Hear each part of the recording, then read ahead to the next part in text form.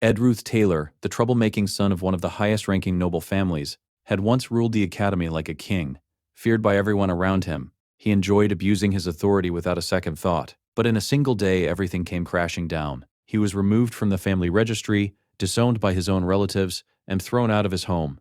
It felt as though fate itself was mocking him. His life as he knew it was over. Back at the academy, the students couldn't stop whispering.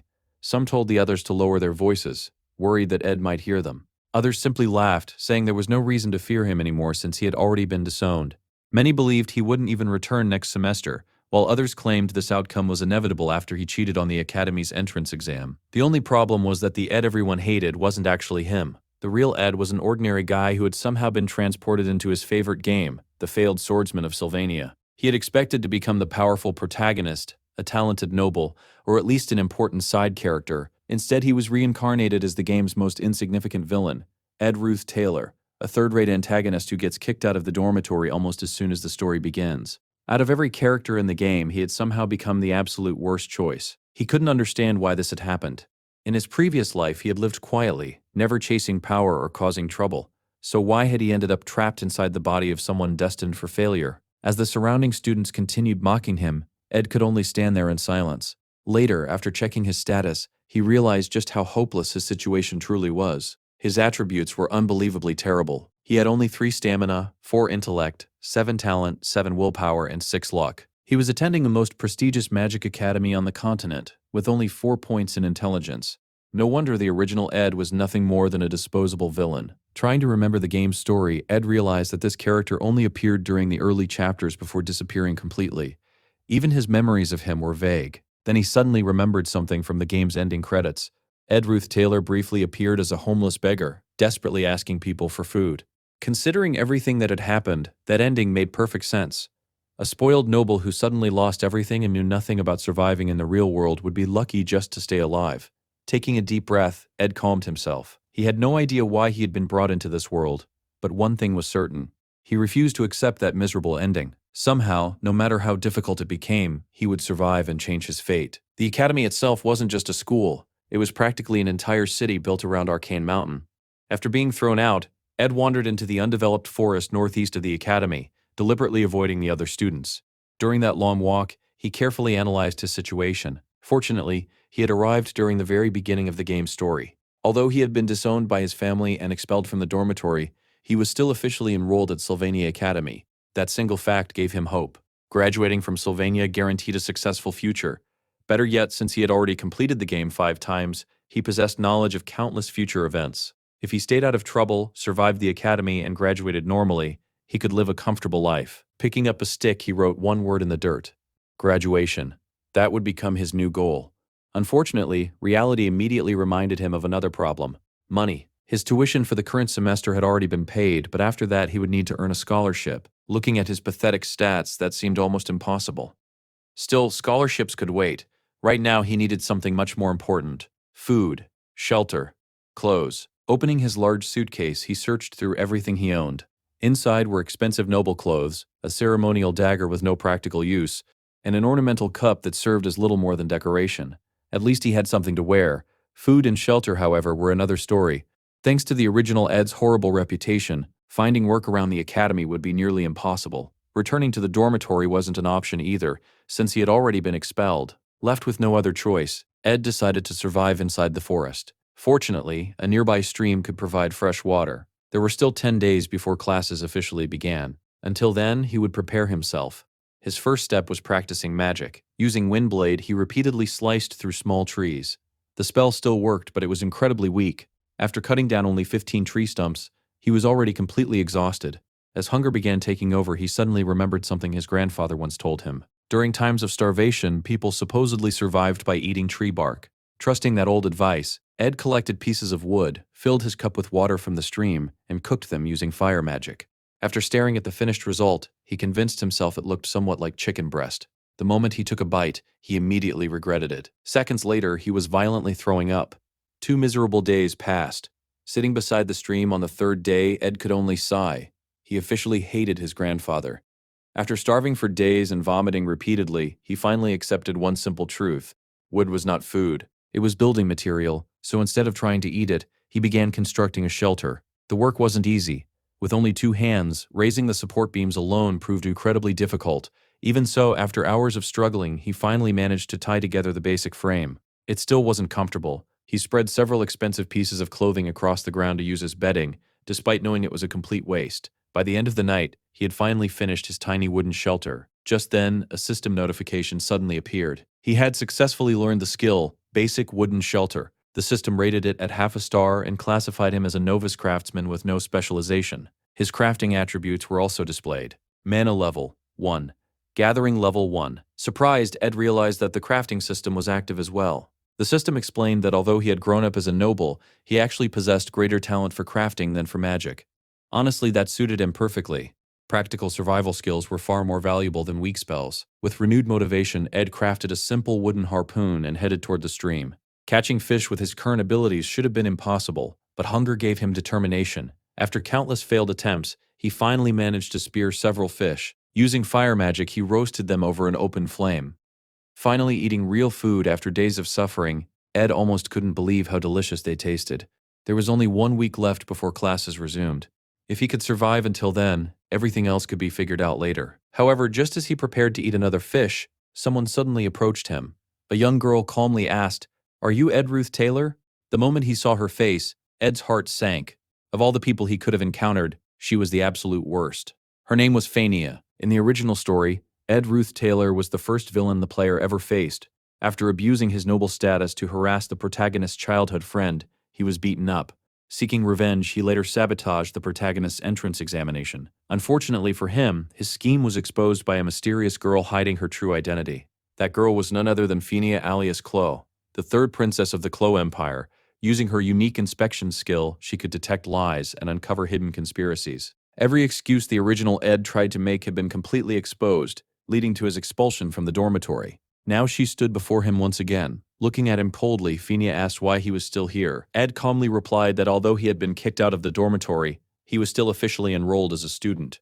Fania wasn't satisfied. She declared that it wouldn't stay that way for long. Calling him shameless, she announced that she would personally speak with the academy's administration and request his complete expulsion. Meanwhile, Ed glanced toward the fire. His fish was burning. After nearly starving for 3 days, losing his meal was already painful enough. But compared to the possibility of being expelled from the academy altogether, the burned fish was the least of his worries. Ed quickly realized just how dangerous his situation was. Fania wasn't simply another student. She was the third princess of the empire, and if she truly wanted him expelled, she had more than enough influence to make it happen. Since he couldn't win through force, he decided to gamble everything on words. Looking directly at Fania, Ed calmly pointed out that the sun would soon set. At a time like this, there were no heavily armed royal guards protecting her. He casually remarked that it was rather strange for a princess to be wandering alone through such an isolated forest. Fania narrowed her eyes. Is that a threat? She warned him that if he was trying to intimidate her, he would regret it.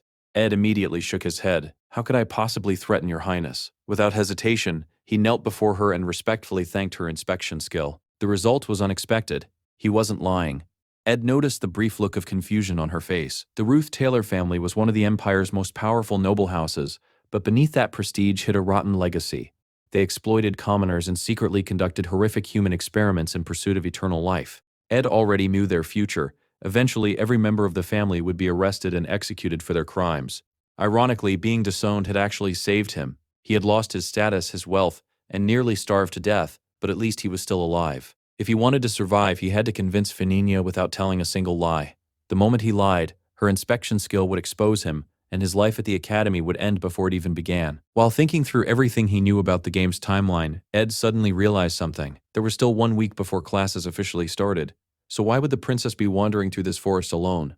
After observing her simple clothes and lack of attendance, the answer immediately came to him. She was taking Professor Glast's placement examination.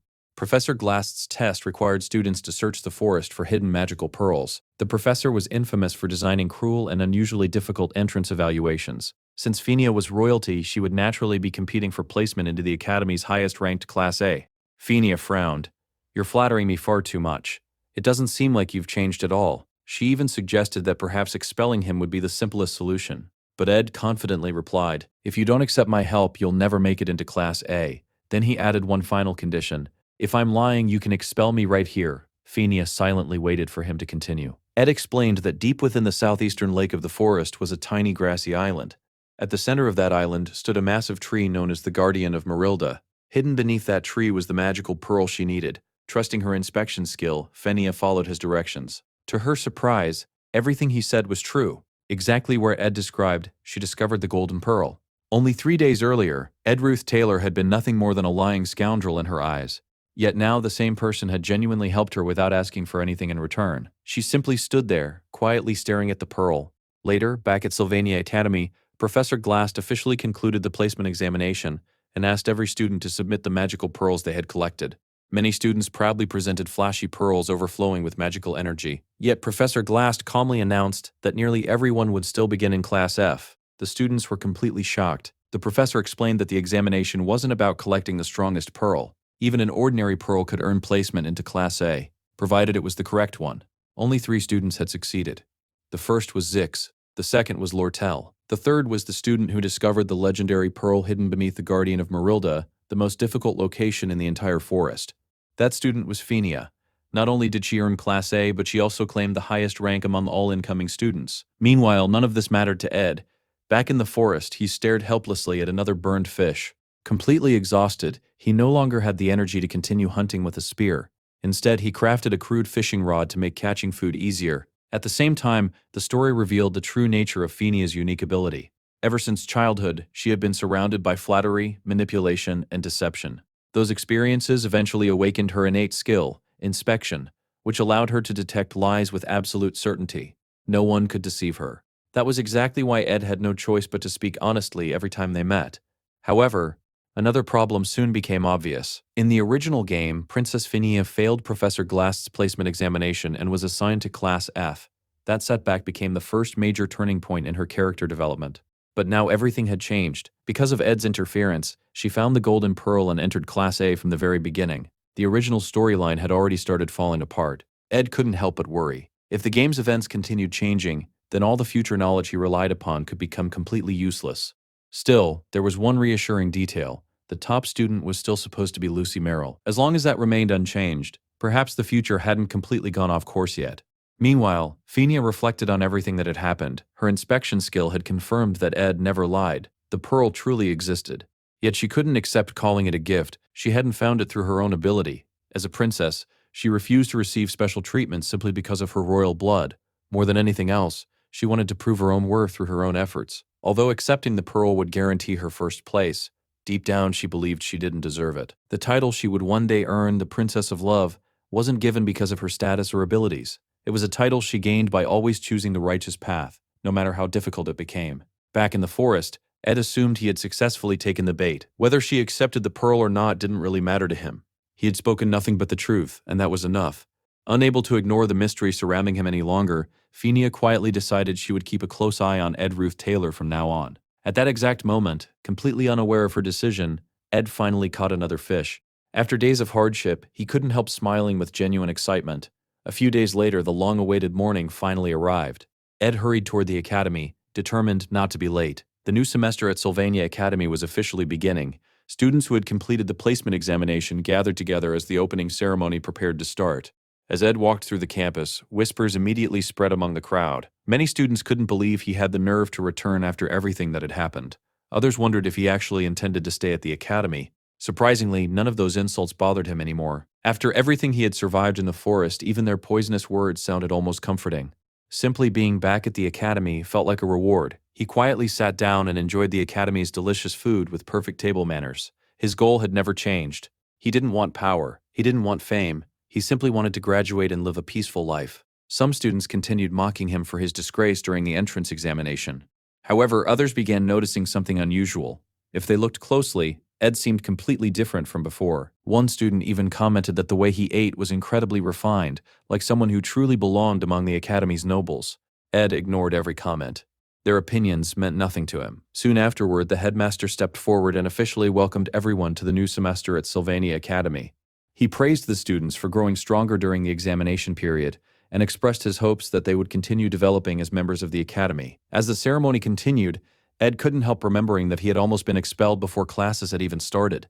He hadn't expected Fenia to speak to the headmaster on his behalf, Since he was still standing there as an official student, she must have said something favorable about him. Even the notoriously grumpy old headmaster greeted Ed with a smile. Still, Ed knew this was only the beginning. From now on, he would have to be even more careful.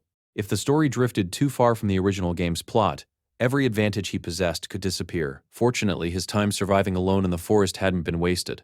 Besides improving his survival skills, he had also unlocked practical combat abilities, including proficiency with the bow, a skill that might prove invaluable in the challenges that awaited him. Besides his newly acquired survival skills, Ed had also received proper magical training as a student of Sylvania Academy. Combining magic with physical combat, he realized there was no better weapon for him than a bow. As his abilities steadily improved, he became increasingly skilled at crafting high-quality arrows, and even learned how to infuse them with magical and spiritual formulas, making each shot far more powerful than an ordinary arrow. One day, while walking through the forest, Ed noticed someone sitting peacefully beneath the guardian of Marilda tree. It was Janica Failover. She was the Academy's top second-year student and a genius spirit mage. The moment she spotted him, she smiled brightly. "So you're the funny guy Marilda told me about." Before Ed could even react, she had already appeared right in front of him with incredible speed. "You must be Ed Ruth Taylor." She introduced herself politely. "I'm Janica Failover. I'm also a second-year student, but you can just call me Janica."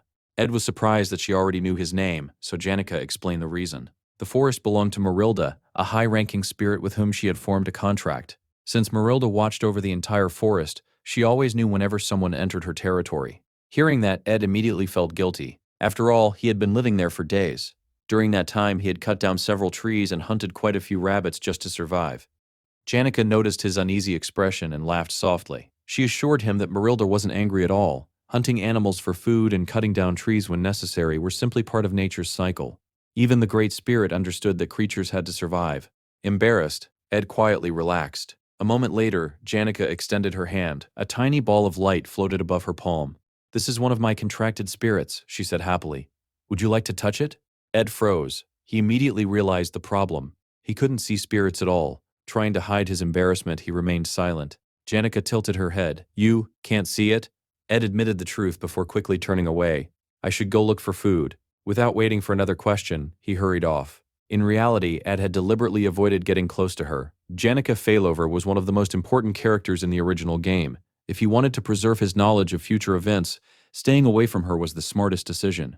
Meanwhile, Janica quietly watched him leave. Everything Marilda had said about him was true. He really was fascinating. Even though he couldn't see the spirit, he somehow knew it had taken the form of a giant wolf. Who exactly was Ed Ruth Taylor?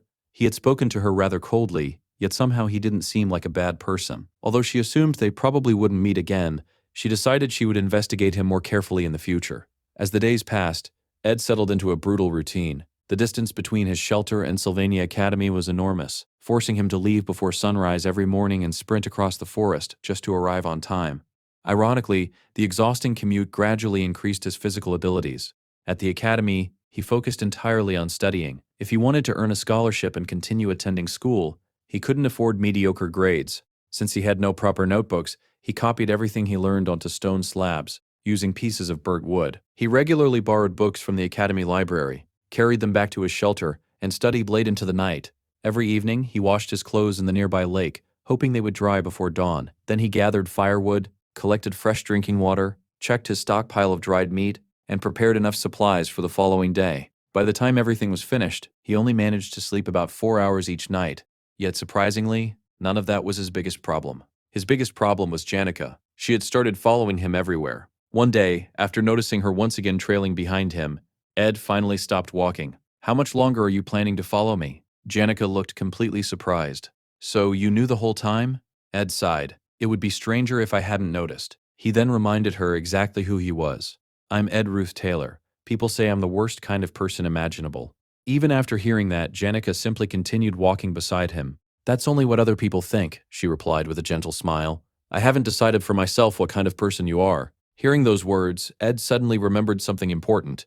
Janica had always been this kind of character. On the surface, she appeared innocent, cheerful, and slightly absent-minded, but beneath that gentle smile hid an incredibly dark heart. More importantly, she was the final boss of the first act of the original game. She was also the only person who continued smiling at him despite knowing he belonged to the infamous Ruth Taylor family. Ed wanted nothing to do with someone that important. Unfortunately, fate seemed determined to keep bringing them together. Finally giving up, he decided to ask her for one favor. "My life is a complete mess," he admitted honestly. "I've been disowned by my family, and I'm barely managing to survive." Then he awkwardly asked, "Could you lend me some money? I'll definitely pay you back." Janika's smile became awkward. Although she received a scholarship every year as the top student, it wasn't because she lived comfortably. She came from an extremely poor family. Without that scholarship, she wouldn't even be able to remain at the academy. Money was one thing she simply couldn't spare. "I'm sorry," she said apologetically. "I really can't help." Inside his mind, Ed immediately crossed another dangerous character off his list. Janica eliminated. 3 days later, Ed reflected on everything that had happened. He honestly felt guilty for trying to use her like that. Still, he couldn't risk becoming involved with important characters whose actions shaped the game's story. The less contact he had with them, the safer his future would be. At least, that was what he believed. Returning to his shelter that evening, Ed suddenly froze. Someone was already inside. His heart nearly stopped. Compared to Janica, this person was even more important. Sleeping peacefully inside his tiny shelter was Lucy Merrill. She was the greatest genius in the entire academy and, without question, the strongest character in the original game. After a few moments, Lucy slowly opened her eyes and let out a sleepy yawn. Ed stared at her in complete disbelief. Why was she sleeping inside his shelter? Of all places in the entire mountain, why here? Before he could even ask, Lucy lazily complained that he was being too noisy. Completely confused, Ed asked what he had done. Lucy casually pointed behind him.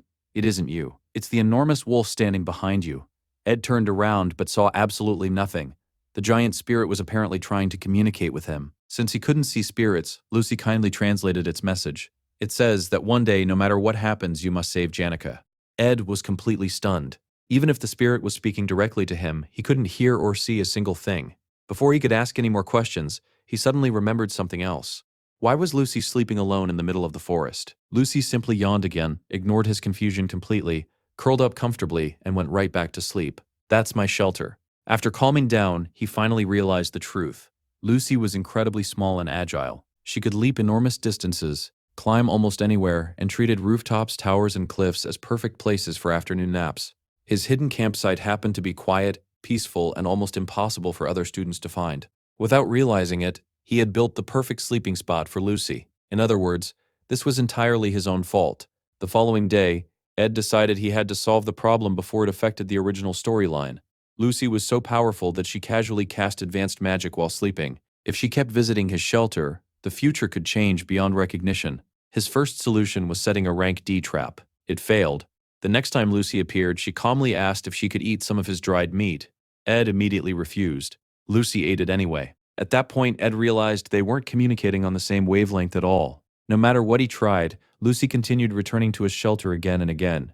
Running out of options, Ed finally remembered the only thing that consistently worked on her. The next time she appeared, he calmly said, "The castle maids have been looking for you." The moment those words left his mouth, Lucy's expression changed. The moment Ed mentioned the dormitory maids, Lucy's sleepy expression vanished. She immediately panicked, claiming she had just remembered something incredibly important. Before Ed could say another word, she shot into the sky like a rocket and disappeared. Ed let out a sigh of relief. He knew he could never defeat Lucy through strength alone. However, there was one tiny detail hidden deep within the game's lore that almost every player ignored. Lucy absolutely hated the dormitory maids. The women who cared for her like loving mothers constantly chased after her to make sure she ate properly and followed a normal schedule. Escaping from them had become part of her daily routine. Satisfied that he had finally solved the problem, Ed returned to his usual work, believing the incident wouldn't have any lasting consequences. Unfortunately, he couldn't have been more wrong. Soon afterward, the Academy announced its next major event, the Joint Combat Training. The training took place inside a massive arena surrounded by spectators. Although it looked like a real tournament, its purpose was simply to allow students to gain combat experience while avoiding serious injuries.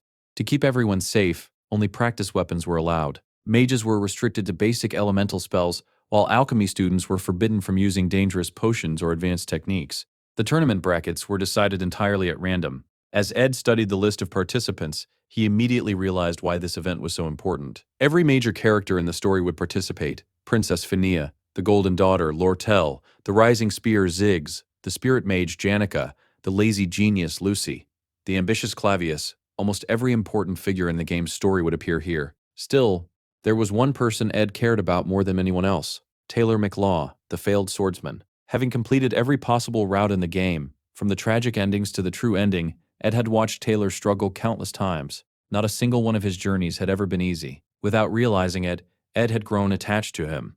This time, he genuinely wanted Taylor to succeed. As he waited for the matches to begin, Janica appeared beside him once again. Even after he had shamelessly asked her for money, she continued following him around. "The tournament brackets have been posted," she said cheerfully. Ed shrugged. "I'm not interested." "You aren't curious about your opponent?" Her question caught him off guard. His opponent. Ed suddenly remembered something important. In the original story, Ed Ruth Taylor had already been expelled by this point. He shouldn't even be participating. His expression changed as he looked at the bracket. Damn, his opponent was Fenia. Before his own match, however, Taylor's battle was scheduled first. Ed watched silently as Taylor stepped into the arena and politely declared that he would give it his best. No matter who Taylor faced, Ed intended to watch every second of the fight. Then something unexpected happened. Lucy never appeared. The officials repeatedly called her name, but there was no response. Ed immediately guessed where she was. Walking over to a nearby storage crate, he opened the lid. Sure enough, Lucy was sleeping inside. Without hesitation, Ed grabbed her shoulders and shook her awake. "It's your match." Lucy rubbed her eyes and complained that she was hungry. "Do you have any dried meat? You can eat after the fight." A few moments later, the announcer introduced the competitors, the Academy's strongest first-year student, Lucy Merrill, versus Taylor McLaw, a young man who had never held a sword before entering the Academy. According to the original story, this duel was supposed to become the turning point of Taylor's life. During the battle, Lucy would become careless and accidentally cast a forbidden mid-level spell. As punishment, she would be disqualified. Taylor would earn his first official victory, finally gaining confidence in himself and beginning his journey as a true swordsman. Ed knew this scene by heart. But the battle unfolded differently. The judge gave the signal to begin. Taylor charged forward with brass knuckles instead of a sword. Lucy casually fired a spell. Taylor was blasted backward before he could even get close. The audience stared in disbelief. The fight looked completely one-sided. Still, Taylor refused to stay down. Despite everyone's pity, he slowly stood back up. His entire body trembled, yet he refused to surrender. Ed couldn't help smiling. That was the Taylor he knew. No matter how many times he fell, he always stood back up. Taylor rushed forward once more. This time, even Lucy looked surprised by his speed. Ed waited for the familiar lightning spell. Instead, a sphere of wind suddenly surrounded Lucy. Taylor's attack was completely blocked. Moments later, another powerful gust erupted into a miniature tornado, sending him flying across the arena. He slammed headfirst into a stone pillar before collapsing onto the ground. The referee immediately declared the match over. Lucy Merrill was the winner. Ed froze. This wasn't supposed to happen. The spell Lucy had just used wasn't ordinary wind magic. It was wind's protection, a defensive ability granted only through a contract with a high-ranking wind spirit. In the original timeline, Lucy and Marilda had never formed such a close bond. But because Lucy kept visiting Ed's shelter inside Marilda's forest, their relationship had grown much stronger than it ever should have. Ed's own actions had accidentally changed the future. As Lucy cheerfully asked whether she could finally have some dried meat, Ed ignored her completely and sprinted away. His next opponent was supposed to be Fenia. She even called out to him, but Ed ran straight past her without stopping. Watching him disappear, Fenia stood there in complete confusion. Meanwhile, Ed finally caught up with Taylor. The young swordsman looked completely devastated. His confidence had been shattered. Ed immediately tried to encourage him. "You fought well. Your opponent was simply too strong. Don't let this defeat break you." Deep inside, Ed understood the terrifying truth. If Taylor failed to recover from this loss, his entire future could collapse. The original protagonist's path had already started changing. At the same time, the story revealed the true origin of Princess Fenia's famous ability, inspection. Contrary to popular belief, it wasn't a divine blessing. Growing up within the imperial family meant living among endless conspiracies, betrayal, and deception. To survive that ruthless environment, Fenia unconsciously sharpened her instincts until they evolved into an extraordinary ability, capable of detecting lies. She trusted that power more than anyone else. Returning to the arena, Ed finally prepared for his own match. Facing Fenia, he smiled awkwardly. "Please go easy on me." She smiled back. "I intend to." Around them, the audience whispered among themselves. Many students believed Ed had only encouraged Taylor to mock him after his defeat. Others called him cruel and disturbing. Even Fenia briefly wondered if that was true. After all, the old Ed Ruth Taylor had abused his status, manipulated weaker students.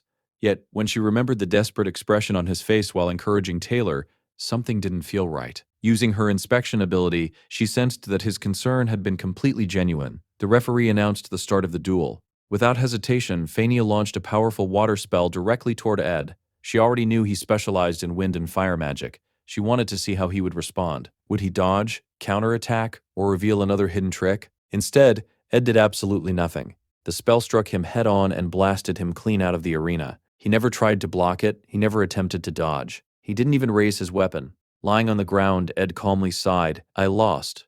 Phineas stared at him in disbelief. What are you doing? You didn't even try. The audience erupted with laughter. Some mocked him for being defeated in a single attack. Others loudly cheered for Phineas' effortless victory. Ignoring everyone's reactions, Ed simply smiled politely. Thank you. It was a valuable learning experience. Fenia became even more confused. Nothing about this man made sense. Ever since stepping onto the battlefield, he hadn't looked her in the eyes even once. It was as if the duel itself meant absolutely nothing to him. The referee officially declared Fenia the winner. Before anyone could stop him, Ed stood up and immediately ran out of the arena. There were far more important things to worry about than winning a meaningless match. Right now, changing the future back onto its original path mattered far more than his own pride. Ed knew he had to be extremely careful when dealing with Princess Fenia. She was one of the central characters of the game's story, and any unnecessary interaction with her could cause the timeline to drift even further from its original course. Right now, his biggest priority wasn't the princess. It was Taylor. After everything that had happened during the tournament, Ed had to find him as quickly as possible. As he hurried through the academy's corridors, someone suddenly called out from behind. It was Fenia. She had actually chased after him. Surprised, Ed asked why she was walking around without her royal escort. Fenia ignored the question completely. Instead, she looked him straight in the eyes. Who are you, really? Ed blinked in confusion. What do you mean? Fenia stepped closer. She couldn't understand his behavior during their duel. He had calmly admitted defeat, thanked her for the fight, and claimed he had learned something from it, despite making absolutely no effort to win. Looking back, she realized he had only wanted to leave the arena as quickly as possible. Unable to hold back any longer, all the frustration she had been suppressing suddenly burst out. She complained about everything that had been weighing on her mind. The greedy merchant Lortel was constantly trying to expand her influence over the academy. Professor Glast made every class more exhausting than it needed to be. Even the palace servants never stopped lecturing her about proper royal etiquette and how a princess should behave. Her head was already overflowing with responsibilities, and now there was one more mystery she couldn't solve. Ed Ruth Taylor. She demanded to know who he truly was. For the first time, Ed realized she wasn't acting out of anger alone. She was simply exhausted. Seeing her on the verge of breaking down, he gently placed his hands on her shoulders. Take a deep breath. Fenia looked at him in surprise.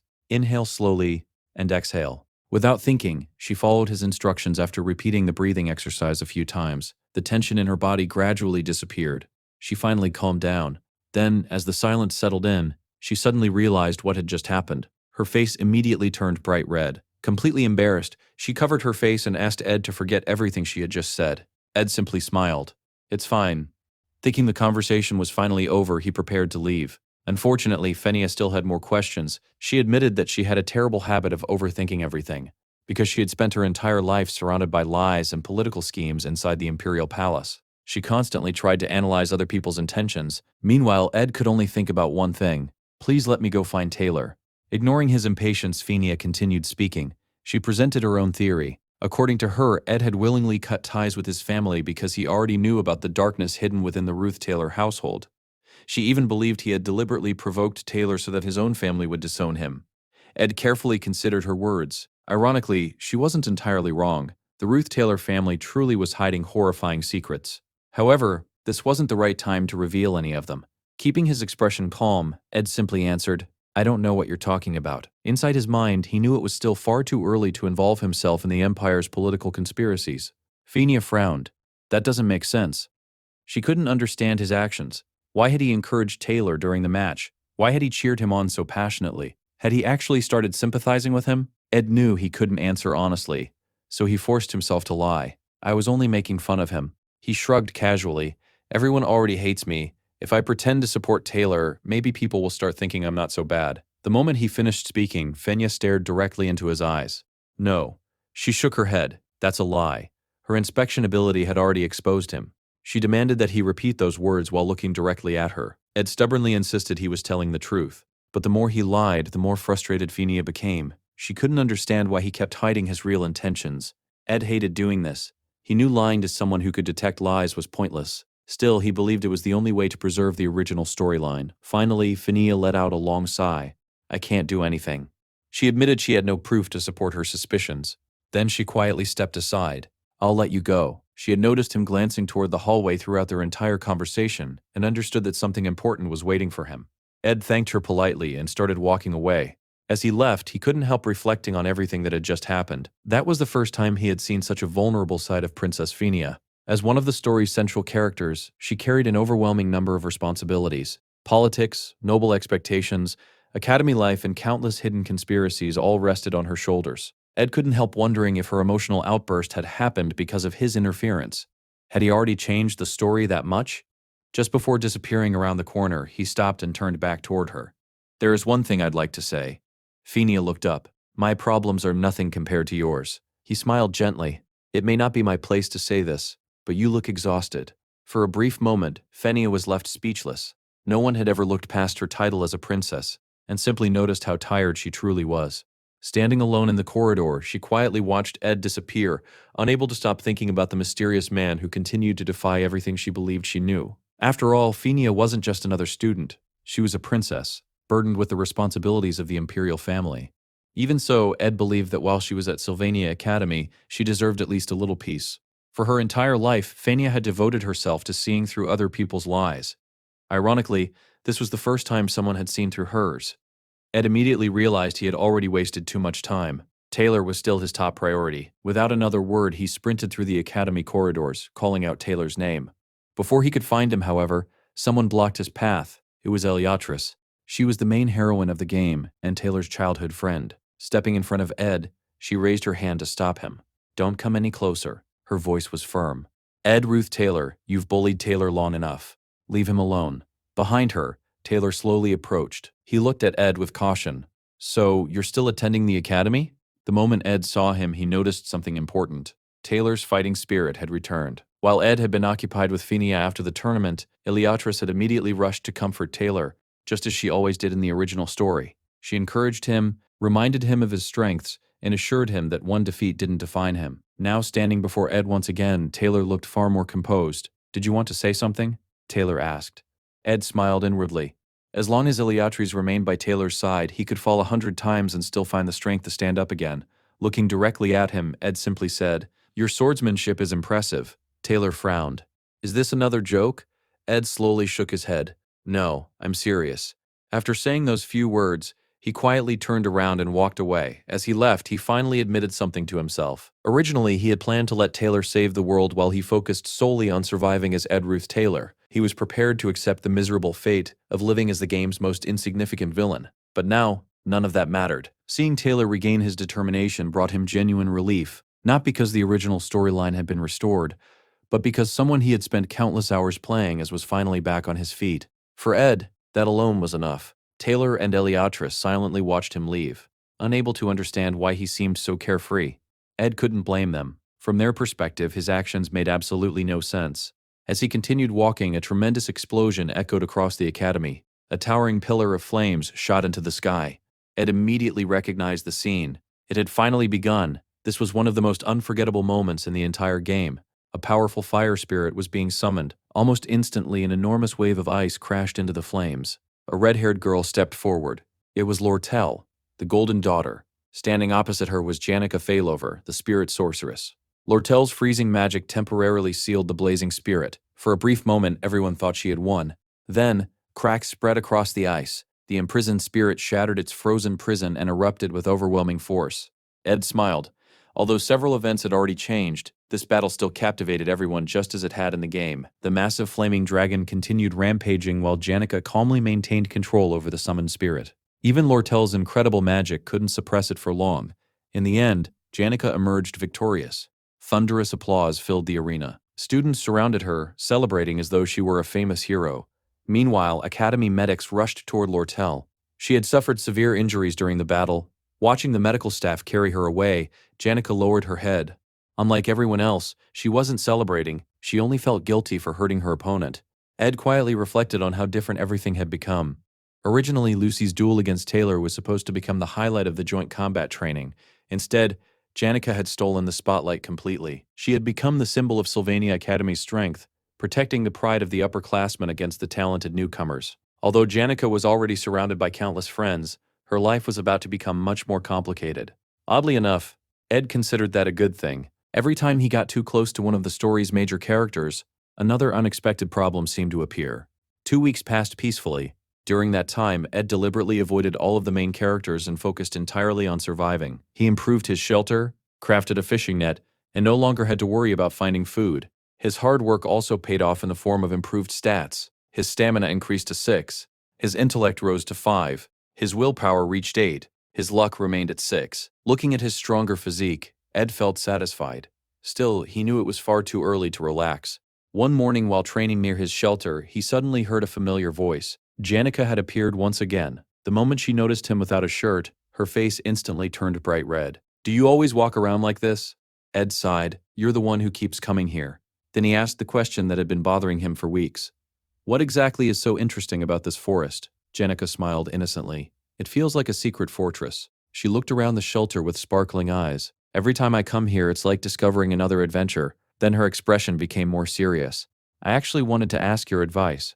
Out of everyone at the academy, why would she ask him?" Janica explained that he had left the arena before the joint combat training ended. Because of that, he hadn't seen everything that happened afterward.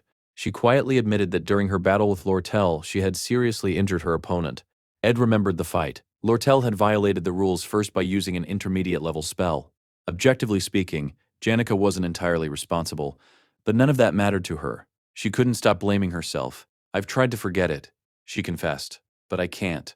I lost control. My friends all tell me it wasn't my fault, but I still don't know whether I should apologize." Ed thought for a moment before answering honestly. "If you truly believe apologizing is the right thing to do, then you should apologize." His answer was simple. It wasn't meant to comfort her. It was simply the truth. Ed looked at Janica thoughtfully. She was cheerful, kind, adorable.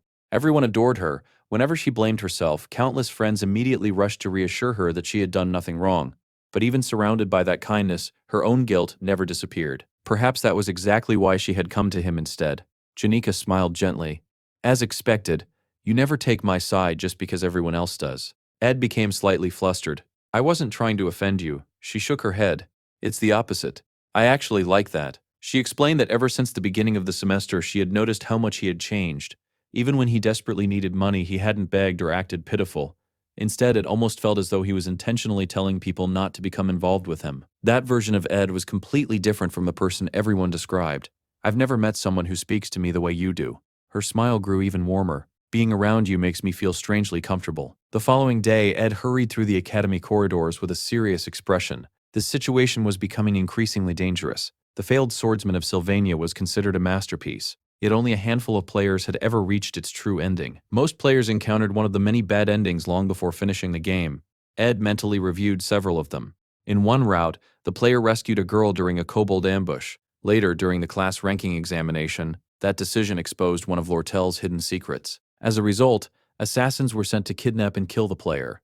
That was bad ending number 3. In another route, Taylor died during a monster combat training exercise after being assassinated. If the player abandoned his childhood friend Beatrice and chose to support Lortel instead, bad ending number 7 was triggered. Beatrice fell from a cliff because Taylor wasn't there to save her. There was yet another route involving Janica's summoned fire spirit, Tarkin. If the player protected Lortel during that incident, he was burned alive by the spirit's flames. That route also led directly to another tragic bad ending. Remembering all those failed scenarios, Ed couldn't help feeling uneasy. The story had already begun changing, and if those changes continued, he had no idea which ending awaited him anymore. Ed knew he couldn't afford to waste another second. Just as he was about to run off, someone suddenly stepped in front of him. It was Lortel Keslam, the daughter of one of the greatest business families in the Empire. Within the academy, she was known as the Golden Daughter. Among experienced players, however, she was remembered for something entirely different. She was the 4th heroine of the failed swordsman of Sylvania. At the beginning of the game, Lortel appeared to be an ambitious, manipulative villain who cared only about money and influence. Only much later did players discover the painful truth hidden beneath her cold exterior. By the end of her route, many players found themselves divided over whether to support her or Princess Fenia. Seeing her now, Ed immediately tried to walk past without stopping. Getting involved with Lortel was the last thing he wanted. Unfortunately, she had no intention of letting him leave. "I'd like to buy 2 hours of your time." Ed didn't even slow down. Lortel quickly lowered her offer. Then, "Just 1 minute." She stepped in front of him again. "I've been watching you. Even after losing everything, you continue studying and improving yourself. It doesn't matter whether people call you arrogant or strange. I simply want to talk." Then she took out 3 gold coins. "I'll pay you." 3 gold coins. For most people, that was equivalent to an entire month's salary. Ed finally stopped walking. Looking directly at her, he asked, So the Golden Daughter buys relationships with money too? Lortel smiled calmly. Without waiting for permission, she slipped the 3 coins into his inner pocket. Keep them. The more allies you have, the better. Ed immediately understood what was happening. Lortel already knew that a political struggle with Princess Phenia was inevitable. She wasn't simply making friends. She was recruiting allies. Ed slowly removed the coins from his pocket. He reached out his hand instead. Let's just shake hands. Lortel accepted the handshake. As she watched him return the money, she couldn't help thinking about the wealthy people she had seen lose everything. Most of them broke completely. Faced with poverty, they abandoned their pride, their dignity, and sometimes even their own families just to survive. She had expected Ed to become exactly that kind of person. Instead, he quietly gave back enough money to completely change his current life. Without another word, Ed turned around and walked away. Deep down, he knew those coins would have solved countless problems, but accepting them meant becoming entangled with Lortel, Phenia, and Janika all at once. That wasn't survival. That was walking straight toward destruction. That evening, Lortel thought carefully about what had happened. Surprisingly, she didn't feel insulted by Ed's rejection. As a businesswoman, she always evaluated every situation logically.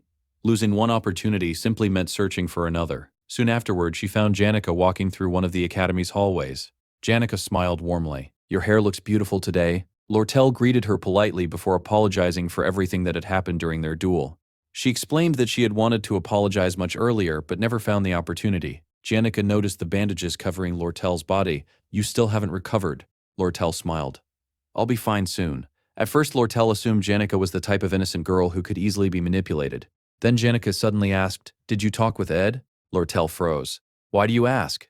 Janika giggled. When something interesting happens, spirits love spreading gossip. She casually explained that the spirits had overheard every conversation that took place in the northern forest, including the one where Lortel tried to persuade Ed to get closer to her. Lortel couldn't hide her surprise. Janika smiled gently. You already know that sincerity can't be bought with money. If you really want to get close to Ed, you'll need something much more genuine. Realizing she had spoken a little too confidently, Janika immediately scratched her cheek in embarrassment. This is actually the first time I've been in a position to lecture someone. Since I'm finally a second-year student, it feels a little awkward. Before leaving, Janika mentioned that she was preparing to form a contract with a high-ranking spirit. Recently, many people had placed their hopes in her. Because of that, she wanted to work even harder. Then she paused. Oh, and I'm sorry about the injuries from our match. I hope you recover soon. With that, she quietly walked away. Watching her disappear, Lortel slowly realized just how badly she had misjudged her. Despite understanding the darkness hidden within the world, Janika had somehow managed to preserve her kindness. As the door closed behind her, Lortel couldn't help smiling. That brief conversation had taught her something valuable. If she wanted people to look at her the way they looked at Janika, she still had a long way to go. Meanwhile, Janika walked away feeling equally motivated. Being surrounded by people who believed in her made her want to become someone worthy of their expectations. At the same time, deep inside the forest, Ed was hanging his freshly washed clothes out to dry. Nearby, Lucy suddenly sniffed the air. Her sleepy expression instantly disappeared. Someone was approaching. A moment later, the bushes parted. Standing there was Belle Maya. She was the head maid of Ophelis Hall, the prestigious dormitory reserved for Sylvania Academy's wealthiest students. She was also the very woman who had personally thrown Ed out of the dormitory along with all of his belongings. Ed instinctively tried to explain himself. Before he could finish, Belle Maya smiled softly. I already know everything. She admitted that Janika talked about him constantly. However, she had never imagined he was living under such miserable conditions. Even so, she was genuinely happy that he had continued moving forward instead of giving up. Ed looked around his tiny shelter. He honestly couldn't understand what part of his current situation qualified as improving. Belle Maya's calm voice somehow carried incredible authority. It felt powerful enough that even someone unable to hear could understand every word she said. The story then explained why. The maids of Ophelis Hall were considered an elite group. They handled every aspect of the students' daily lives, from cleaning and laundry to preparing meals worthy of the empire's highest-ranking nobles. The basket Belle Maya carried was undoubtedly filled with ingredients that ordinary people would never even have the chance to taste. Ed realized this was exactly the kind of information that never appeared anywhere in the game. As he observed her, another thought crossed his mind. Unlike the Academy's major characters, Belle Maya wasn't directly involved in the main storyline. Perhaps interacting with her wouldn't cause the timeline to change. Belle Maya noticed how formal he was acting and smiled again. You don't need to be so polite. We're outside the dormitory now. You can speak normally. Ed respectfully shook his head. I can't. You work harder than almost anyone else. Then his eyes drifted toward the basket she was carrying. Unable to hide his curiosity, he asked, What exactly do you have in there? For the first time since arriving in this world, Ed began thinking that perhaps there was someone outside the game's main cast with whom he could become genuine friends without risking the future. As the days passed, Ed's survival skills continued improving at an incredible pace. The system constantly rewarded his hard work. After gathering various fruits, mushrooms, and medicinal herbs throughout the forest, he unlocked new crafting knowledge related to cooking and survival. He built a proper meat drying rack to preserve food for longer periods and upgraded his fishing equipment with a much larger net, making hunting far more efficient. While heating water with his fire magic to prepare a cup of herbal tea, another system notification appeared. Both fire magic and windblade had reached level 10.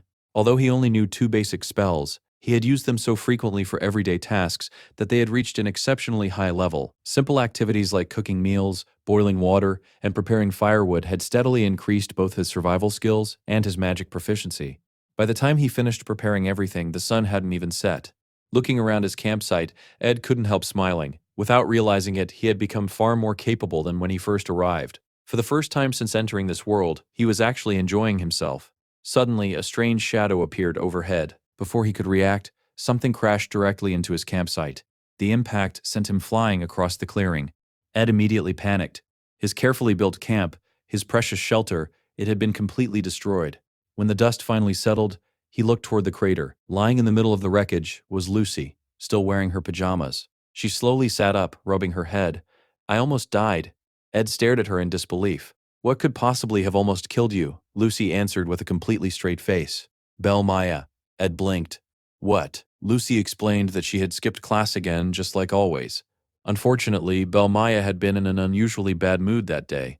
Instead of her usual gentle lecture, she had chased Lucy with a clenched fist. The attack happened so quickly that Lucy instinctively teleported away, landing directly on top of Ed's campsite. According to Lucy, the punch looked far more painful than the landing itself. Ed could only sigh. So it really was Miss Bel Maya. Looking closer, he noticed a tree branch tangled in Lucy's hair. Then he glanced around at the remains of his camp. "So you destroyed my entire house." Lucy quietly rubbed the bump on her head. For once, she actually looked hurt. Ed found that strange. Normally, she was always protected by powerful defensive magic. Lucy explained that she had completely exhausted her mana during the emergency teleport. Realizing she had no magical energy left, Ed slowly raised his hand. "This is for my ruined camp." He flicked it again and again. Lucy quietly accepted every hit without resisting. After calming down, Ed looked at the destroyed shelter and reached an important conclusion. A flimsy campsite made from branches simply wasn't enough anymore. Next time, he would build a real house, one made from proper lumber. A sturdy home capable of surviving disasters like this. To prepare, Ed visited the academy library. His schedule had become incredibly busy, so he made full use of every opportunity to learn new skills. This time, he borrowed books about architecture, construction materials, and woodworking techniques. As he studied, he carefully planned how to smooth wooden beams and design a roof sturdy enough to withstand harsh weather. Completely absorbed in his work, he lost track of time. Eventually, someone approached his table. "The library is closing." Ed looked up in surprise. Standing before him was a young girl. She smiled warmly. "You really work hard." Embarrassed, Ed quickly apologized for staying so late. The girl simply shook her head. "It's fine. Watching you study motivates me to work harder too." She politely introduced herself. "My name is Elka Islan. I'm a first-year student in the College of Magic." Ed noticed she was waiting expectantly for him to introduce himself as well. "I'm Ed Ruth Taylor." The moment she heard his name, her eyes widened.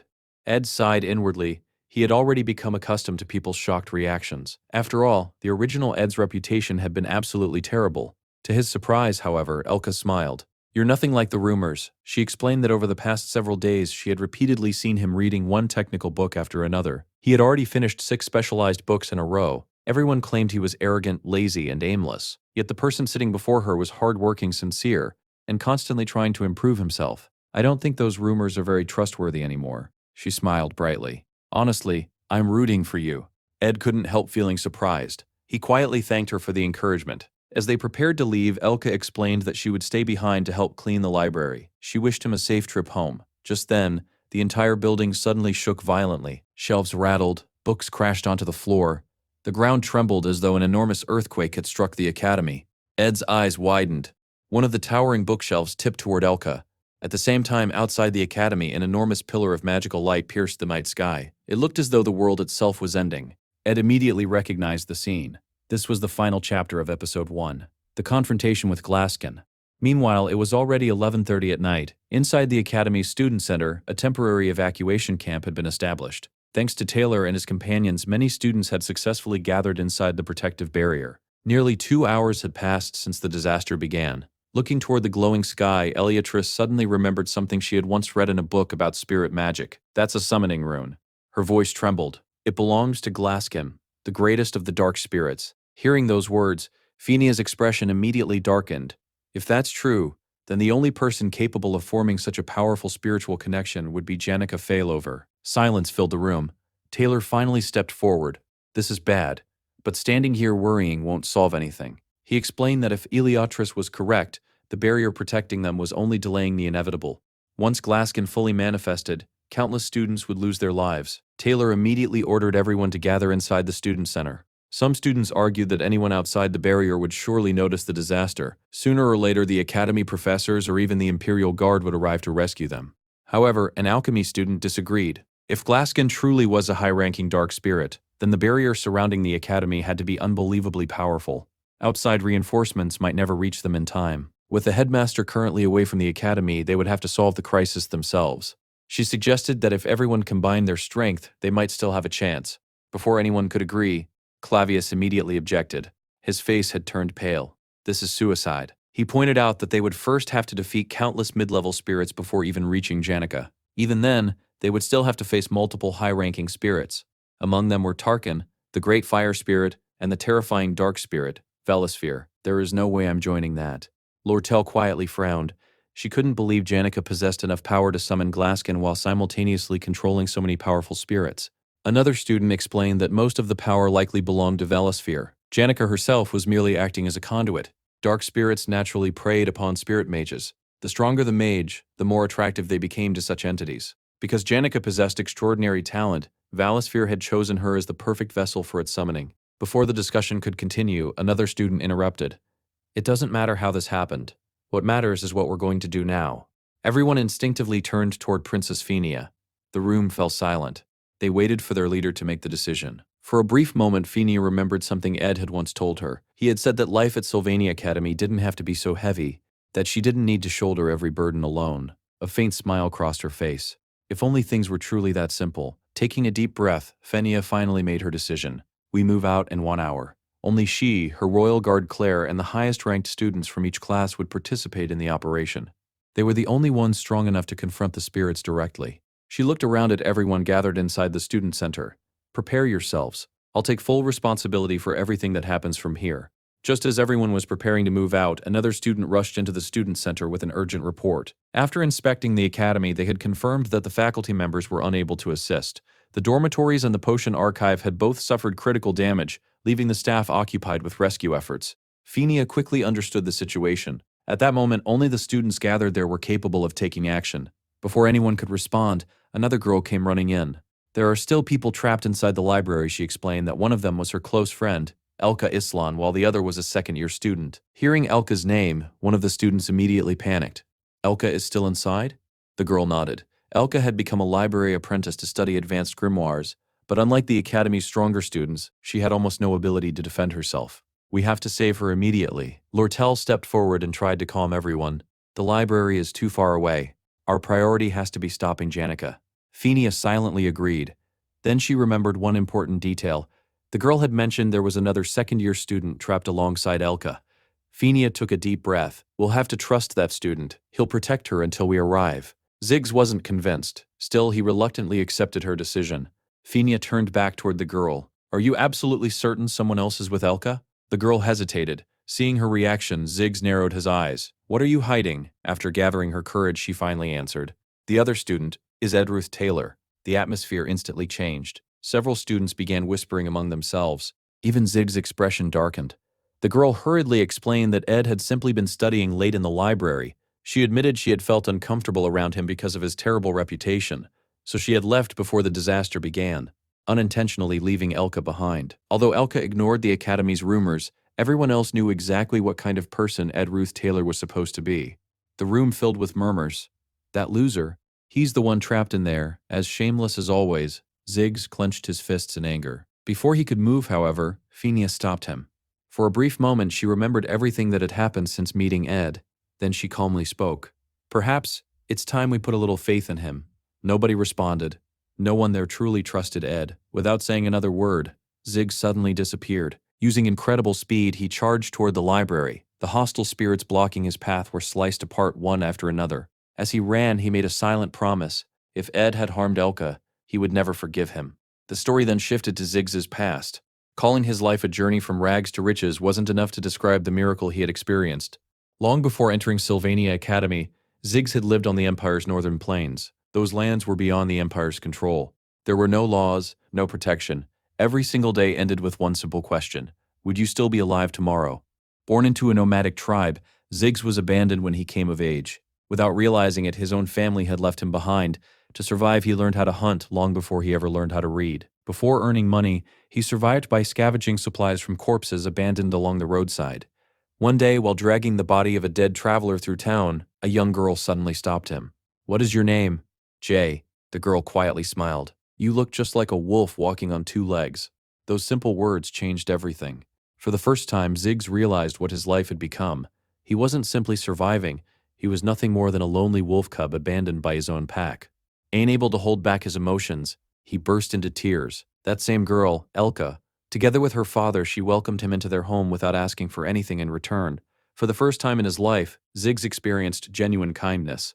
The lonely wolf gradually became a man. Now, to protect the person who had once saved him, he was willing to become a beast once again. Slashing through every spirit that stood in his way, Ziggs sprinted toward the library. Along the way, he remembered every rumor he had heard about Ed Ruth Taylor. People claimed he was a bully, a liar, someone who insulted princesses and constantly tormented weaker students. By the time he reached the library, his anger had reached its limit. Inside, he found Ed sitting against a wall, covered in injuries. "Where's Elka?" Ed looked up calmly. "Third floor, the reading room." Without another word, Ziggs shoved Ed aside and rushed upstairs. Throwing open the door, he froze. Elka was sleeping peacefully. Someone had carefully covered her with a jacket. Relief washed over him. Then he noticed something strange. Several bookshelves had been deliberately repositioned around her, forming a protective barrier. The curtains had been tightly closed to keep wandering spirits from entering the room. Beside her lay a handwritten note. It calmly instructed Elka not to panic after waking up. If the danger had already passed, she should leave immediately. If she encountered any spirits, she should run without looking back. Only then did Ziggs notice the bloodstains covering the jacket wrapped around her. His heart sank. The blood wasn't Elka's. Looking around the room, every clue pointed toward the same conclusion. Someone had protected her without worrying about their own safety. That person was Ed Ruth Taylor. Ziggs slowly lowered his head. Why would someone with such a terrible reputation risk his own life to save another student? Meanwhile, downstairs, Ed quietly thought to himself, "I was so close." The story then rewound to reveal what had happened 3 hours earlier. When the earthquake first struck, Elka had already lost consciousness. Without hesitation, Ed threw himself forward and caught the massive bookshelf before it crushed her. As he struggled to hold its enormous weight, he couldn't help appreciating all the physical training he had endured over the past several weeks. Even so, he immediately realized something was wrong. Everything was happening much earlier than it should have. Looking outside, he saw the gigantic summoning rune burning across the night sky. The confrontation with Glaskin had already begun. Without wasting another second, Ed closed every curtain inside the library. Taylor would handle the main battle. Ed had no intention of interfering with an event involving so many important characters. As far as he was concerned, the future still wasn't something he should try to change. His priority was survival. Knowing that low-level spirits would soon flood the academy, Ed hurriedly began transforming the library into a temporary fortress. He dragged heavy bookshelves across the floor, blocked every entrance, and reinforced every possible access point. Compared to his tiny forest shelter, the library was a far better place to survive the coming disaster. While working, another thought suddenly crossed his mind. Janika's greatest strength wasn't simply her magical power, it was her deep understanding of spirits and the extraordinary bond she shared with them. The more a spirit mage communicated with spirits, the stronger that connection became.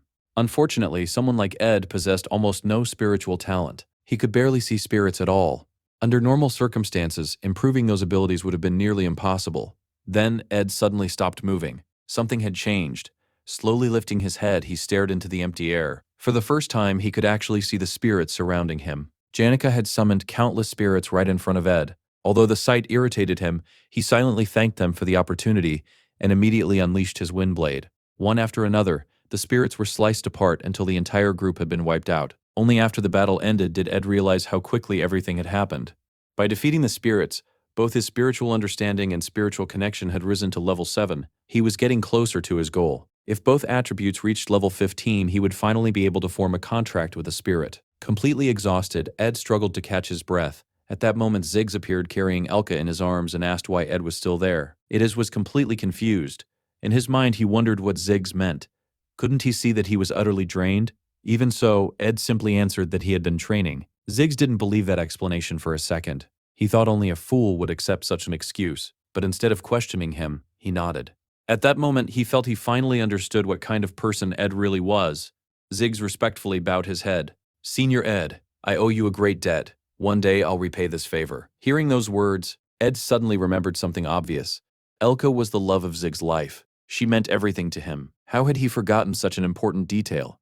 Ziggs was also Taylor's closest friend in the original story, a character whose role was vital to the main plot. After analyzing the situation, Ed realized Ziggs had probably rushed over from the student center. Now that he knew Elka was safe, he needed to return immediately. Ed also understood that he wasn't supposed to be involved in this part of the story. Without wasting another second, he told Ziggs to go help Taylor. Ziggs looked surprised. "You mean Taylor McClaw? Why are you speaking so highly of him? You two barely even know each other." Ed explained that Taylor was the only one capable of injuring Tarkin because he would soon learn the elemental slash. That technique was essential for defeating the monster. If Taylor mastered it in time, they could still win. Ziggs thanked him for the advice, but Ed cut him off before he could continue. "There isn't time. Just go." Once Ziggs left, Ed collapsed onto the ground again, completely drained. As he rested, a troubling thought crossed his mind. Had he interfered with the story again? Then another realization struck him. He remembered that Ziggs and Taylor weren't actually friends yet. In the original story, during the end-of-semester evaluation in Act 1, the two had fought each other. Taylor had been completely overwhelmed, but during that battle he awakened the elemental slash and used it to break through Ziggs' magic. That determination earned Ziggs' respect, and the two became close friends. The problem was that event should have happened an entire month ago. Because of all the changes Ed had caused, that duel never happened. As a result, Ziggs and Taylor were still strangers. Without their friendship, Taylor had never learned the elemental slash. Without the elemental slash, nobody could injure Tarkin. Ed finally understood the terrifying truth. Without realizing it, he had completely shattered the original storyline. Later, back at the temporary headquarters, Ziggs finally arrived and apologized for being late, saying he was ready to fight. "Forget it. Even if you had been here from the beginning, we still would have failed." Their first assault had ended in complete defeat. One of the knights admitted they desperately needed reinforcements because nobody could even get past Tarkin.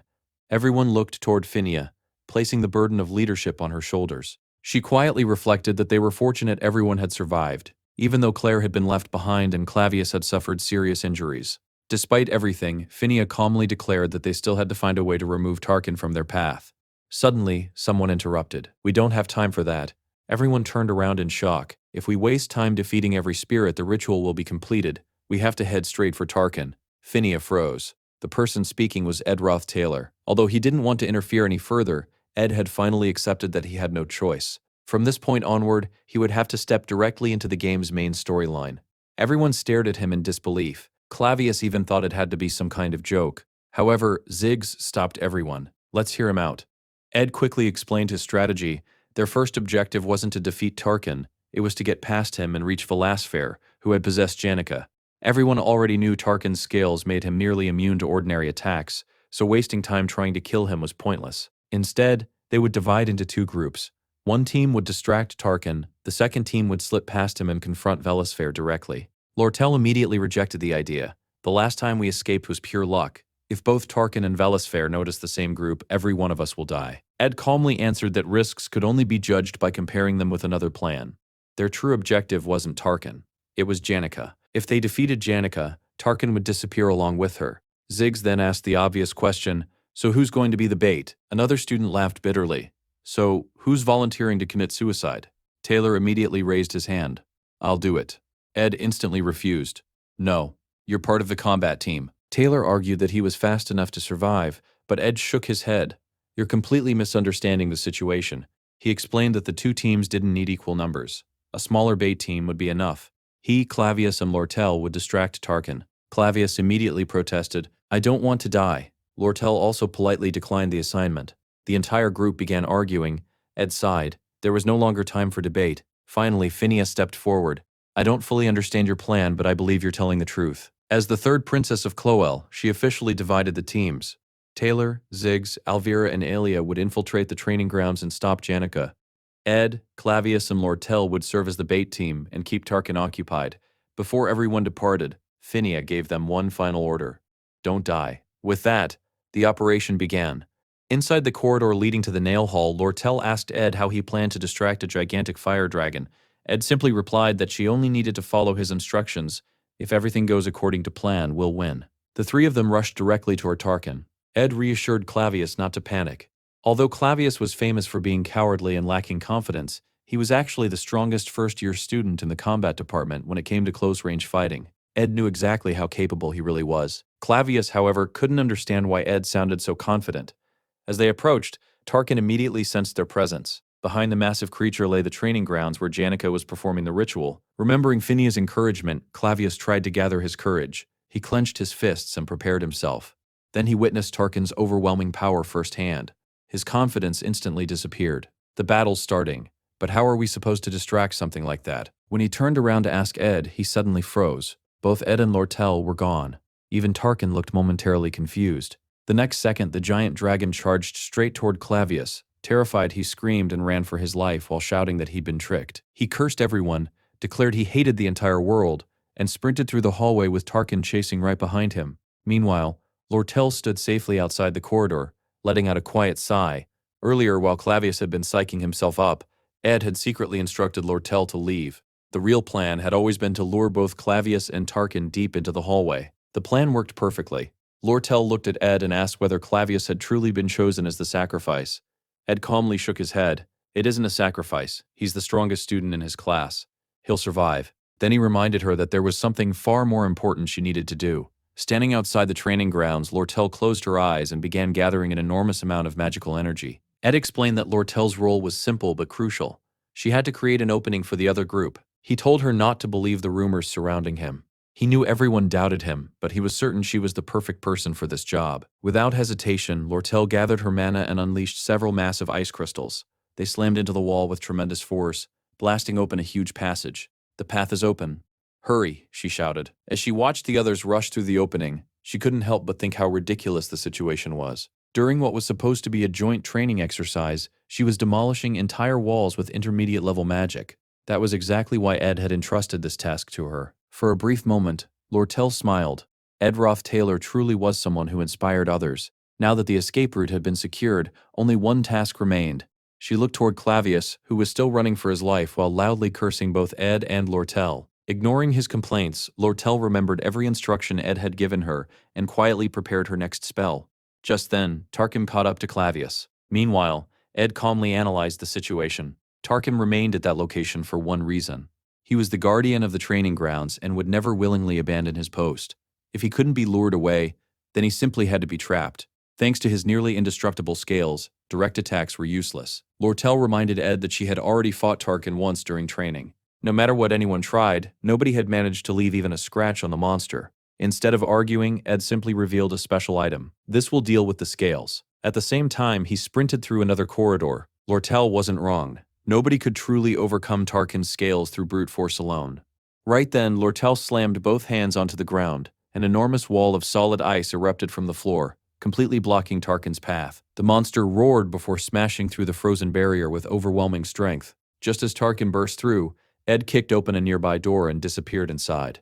He knew exactly where he was going. He had memorized the Academy's map long ago and had taken this route countless times in the game. Behind a hidden entrance, Lucy was exactly where he expected. She was peacefully sleeping.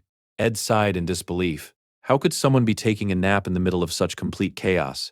Then he remembered Lucy had lost her usual shelter after it was destroyed. With nowhere else to rest, she had climbed onto the rooftop, her favorite place to sleep. To be more precise, she had remained asleep because, in the original story, she had been completely removed from this chapter. Janica's unstable condition had angered Belmaya, forcing Lucy to run away and hide. The developers had probably excluded her simply because she was too powerful. Suddenly, Lucy's nose twitched. "I smell dried meat." Ed immediately pulled out an entire bag of jerky, stuffed it into her mouth, and told her she could have all of it. Then he carried her onto the balcony. Looking into the distance, he took a deep breath. This should work. Without another thought, Ed threw Lucy through the air like a character from Angry Birds. At the exact moment Tarkin was about to kill both Clavius and Lortel, Lucy screamed in outrage. "Ed, you're the worst!" The next instant, her magic activated. Divine punishment. An overwhelming storm of lightning erupted from her body, creating a gigantic explosion that engulfed everything nearby. The blast was so devastating that Lortel immediately erected a protective barrier around herself and Clavius. Even Ed was nearly blown away by the shockwave. As he watched the lightning consume Tarkin, he realized this was the turning point. Tarkin was an extremely high-level fire spirit. His scales had been so durable that even an entire squad couldn't harm him. But Lucy's divine punishment completely shattered that defense. Now, Tarkin could finally be injured, and the person who would finish him would be Ed himself. Meanwhile, on the other side of the battlefield, the original story continued. Janica remembered her mother's gentle voice telling her she was proud of her. But everyone else who had praised her talents had only wanted to exploit her abilities. Their betrayal shattered the image of kindness and love she had once believed in.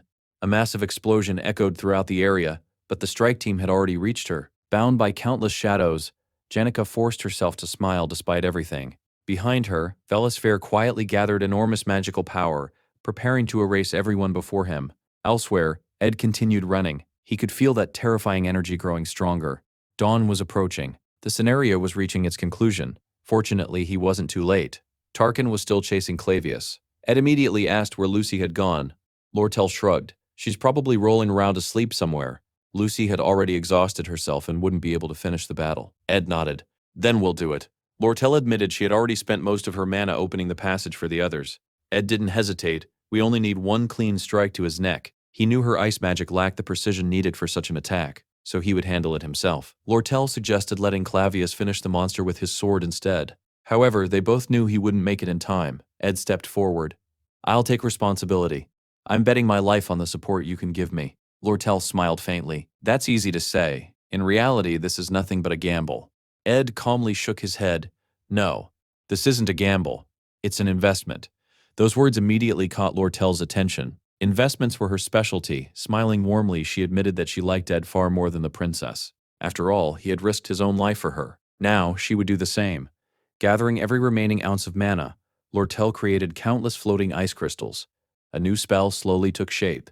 Ed inhaled deeply. Here I go.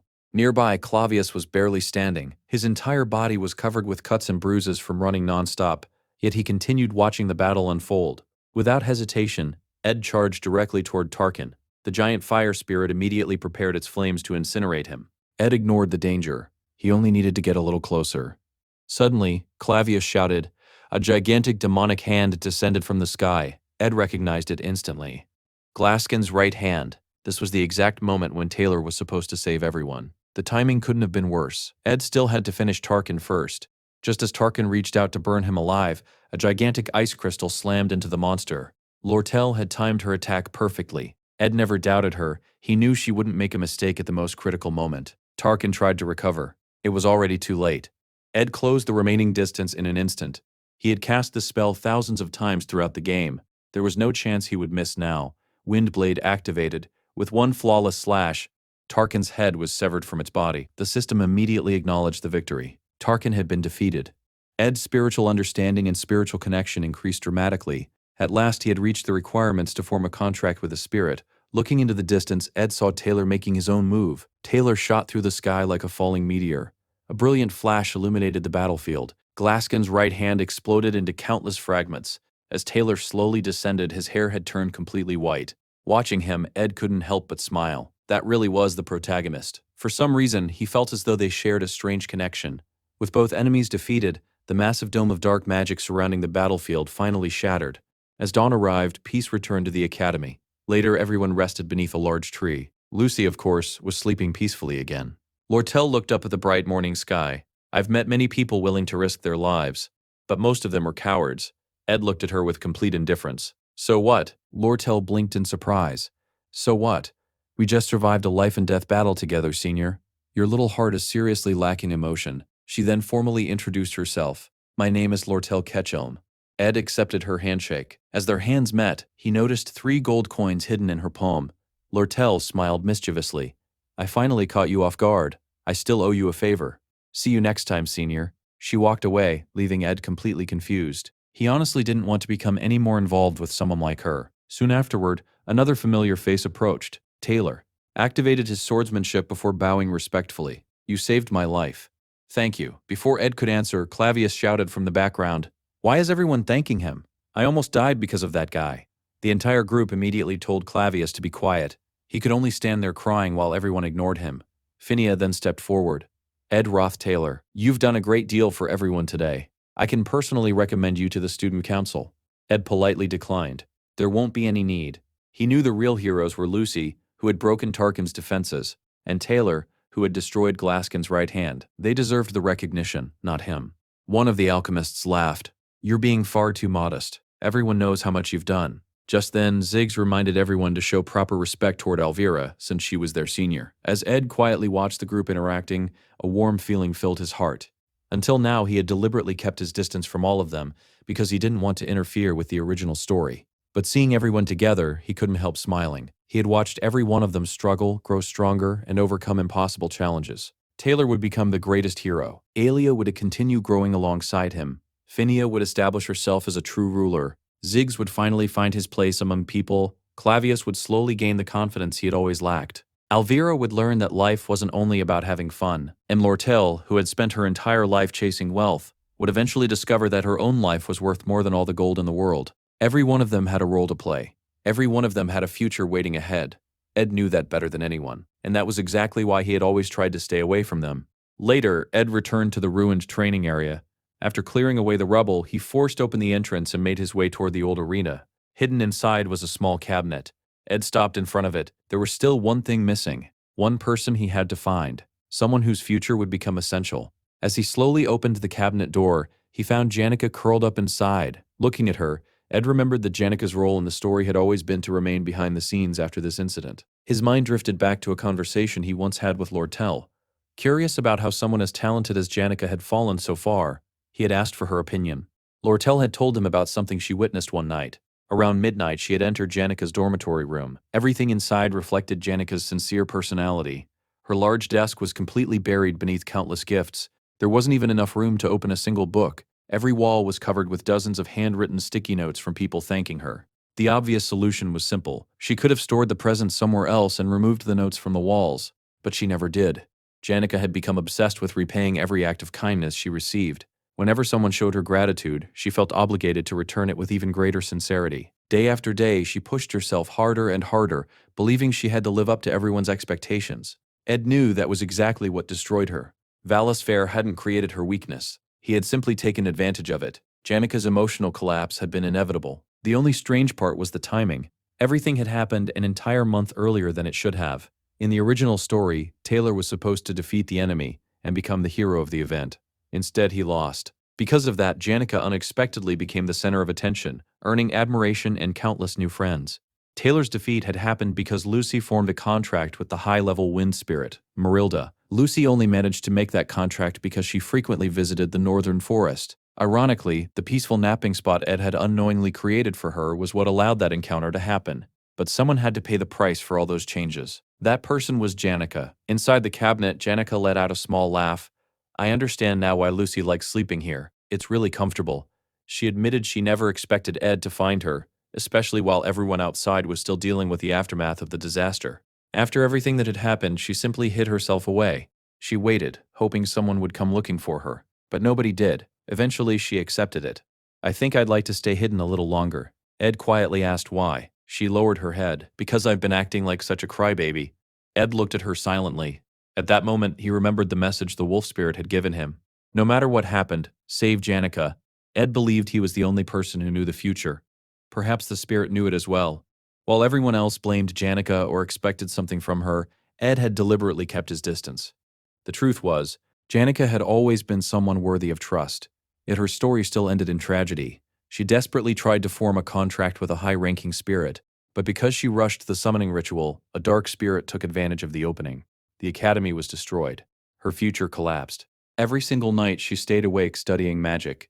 She always smiled at her teachers. She smiled at her friends. She smiled at anyone who showed her kindness. To everyone around her, she looked like the perfect student. No one realized how much she was suffering alone. Perhaps that was why her failure felt so heartbreaking. She had tried harder than anyone else. Ed gently smiled. There really isn't anyone who worked harder than you. Those simple words finally broke the wall surrounding her heart. Tears streamed down Janica's face. For the first time, someone acknowledged her efforts instead of her failures. Ed quietly reflected on the strange contrast of the story. On the grand stage stood the heroes, proudly receiving everyone's praise. Behind the curtain, everything was silent. The first act's villain quietly left the stage just as the true protagonist stepped into the spotlight. Ed had watched this chapter countless times while playing the game, yet only now did he truly understand how beautiful it really was. As he looked around, something changed. Before, he had never been able to see them. Now, dozens of spirits surrounded Janica. At that very moment, Ed finally understood how this story would eventually end. His spiritual understanding and spiritual connection both reached level 10. The system immediately displayed a new notification. Every spirit present had become interested in him. Among them, the high-level wind spirit Marilda showed an especially strong interest. 10 days later, Janica stood before the Academy's disciplinary committee. She admitted every mistake she had made and calmly accepted whatever punishment awaited her. During the first meeting, the Academy attempted to expel her. However, both students and teachers stood up in her defense. They refused to abandon her. At the second hearing, Phinia personally testified that Janica had been completely possessed by Valisfair. Because of that, she could not be held responsible for attempted regicide. Lortel also spoke during the proceedings. Representing the Alte Merchant Association, she announced that the organization would cover every expense required to repair the academy. They asked for nothing in return. Well, almost nothing. The agreement included one small condition. The academy would reduce customs fees on educational supplies and future trade deals. After all the discussions, Janica still received several punishments. She lost every privilege given to the academy's top students. Her awards and honors were revoked. She also lost the right to stay in the dormitory during the following semester. However, 20 days later, the harshest punishment of all was officially cancelled. Her expulsion was revoked. The entire academy celebrated. Everyone felt as though justice had finally prevailed. To welcome Janica back, her friends prepared a beautiful afternoon tea. Before she arrived, one of them reminded everyone not to mention the Glaskin incident. They didn't want Janica to relive those painful memories. When everything was ready, they welcomed her with warm smiles. The atmosphere quickly became cheerful. Then, out of nowhere, Janica asked an unexpected question. What's the difference between liking someone and loving someone? Her friends exchanged puzzled looks. Why would she suddenly ask something like that? Trying to hide her embarrassment, Janica explained that she was asking for a friend. Of course, nobody believed that. She began describing the dream. In the dream, she was making the flower crown in a beautiful garden. Then someone appeared. It was Ed. He looked like a prince riding a magnificent horse. She gently placed the flower crown on his head and told him she had made it just for him. Afterward, the two happily ran through the endless field of flowers together. Janica stubbornly continued, insisting it was only her friend's dream. Her friends could only smile. It was painfully obvious she was talking about herself. Curious, Clara asked what happened next. Janica replied that her friend couldn't stop thinking about someone's face. Even while sitting alone in her room, that person's image kept appearing in her mind over and over again. It almost felt like love. The instant Clara heard that, she abruptly stood up. I just remembered something important. She immediately fled the scene, leaving Janica alone with Anissa. Anissa nervously wondered how she was supposed to handle such a delicate topic. After thinking for a moment, she spoke honestly. Maybe you're making this too complicated. Whether you like someone or not is already mysterious enough. You should just be honest with your own feelings. Janica slowly nodded. I think you're right. The conversation became slightly confusing afterward, as the names were mixed up. The person speaking at that point was actually Clara, not Anissa. Clara gently warned Janica to be careful. Even if it's only a dream, rumors can still spread. It wouldn't be good for your reputation. Janica thoughtfully agreed. She had only just recovered. Creating unnecessary gossip would only cause more trouble. After thanking Clara for the advice, she announced she was heading back to the dormitory. Clara smiled and waved goodbye. The moment Janica disappeared, Clara slammed her forehead onto the table. This is all Anissa's fault. She left me alone in the most awkward conversation imaginable. Meanwhile, Ed quietly walked through the forest. After everything that had happened, he had finally managed to save a decent amount of money. Thanks to a petition submitted by Phinia, he had also been exempted from paying next semester's tuition. Using the gold he had saved, Ed bought several new tools for his shelter. As he walked home through the woods, he suddenly spotted Janica. For the entire first act, Ed had intentionally avoided getting close to her in order to preserve the original story. But now, Act 1 was finally over. Janica was no longer one of the central figures driving the plot. Perhaps for the first time, the two of them could simply meet as ordinary people. Ed decided that there was no reason to keep avoiding Janica forever. At the very least, he could say hello. He walked over with a gentle smile. It's all over now, you're free. Janica jumped in surprise. She instinctively took a small step back before forcing a smile. Yes, everything's fine. At the same time, the words her friends had told her echoed through her mind. Be honest with your feelings. Her face immediately turned red. Unable to handle the embarrassment, she hurriedly made up an excuse. I have something to do back at the dormitory." After saying a quick goodbye, she practically ran away. Even Ed, who had encouraged her to be honest with herself, was left standing there in complete confusion. Still, he didn't think much of it. He had far more important things to do.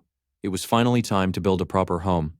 On the very first day, Ed searched the forest until he found the perfect location for his cabin. The area was spacious, surrounded by sturdy trees that provided plenty of shade, yet secluded enough that it wouldn't attract unwanted attention. Once he found the ideal spot, he immediately got to work. By the third day, he had already collected a huge supply of lumber. Thanks to his growing mastery of windblade, cutting trees had become incredibly efficient. The construction progressed far faster than he expected. On the sixth day, however, he temporarily stopped gathering wood because the academy released the semester examination results. To his surprise, his grades were excellent. His scores on the theoretical exams ranked among the best of the freshmen. Despite that achievement, Janica still seemed to avoid him whenever they crossed paths. Even stranger, her friends kept giving him mysterious looks whenever they saw him. By the 18th day, Ed had almost finished gathering every log he needed. At one point, he even wondered if anyone in the entire game world had ever trained Windblade to the level he had reached. On the 20th day, the academy officially entered its vacation period. With no more classes to worry about, Ed devoted all of his time to building the cabin. Then another unexpected incident occurred. While checking one of the traps he had set to catch food, he discovered Lucy sleeping peacefully inside it. Ed let out a helpless sigh. Maybe using dried meat as bait wasn't such a good idea after all. Lucy simply loved it too much. On the 27th day, the head maid Belle Maya visited him carrying herbs and freshly gathered mushrooms. After handing them over, she casually asked how things were going with Janica. When Ed honestly replied that Janica probably hated him, Belle Maya could only stare at him in complete confusion. 3 days later, disaster struck. The central support pillar of his cabin collapsed. Within seconds, the entire structure came crashing down. Ed quickly realized that perfectly fitting the wooden joints together wasn't enough. Without proper structural support, the entire building would remain unstable. Later that day, while visiting a bakery, he unexpectedly ran into Janica and her friends. The moment Janica noticed him, she turned bright red and immediately ran away again, leaving her poor friends behind to awkwardly face Ed once more. On the 37th day, Ziggs arrived to help with construction. As they worked together hammering the roof into place, Ziggs casually commented that Taylor really seemed like a good person. Ed immediately replied that he wasn't. Deep down, however, he smiled. If Taylor and Ziggs became close friends just as they had in the original story, then perhaps the timeline was finally correcting itself. Ziggs pointed toward one side of the roof. "Should we hammer this part too?" Ed shook his head. "No, that's where the chimney will go." Day after day, more pieces fell into place. Finally, on the 45th day, Ed set down his knife. He quietly stepped inside his newly completed cabin. Sitting on the wooden floor, he looked around. There were no decorations, no furniture, nothing luxurious. But there were solid walls, a sturdy roof, a proper door. Even insects could no longer wander inside. For the first time since arriving in this world, Ed truly felt at home. The system displayed a notification. Construction complete. Log cabin successfully built. A faint smile appeared on Ed's face.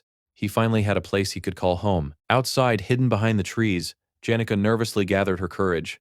Meanwhile, Ed lay comfortably inside the cabin, mentally planning the next improvements. The walls, floor, and fireplace were already complete. Next, he wanted to build a fence, create a firewood storage area, and make a few finishing touches. Suddenly, something landed on the roof. It was Lucy. Naturally, she had climbed up there and fallen asleep. A moment later, another voice called out, "Ed." Janica stood outside, looking incredibly nervous. Surprised, Ed opened the door. "How did you find this place?" Janica remembered a recent conversation with Belle Maya. The head maid had mentioned visiting young Master Ed's camp in the forest. "The cabin?" Janica had asked. Belle Maya looked surprised. "You've seen it?" "I noticed it from a distance while walking through the forest." Belle Maya smiled. "Ed built it all by himself. Honestly, it's much sturdier and prettier than I expected. I never imagined he had talent for construction." Then she invited Janica to visit the cabin herself. Janica curiously asked whether Belle Maya was also interested in things like that. Belle Maya laughed. "Of course. I'm human too. When someone builds such a beautiful cabin with their own hands, anyone would naturally become curious." That conversation gave Janica an excuse. Now, standing outside the cabin with flushed cheeks, she awkwardly explained herself. "I was just passing by to visit Marilda, and since I happened to see your cabin, I thought I'd stop and take a closer look. It's only natural to be curious." Ed nodded without suspicion. "I suppose that's true." Janica looked around before smiling. "It looks wonderful." Ed thanked her. "I only finished building it today. Weren't the spirits talking about it?" Janica hesitated before answering. They mentioned it a little. They said you've become really muscular. They talked about your broad back, strong arms, and rough hands from building the cabin. The moment she repeated those words, she became so embarrassed that her face turned completely red. She quickly tried changing the subject. I only heard the basics. Pretending not to notice her embarrassment, Ed invited her inside. It isn't much yet. You might be disappointed. Janica shook her head immediately. No, I'd love to see it. Inside the cabin, she looked around in amazement. You built all of this by yourself? That evening, the two sat quietly beside the campfire. Janica slowly sipped her tea before speaking. So many people have helped me. The princess, Lortel, my friends, they've all sacrificed so much for me. How am I ever supposed to repay all of them? Ed smiled gently. They helped because they wanted to. If you can't repay them, then don't. Your friends aren't loan sharks. Janica blinked. She had never considered that possibility. Ed quietly understood why. This was simply the way Janica lived. Her overwhelming sincerity had become the very thing weighing her down. Even after receiving financial support, tuition assistance, and countless acts of kindness, she voluntarily moved out of the luxurious Ophelis dormitory simply because she wanted to owe everyone a little less.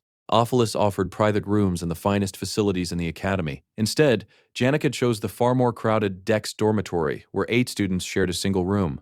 Living there was uncomfortable.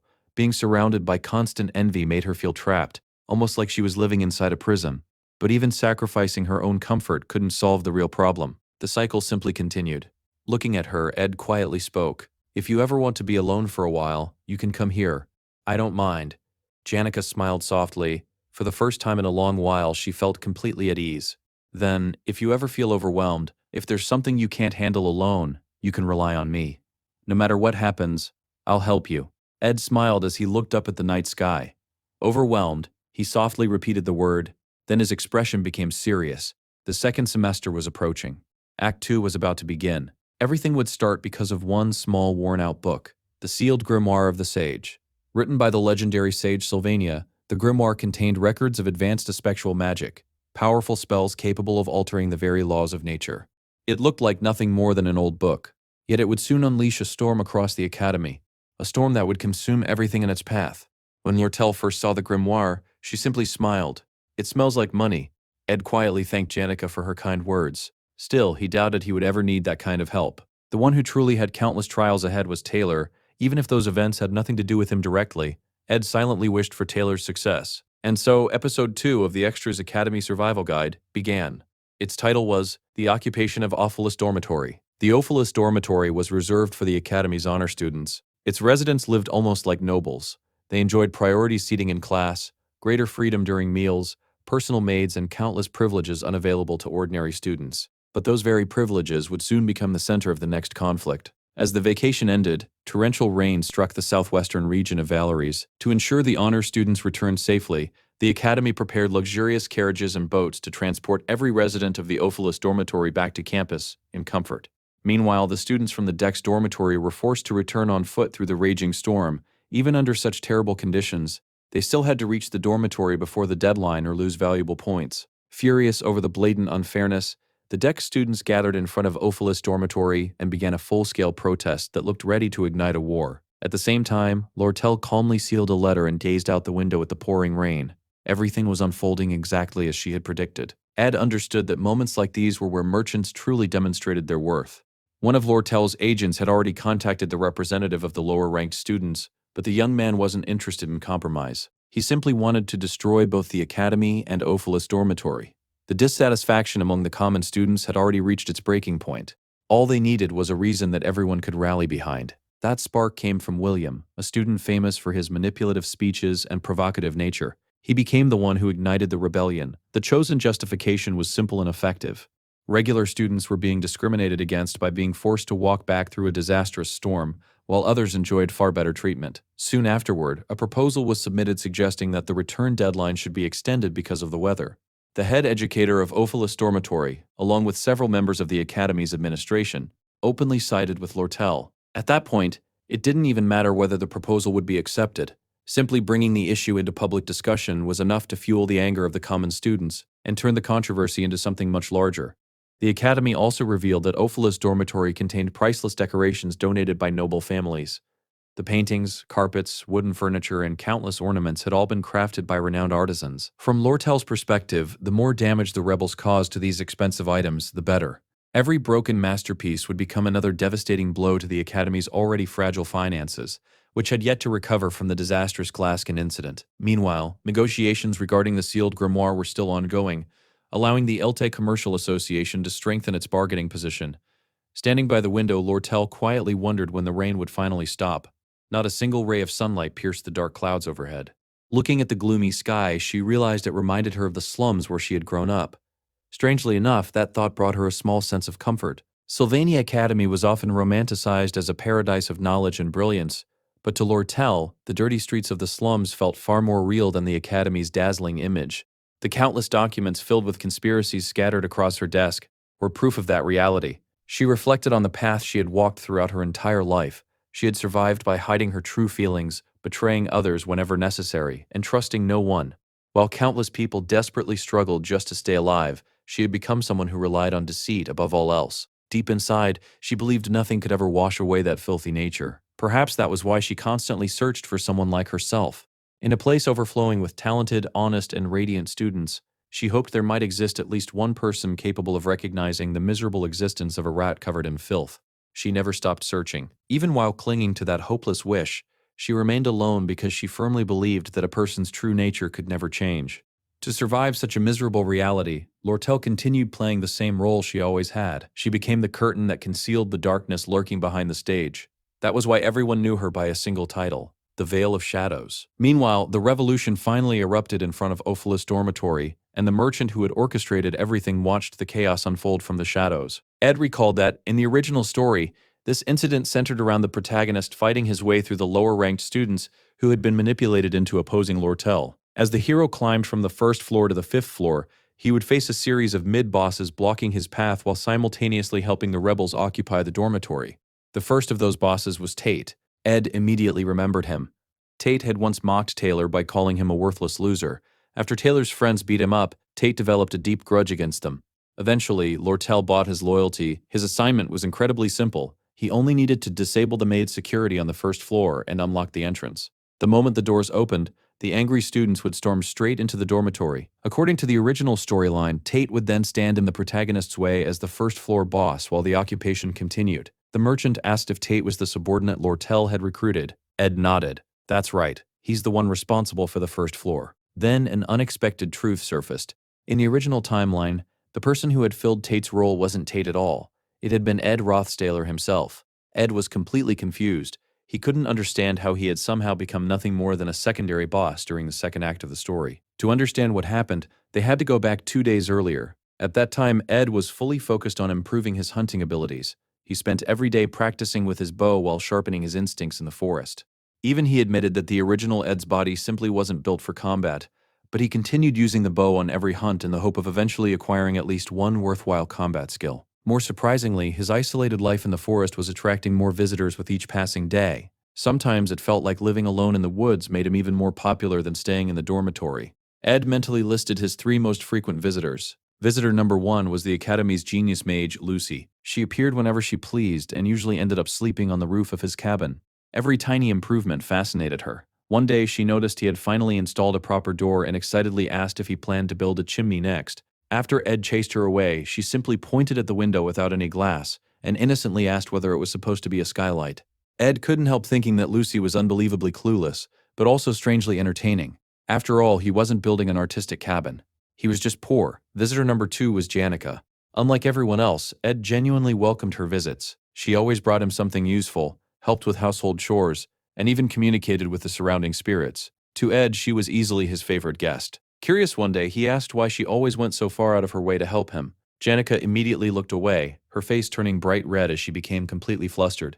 Ed simply stared at her in confusion. Huh, what's wrong with her? Trying to change the subject, Janica asked how often Lucy visited him. Ed casually replied that Lucy showed up from time to time and could sometimes be a little dangerous. That was all there was to Visitor B. The reason Ed had been thinking about all of this was because Visitor C had finally arrived. It was none other than the Golden Daughter herself, Lortel. Ed immediately realized why she had come. As the mastermind known as the Veil of Shadows during the second act, she was gathering allies to launch the occupation of Ophelis Dormitory. However, Ed had already made up his mind. This time, he refused to get involved. No matter what offer Lortel made, he intended to reject it. At least that was his plan if events continued following the original storyline. Then Lortel informed him of something completely unexpected. Tate, the person originally assigned to carry out the operation, had suddenly fallen ill for reasons no one could explain.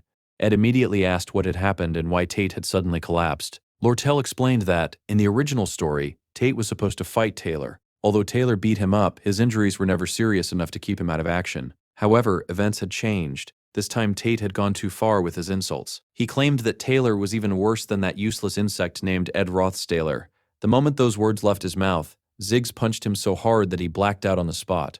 Afterward, Ziggs even scolded him for daring to speak about Ed that way. Lortel admitted she wasn't sure whether Ziggs had become furious because Tate insulted Taylor or because he insulted Ed. Either way, no one had ever seen Ziggs lose his temper like that before. Ed could only sigh. Human emotions really weren't something you could ever predict. Lortel then explained the task she wanted him to perform. It wasn't difficult. All he had to do was obtain headmaid Aelis's key, unlock the entrance to Ophelis dormitory, and allow the lower-ranked students to enter. Many people were capable of completing such a simple job, but there was one problem. No matter how much money she offered, they might betray her afterward and report everything to the Academy's investigators. If someone exposed her as the mastermind behind the entire incident, everything she had built would collapse. She couldn't trust anyone. Ed quickly realized why she had chosen him instead. His reputation had already been destroyed. Since he had been expelled from the dormitory, people would naturally assume he wanted revenge against the Academy. Lortel calmly pointed out exactly that. Ed honestly admitted that revenge wasn't something he cared about anymore. Then Lortel casually offered him 20 gold coins. Deal. Ed accepted without the slightest hesitation. In his mind, he wasn't doing anything wrong. He was simply restoring the story to its original path. With only one day remaining before the occupation of Ophelis dormitory, Ed sat beneath the roof of his cabin while rain continued pouring outside. He slowly walked around the campfire as he organized everything he remembered about the future. The dormitory occupation happened before the conflict over the sealed grimoire. Lortel's scheme to cripple the Academy financially would succeed exactly as planned. According to the original story, she would later establish an organization known as the Market, an influential commercial group that rivaled Princess Phinea's student council. From that point onward, the Academy's narrative split into two opposing factions. One represented ideals and justice. The other represented realism, commerce, and profit. As for Ed, he had absolutely no intention of choosing sides based on principles. He would simply wait, watch who emerged victorious, and join the winning faction. Of course, he had to survive long enough to make that decision. Just then, Janica arrived at his cabin. Even though she was completely soaked by the rain, she squeezed the water from her clothes and smiled. She admitted she had expected the rain to stop by now before commenting on how amazing Ed really was. To her, his cabin looked no different from an ordinary campsite, yet he managed to live there comfortably even during storms like this. Ed simply smiled. You get used to it. Janica then mentioned that perhaps it was finally time for her to leave Ophelis dormitory. She explained that she would soon be moving into Dex dormitory, which was much smaller. Because of that, she would have to throw away many of her belongings. Before leaving, she asked if Ed needed any furniture. He replied that he would let her know if anything came to mind. Janica immediately began listing everything she could give him. She had clocks, extra pillows, lanterns, daily necessities. She felt it would be wasteful to throw them away, so she wanted Ed to have them instead. Ed happily accepted. That made Janica beam with excitement. She promised that once the semester officially began, she would bring everything to his cabin. A moment later, she casually asked how often Lucy came to visit him. Ed shrugged. Every now and then. Ironically, Lucy was already there. She lay quietly on the roof of the cabin, allowing the rain to soak her without the slightest concern. Ed couldn't help reflecting on her strange life. Lucy possessed overwhelming magical talent, but that incredible power had come with its own burden. She had spent years hiding from the destiny everyone expected her to fulfill, using laziness as an excuse to avoid reality. No matter how absent-minded she appeared, moments like rainy days always seemed to make her quietly reflect on her life. Ed had grown so accustomed to the sight that he barely paid attention anymore. Janica noticed how indifferent he seemed toward Lucy and found it oddly amusing. Rather than continue the conversation, Ed quickly changed the subject. There was something much more important. Janica was still living inside Ophelis dormitory. The semester hadn't started yet, and the occupation would begin the very next night. If she stayed there, she could easily become trapped in the chaos. Without revealing the truth, Ed decided to help her indirectly. He asked her for a favor. The following evening, around 9 o'clock, could she meet him near the rose garden beside Ophelis dormitory? Janica froze. Her face instantly turned bright red. To her, it sounded suspiciously like an invitation to a date. Ed, meanwhile, was only trying to lure her away from the dormitory before the rebellion began. Unable to hide her embarrassment, Janica quickly agreed before hurrying away. Watching her disappear into the rain, Ed let out a long sigh. He quietly looked toward the cloudy sky. Soon the semester would begin. The rain would finally end. Autumn would fill the forest with its familiar scent. His peaceful vacation was almost over. The following night, at exactly 9 o'clock, Ziggs was busy training. As he exercised, he reflected on yesterday's events. Perhaps he had gone too far when he punched Tate. He needed to control his emotions better. He certainly hadn't expected Elka to become so furious over what had happened. As he walked downstairs, something outside caught his attention. Through the window, he spotted Ed sprinting toward Ophelis' dormitory. Meanwhile, Ed slipped inside the building and immediately met one of the maids secretly working for Lortel. He asked where everyone else was. The maid explained that every other servant had been gathered inside the meeting room. The head maid had arranged a lengthy meeting as an excuse to keep them occupied and far away from the entrance. She then handed Ed a bucket filled with a strange liquid before informing him that everything had already been prepared. Ed nodded. Every piece was now in place. The occupation of Ophelis' dormitory was finally about to begin. Outside, a massive crowd of students had gathered with burning torches in their hands. Their angry voices echoed throughout the academy. "We won't accept this unfair treatment anymore. There must be equal justice for everyone." William, the representative of the lower-ranked students, stepped forward and urged everyone to stand together before leading the crowd toward the entrance. Then, the front door suddenly swung open. The students froze for a brief moment. Then they surged inside like a tidal wave. William smiled as he looked at Ed. So Ed Rothstaler really accepted the job. Everything had already been arranged. Even the maid waiting near the entrance was secretly cooperating while pretending to be a hostage. She silently nodded to confirm it. William became emotional. He admitted that he had always agreed with Ed's complaints about the Academy's unfair privileges. Looking back, he regretted believing all the rumors surrounding him. "I shouldn't have judged you. You're actually a good person." Ed, however, had no interest in listening. Yeah, just keep moving." As William eagerly led the students deeper inside the dormitory, Ed watched him leave with mixed feelings. Unfortunately, William would become the scapegoat for everything that happened that night. Ed honestly felt a little guilty. Meanwhile, the maid quietly slipped away. No one stopped her. After all, every person capable of receiving her report had already been locked inside the meeting room. Head maid Alice, the one responsible for controlling the dormitory's protective rune system, had already fallen into Lortel's hands. The defensive runes activated throughout the building. One after another, every student's room was sealed shut. Everything was proceeding exactly as it had in the original storyline. Every step of the operation had been carefully orchestrated by the Veil of Shadows herself. Lortel calmly approached Ed with a satisfied smile. "You finished much faster than I expected." She praised him for handling the operation so efficiently before glancing down at her soaked stockings with visible annoyance. "I really hate this kind of weather." Ed looked at Lortel and asked if she had been watching everything from the beginning. Walking calmly beside him, Lortel nodded. "The academy staff will move in soon to suppress the students," she said. "We need to finish before they arrive." Ed simply nodded. "Go ahead." However, before leaving, Lortel suddenly stopped. "There is something I've genuinely wanted to ask you." After a brief pause, she quietly asked, "Have you ever killed anyone?" Ed remained silent for a moment before answering, "No, I've never killed anyone." Lortel lowered her gaze. "Neither have I." Then after another brief silence she added, "But I've done things that aren't much different." She confessed that in order to survive she had ruined countless lives. To avoid being betrayed, she always betrayed others first. She had lived her entire life carrying the weight of those choices, convincing herself they were necessary. Deep down, however, she knew they were only excuses. By dragging countless people into a sea of greed and sin, she had earned the title of the Daughter of Gold. Yet no one understood better than Lortel herself that she deserved neither admiration nor sympathy. Perhaps that was why she constantly searched for someone who could truly acknowledge her. Looking directly into Ed's eyes, she quietly asked, "Could you ever be kind to someone like me?" Ed studied her expression. For a brief moment she looked less like the calculating merchant everyone feared, and more like an incredibly lonely person. Whether someone was good or evil, loneliness eventually reached everyone. People trapped in darkness instinctively searched for others crawling through the same mud, hoping to find even the smallest fragment of understanding. Perhaps that tiny connection was all they considered redemption. But Ed slowly shook his head. "No, you have to take responsibility for the choices you've made." More importantly, he wasn't the person she was searching for. Lortel quietly lowered her head. I suppose that was a pointless question. She realized that Ed was fundamentally different from her. Without another word, she regained her usual composure. "There isn't much time left.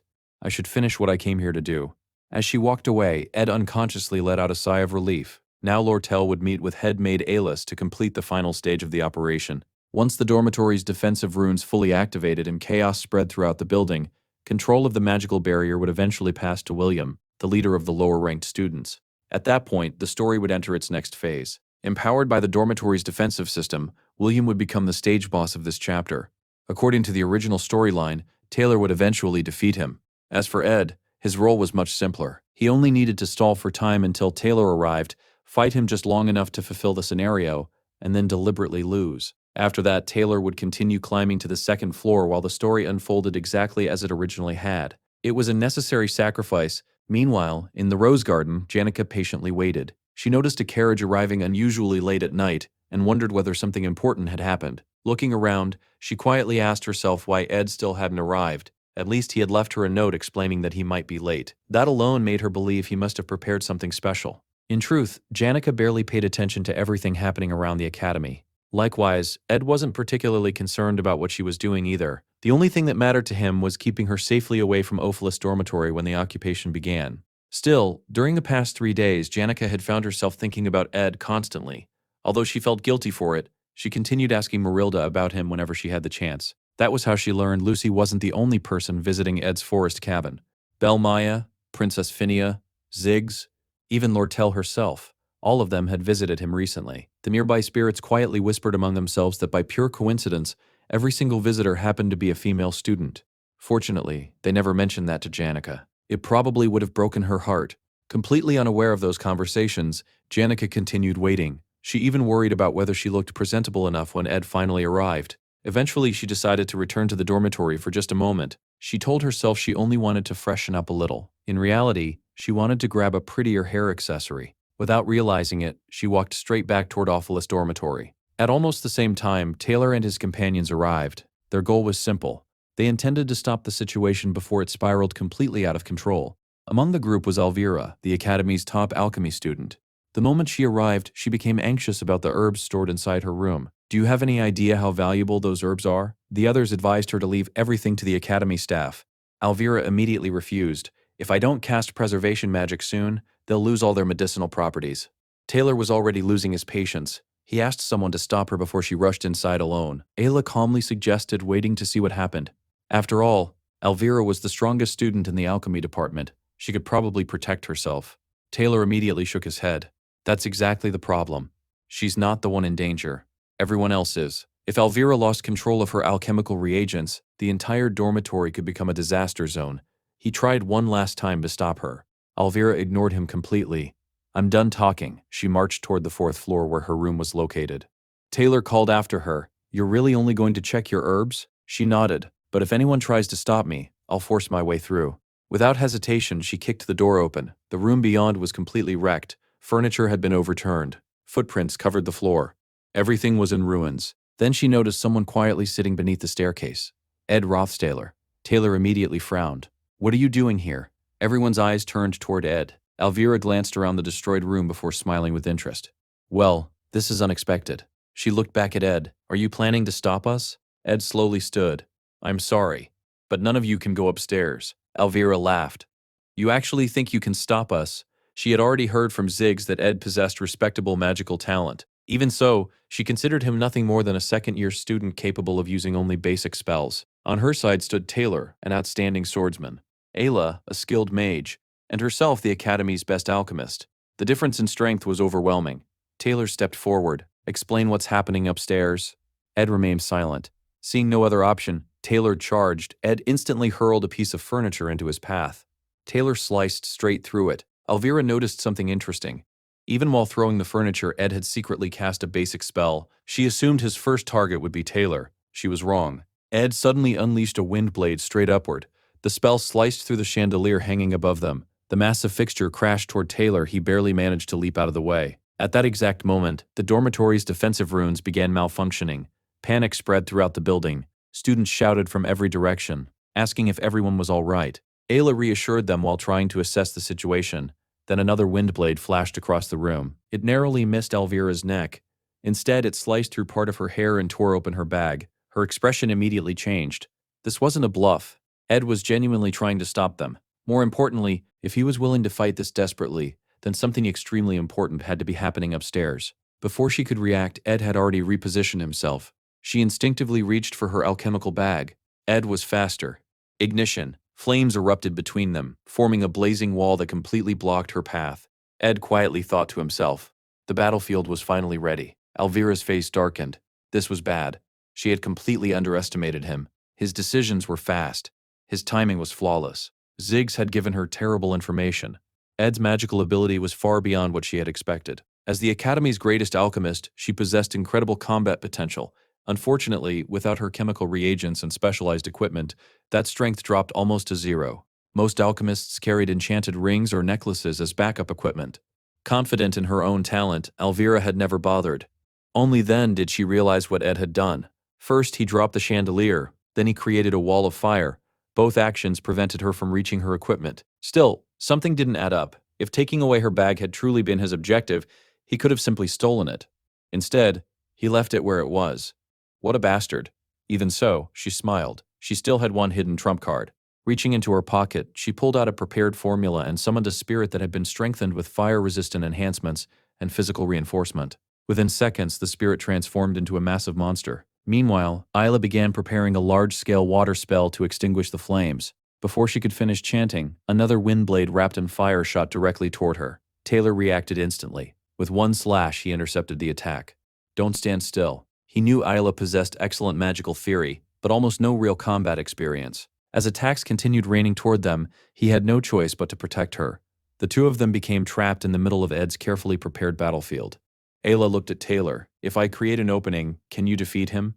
Taylor answered without hesitation. Leave it to me. Immediately, Ayla sent her grotesque muscular rabbit spirit charging toward Ed. The creature smashed through the battlefield, creating the opening Taylor needed. Taylor's eyes sharpened. Now was the time to end this. At the same moment, Elvira made her move. Ignoring the flames engulfing her cloak, she dashed straight through the fire and finally recovered her chemical supplies. With a confident grin, she looked at Ed. Miss me. Ed meanwhile dodged the giant spirit's attacks before preparing another wind blade aimed directly at Elvira. She was already ready. Throwing a chemical reagent into the spell's path, she triggered a violent reaction. A thick cloud of smoke exploded across the hallway. The smoke rapidly extinguished the flames while suppressing magical activity throughout the area. As the fire died down, Ed swiftly finished the giant spirit with a single strike from his dagger. The creature collapsed onto the floor. Elvira smiled. So, what exactly does a mage do after losing the ability to use magic? You've been awfully confident. And unlike you, we still have a swordsman. Taylor immediately charged forward. He couldn't understand why Ed kept retreating.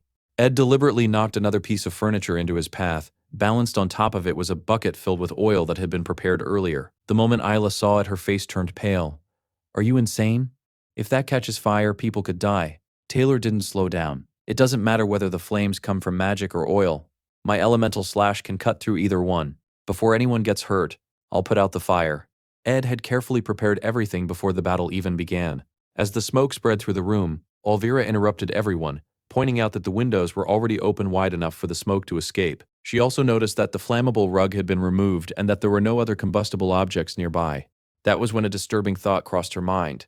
Had Ed predicted every step of this situation from the very beginning? Before she could stop him, Ed had already drawn his bow. Taylor immediately rushed toward him, believing that a single arrow wouldn't be difficult to deal with. However, as the arrow flew through the air, he realized its trajectory wasn't aimed at him at all. It was heading straight toward Alia, who at that moment was completely unable to use magic to defend herself. Taylor shouted a warning, but before the arrow could reach its target, Elvira stepped in. Using a chemical formula, she summoned a mechanical hand, a magical device capable of intercepting small projectiles.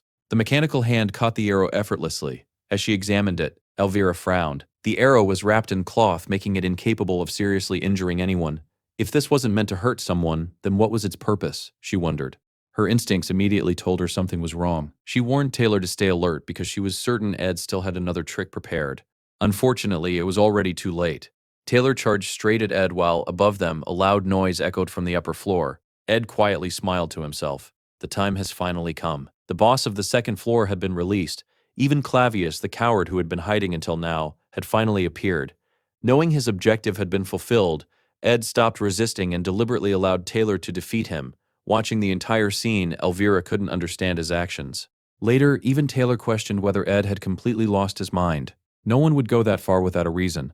But Elvira couldn't shake the feeling that something was terribly wrong. The entire battle had felt like a performance. If Ed had truly wanted to win, he never would have confronted them directly. He would have remained hidden in the shadows, dropping the massive chandelier onto them or using countless other deadly traps.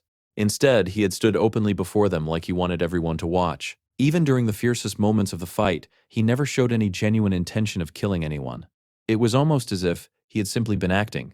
Ed looked at Taylor and calmly asked, "Are you done?" Then he sat down, completely exhausted. "If the fight's over," he said, "you can stop yelling at me." Taylor stared at him in confusion. He couldn't understand how someone who had fought so intensely only moments ago could suddenly surrender without hesitation. At that same moment, loud noises began echoing from the second floor. Elvira finally voiced the conclusion she had reached.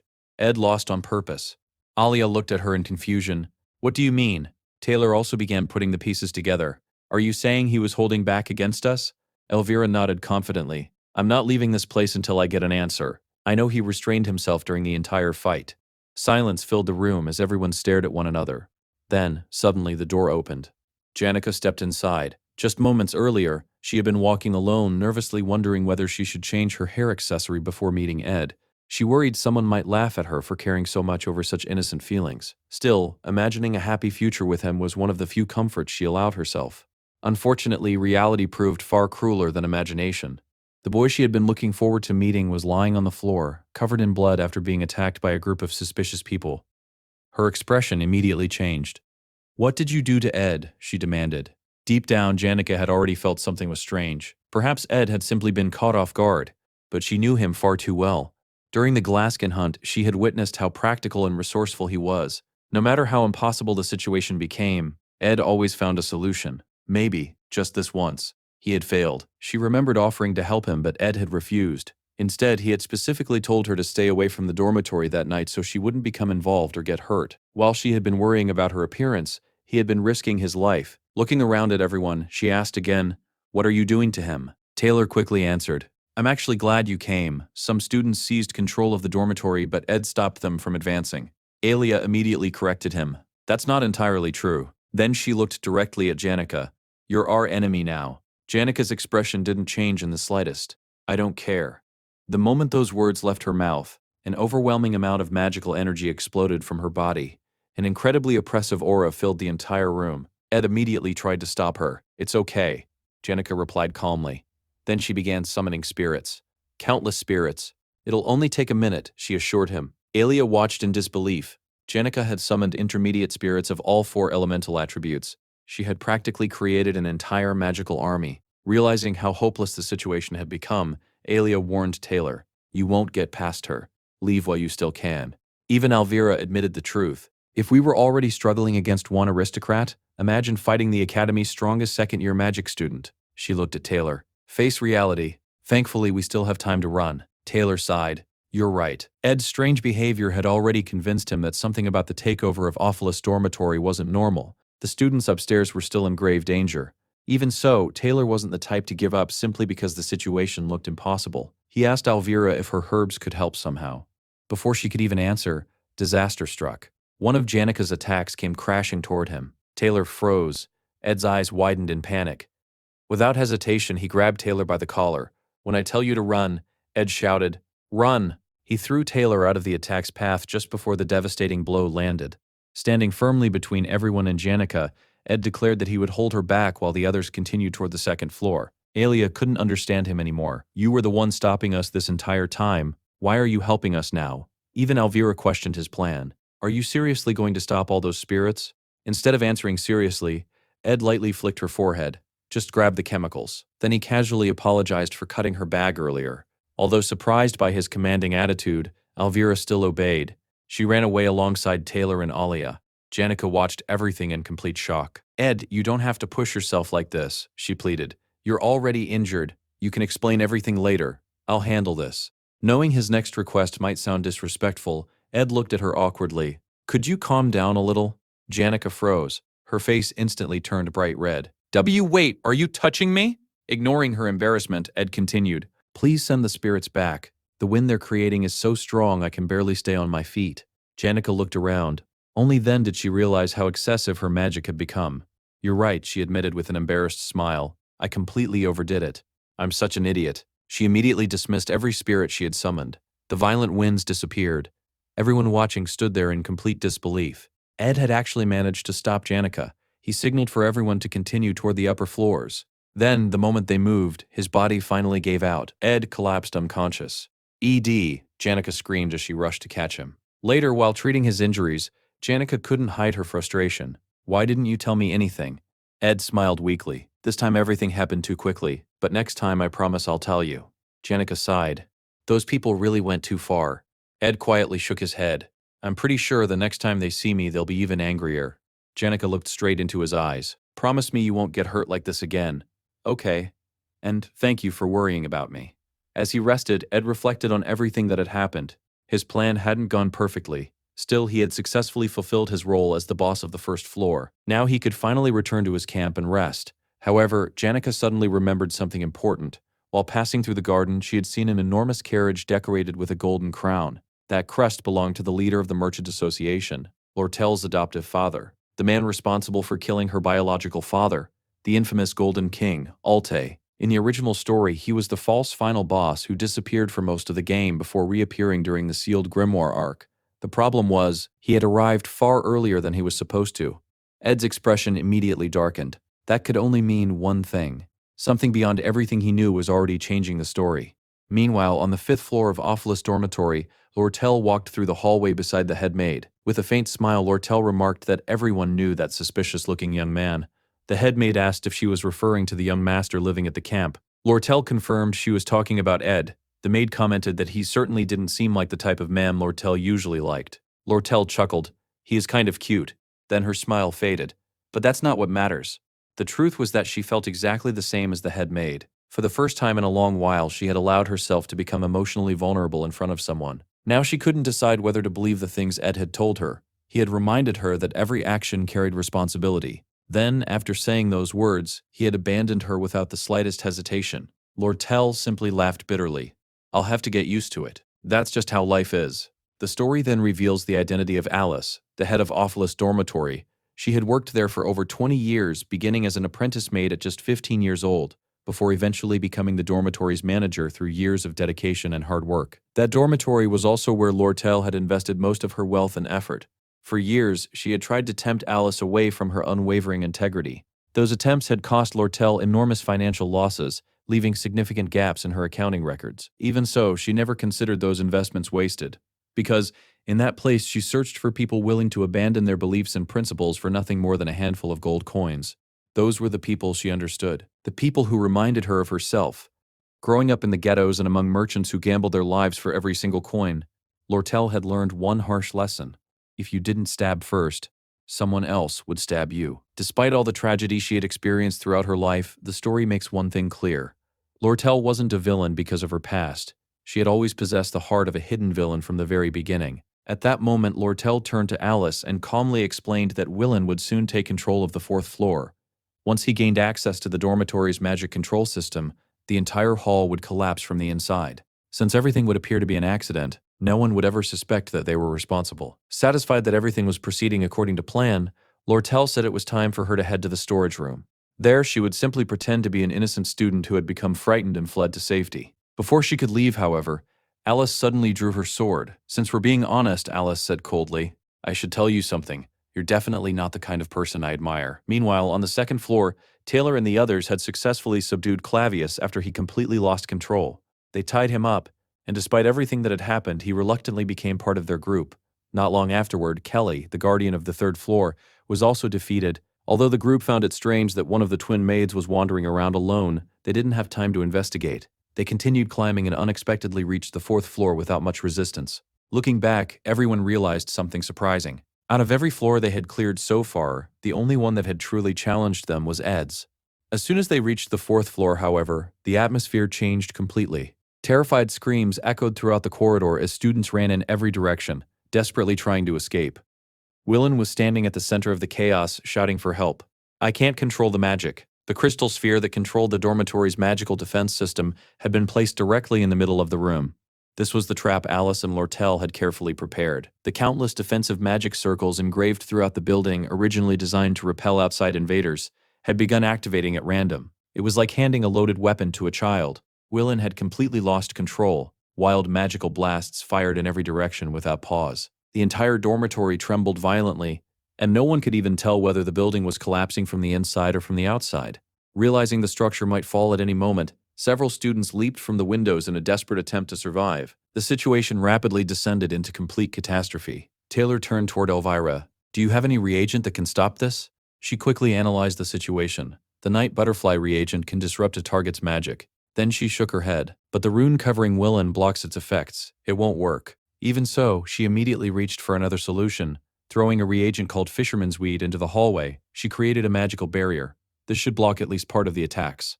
"It's the best I can do." Without wasting another second, she shoved Clavius outside the barrier. "You and Taylor handle the rest." Clavius stared at her in horror. "Why me?" Meanwhile, Willen could barely remain standing. Chaotic streams of destructive magic ricocheted throughout the corridor, destroying everything they touched. Tears streamed down his face as he completely lost control of himself. Then, a massive explosion shook the entire dormitory. Every window shattered one after another. Outside, Ed and Janica watched the destruction unfold. Janica looked at Ed with concern. "Why are we still here? If you keep pushing yourself like this, your wounds are going to reopen." Ed calmly replied that he was fine. "Most of that blood isn't even mine." Even so, his thoughts were focused elsewhere. Something wasn't right. Everything had unfolded far too perfectly. Not far away stood an elegant carriage. Inside sat one of the most influential men in the Empire, the Golden King, Alte. Normally, someone of his status would travel with more than a dozen escort carriages. This time, however, he had arrived almost alone. That alone was suspicious. Alte was Lortel's adoptive father, and according to the original story, the false final boss who would eventually die after being stabbed by Lortel during the sealed grimoire arc. He wasn't supposed to be at the academy yet. More importantly, why had he remained here for so long? Ed suddenly wondered if Alte had been waiting for the dormitory to collapse. Then another detail caught his attention. Standing beside Alte was Shani, the maid responsible for managing meals on the third floor. Shani was one of the orphans Alice had raised personally. Alice herself had originally been purchased by Lortel, and Shani had eventually risen to become the chief maid of the third floor. Seeing Shani accompanying Alte, Lortel's sworn enemy, made no sense at all. Ed found it almost impossible to believe Shani had betrayed Alice's trust. The two of them had been purchased together and had spent years supporting one another. Then an even more horrifying possibility entered his mind. What if Alice herself had been working with Alte all along? If that were true, then this could become the future where Lortel died. Ed knew just how important Lortel would become later in the story. During Act 3, she would become deeply involved in the political conflict against Fenia. She would also become the protagonist's greatest ally in the battle against the Rothschild family. By Act 4, Ed had already struggled enough to replace Tota as an intermediate boss. If Lortel disappeared now, the entire future would change. Realizing the seriousness of the situation, Ed turned toward Janica. "I need a favor. It's something I can't do alone." "I didn't want to involve you." Janica immediately interrupted him. "That's fine. Just tell me what you need." The story then explains the truth behind Lortel's relationship with Alte. Although the world believed she was the obedient adopted daughter of the honorable president of the Alte Trading Corporation, the reality was completely different. For years, Lortel had secretly planned to overthrow him. She knew Alte had murdered her biological parents. Seeking revenge, she had slowly manipulated the corporation's directors and influential merchants, carefully preparing the perfect trap. The negotiations involving the sealed grimoire were merely bait to lure Alte to Sylvania Academy. Once he arrived, the growing crisis within his own company would prevent him from responding before it was too late. Unfortunately, several unexpected events had exposed the truth. Now Ed possessed an official document capable of proving Lortel's betrayal. However, he also understood how this world worked. Loyalty could always be purchased. Lortel might offer someone a mountain of gold, but another person only had to offer slightly more to buy that same person's betrayal. Meanwhile, Alice slowly felt her vision fading. The recent accident had also nearly robbed her of her hearing.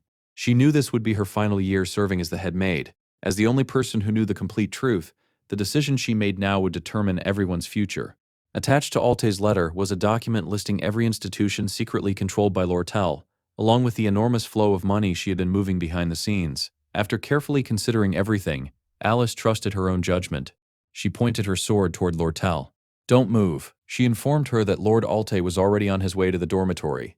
Watching Lortel's expression carefully, Alice couldn't hide her disappointment. "I thought you were more mature than this." She believed Lortel's true objective had always been revenge against her adoptive father. Although Lortel denied it, Alice simply sighed. "I'm sorry, but in my eyes, you and Alte aren't that different. You both want the same thing."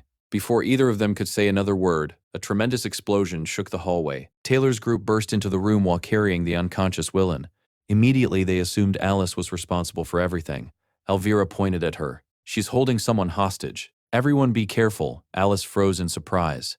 Meanwhile, Lortel instantly recognized the opportunity. Pretending to be another victim, she threw herself toward Ed's group. She intended to use the confusion to frame Alice. However, someone suddenly looked at her face.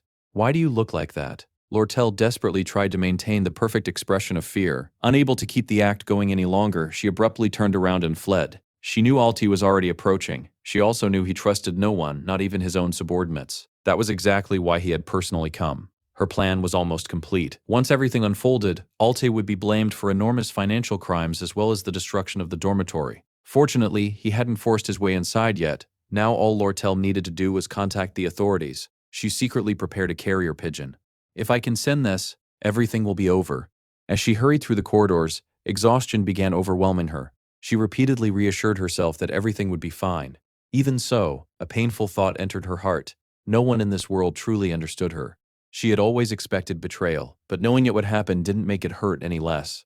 Tears slowly rolled down her cheeks. Still, she kept running. She had to reach her room before Alte did. As long as she could send that pigeon, her entire plan could still succeed. Meanwhile, Alte finally arrived at the dormitory's main entrance. Standing directly in his path was a single student. Alte looked at him with annoyance. "Who are you? It's dangerous here. Move aside." The student calmly refused. Because the building is at risk of collapsing, no one is allowed inside until the academy staff arrive. That student was Ed. Alte narrowed his eyes. "Did the academy send you?" Ed calmly shook his head. "No. I'm acting on my own." As the two faced each other, Ed quickly organized everything in his mind. At this moment, only 3 people knew the complete truth. Lortel, who sought revenge against Alte himself, who intended to destroy Lortel's plans while obtaining the sealed grimoire, and Alice, the woman at the very center of the entire conspiracy.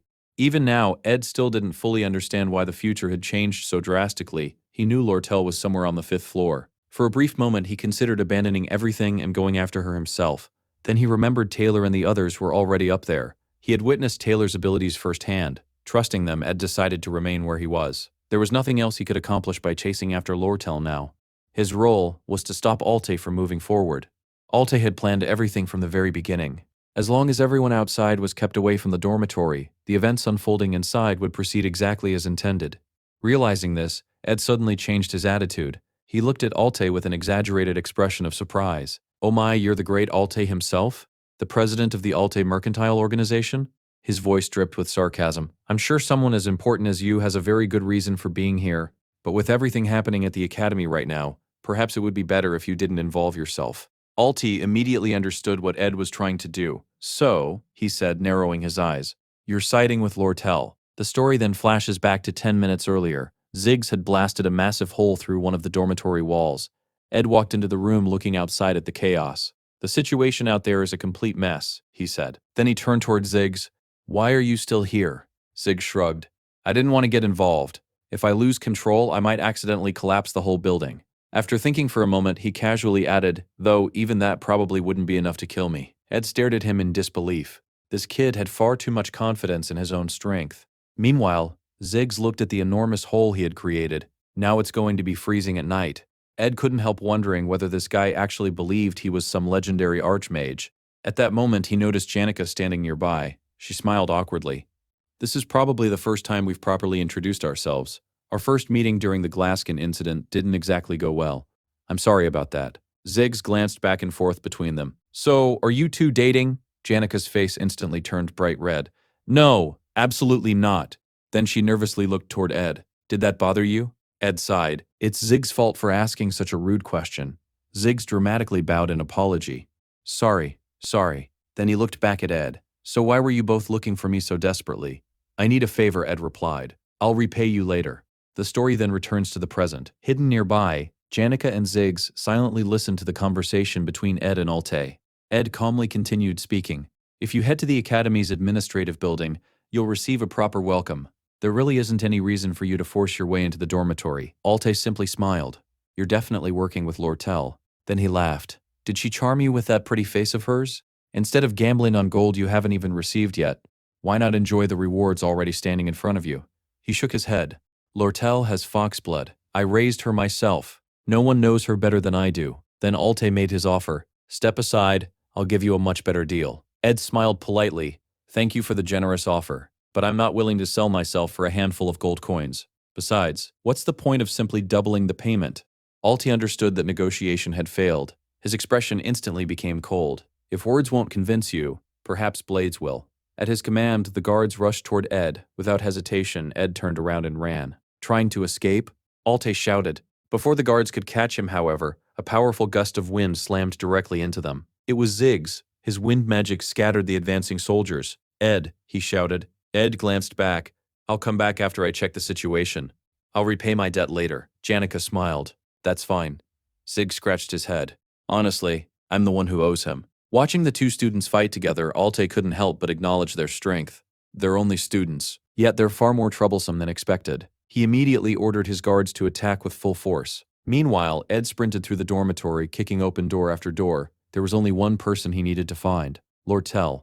When he finally found her, he stopped immediately. Why are you still here? Couldn't you use the back entrance? Or can you no longer run? Without waiting for an answer, he grabbed her hand. Run. As fast as you can. The story then explained something about Lortel's view of the world. To her, every act of kindness always had a hidden motive. The receptionist of the Sharo Trade Guild always treated her warmly because he hoped she would accidentally reveal valuable business information. Caden from the marketing department was always excited to see her because she regularly warned him about important market changes. Even Tenny, the Academy's beloved bird, stayed close to her because she constantly fed him the finest food. In Lortel's eyes, no kindness was ever free. Everything came with a price. As the two of them ran through the corridors together, Ed spoke without slowing down. There's no time to explain everything. I just need one answer. Did Alice betray you? Lortel remained silent. Guilt consumed her heart. She believed everything happening now was the result of one foolish mistake. Her thoughts drifted toward Janica Failover. Unlike herself, Janica had been raised surrounded by love, kindness, and sincerity. Naturally, she returned those feelings to the world without hesitation. Lortel was different. The day she had first approached Ed with her proposal, she had seen genuine warmth in his eyes. For the first time in her life, someone seemed to care about her without greed, without manipulation, and without expecting anything in return. That single moment made her believe perhaps she could experience a relationship like that too. Because of that hope, she trusted too much. She revealed her plans to Alice. She never realized that her hopes were already being crushed. For her entire life, she had believed trusting no one was the only correct way to survive. Yet after meeting Ed, she forgot who she really was. Someone raised in darkness. Someone stained by greed and betrayal. She should never have dreamed of living a happy romantic life. Originally, Lortel had hired 5 people to seize control of Ophelis Dormitory: the head maid Alice, the twin maids Senny and Kelly, Waylon, the representative of the lower-ranking students, and finally, the fallen noble, Ed. Now everything had fallen apart. Alice, Senny, and Kelly had sided with Alte. Waylon also appeared ready to abandon her. Soon, Ed would probably do the same. Ain't able to keep running, Lortel suddenly stopped. I'm sorry, she whispered. I can't guarantee the 20 gold coins I promised you anymore. My entire plan has fallen apart. Even as she spoke, she couldn't understand why she was saying those words. It was as though she had completely lost control of herself. Ed immediately lost his patience. Who asked? Without another word, he grabbed her wrist and pulled her forward. This isn't the time to argue. If Alti catches you now, you die. We'll deal with everything else later. Right now, we escape. Lortel froze. Everything she believed about trust suddenly began to crumble. She had always lived by one rule. Every act of kindness had a hidden motive. If you couldn't see that motive, you should never trust anyone. That was supposed to be an absolute truth. Yet, for the first time in her life, she chose to trust someone anyway. Looking at Ed, she finally revealed the truth. My father, he's manipulating the market. She explained that after the great monster hunt in the eastern mountains, armor prices had fallen dramatically. Alte secretly purchased enormous quantities of armor and monopolized the market. Then he began trading those supplies internally, artificially increasing their value. It was a classic manipulation scheme. To execute it successfully, however, he required an enormous amount of cash in a very short period. That was why he became interested in the sealed grimoire. He believed selling it would provide the funds necessary to complete the operation. That was also why Lortel had been sent to Sylvania Academy. Her mission had always been to steal the grimoire.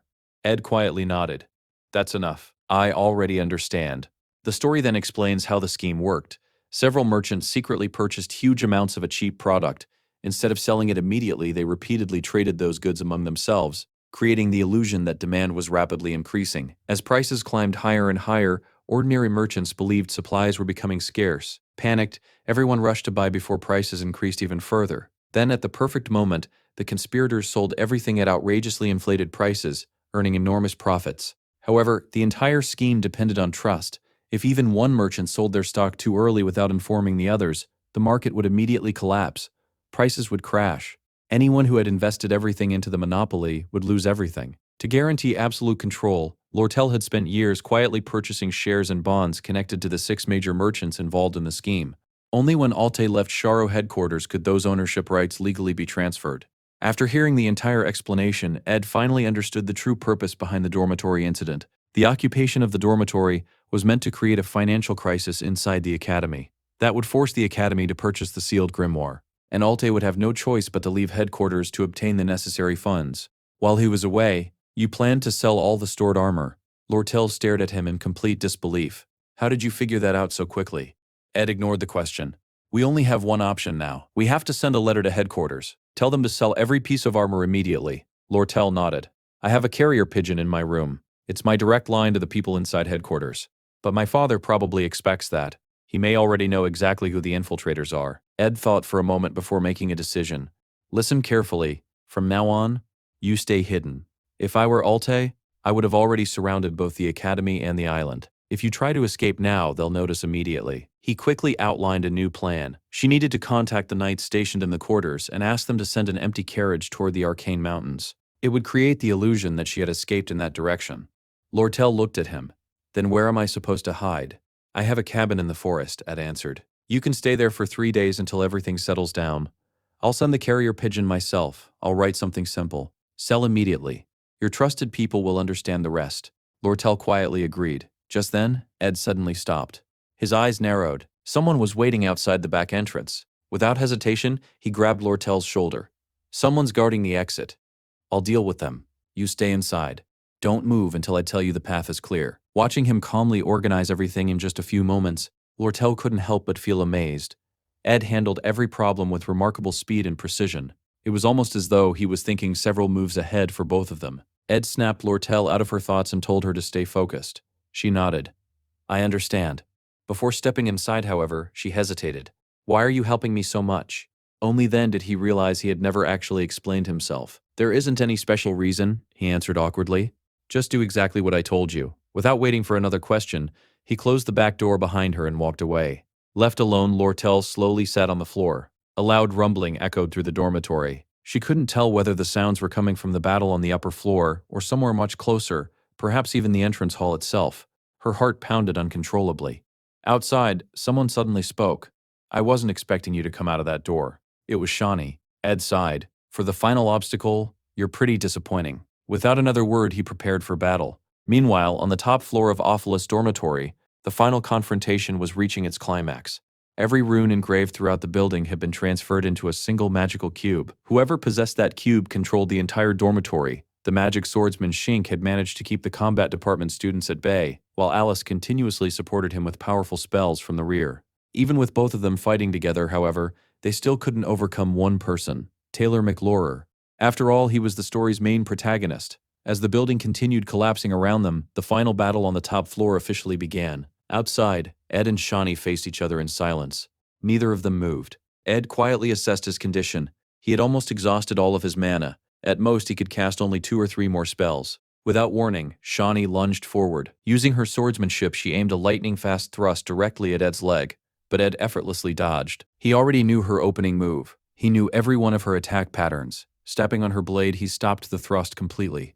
Without hesitating, Shawnee reached toward the knives strapped to her thigh and threw them toward him. Ed immediately grabbed her arm before she could complete the motion and knocked every knife far into the distance. He knew her speed. He knew her habits. He knew exactly how she fought. Shawnee's eyes widened in shock. Then she activated her special ability. She and her twin sister possessed a unique gift from birth. Once each day, either sister could temporarily borrow the other's ability. At that moment, Shawnee borrowed her sister's telekinetic power. The knife she had already thrown suddenly changed direction and flew straight back toward Ed. Several blades pierced his body. Believing she had won, Shawnee finally relaxed. Then, Ed remained standing, like an immovable wall. Without showing the slightest expression of pain, he calmly pulled one knife from his chest. So even with your sister's ability, this is all you've got. One by one, he removed every blade from his body. Then he stepped on Shawnee's arm and kicked her sword out of reach. It's over, he said calmly. There's no point continuing. Shawnee refused to surrender. Desperately struggling, she shouted, I can't disappoint Miss Alice. Just go away. Alice has already lost. Those words only made Shawnee angrier. What do you know about Miss Alice? Do you have any idea how much she's suffered? Do you know how many battles she's fought? Fueled by desperation, she activated the dormitory's rune system. A violent magical explosion engulfed the area, filling everything with smoke. Inside the thick fog, Ed quietly reflected. He didn't know much about Shawnee herself, but he knew the original Ed very well. Suddenly, the explosion came to an abrupt stop. Taylor burst through the smoke with his transformation fully activated. His target, Alice. Already weakened, Alice could barely react. Another massive explosion erupted on the dormitory's top floor. Outside, Ed pinned Shawnee to the ground, pressing his knee firmly against her back. He looked down at her without emotion. Even if I understood your entire story, it wouldn't change anything. It's not my problem. Unable to move, Shawnee glared at him with hatred. I'll never forgive you, or Lortel. Moments later, she lost consciousness. Rain slowly began falling from the sky. Ed stood silently beneath it. He realized there were countless stories in this world that he would never know. Many side characters carried painful histories that would never be revealed. Thinking about everything Shawnee had done throughout her life, rescuing orphans, helping countless people, and living according to her own unwavering beliefs, Ed couldn't help but respect her. People like her lived lives that truly mattered. But his own goal had never changed. Ever since awakening inside this body, everything he did had been for one purpose alone: survival. Just then, the system appeared before him.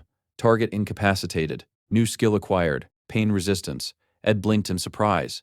He hadn't expected to gain a new skill. Without wasting any more time, he smashed through a nearby window and climbed into the dormitory. Looking around, he noticed the room was incredibly luxurious. Even so, everything inside was arranged with strict practicality. Books and documents covered the desk. This must be Lortel's room. Opening one of the cabinets, he quickly found the carrier pigeon. He immediately wrote a short message addressed to headquarters. Sell all stored armor immediately. As the pigeon disappeared into the sky, Ed quietly thought, when it returns, it'll bring Alte's downfall. Covered in blood, he slowly walked through the rain. His wounds were far more serious than he had first believed. Perhaps they wouldn't heal anytime soon. He reflected on everything that had happened. Without Zig's help, without Janika's support, Lortel would already have been captured by Alte. Her downfall would have been immediate, and Ed himself would likely already be dead. Fortunately, the decoy carriage had already departed. Alte had no choice but to pursue it. Even if he captured the coachman and learned that Lortel had never actually left the dormitory, it was already too late. By now, the carrier pigeon had almost certainly reached headquarters. Everything was proceeding exactly according to plan, which meant Lortel should already be waiting safely inside the forest cabin. As Ed continued walking, he suddenly stopped. Standing before him was Lortel herself. Ed forced a weak smile, quite the warm welcome. Then his expression changed. At that moment, a terrifying realization struck him. He had become complacent. The true mastermind behind everything had never been Alte. It had always been Lortel. Looking back at everything that had happened, every event fit together perfectly. From every possible angle, she had orchestrated every single move. Now they were completely alone in an isolated forest. It was the perfect place to commit the perfect crime. Lortel was the true villain. Ed desperately tried to think of a way to survive, but his body no longer obeyed him. Lortel slowly approached. It really is over, he thought. Then, instead of attacking him, she pulled out a knife and cut a strip from her own clothing. Using the torn fabric, she hurriedly wrapped his wounds, creating a makeshift tourniquet to stop the bleeding. Why are you hurt this badly? She desperately tried to save him. The rain had already stopped. She lit the fireplace inside the cabin. Then she gently helped Ed sit beside the warmth. Stay close to the fire. You need to warm yourself. After resting for a while, Ed quietly asked, Did everything go according to your plan? Lortel smiled playfully. Who exactly do you think I am? She explained that she had convinced one of the knights to deliberately draw everyone's attention toward himself. Ed couldn't understand how she had managed it. He even jokingly wondered whether she had taken the knight's family hostage. Lortel only gave an ambiguous smile. She neither confirmed nor denied it. If everything succeeds, I'll gain complete control of the Alti Merchant Association. Although she admitted she owed Ed an enormous debt, his reaction remained surprisingly dull. None of that interested him. He simply didn't care. Even so, Lortel smiled softly. Thank you. I'll never forget everything you've done for me. Ed answered without hesitation. I just want the 20 gold coins you promised. Nothing else. Lortel laughed. You'll get them. But before that, I want to ask you something. Ed immediately assumed she wanted to talk about Alice. Instead, she shook her head. I'll deal with Alice myself. What I wanted to ask is about Janika. She looked directly at him. You two seem very close. Ed nodded. She's a good person. Lortel agreed. She is. She's a kind upperclassman. Curious, Ed asked why she suddenly brought Janika up. Lortel took a deep breath. Then she quietly said, Janica isn't as gentle as she appears. Meanwhile, back at Ophelus' dormitory, Alti received a report from one of his subordinates. After hearing it, he completely lost interest in the dormitory and immediately left. Elsewhere, Ziggs was still fighting. Ironically, the greatest obstacle he faced wasn't Alte's mercenaries. It was Janica herself. Her overwhelming magic was destroying everything around her. Completely bewildered, Ziggs shouted, "What happened to you? Why are you so angry?" At that moment, a tiny spirit dove landed gently on Janika's shoulder. Without even looking at him, she calmly replied, "Who said I was angry?" The following day, Ed couldn't even attend class. His uniform had been completely destroyed. Ziggs brought him a spare one while explaining everything that had happened after the battle. In the end, Willen accepted full responsibility for the destruction of Ophelus' dormitory. As for Alice, even after being captured, the head maid remained completely silent. After everything that had happened, one of the scenario's key figures had successfully prevented Lortel from leaving the stage. Since Alte still hadn't made a move, all the signs pointed to one conclusion. The plan had worked. With everything unfolding according to schedule, Ed expected good news to arrive soon. Unfortunately, the recent incident had taken a heavy toll on his body. Every movement caused him pain, and even simple physical tasks had become exhausting. Checking his status window, Ed noticed he still had 2 empty crafting skill slots. He had already decided exactly what he wanted to learn. The first was Spiritual Formula Infusion, a skill perfectly suited for spiritual sorcery. The second was Magical Engineering, which would allow him to create both practical tools and powerful combat equipment. Learning Spiritual Formula Infusion required forming a contract with a spirit. Once he successfully created an item infused with spiritual awareness, the skill would unlock automatically. Magical Engineering worked differently. He only needed to successfully assemble and disassemble a magical device of the required level at least once. Since both skill slots were still empty, Ed decided there was no reason to waste any more time. For now, forming a contract with even a minor spirit would be enough. Just then, Janica arrived at his cabin. Ed looked surprised. "Shouldn't you be in class?" Janica smiled sheepishly. "My body still hurts. I wanted to rest for a while out here in the forest." Ed immediately became concerned. "Did you get hurt while helping me?" Before she could answer, Janica looked toward the cabin. "What about Lortel?" "She's fine," Ed replied. "She's resting inside." Janica quietly glanced toward the cabin. Meanwhile, Ed reflected on the situation. The Ophelus dormitory incident had finally come to an end. However, there was still unfinished business. For the next 3 days, Lortel needed to remain hidden inside the cabin while preparing for the negotiations involving the purchase of the sealed grimoire. Those 3 days felt incredibly long to her. Living in hiding filled her heart with anxiety. Still, it wasn't entirely unpleasant. Whenever she was around Ed, her heart raced. His kindness, his trust, the sense of safety he gave her to Lortel, those feelings were worth far more than mountains of gold. She never wanted to lose them, especially not to Janica. In Lortel's eyes, Janica had always lived a blessed life. She grew up surrounded by kindness, friends, and family. Lortel wanted that kind of happiness too. At least now, for the first time in her life, she decided she wouldn't give up. She would fight for Ed. After all, winning people's hearts was one of her greatest talents. Spending 3 entire days living together with him was an incredible advantage. For a moment, she even imagined burying the cabin in piles of gold just to impress him. Then she immediately realized how ridiculous that idea was. Besides, she didn't even have that much money. Maybe she could offer to pay his tuition instead. The mere thought of saying those words out loud made her face burn with embarrassment. Unable to contain herself, she repeatedly bumped her forehead against the cabin wall. Lortel had never had a boyfriend before. Perhaps that was why she felt so hopelessly awkward. Suddenly, the cabin door opened. "Move. That's my spot." Lortel blinked in confusion. Standing there was Lucy. Half asleep, Lucy yawned before casually explaining that this cabin was her favorite place to nap. Lortel stared at her. "What are you doing here?" Just then, Ed walked in. Without saying much, he picked Lucy up and carried her to a nearby abandoned cabin. After setting her down, he returned and apologized. "Sorry." Lucy snuck in again. "Now you can rest peacefully." Still confused, Lortel asked, "Does she come here often?" Ed sighed. "Don't think too much about her. She's basically a wild animal that occasionally wanders over to sleep in that corner." Lortel quietly processed those words. Then another thought crossed her mind. "So, I have another rival." Determined, she made a silent promise. "I'll settle this within 3 days." The following morning, on the second day, Lortel woke up excited. She planned to spend some time alone with Ed. Unfortunately, by the time she arrived, Janica was already there. Naturally, Lortel wasn't pleased. To make matters even worse, Lucy was still sleeping peacefully on the floor. All Lortel wanted was a few quiet moments alone with Ed. Meanwhile, Ed was admiring his newest project. Using handmade bricks he had crafted himself, he successfully built a proper brick fireplace inside the cabin. Lortel sniffed the air. The barbecue smells amazing. Did you season it? Ed nodded. Belle gave me some basil and a few other spices yesterday. Lortel smiled. If nothing unexpected happened this morning, then it's safe to assume our plan succeeded. Ed agreed. That's good news. But we still can't lower our guard. Lortel nodded before changing the subject. I still owe you your reward. Would you rather receive gold coins or goods? Ed thought for a moment. Construction materials would help. But do you happen to have any spare magical engineering tools? As they discussed business, Janica quietly watched from nearby. She clearly wasn't happy. A moment later, Ed turned toward her. I need another favor. He explained that he wanted to begin learning spiritual magic.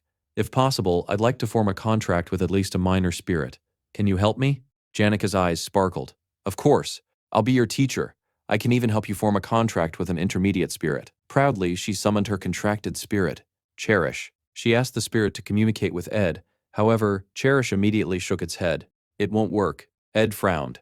I can barely hear something. Cherish floated closer. Your spiritual sensitivity is still too low. Then it continued reading something invisible. According to your weekly report, your daily schedule is far too full. You have way too many tasks. Janica suddenly panicked. Wait. She looked at Ed nervously. Did you hear that? Ed nodded. I heard something about a weekly report. Janica's face instantly turned bright red. Before the conversation became even more awkward, Lortel smoothly stepped in and changed the subject. She returned to discussing the magical engineering tools. Turns out I have more stock than I expected. I can provide everything you need. Ed smiled. Could you give me a discount? I'd like to settle the matter of those 20 gold coins as soon as possible. Lortel pouted. A discount? That's practically giving them away for free. Those are valuable resources. Then she smiled. It might be difficult, but if you visit the Merchant Association every 3 days, I'll make sure you get a very fair price. She paused for a moment before casually adding, and while you're there, we could have tea together. Janica finally reached her limit. She immediately stood up. You can't just keep giving him things. He didn't even help you that much. Lortel calmly folded her arms. I'm a merchant. This is simply business. Janica frowned. That's just an excuse. The two girls immediately began arguing. Meanwhile, Ed quietly continued eating his meal. Watching them bicker, he casually thought that perhaps he could learn both magical engineering and spiritual formula infusion at the same time. Just then, Belle suddenly appeared outside the cabin. I'm sorry for dropping by without warning. I have more news. She informed everyone that Maya had officially become the new head maid. Then she handed Lortel a letter. It was from Alice. Elsewhere, back at the dormitory, laundry fluttered gently in the breeze. A student quietly approached Belle and Maya. Please don't tell anyone. It's a huge secret. She leaned in and whispered, I think Janica likes Ed Rothstaler. Belle blinked. For a moment she wondered whether pretending to be surprised would simply be the polite response. Looking at Clara, she asked, Are you worried about Janica? Clara sighed. I just don't understand how she could fall for a thug like him. And that's not even the biggest problem. Earlier, Janica also mentioned another girl, Lortel. Both girls had skipped the semester's opening ceremony. Both had also missed the very first class. To Clara, it looked exactly like a tug-of-war over Ed. At this rate, Janica doesn't stand a chance. She shook her head. Honestly, I don't understand Ed either. Is he just a cunning wolf? Or does he simply have a frozen heart? Belle tried to defend him. Maybe he's just going through a difficult time. He might not have room in his life for romance right now. Clara immediately rejected the idea. No, I'm convinced he's taking advantage of both of them. Belle remained silent. Then she quietly reflected on the situation. Luck really was a relative thing. Poor Ed was surrounded by a clever merchant capable of stealing anything, a kind-hearted girl powerful enough to accidentally destroy the academy, and another girl who spent most of her time sleeping. That didn't seem particularly lucky. Just thinking about it gave her a headache. At that moment, Lortel entered the room. What's going on? Belle handed her the letter. It's a message from former headmaid Alice. As night fell, Janica finally returned to the academy. Belle also carried the still-sleeping Lucy back to the dormitory. That bothered Ed slightly. Belle now knew exactly where Lortel was hiding. Even so, the situation remained manageable. Soon afterward, the carrier pigeon finally returned. Its message contained excellent news. The proposal to remove Alte as president of the Merchant Association had been reviewed. His dismissal was now almost guaranteed. Ed smiled.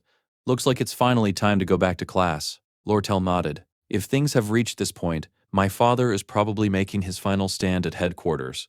But it's already hopeless. He won't have time to worry about me anymore. Ed remained cautious. Could Alte still have another trump card?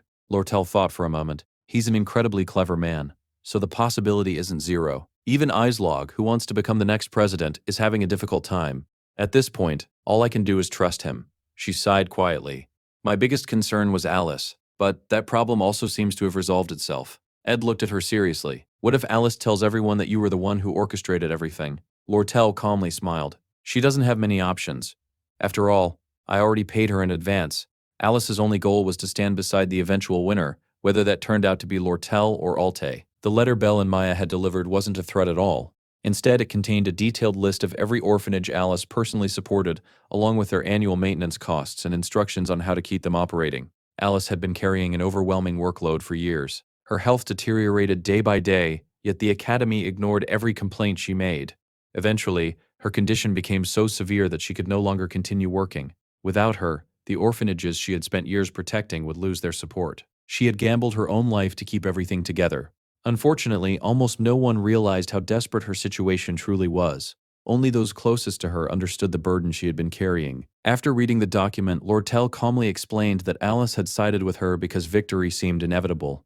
Even so, rebuilding Alice's trust would not be easy. She also emphasized that the list of orphanages wasn't meant as blackmail. It was simply proof of what Alice had been protecting all this time. Ed quietly looked through the documents. He couldn't help but think that the world of merchants had no room for sympathy.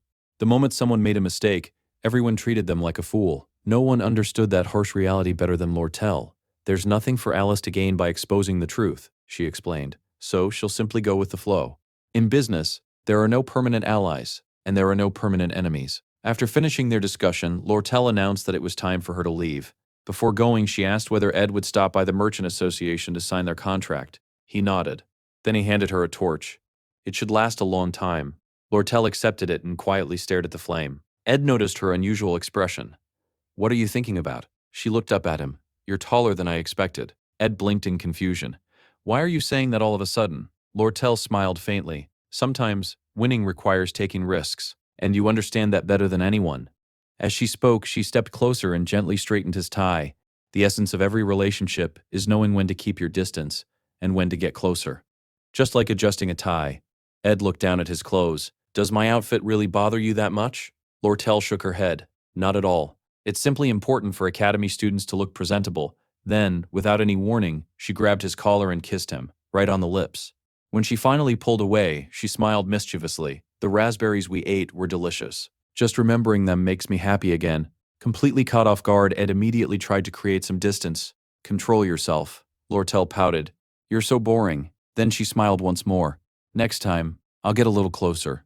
After all, I also need to practice keeping my distance. With those teasing words, she turned around. Holding the torch Ed had given her, she disappeared into the forest using magic. Ed remained standing in place. His face slowly turned red. He couldn't help sighing. No matter how hard he tried to avoid becoming involved with the story's main characters, life never followed his plans. Instead of quietly staying in the background, he kept getting dragged toward the center of every major event. All he wanted was a peaceful life. His goals were simple: graduate from the academy, improve his stats, take care of the tasks necessary for his survival, and live quietly without getting involved in the world's biggest conflicts. Unfortunately, reality had other ideas. Time passed quickly. Before he even realized it, summer ended. Autumn had arrived. Meanwhile, Janica was spending time with her contracted spirits. One of them suddenly announced, Lortel kissed Ed. The spirit cherish immediately panicked. We have to do something. We can't just stand here. Janica blinked in confusion. What are you talking about? Another spirit, Tarkin, nodded. I saw it too. That redhead loves playing with other people's hearts. Janica nervously asked, how did Ed react? Tarkin folded his arms. He built a wall between them. She kissed him, and he responded with absolute indifference. It was so cold that even I felt embarrassed. According to him, there were only two possible explanations. Either the guy is completely impotent, or he simply doesn't see Lortel as a woman. Hearing that, Janica secretly felt relieved. Unfortunately, Tarkin wasn't finished. Men are usually good at attacking, not defending. And trust me, that redhead is incredibly attractive. If Ed really isn't interested in her, that's fantastic news for you. Janica frowned. I thought the spirit said his reaction was only lukewarm, not completely cold. Tarkin immediately challenged her. So, are you really going to let that redhead steal him? The other spirits quickly dragged Tarkin away before he could say anything worse. Even while being carried away, he continued shouting, Janica, you should kiss Ed too. Another spirit immediately objected. Don't listen to him. You're already charming exactly the way you are. Still, someone quietly asked, don't you want something a little more exciting with Ed? Janica smiled softly. I just want a moment where we can support and care for each other. Meanwhile, Ed was busy feeding Lucy. After taking one bite, Lucy slowly opened her eyes. This tastes awful. Ed couldn't even argue. Without seasoning, there's no way it tastes good. Lucy glared at him. I'm not your guinea pig. The story then explains that Ed's cooking skill had only reached level 6. Everyday skills were heavily influenced by a person's core attributes. For Ed, dexterity was his most important stat. However, focusing on only one attribute made overall growth incredibly inefficient. He understood that every stat needed to develop together. The problem was, he simply didn't have enough time. Between classes and everything else, he only had 5 or 6 hours each day to devote to improving his chances of survival. Even after cutting down on sleep and forcing his body to adapt to constant exhaustion, he still worried that he wasn't using his time efficiently enough. Even so, he couldn't ignore the main story. Every day he continued observing the Academy's most important students. Taylor, who studied in the combat division, rarely appeared, but seemed to be progressing steadily. His companion Alia continued fulfilling her support role without any issues. Princess Phinia also appeared to be doing well for the time being. However, Ed knew her inevitable conflict with Lortel was approaching. He would have to keep a close eye on both of them. As for the next heroine, Clarice, she wouldn't even enroll until the following year. There was no reason to worry about her yet. Naturally, Ed also continued watching Lortel. Although Alte had been removed from power much earlier than expected, it remained impossible to predict how that would change her future actions. One thing, however, hadn't changed. She still intended to obtain the sealed grimoire. The reason Ed had become even busier lately was because it was finally time to investigate the Academy building itself. After all, the final boss of this arc was Professor Glast. During his investigation, Ed also discovered another disturbing fact. Someone had secretly guided the takeover of Ophilis Dormitory from behind the scenes. Elsewhere, Professor Glast spoke with his assistant teacher, Claire Elfin. If your instincts are telling you that, you're probably right. Your intuition has always been excellent. Then his expression turned serious. But be careful. Don't overlook anything important. For example, the divine science thesis I asked you to find. Claire nodded.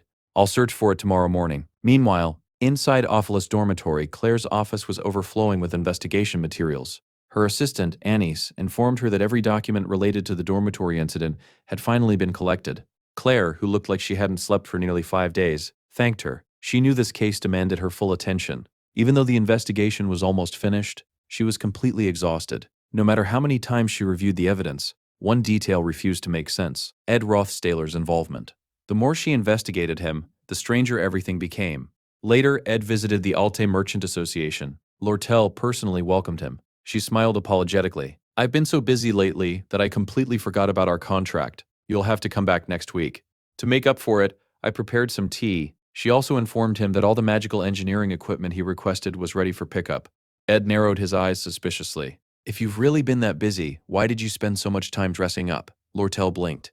Because I had a very important appointment today. Then she smiled. What do you think? Ed tilted his head. Important appointment? For just a moment, Lortel looked visibly flustered. It's nothing you need to worry about. She immediately changed the subject. So, how's the cabin coming along? It's almost finished, Ed replied. I only need furniture now. But I don't need anything expensive. Lortel nodded thoughtfully. I can't simply give things away. That would violate my professional ethics. Then she looked around. You work with wood, don't you? Ed nodded. Without another word, Lortel grabbed a nearby chair and deliberately snapped one of its legs. Then she looked at the broken chair with an exaggerated sigh. Oh no, this chair can't possibly be sold anymore. What a shame. I suppose I'll just have to give it away. Ed calmly took a sip of his tea and thanked Lortel. She quietly watched him for a moment before letting out a small sigh. How can someone show absolutely no change in expression? She then sat across from him and slowly leaned closer. I practically made my final move. And even after all that, you still don't see me as a woman. She smiled knowingly. But I see you as a man. And yes, it means exactly what you're thinking. She admitted that even all the help she had been giving him came with ulterior motives. Ed understood exactly where the conversation was heading. I know what kind of answer you're waiting for. Before he could finish, Lortel gently interrupted him. I'm not waiting for any answer. Then she smiled with the confidence of a seasoned merchant. But I've never entered a battle expecting to lose. One day, you won't be able to keep holding back forever. According to her, a merchant's smile should never change. Whether victory was guaranteed or defeat seemed inevitable, a true merchant always smiled the same way. After all, merchants never revealed what they were truly feeling. Later, back at Sylvania Academy, Janica happily greeted Ed. Shall we begin your first lesson? Ed nodded enthusiastically. Absolutely. Janica raised one hand and a small flame appeared above her palm. Focus your magic. Try to establish a connection. Ed cautiously reached toward the flame. As the fire flickered, it slowly transformed into a tiny spirit. The spirit immediately introduced itself. It's a pleasure to meet you. My name is Mug. I'm honored to form a contract with you, Master Ed. Without taking a single breath, Mug continued talking. He enthusiastically explained weekly reports, evaluation meetings, selection records, organizational procedures, and every step that had led to him being chosen. The non-stop stream of information quickly overwhelmed excitement. I swear I'll serve you with all my heart. Listening to the energetic spirit, Ed couldn't help remembering the game. Back then, he had also obtained a spirit companion.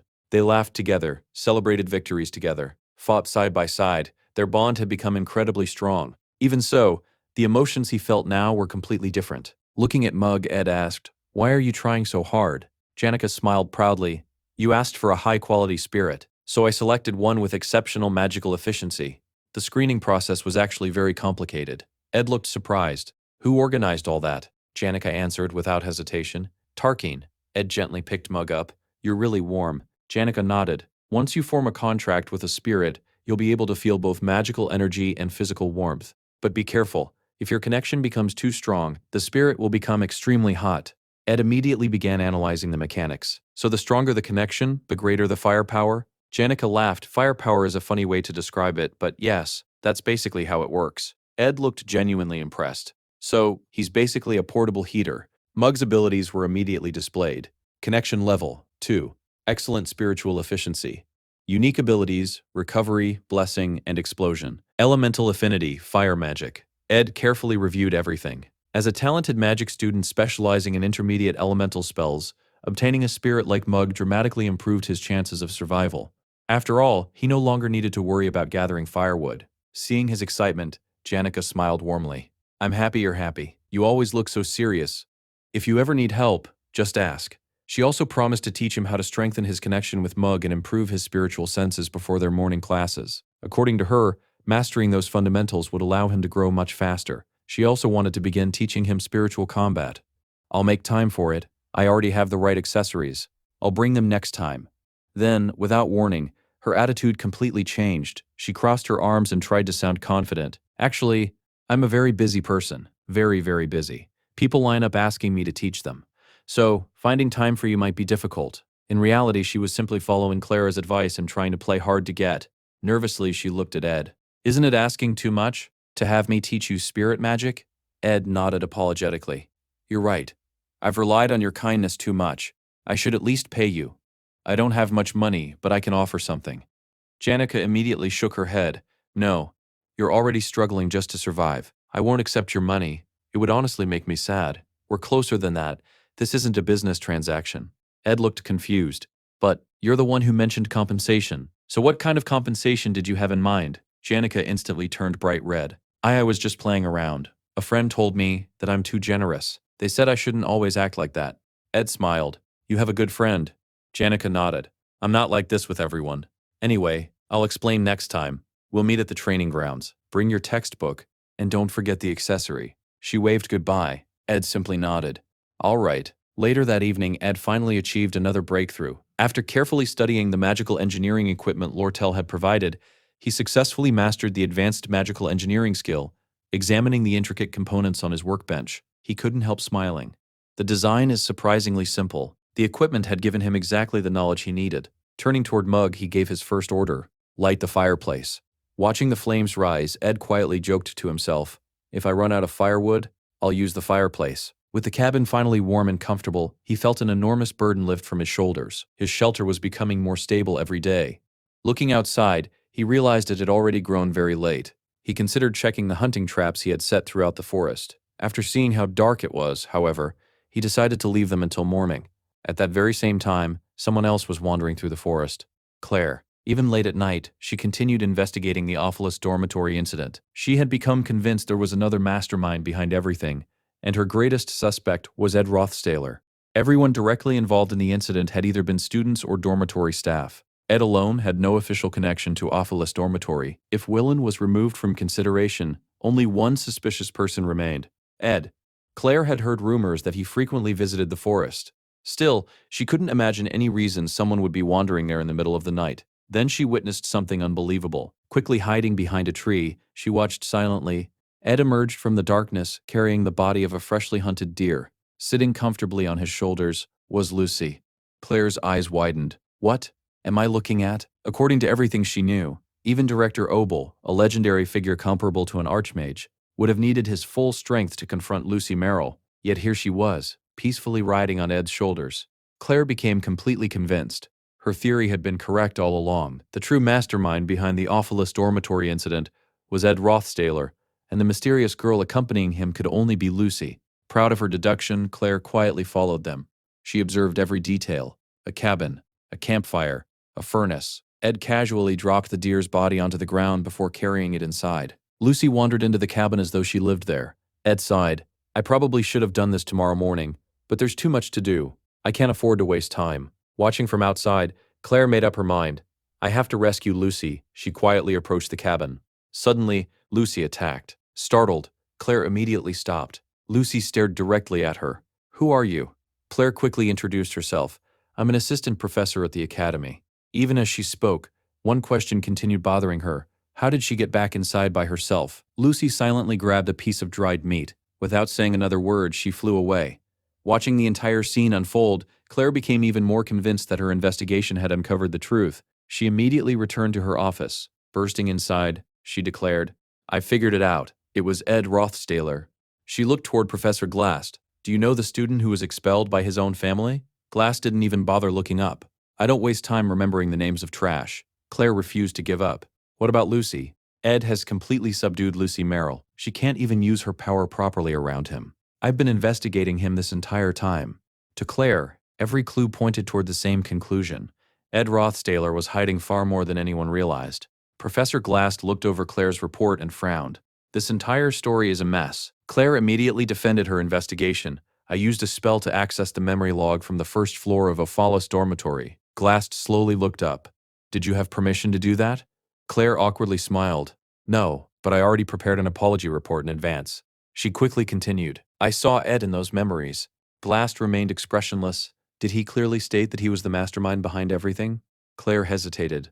No, I only saw him carrying Lucy. Glast shrugged. Lucy could have simply been asleep. Claire paused. She hadn't considered that possibility. Without another word, Glast ordered her to leave the room. Although Claire left, the professor continued reading the report by himself. As he reviewed the events, something began bothering him. Those memories had also recorded Ed's battle. Ed had attempted to stop Taylor and the others, yet they broke through his defenses almost immediately. Taylor was a swordsman born with extraordinary talent. Alvira possessed remarkable talent in alchemy. Against opponents like them, someone as ordinary as Ed shouldn't have been able to delay them for even a moment. Something didn't add up. Meanwhile, deep inside the forest, a tremendous explosion echoed through the trees. The blast came from a new magical weapon Ed had created. It was a ceremonial explosive dagger infused with Mug's explosive fire ability. Watching the weapon detonate, Ed couldn't help feeling proud.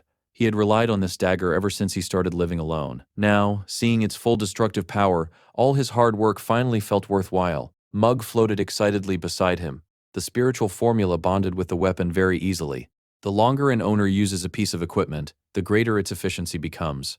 Then Mug became even more excited. We should celebrate. I'll sing a joyful song for you, Master Ed. Before he could begin, Ed casually grabbed him. Mug immediately panicked. I'm sorry, I'll never do it again. I was being disrespectful. Ed sighed. Forget all the formalities. The story then explains how low-ranking spirits function. Spirits that abandoned their physical forms and became low-level spiritual beings could gradually evolve by forming contracts with spiritual mages. That was exactly why minor spirits desperately searched for contractors, especially someone like Janica. Ed looked at Mug thoughtfully. Janica must have promised you something. Otherwise, you wouldn't have agreed so easily. So, tell me the truth. Mug immediately straightened his posture. I have nothing to hide from you, Master Ed. My loyalty isn't based only on obedience. It's also driven by my own selfish ambition. He honestly admitted that contracting with Ed allowed him to receive refined magical energy from Janica. That magical energy dramatically accelerated his own growth. Ed nodded. What else? Mug hesitated. I heard rumors that you're a little strict, so I thought being extra polite might calm you down. Ed couldn't help smiling. I understand. If I were in your position, I'd probably act the same way. Mug lowered his head. The hierarchy among spirits is incredibly cruel. I've gone through terrible experiences. Ed quietly understood. I know that feeling. I also do whatever I have to, just to survive. Even so, Moog gently shook his head. I still can't abandon proper etiquette. It simply makes me feel more comfortable. Life gradually returned to normal. Each day, Ed continued improving himself. He spent hours chopping wood. Although his combat abilities improved slowly, his physical endurance had increased tremendously thanks to his harsh life in the forest. His storage room was now filled with meat, vegetables, spices, and every other supply he needed. He no longer slept outdoors. He no longer went hungry. With enough patience and repetition, he found himself mastering even difficult academy lessons. Rather than relying on talent, he simply forced every lesson into his memory through relentless practice. To Ed, every single day felt like an endless march forward. His life hadn't been easy, but compared to the beginning, things were much better now. Eventually, exhaustion caught up to him. He fell asleep. Sometime later, Janica gently shook his shoulder. Ed, wake up. He slowly opened his eyes. Sorry, I got distracted thinking. Janica smiled with concern. You're pushing yourself too hard. Working hard is important, but you have to take care of yourself too. Ed nodded. Then he looked toward the 3 letters lying on his desk. One had arrived from the academy. Another came from the Merchant Association. But it was the 3rd letter that truly mattered. It contained proof that the story itself had already begun changing dramatically. The central event of the 2nd act was supposed to be the negotiation for the purchase of the sealed grimoire. Originally, that negotiation involved only 2 sides, Sylvania Academy and the Merchant Association. However, Alte's unexpected downfall had completely changed the future. The original client who wanted the grimoire, Crepin Rothschild, the patriarch of the Rothschild family, had now entered the negotiations personally. The situation had transformed into a 3-way struggle between the Academy, the Merchant Association, and the Rothschild family. Crepin intended to use the sealed grimoire to research immortality. As the situation deteriorated, he decided to oversee the negotiations himself. That alone terrified Ed, because Crepin wasn't supposed to appear until Act 4. By then, he would have become so overwhelmingly powerful that almost nobody could challenge him. Ed immediately reached a conclusion. No matter what happens, I have to remove him from the board. If Crepin successfully obtained the sealed grimoire, he would simply leave without causing any immediate trouble. The real disaster would come later. By Act 4, his strength would become so absolute that defeating him would be practically impossible. The entire story would reach a dead end. The mysterious letter contained detailed records of Crepin's recent movements, along with several suspicious clues surrounding his activities. For some reason, it had been delivered directly to Ed. Meanwhile, back at Sylvania Academy, someone reported to Princess Phinia, the letter has been successfully delivered to Ed Rothstaler. Phinia nodded with satisfaction. Excellent work, Claire. She quietly reflected on everything Director Obel had recently told her. The Academy's financial situation had become dangerously unstable. Normally, she couldn't simply provide assistance out of goodwill. If the crisis continued, the Merchant Association would almost certainly purchase the sealed grimoire first. That was exactly why Director Obel had secretly requested her help. Even so, something still bothered her. Why did Crepin Rothschild suddenly decide to participate personally? Claire considered the question. Perhaps Ed reported the information himself. He might have heard rumors. If I were trying to return to my family, I'd probably do the same thing. Before Phinia could respond, another voice interrupted. I seriously doubt that. Lortel quietly entered the room. With a graceful smile, she looked toward the princess. Would someone of my humble status be allowed to enjoy tea with your highness? Phinia looked genuinely surprised. I thought you hated me. Lortel laughed softly. That's a rather unfair accusation. If I hated you, why would I come all this way to offer sincere advice? She immediately explained the truth. Crepin's involvement has nothing to do with Ed. It began with your father. Phinia frowned. My father? Lortel nodded. From the very beginning, Crepin asked Alta to purchase the grimoire. I didn't know about it at the time. Even after your father lost his position, Crepin never abandoned that plan. Phinia quietly considered the new information. This doesn't make sense. It doesn't look like Crepin wants the grimoire for the Rothschild family. It feels more like he's planning to hand it over to someone else. If that's true, then why are the Merchant Association and the Rothschild family competing against each other? Lortel calmly answered. Because I have no intention of selling it to the Rothschild family. After everything that's happened, I'd rather avoid every business connection linked to my father. Phinia looked directly into Lortel's eyes. Then why tell me any of this? Lortel smiled. The enemy of my enemy is my friend. You also benefit from keeping the Rothschild family under control, and in the end, we all want the sealed grimoire. She hesitated briefly before adding one more reason. Besides, I don't want Ed to suffer because of all this. I'm simply looking out for him. Phinia carefully studied her expression. You're actually worried about that boy? Lortel nodded. He already left his family behind. He's living an entirely new life. He has nothing to do with the Rothschild family anymore. Phinia quietly reflected on those words. Perhaps that's true, but Ed could still become extremely useful during these negotiations. If I approached him personally, he might be willing to help. She paused. If I don't, Lortel immediately interrupted. Then what? Phinia answered without hesitation. Then I'll have no choice. I'll use him. For the first time, Lortel's expression visibly changed. She laughed quietly. So, we're talking about lies and exploitation. Then she looked directly at the princess. But tell me, who is really exploiting whom? One of the royal knights immediately stepped forward in anger. How dare you speak to Her Highness like that? Ignoring him completely, Lortel calmly stood up.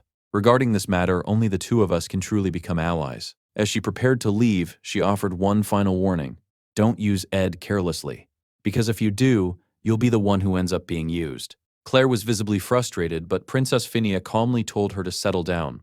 I still don't fully understand what's happening, Phinia admitted. I don't know what Ed Rothstaler is trying to accomplish, and I don't know why Kreppen Rothschild is suddenly so involved. She paused for a moment before adding, but perhaps the person I should truly be wary of is Lortel herself? Phinia had never once seen Lortel hesitate or lose confidence. No matter how difficult the situation became, she always seemed to know exactly what to do. At that moment, someone called out from nearby, Hey, Lortel. It was Janica. Meanwhile, Ed sat quietly, exhausted, wondering how his life had become so complicated. Later, at the Alte Merchant Association branch inside the academy, Lortel was surprised to see Janica arrive alongside Ed. She had only prepared 2 cups of tea. Janica smiled. That's all right. I'm sure you have plenty more stored in the warehouse. Without hesitation, Ed pushed his own cup toward Janica. You can have mine. I'll just drink cold water. Lortel then reminded Ed to collect the magical engineering equipment she had prepared for him. When he looked toward the shelves, he was stunned. Every single tool looked brand new. Not a speck of dust could be found anywhere. Janica looked at the equipment suspiciously. Everything here is completely new.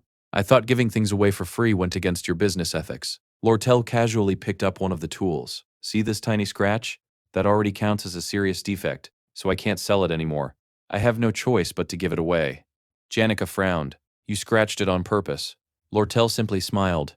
In the end, what matters is that Ed gets the equipment, and that it helps him. Feeling guilty once again, Ed sincerely thanked her. Still, he couldn't help feeling uncomfortable. This was already the 4th time someone had practically given him expensive items for free, and he still hadn't paid anything back. Lortel waved the concern away. It's enough if you keep visiting to renew our contract. Janica immediately suggested a simpler solution. Why not just let him pay everything now and end the contract? Lortel calmly looked at her. I'll discuss that directly with Ed.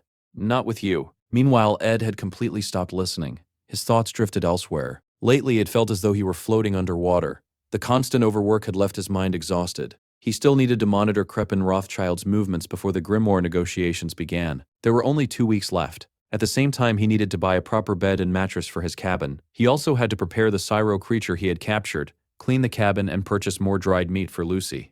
Only when someone called his name did he finally return to reality. Elsewhere, Princess Phinia sat alone, quietly reflecting on recent events. Perhaps she had judged Ed too quickly. His calm decisions during the camp incident, his precise commands during the Glaskin invasion, those weren't the actions of an ordinary student. Maybe his terrible reputation throughout the academy meant nothing at all. Maybe her opinion of Ed had been completely wrong. She decided she needed one final confirmation. For that reason, she ordered Ed to visit the royal residence. Turning toward Claire, she asked, When is Ed Rothstaler scheduled to arrive? Claire looked uncomfortable. It seems he won't be able to come. Phinia frowned. This is a royal summons. He can't refuse. Claire quietly delivered the news. Ed Rothstaler collapsed from overwork. He developed the status effect known as exhaustion. He'll need proper rest before he can recover. Meanwhile, Ed slowly opened his eyes. His entire body felt incredibly heavy. Everything around him was pleasantly warm. As his vision cleared, he immediately discovered the reason. Lucy was sleeping directly on top of him. She was completely passed out. So, you were just sleeping here?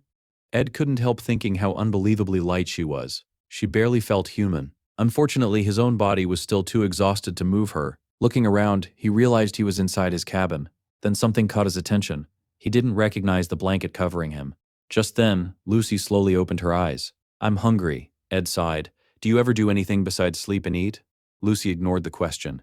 You finally woke up. She placed her hand against his chest and quietly cast a spell. After examining him for a moment, she spoke. Your mana is a mess. You overtrained your spiritual magic. You've been repeating it for months. That's why your body ended up like this.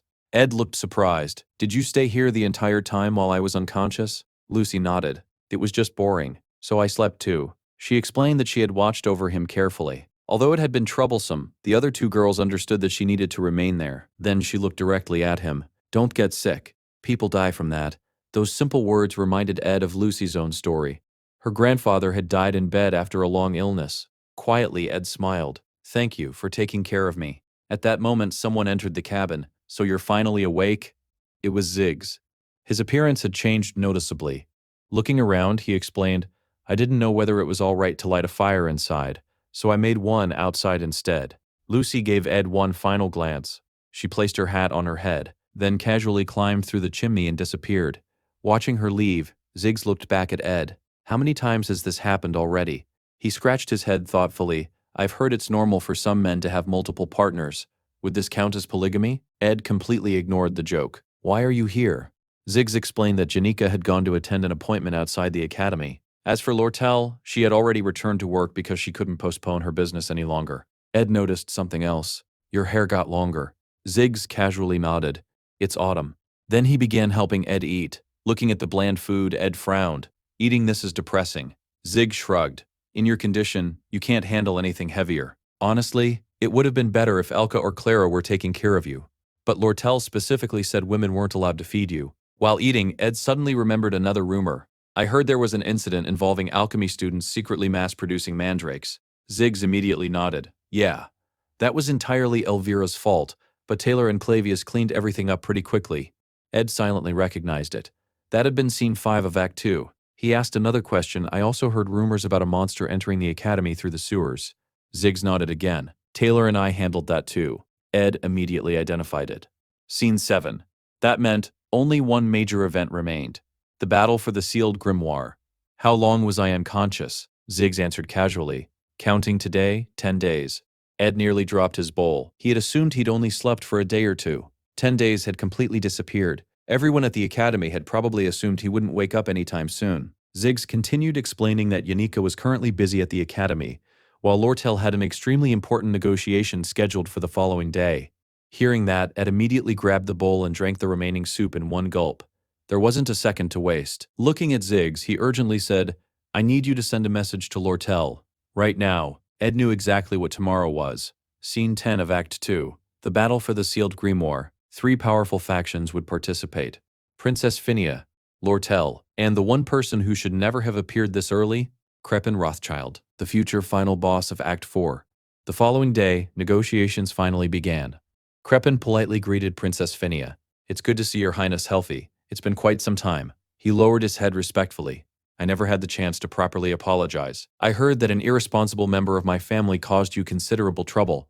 As you requested, that person was disowned. But even so, I still wish to apologize personally.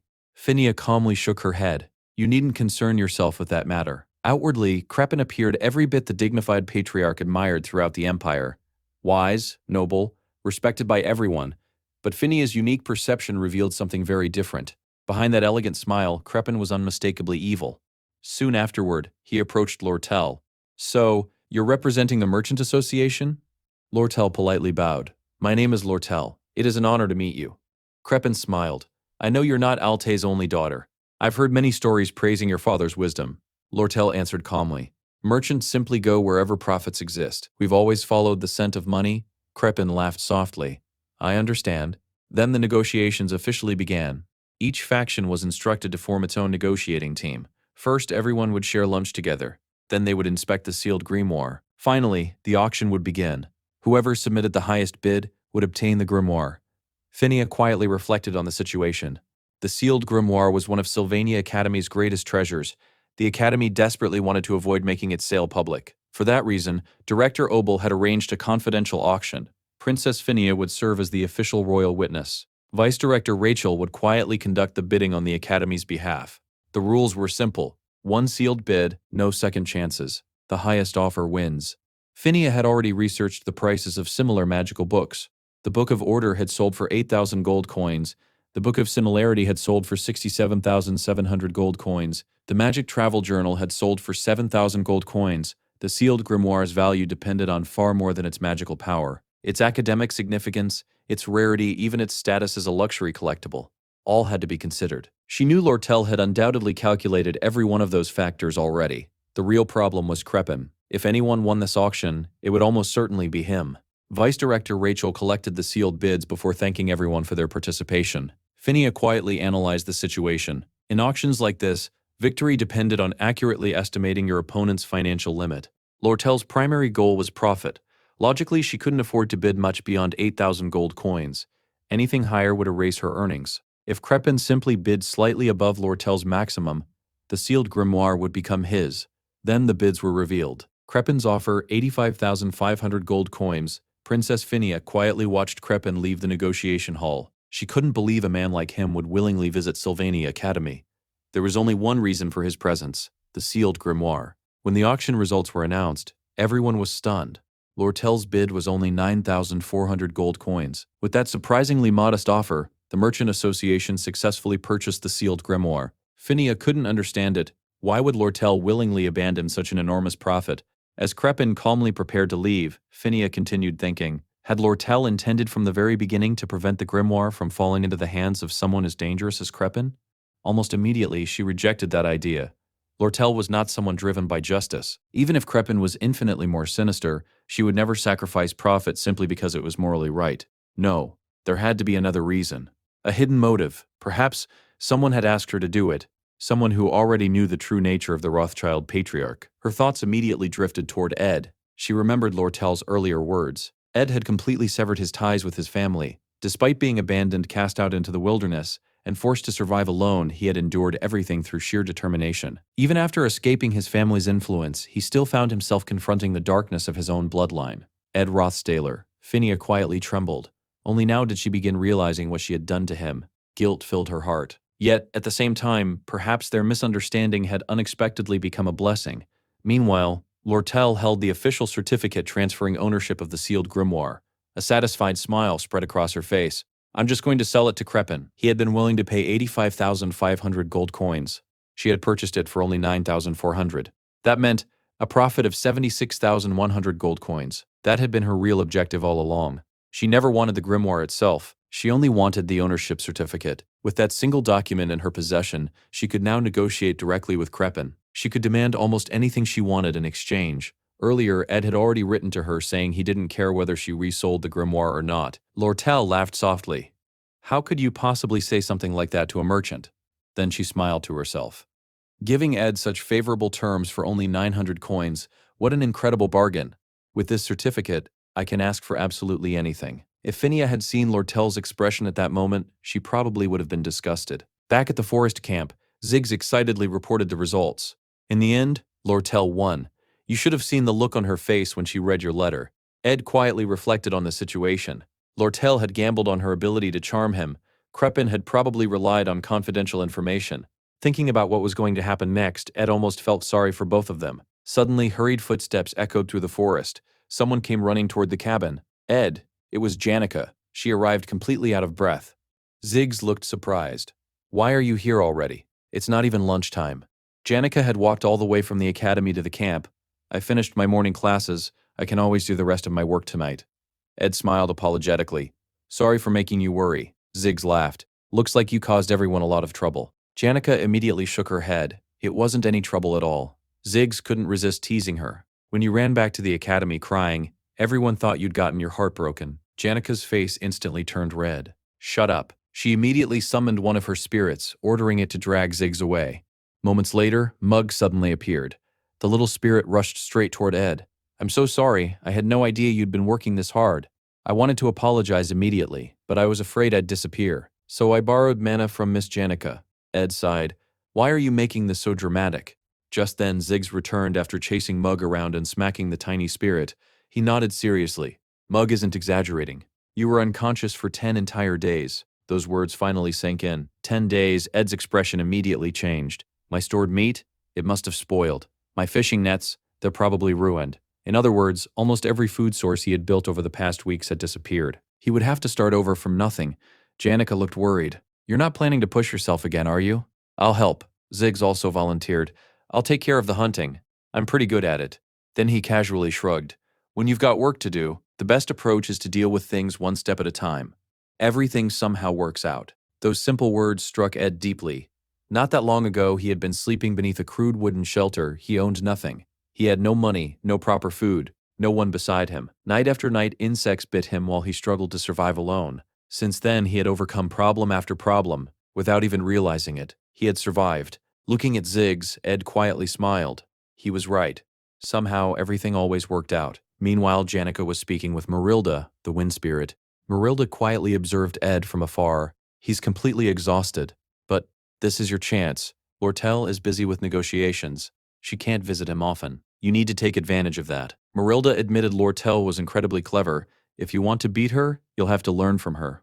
Winning a man's heart requires the cunning of a fox. She carefully examined Janica. First, you need to dress better. Right now you look like a country housewife. Then she immediately corrected herself. Actually, that might not be such a bad thing. Men often like women who appear calm, women who can quietly take care of everyday life. She suggested rolling up her sleeves, tying back her hair and presenting herself as dependable rather than flashy. Then she asked, "You're visiting Ed today, right? Go, make some progress." Janica blinked. Progress. Marilda sighed dramatically. When you visited his camp before, what exactly were you planning to do? How were you going to get closer to him? Janica honestly answered, I wasn't really planning anything. Marilda slowly turned toward the sky. Then she let out an incredibly dramatic howl of despair. The other spirits stared at her. What kind of howl was that?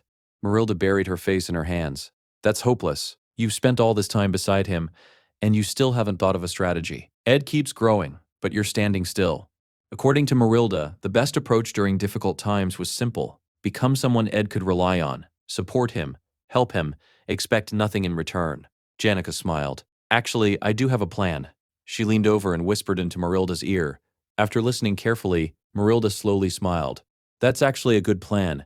Later that night, back at the cabin, Ed quietly finished eating the stew Janica had prepared. It was delicious. Maybe he should learn a little cooking from her someday. More importantly, he needed to recover his strength. After receiving so much help from everyone, he couldn't continue looking completely exhausted. Deciding to rest properly for once, Ed prepared to sleep early. Just then, he noticed Janica still standing nearby. She smiled gently. You still look really tired. Ed looked surprised. You haven't gone home yet. Something about her expression seemed unusually playful. What are you planning? Janica simply giggled. I'm not planning anything. She quietly sat beside him. What you're going through isn't only difficult physically. Exhaustion affects the heart too. I know you've been working harder than anyone.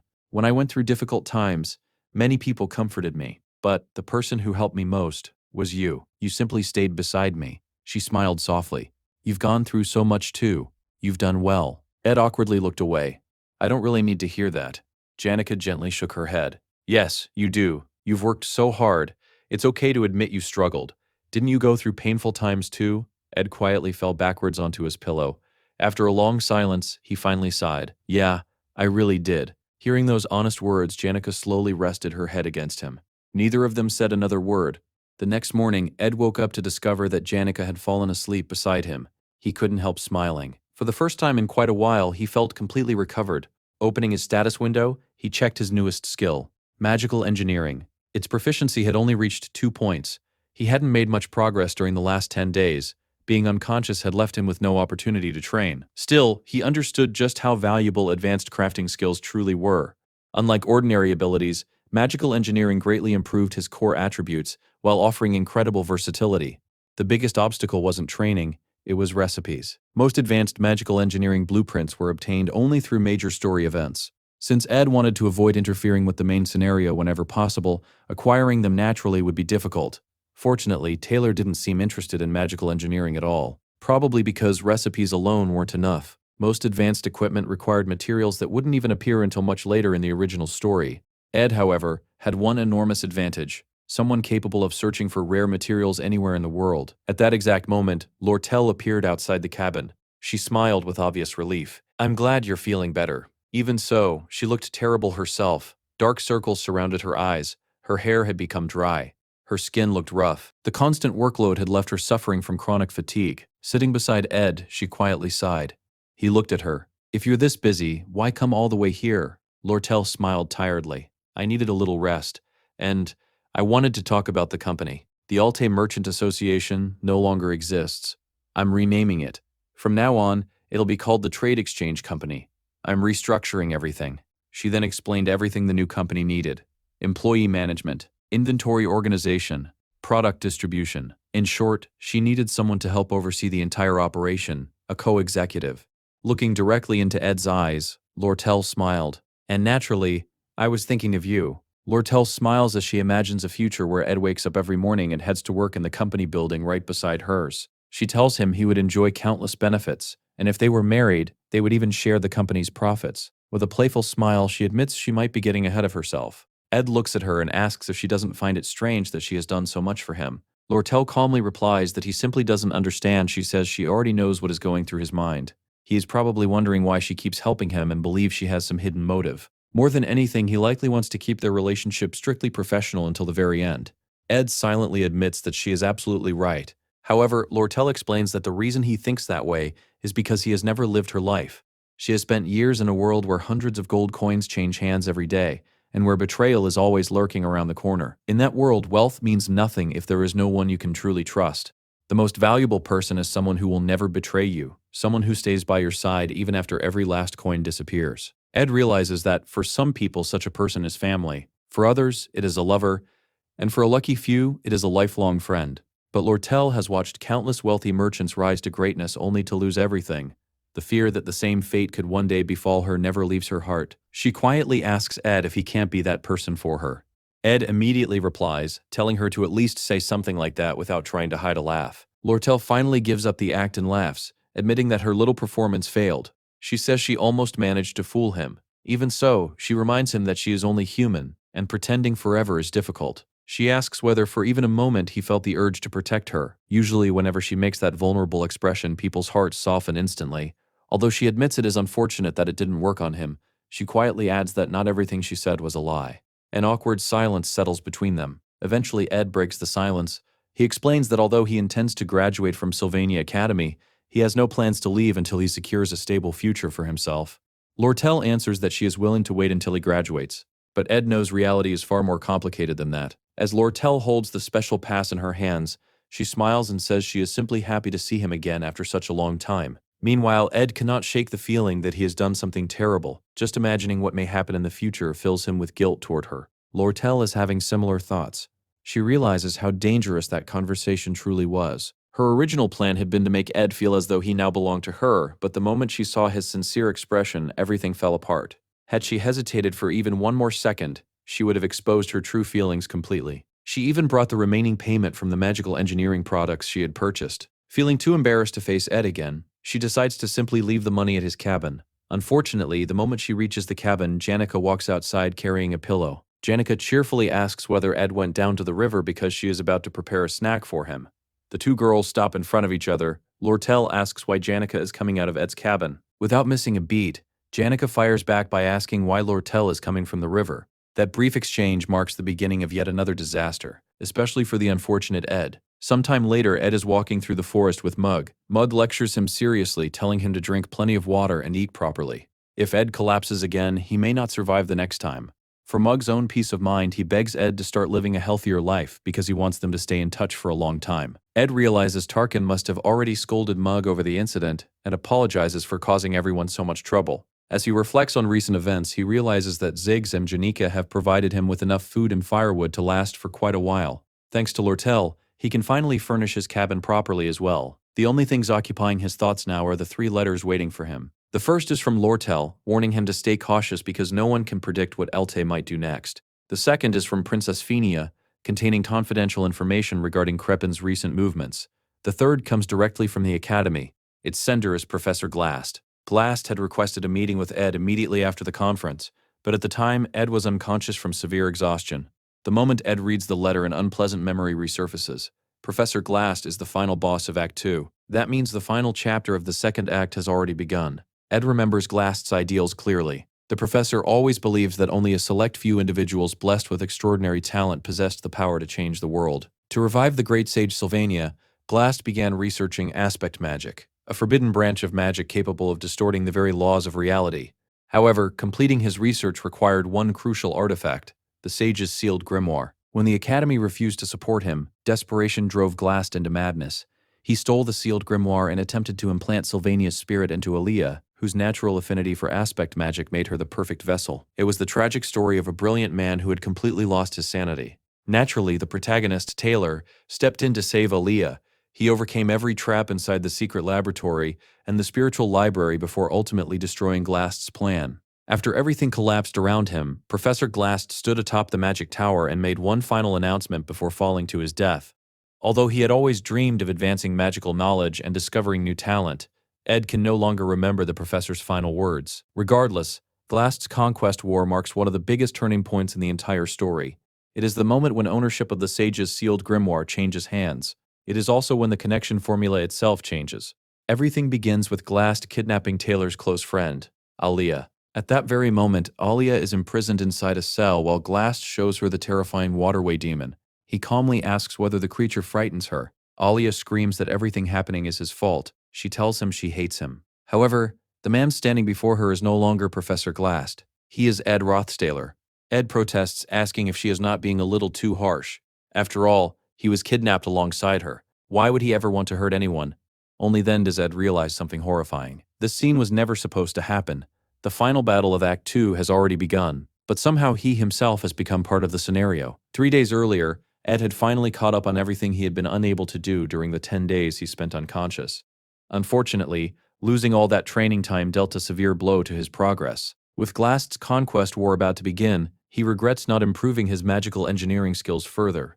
Advancing that field requires rare blueprints and specialized materials, both of which are extremely difficult to obtain. While thinking through possible solutions, he suddenly remembers something important. The final chapter of Glast's conquest war consists of 4 major stages. Among them, the 3rd stage, the secret laboratory, is by far the most difficult. Its boss is Librarian Reina of the Spiritual Library. She is so overwhelmingly powerful that clearing the stage without using Taylor's Sword Saint form is practically impossible. Fortunately, that problem belongs to Taylor, not Ed. What interests Ed is something entirely different. The Spiritual Library contains over a dozen priceless magical engineering blueprints, including 2 designs for legendary-grade equipment. The mission will undoubtedly be dangerous. Still, as long as he doesn't enter alone, Ed believes the risk is worth taking. Later, during Professor Glast's lecture, the professor announces that starting next semester, Adele from Class B and Aaliyah from Class 100 will officially transfer into Class A. According to Glast, their exceptional talent alone justifies the promotion. Even though they are joining midway through the curriculum, he assures everyone they possess more than enough ability to keep up. Lortel quietly observes the class. Originally, Class A had only 3 students, but with the addition of Adele and Aaliyah, the number will increase to 5. Considering that Glast rarely accepts disciples, the decision makes perfect sense. She also notes that although Aaliyah lacks combat ability, her natural affinity for aspect magic is extraordinary. Suddenly, Ziggs reluctantly stands and remarks that talent should not be the only factor considered. Hard work can sometimes allow ordinary people to bloom in unexpected ways. Professor Glast immediately questions whether Ziggs is suggesting that he underestimates his students or intentionally ruins their futures. Ziggs quickly denies any disrespect. Glast then coldly states that the fastest way to destroy someone's life is to place blind faith in vague talent and nurture it irresponsibly. Listening from her seat, Lortel quietly sighs. Long before enrolling, she had thoroughly investigated every professor at the academy. She knows Glast's obsession with talent is deeply hypocritical, and the reason lies with his daughter. His only daughter, Murray, was nothing more than an average mage. Nevertheless, Glast firmly believed she possessed extraordinary potential. At first glance, that seemed like nothing more than a father's confidence in his child. But Miri herself eventually realized the truth. It was not the love of a father, it was the blind obsession of a professor determined to prove his own beliefs. Driven by that misplaced faith, Miri was forced to confront dangerous monsters long before she was ready. She died while still very young. From that day onward, Professor Glast became consumed by the idea of proving the existence of true talent. Although the Academy believed he had devoted himself entirely to researching the mysteries of aspect magic, those who knew his past understood the truth. The magic itself was never his real objective. The one he had always been searching for was the creator of aspect magic. Professor Glast was known as the greatest sage in history, second only to the legendary sage Sylvania herself. Perhaps that was why he had personally brought Aaliyah into his class. As the lecture continued, Glast suddenly looked toward Lortel as if he wanted to say something. However, after a brief pause, he shook his head and told her to forget it. It had nothing to do with today's lesson. Instead, he would speak with her tomorrow. Lortel immediately understood what he wanted to discuss. He was interested in the sage's sealed grimoire.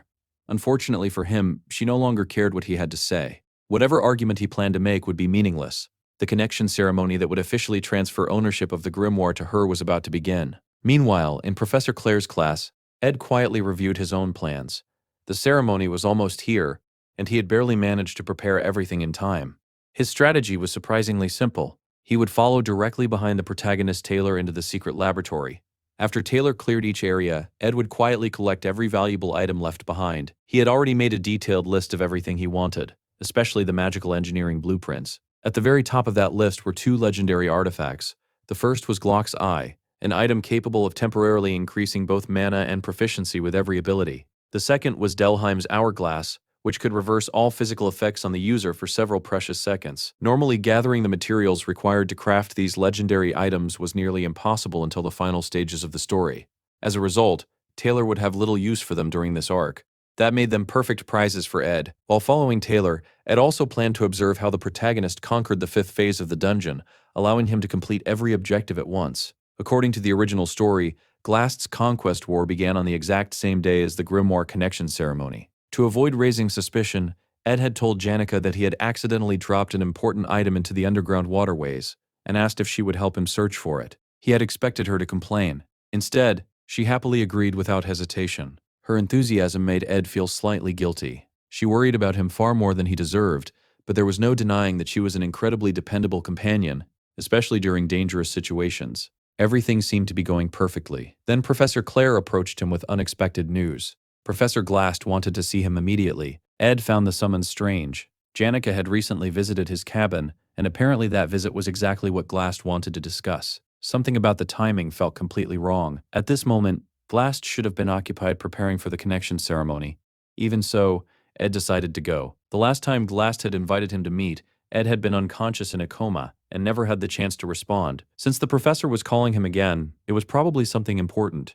Later, after arriving at Glast's office, Ed was surprised to find Alia already waiting there. The moment she saw him, fear filled her eyes. Nearly 10 months had passed since the incident where Ed had once attempted to attack her. Even after all that time, her fear remained completely understandable. Still, one question lingered in Ed's mind.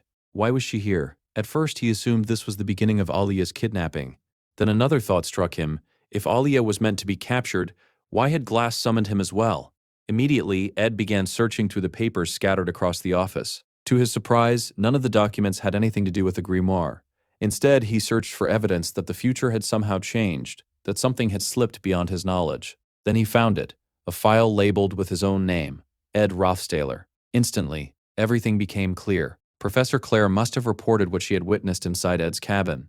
Glast had probably connected that report with everything that had happened during the Ophalis dormitory incident. But what exactly was the professor planning? Before Ed could think any further, his instincts suddenly screamed at him. He immediately drew his dagger. The office door slowly opened. Standing there was Professor Glast himself. Alia rushed toward him in panic, desperately shouting that Ed had gone insane. Without even looking at her, Glast calmly cast spectral magic. Time prison. The spell instantly froze Alia in place, trapping her within suspended time. Glast then turned his attention toward Ed and launched an attack. Ed reacted instantly. His dagger intercepted the strike while Mug activated at the same moment, creating a massive explosion that shook the office. Rather than becoming angry, Glast smiled with admiration. He praised Ed's quick judgment, saying that he had analyzed the entire situation with remarkable clarity. Simply by reading the documents, Ed had already figured out his intentions. Ed calmly asked why he also needed to be captured. After all, Glast only required Alia because of her affinity for aspect magic. Ed even offered to remain silent. He promised not to reveal anything to anyone. Glast gently shook his head. He explained that he had a goal he absolutely had to achieve and asked Ed not to think too poorly of him. Ed couldn't help but sigh. At the very least, he thought the professor owed him an explanation. Was that really too much to ask? As he observed Glast's behavior, Ed realized something important. Despite everything, Glast still cared deeply about his reputation. If Ed escaped, he could expose the professor's crimes to the entire academy, ruining the scenario before it could unfold. Then another idea crossed Ed's mind. If he allowed himself to be captured, Glast would personally transport him straight to the secret laboratory. It would be like receiving a free ride to the very place he wanted to infiltrate. After weighing the advantages, Ed quietly decided that being kidnapped might actually be the better option. Glast looked directly at him and asked whether he intended to fight. Instead of answering, Ed simply stood still. Seeing no resistance, Glast cast Time Prison once again. This time the spell succeeded only because Ed willingly allowed himself to be captured. As the professor approached him, he admitted that he had always been slightly suspicious of Ed. Claire had once told him that Ed consistently achieved outstanding academic results despite living alone deep inside the forest. It almost seemed as though the young man somehow had 48 hours in every day. Claire herself had even called Ed a hidden genius, although she admitted she had never expected such incredible performance. Glast also remembered watching Ed fight through a crystal ball. Ed's combat style fascinated him. He wasn't naturally powerful. Instead, he relied entirely on careful planning, intelligence, and every available advantage to defeat stronger opponents. To Glast, that proved one thing. Ed was not the product of talent. He was the product of relentless effort. As he observed Ed's calm expression, Glast was suddenly reminded of someone from his past. His daughter. She had once proudly declared that she would bring honor to the family through her own achievements. The memory shook him deeply. Meanwhile, although Ed himself remained trapped inside time prison, Mug managed to escape through a nearby academy window. The tiny companion rushed all the way back to Ed's cabin. There, Janica was busy preparing a pot of stew. She wondered why Ed was taking so long to return. At the same time, Lucy sat quietly atop the roof of Ed's cabin, lost in thought. Her mind drifted toward her grandfather. He had traveled across countless lands, uncovering the deepest truths of magic, and eventually earning the title of the Great Mage. His own master had been none other than the legendary sage Sylvania. She had died while still young. Even after living an incredibly long life, his grandfather never forgot her beautiful face. The pain of losing her haunted him forever. There had even been a time when he wished to shatter reality itself if it meant seeing her one final time. Eventually, however, he accepted a painful truth. What is lost can never truly be recovered. In the final pages of his book, he left one last message for Lucy. He told her to become strong. Those words became both the conclusion of his book and the final sentence of his own life. Sitting quietly on the rooftop, Lucy found herself overwhelmed by that same loneliness. She believed that more than anyone else, her grandfather had truly accepted death without fear or resistance. Even so, she wondered whether the pain of losing someone precious could ever completely disappear. At that moment, she absent-mindedly reached for her pouch of dried meat. Perhaps a simple snack would make her feel a little better. She gave the pouch a shake. It was completely empty. Looking down, she spotted Mug frantically running toward Janica, who was already beginning to grow irritated with the little creature. Confused, Lucy wondered what in the world was happening. Meanwhile, inside Trix Hall, the grand meeting chamber of Sylvania Academy, the Grimoire Connection ceremony had officially begun. Professor Glast personally oversaw the ritual that would transfer ownership of the sage's sealed grimoire to Lortel, the head of the merchant company that had purchased it. Every eye in the hall focused on the ceremony's representatives. Lortel and Academy Director Obel Forcius. Lortel couldn't help comparing the director to Crepin. The two men appeared to be around the same age, yet their personalities were completely different. As the ceremony progressed, Lortel remembered the conversation she had recently shared with Crepin. Immediately after the grimoire transaction, he had privately asked her to hand the artifact over to him. Coincidentally, that was exactly what she had intended from the very beginning. She had no desire to create unnecessary conflict. The enormous amount of money she had earned was more than enough to justify every lie she had told Princess Fenia. She had deliberately quoted an outrageous price, 12,000 coins, or rather, 1,000 coins for the grimoire itself. To her surprise, Crepin accepted the deal without hesitation. He even warned her that Elt had hired a group of mercenaries who were already heading towards Sylvania Academy. He urged her to make sure nothing went wrong during the ceremony. Although Lortel found Crepin to be an unpleasant man, she admitted that the valuable information she extracted from him made the meeting worthwhile. Now, everything was finally ready. As the connection ritual began, Professor Glast initiated the transfer ceremony. Lortel smiled to herself. Once the ownership certificate was complete, she would secure permanent possession of the grimoire. More importantly, she would also guarantee the free pass she intended to use alongside Ed. But just as the ritual reached its climax, dark, ominous spectral magic suddenly spread throughout the entire hall.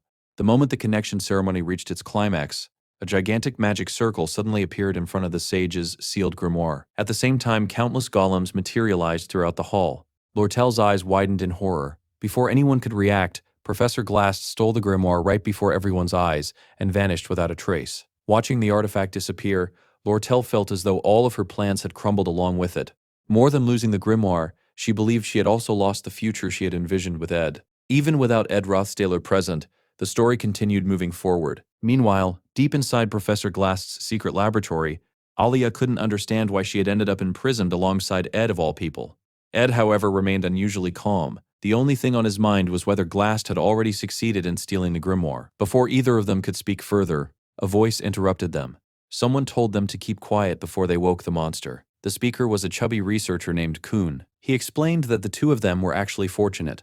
Professor Glast had ordered that neither of them be used in the experiments, because they were still considered indispensable talents. Ed silently agreed. Kuhn observed Ed carefully and commented that he was far calmer than someone in his situation should have been. After saying he needed to review the ongoing research, he instructed the guards to keep a close watch on both prisoners before leaving. Once he was gone, Ed realized there was nothing else he could do for now. All he had to do was wait. Taylor would eventually arrive to rescue Aaliyah, just as he had in the original story. By now, the protagonist had probably already passed through the ruined spiritual library. Ed's own objective was simple. While Taylor dealt with the enemies, Ed intended to collect every magical engineering blueprint and replica artifact left behind. For the moment, there was nothing else he could accomplish. The only thing bothering him was the fact that he had to spend all this time trapped together with Aaliyah. She remained on guard every second. The moment Ed took a single step toward her, she immediately threatened to scream. She warned him to stay away and even declared that she would rip out his tongue if he dared come any closer. Ed sighed. He calmly explained that he had no intention of hurting her. If he truly wanted to harm her, he could have done so long ago. Aaliyah refused to believe him. She reminded him that he was Ed Rothstailer, the Academy's infamous villain. Ed told her to stop saying such ridiculous things and simply stay quiet. He assured her that if they waited patiently, Taylor would eventually come and rescue her. Hearing Taylor's name only made Aaliyah angrier. She demanded to know how someone like Ed could even speak that name. Ed replied that there was no reason he couldn't. He even apologized for what had happened during the entrance examination, admitting that he had his own reasons for acting the way he did. He also reminded her that he had helped everyone during the battle against Glaskin. Whether she trusted him or not didn't matter. She trusted Taylor, and Taylor was surely already on his way. Aaliyah stared at him in complete surprise. Had Ed really just apologized? Suddenly, Mug came rushing into the room. The little spirit was covered in scratches as it frantically called out to Master Ed, asking if he was all right. Ed quickly grabbed Mug and checked on him instead. Despite his injuries, Mug cheerfully replied that he could still see, hear, and move without any problems. Ed praised him for somehow figuring out where he had been imprisoned. Watching the exchange, Aaliyah looked completely confused. She asked whether Mug was actually a spirit. Did Ed really possess a spirit companion? Ed dismissed the question, saying it was none of her concern. Aaliyah immediately argued that if he truly had a spirit, he could have sent it to call for help. Ed quietly thought otherwise. Introducing more people into the situation would only create new variables capable of changing the future even further. Then Mug proudly interrupted. He announced that Ed no longer needed to worry. He had already delivered an emergency signal. Someone was definitely coming to rescue them. He vividly remembered Janika's furious expression as she rushed toward the academy. That fiery-haired merchant was coming as well. Even the tiny witch wearing the pointed hat was on her way. According to Mug, an entire army was marching to save Ed. The moment Ed heard those words, his expression completely changed. Furious, he grabbed Mug and threw him against the cage. Then he shouted for Kun. He loudly declared that he had changed his mind and no longer wanted to stay imprisoned. Kun immediately returned, irritated by all the noise. He warned Ed to keep his voice down unless he wanted to wake the demon sleeping nearby. Calling him nothing more than a troublesome student, Kun ordered him to remain quiet before leaving once again. Aaliyah looked at Ed in complete confusion. Only moments ago, he had insisted they remain silent and wait patiently. Why was he suddenly causing such a commotion? Before she could question him further, Mug returned carrying the keys to the prison cells. Ed couldn't help sighing. Mug always seemed to create unnecessary complications. Even so, he accepted the keys and unlocked the cell door. To Aaliyah's surprise, Ed didn't set her free. Instead, he stepped outside and immediately locked her inside again. He sternly instructed her to stop talking. From now on, she was only allowed to answer with yes or no. Ed explained that the laboratory was filled with dangerous demonic experiments. If anyone discovered he had escaped, they would begin searching for him immediately. As long as she remained safely inside the cell, he promised that no harm would come to her. Besides, even if she escaped, she wouldn't get very far. Aaliyah tried to argue. Ed immediately interrupted her. No explanations, only yes or no. After a brief silence, Aaliyah reluctantly nodded. Yes. Satisfied, Ed reminded her to remain silent no matter what happened before running out of the room. As he hurried through the laboratory, Ed reflected on everything that had already changed. The second act of Sylvania Academy was experiencing one major twist after another. Small changes were manageable. With enough knowledge and preparation, higher skill levels allowed him to solve many unexpected problems. However, there were variables beyond even his control. The conflict between Janika and Lortel was troublesome but still manageable. Other situations were far more dangerous. Veteran players had spent hundreds of hours mastering every possible route through the game, yet even they admitted that some scenarios had no solution. One of the worst examples was bad ending number 27, Lazy Lucy. Ed hadn't paid much attention to that ending while playing, but he clearly remembered its trigger. If Professor Glast and Lucy met after this incident, that bad ending became unavoidable. No matter what happened, Ed absolutely had to prevent those two from meeting. Otherwise, everything would fall apart. Meanwhile, back at the Ophelis dormitory, Taylor was already asking Ziggs for help. He needed to rescue Aaliyah. The first phase of the final chapter had officially begun. Just like in the original story, Glast had escaped, and Taylor immediately began pursuing him. Everything unfolded exactly as expected. Lortel remained inside Trick's Hall. Janica headed into the underground waterways. The spiritual library was temporarily empty, and inside the Demon Studies laboratory were Ed and Aliea. For Ed, walking through the story he once knew as a game, while simultaneously changing it from within, was an incredibly strange experience. Originally, the Demon Studies laboratory became a disaster after Kuhn released every demon imprisoned inside. Fortunately, because events had changed slightly, the demons were still sealed away. That was one problem he no longer had to worry about. Unfortunately, the encounter between Lucy and Professor Glast still seemed inevitable. If that happened, the dreaded bad ending would almost certainly become reality. There wasn't a second to waste. Meanwhile, inside the spiritual library, librarian Reina silently continued her patrol. Ed immediately recognized every movement she made. He had memorized her patrol route long ago. His understanding of combat strategies was excellent, but he also knew that Reina was an essential opponent for Taylor. Halfway through the battle, the protagonist was meant to awaken and rely on his sword saint techniques. Without proper training, clearing this section became nearly impossible. The second act existed precisely to force Taylor's growth. His greatest improvements came from defeating the resurrected demon in the sewer system and overcoming Reina inside the spiritual library. While Taylor followed the intended route, Ed quietly slipped through the shelves, stealing magical engineering blueprints and priceless artifacts whenever Reina wasn't looking. Hidden behind the towering bookshelves, he steadily crossed item after item off his list. Once he gathered everything he needed, he planned to leave immediately. Still, it felt like a terrible waste to abandon so many priceless resources. Thankfully, Moog continued guiding him through the library, constantly warning him whenever Reina changed direction. Everything was proceeding perfectly. Then, without warning, a violent tremor shook the entire library. Ed froze. That earthquake had never existed in the original story. The bookshelf hiding him collapsed onto the floor with a deafening crash. Reina instantly turned toward the noise. The moment their eyes met, Ed realized he was in serious trouble. About 30 minutes before that unexpected earthquake, chaos had already erupted inside Trick's Hall. One of the summoned golems attacked Lortel's subordinates. With remarkable composure, Lortel froze the construct solid before shattering it into countless pieces. Afterward, she remarked that if today's negotiations had not been conducted so discreetly, the reputation of Sylvania Academy would already have been destroyed. The fact that the sage's sealed grimoire had been stolen during the official transfer ceremony was nothing short of unbelievable. Academy Director Obelforsis solemnly declared that, no matter how long it took, he would personally take responsibility for recovering the artifact. Even so, he confidently stated that Professor Glast's ambitions would never succeed. Curious, Lortel asked whether the director already knew what Glast was planning.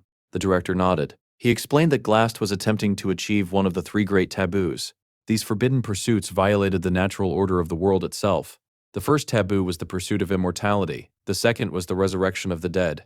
The third, and by far the greatest sin of all, was time travel. Lortel immediately asked whether Glast intended to revive someone who had already died. The director answered her question with one of his own. Did she now consider Professor Glast completely insane? He quietly explained that talent had always been the force driving humanity forward. Even the legendary sage Sylvania possessed unparalleled talent. The same was true for Glast's daughter, Murray. Believing too strongly in her potential, Glast pushed her to develop her abilities far earlier than she should have. That blind faith ultimately led to tragedy. His daughter lost her life long before she had the chance to fulfill the future he imagined for her. The Academy director looked at Lortel and asked a simple question.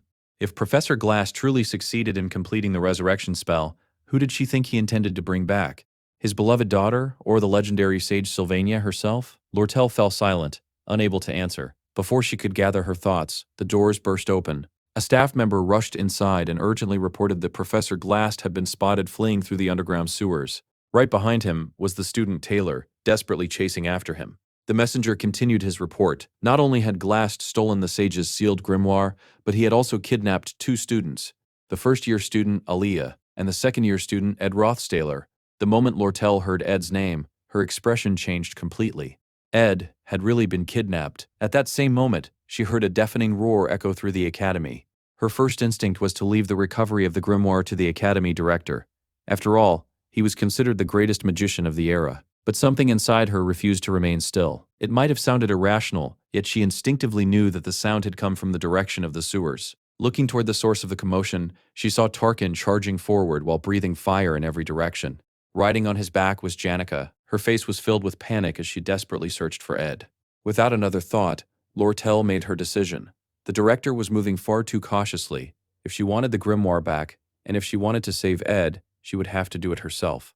Immediately, she ordered part of her merchant company's personnel to remain behind while the rest accompanied her into the sewers. She was ready to enter the battlefield herself. Around the same time, another remarkable individual entered the unfolding crisis: Dorothy. Even within the prestigious alchemist society, Dorothy was respected as one of the greatest combat alchemists. As a third-year student and the head of the alchemy department, her combat ability was so overwhelming that even members of her own club struggled to keep up with her. Ironically, despite her incredible potential, Dorothy had never truly displayed her full talent during the first act of the story. Professor Glast alone had recognized that hidden potential. He had personally guided and mentored her for years. However, there had always been another motive behind his actions. Dorothy faithfully followed every one of Glast's instructions, until one day, she finally declared that enough was enough. As she continued through the underground passages, she suddenly encountered Tarkin and the furious Janica. Janica immediately demanded to know where Ed had been taken. Before Dorothy could even answer, she suddenly collapsed to the ground, foam gathering around her mouth. Janica blinked in confusion. She looked toward Tarkin and repeated the directions he had supposedly given her. Second left, then right, then left again. The more she repeated them, the more obvious it became that she had completely lost her way. She even began wondering whether Dorothy had collapsed because of something she had done. Despite her confusion, Janica couldn't simply abandon her. She carefully moved Dorothy to safety before continuing her search. It was at that exact moment that Lortel arrived. After observing the scene for only a few seconds, she reached a frightening conclusion. Excluding Lucy, Janica was undoubtedly one of the strongest students in the entire academy. If Ed's life were truly in danger, Janica would have no hesitation destroying the entire sewer system just to reach him. As Lortel imagined that possibility, another thought suddenly entered her mind.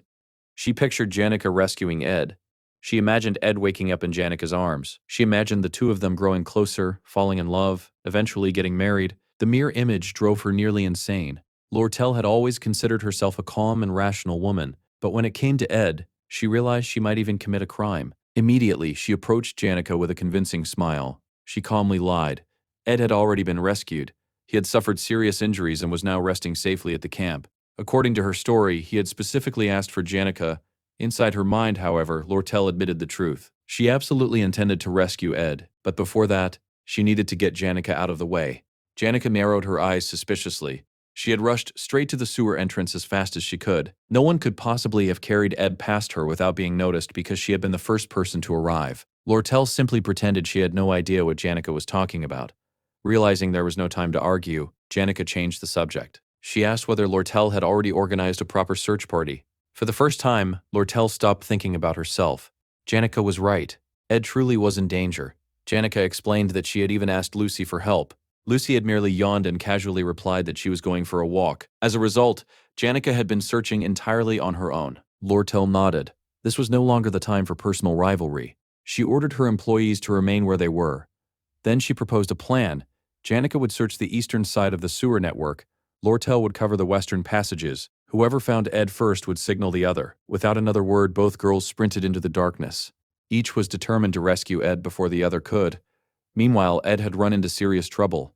Reina had already discovered him. Caught completely off guard, he prepared himself for an unavoidable battle. Then, without warning, the ceiling suddenly shattered.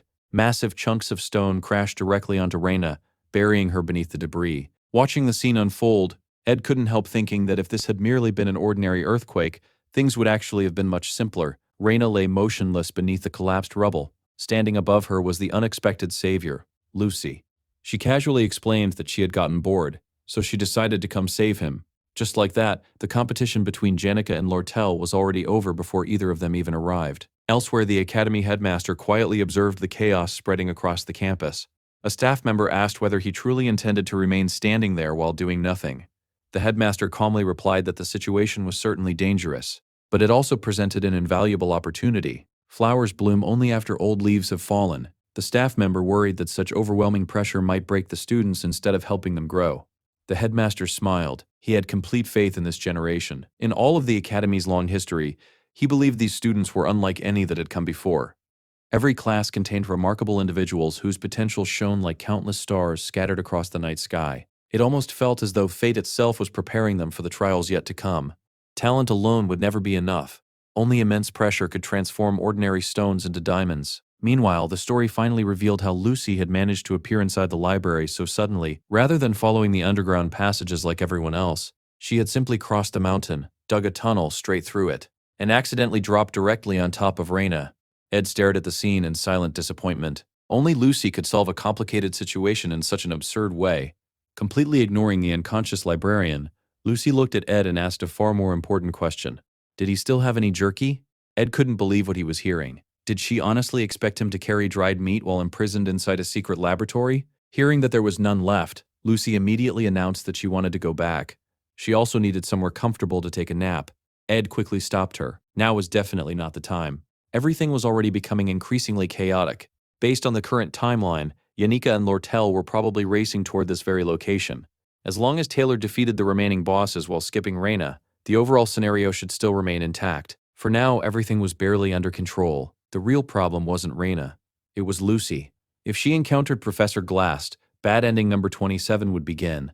Determined to prevent that outcome, Ed looked directly at Lucy. He nervously asked her to stay with him for a while. Someone had once told him that the greatest gift in the world was having someone willing to remain silently by your side. Lucy was incredibly powerful. Simply knowing she was nearby made him feel safe. Her presence alone was enough. He asked her to remain with him until they escaped together. Lucy continued sniffing around in search of jerky. Ed reminded her once again that there wasn't any left. Then he simply asked her to stay. Lucy agreed. She added that if he wanted to leave, she could easily carry him out. Ed smiled awkwardly. There were still a few things he needed to do before escaping. Lucy accepted his answer. In return, she asked for one small favor. Without waiting for permission, she climbed onto Ed's back, curled up comfortably, and immediately fell asleep. Ed let out a helpless sigh. His new plan was straightforward. On the way back, he would pass through the spiritual library one final time, collect every remaining magical engineering blueprint he needed, reunite with Janica and Lortel, and finally escape from the underground. As Lucy peacefully slept on his back, a swarm of bats suddenly emerged from the darkness. Ed instantly activated his ignition magic. Flames erupted through the corridor, incinerating every monster in seconds. With each defeated creature, his elemental magic proficiency increased. His mana resonance improved. His overall experience continued rising. He realized he was unintentionally farming experience. Feeling slightly guilty, he silently apologized to Taylor. He promised he wouldn't take too much. At the same time, Lortel discovered something unusual inside the sewers. She sensed an extremely sophisticated concealment spell. Its magical resonance was unlike anything she had ever encountered. Only Professor Glast had ever recognized her unique talent for detecting such distortions. Unlike Janica, whose specialty lay in communicating with spirits, Lortel excelled at tracing magical signatures. Within moments, she discovered the hidden path. As she continued running, an unexpected realization struck her. For the first time in her life, she genuinely wanted to help someone without expecting anything in return. It was a feeling money could never purchase. A relationship built entirely on sincerity. Her heart grew strangely warm. Somehow, the feeling seemed familiar, as though she had experienced it once before. She could almost hear the sound of her own heartbeat echoing inside her chest. Then, the wall beside her exploded. Covered from head to toe in magical equipment, Ed casually stepped through the dust. Looking completely exhausted, he greeted her as though nothing unusual had happened. "I was looking for you." He let out a sigh before casually explaining that he had been kidnapped. Then, without giving Lortel any time to process the situation, he pointed toward the enormous pile of magical artifacts stacked behind him. With complete seriousness, he asked only one thing. Could she help him carry all of it? Lortel stared at the mountain of magical artifacts in front of her. Every single item was worth an unimaginable fortune. The collection in Ed's possession represented wealth that most people could never hope to obtain in an entire lifetime. Yet instead of asking about the treasures, she looked at him with genuine concern. "Weren't you in serious danger?" Ed answered as casually as ever. "I was. I just managed to escape somehow." Only then did Lortel notice Lucy standing beside him. Her expression immediately darkened. Everything was becoming far more dangerous than she had expected. In her mind, she couldn't help comparing herself to Janica. She had always thought Janica was too timid to take real risks. Lortel, on the other hand, had always been willing to act first. She had even been bold enough to kiss Ed without hesitation. Yet now, standing before him with another girl calmly by his side, she found herself unable to stay composed. She remembered returning home that day completely out of breath, nearly setting the forest ablaze because of her own racing emotions. How was Ed able to behave so naturally after everything that had happened? Completely unaware of the storm inside her heart, Ed got straight to business. He explained that he needed someone trustworthy to safeguard the magical engineering scrolls he had recovered. If the merchant company could also obtain the materials listed inside them, he would return later to collect everything. He even casually added that if Lortel wanted to purchase anything from him, she could simply let him know. Lortel told herself she needed to regain control of the conversation. She should pressure him. She should maintain the upper hand. Instead, Ed stepped closer without the slightest hesitation. Then he quietly said something that completely shattered her composure. "I can only trust you." Those simple words struck far harder than any attack. In that instant, Lortel felt that Ed had crossed a line she wasn't prepared for. His earlier words echoed repeatedly inside her mind. Desperately trying to hide her embarrassment, she forced out a sarcastic smile. "So do you want a receipt?" Deep inside, however, she admitted a painful truth. She was far too weak when it came to him. Before the awkward atmosphere could continue, one of Lortel's subordinates came running toward them. He had finally found her. Something major had happened. Meanwhile, elsewhere inside the underground canals, Taylor and his companions continued advancing cautiously. Taylor reminded everyone not to let their guard down. Clavius nervously asked whether they really had to keep moving forward. Alida immediately scolded him, reminding him that they still had to rescue Alia. Clavius grumbled that he had never liked Alia very much in the first place. He also couldn't understand why they were risking their lives to save Ed Rothstaler as well. Taylor calmly replied that whether they liked him or not, Ed was another victim. They couldn't abandon him. Ziggs stepped in and encouraged everyone to stay positive. Giving up now wasn't an option. At that moment, Adele suddenly pointed toward one of the branching tunnels. As the Academy's gifted seer, she could sense an overwhelming magical presence. Something incredibly dangerous was waiting in that direction. The instant she pointed toward the left corridor, a massive explosion echoed throughout the tunnels. Out of the smoke emerged Tarkin. In his grasp was someone desperately begging for mercy, insisting they knew nothing. It was Professor Claire. The poor professor immediately fainted. Moments later, Janica wandered into the area. Looking completely confused, she admitted that she had gotten lost and no longer knew the way back. She turned around to greet everyone, only for the entire group to freeze. Behind Janica floated an enormous army of spirits. While Ziggs casually greeted her as though nothing unusual had happened, everyone else wore expressions of absolute terror. Taylor immediately recognized the overwhelming pressure filling the tunnel. He had fought Janica before while she was commanding countless spirits. He knew better than anyone that defeating her offered no guarantees. Even so, he prepared himself to fight if necessary. Janica looked around in confusion. She couldn't understand why everyone was staring at her. Had she done something wrong? Maybe she had accidentally frightened Professor Claire into fainting. Ziggs noticed Taylor's tense expression and casually told him to relax. Before anyone could react, a familiar voice echoed through the tunnel. "That's enough." Everyone turned toward the right corridor. Ed calmly walked into view. The entire group stared at him in disbelief. What was Ed Rothstaler doing here? Janica immediately rushed toward him. She anxiously checked him for injuries, repeatedly asking whether he was all right.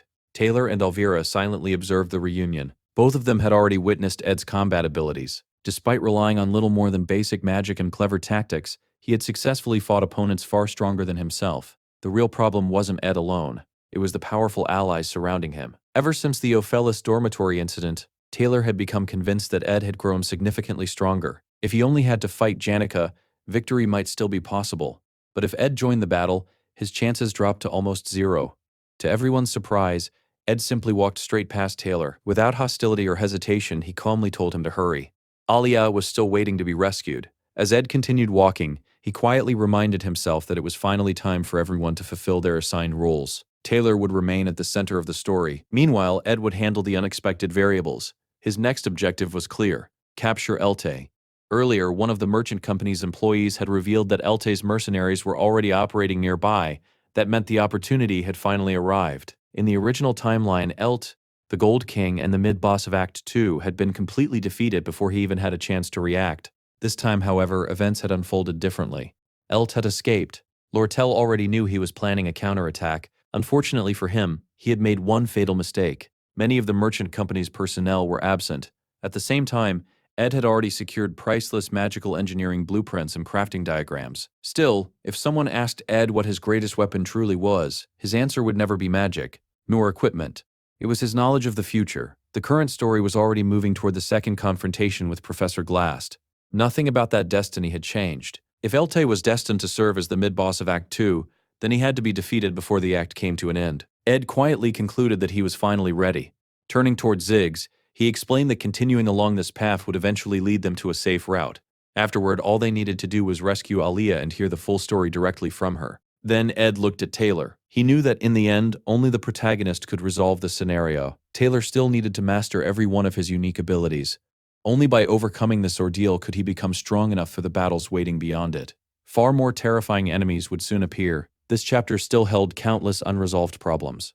Soon afterward, Glast's summoned demons would cover the skies with dark magic. Even harsher trials awaited everyone in the future. After saying all that, Ed paused.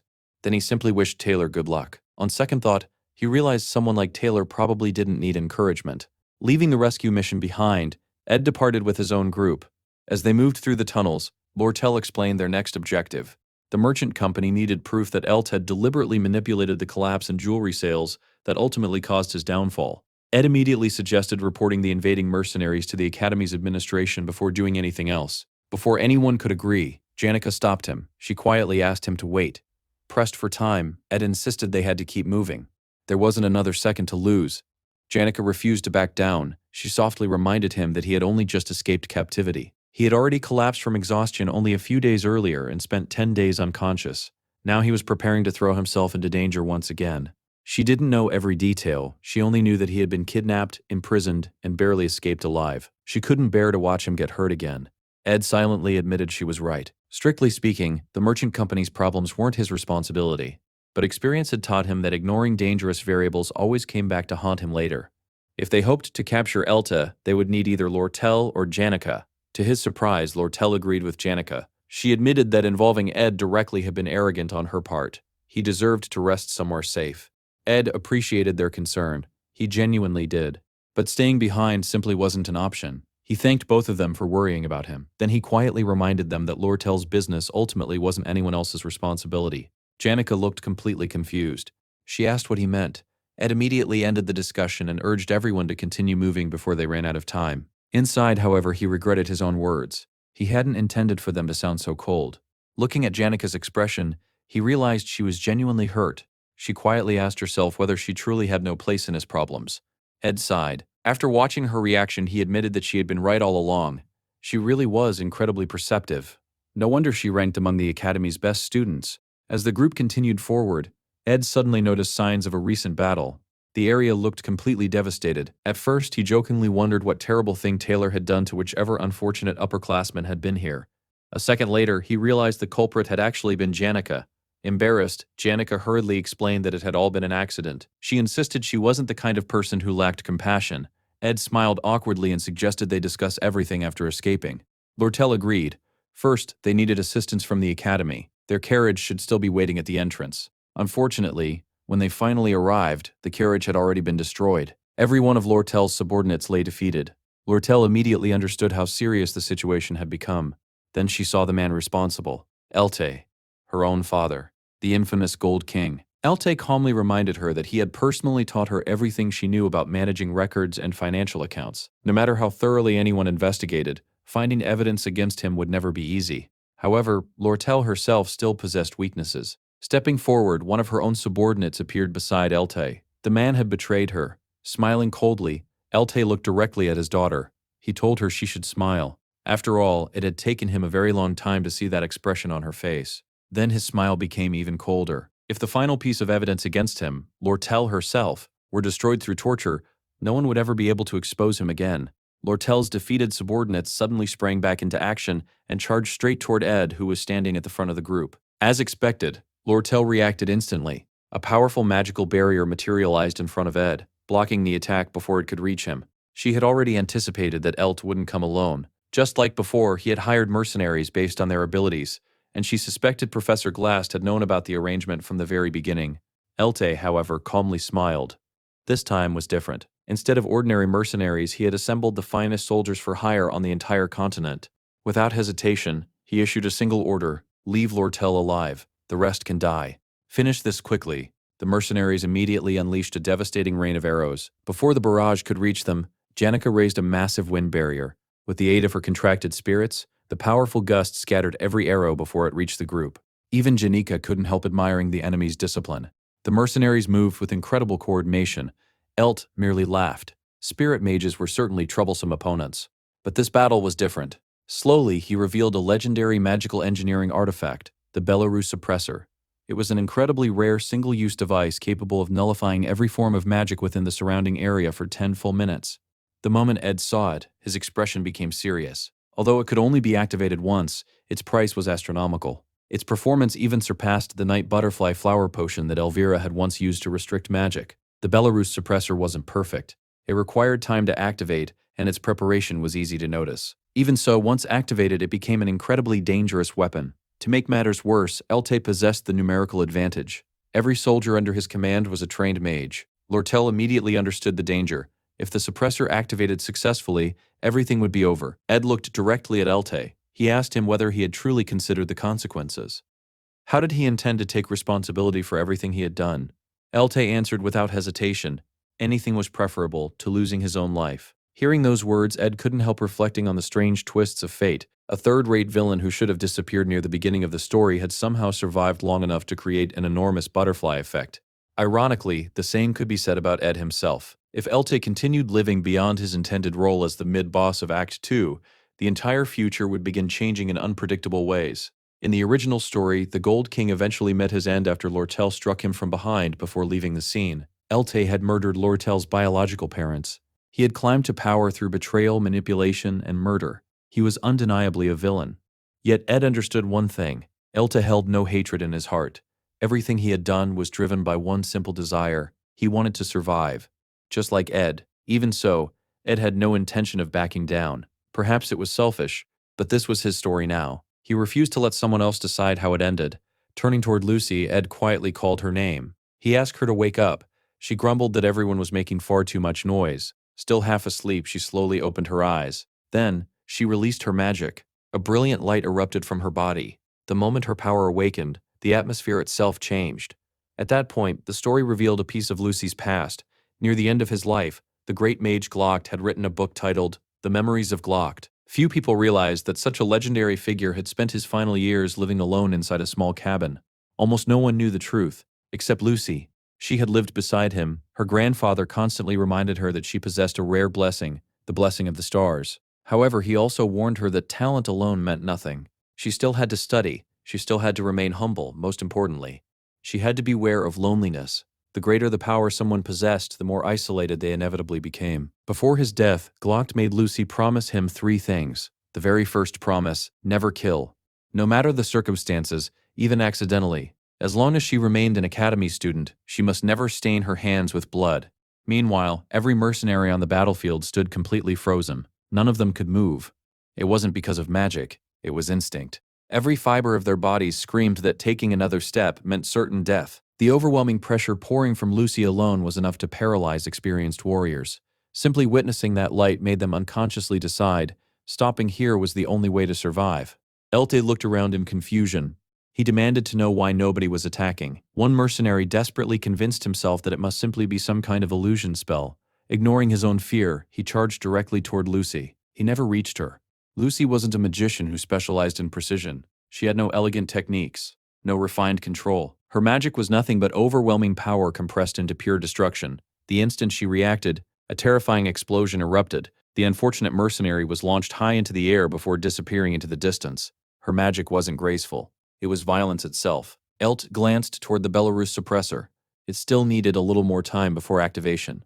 Lucy slowly walked toward him. She calmly concluded that he appeared to be the leader. If she captured him, everything would immediately be over. Before she could move another step, Ed stepped in front of her. He quietly told her that was enough. There was no need to continue. At that exact moment, the entire battlefield shook violently. A tremendous tremor spread through the surrounding land. Everyone instinctively looked toward the sky. Gigantic bolts of black lightning tore across the heavens. Ed recognized the spell immediately. Hell's Ascension. Professor Glast had finally activated one of the highest-level spells in existence. It was magic capable of defying the natural order itself. Above the academy, 10 enormous magical towers stretched toward the sky. Together they formed the stage for the climax of Act 2. The final battle had begun.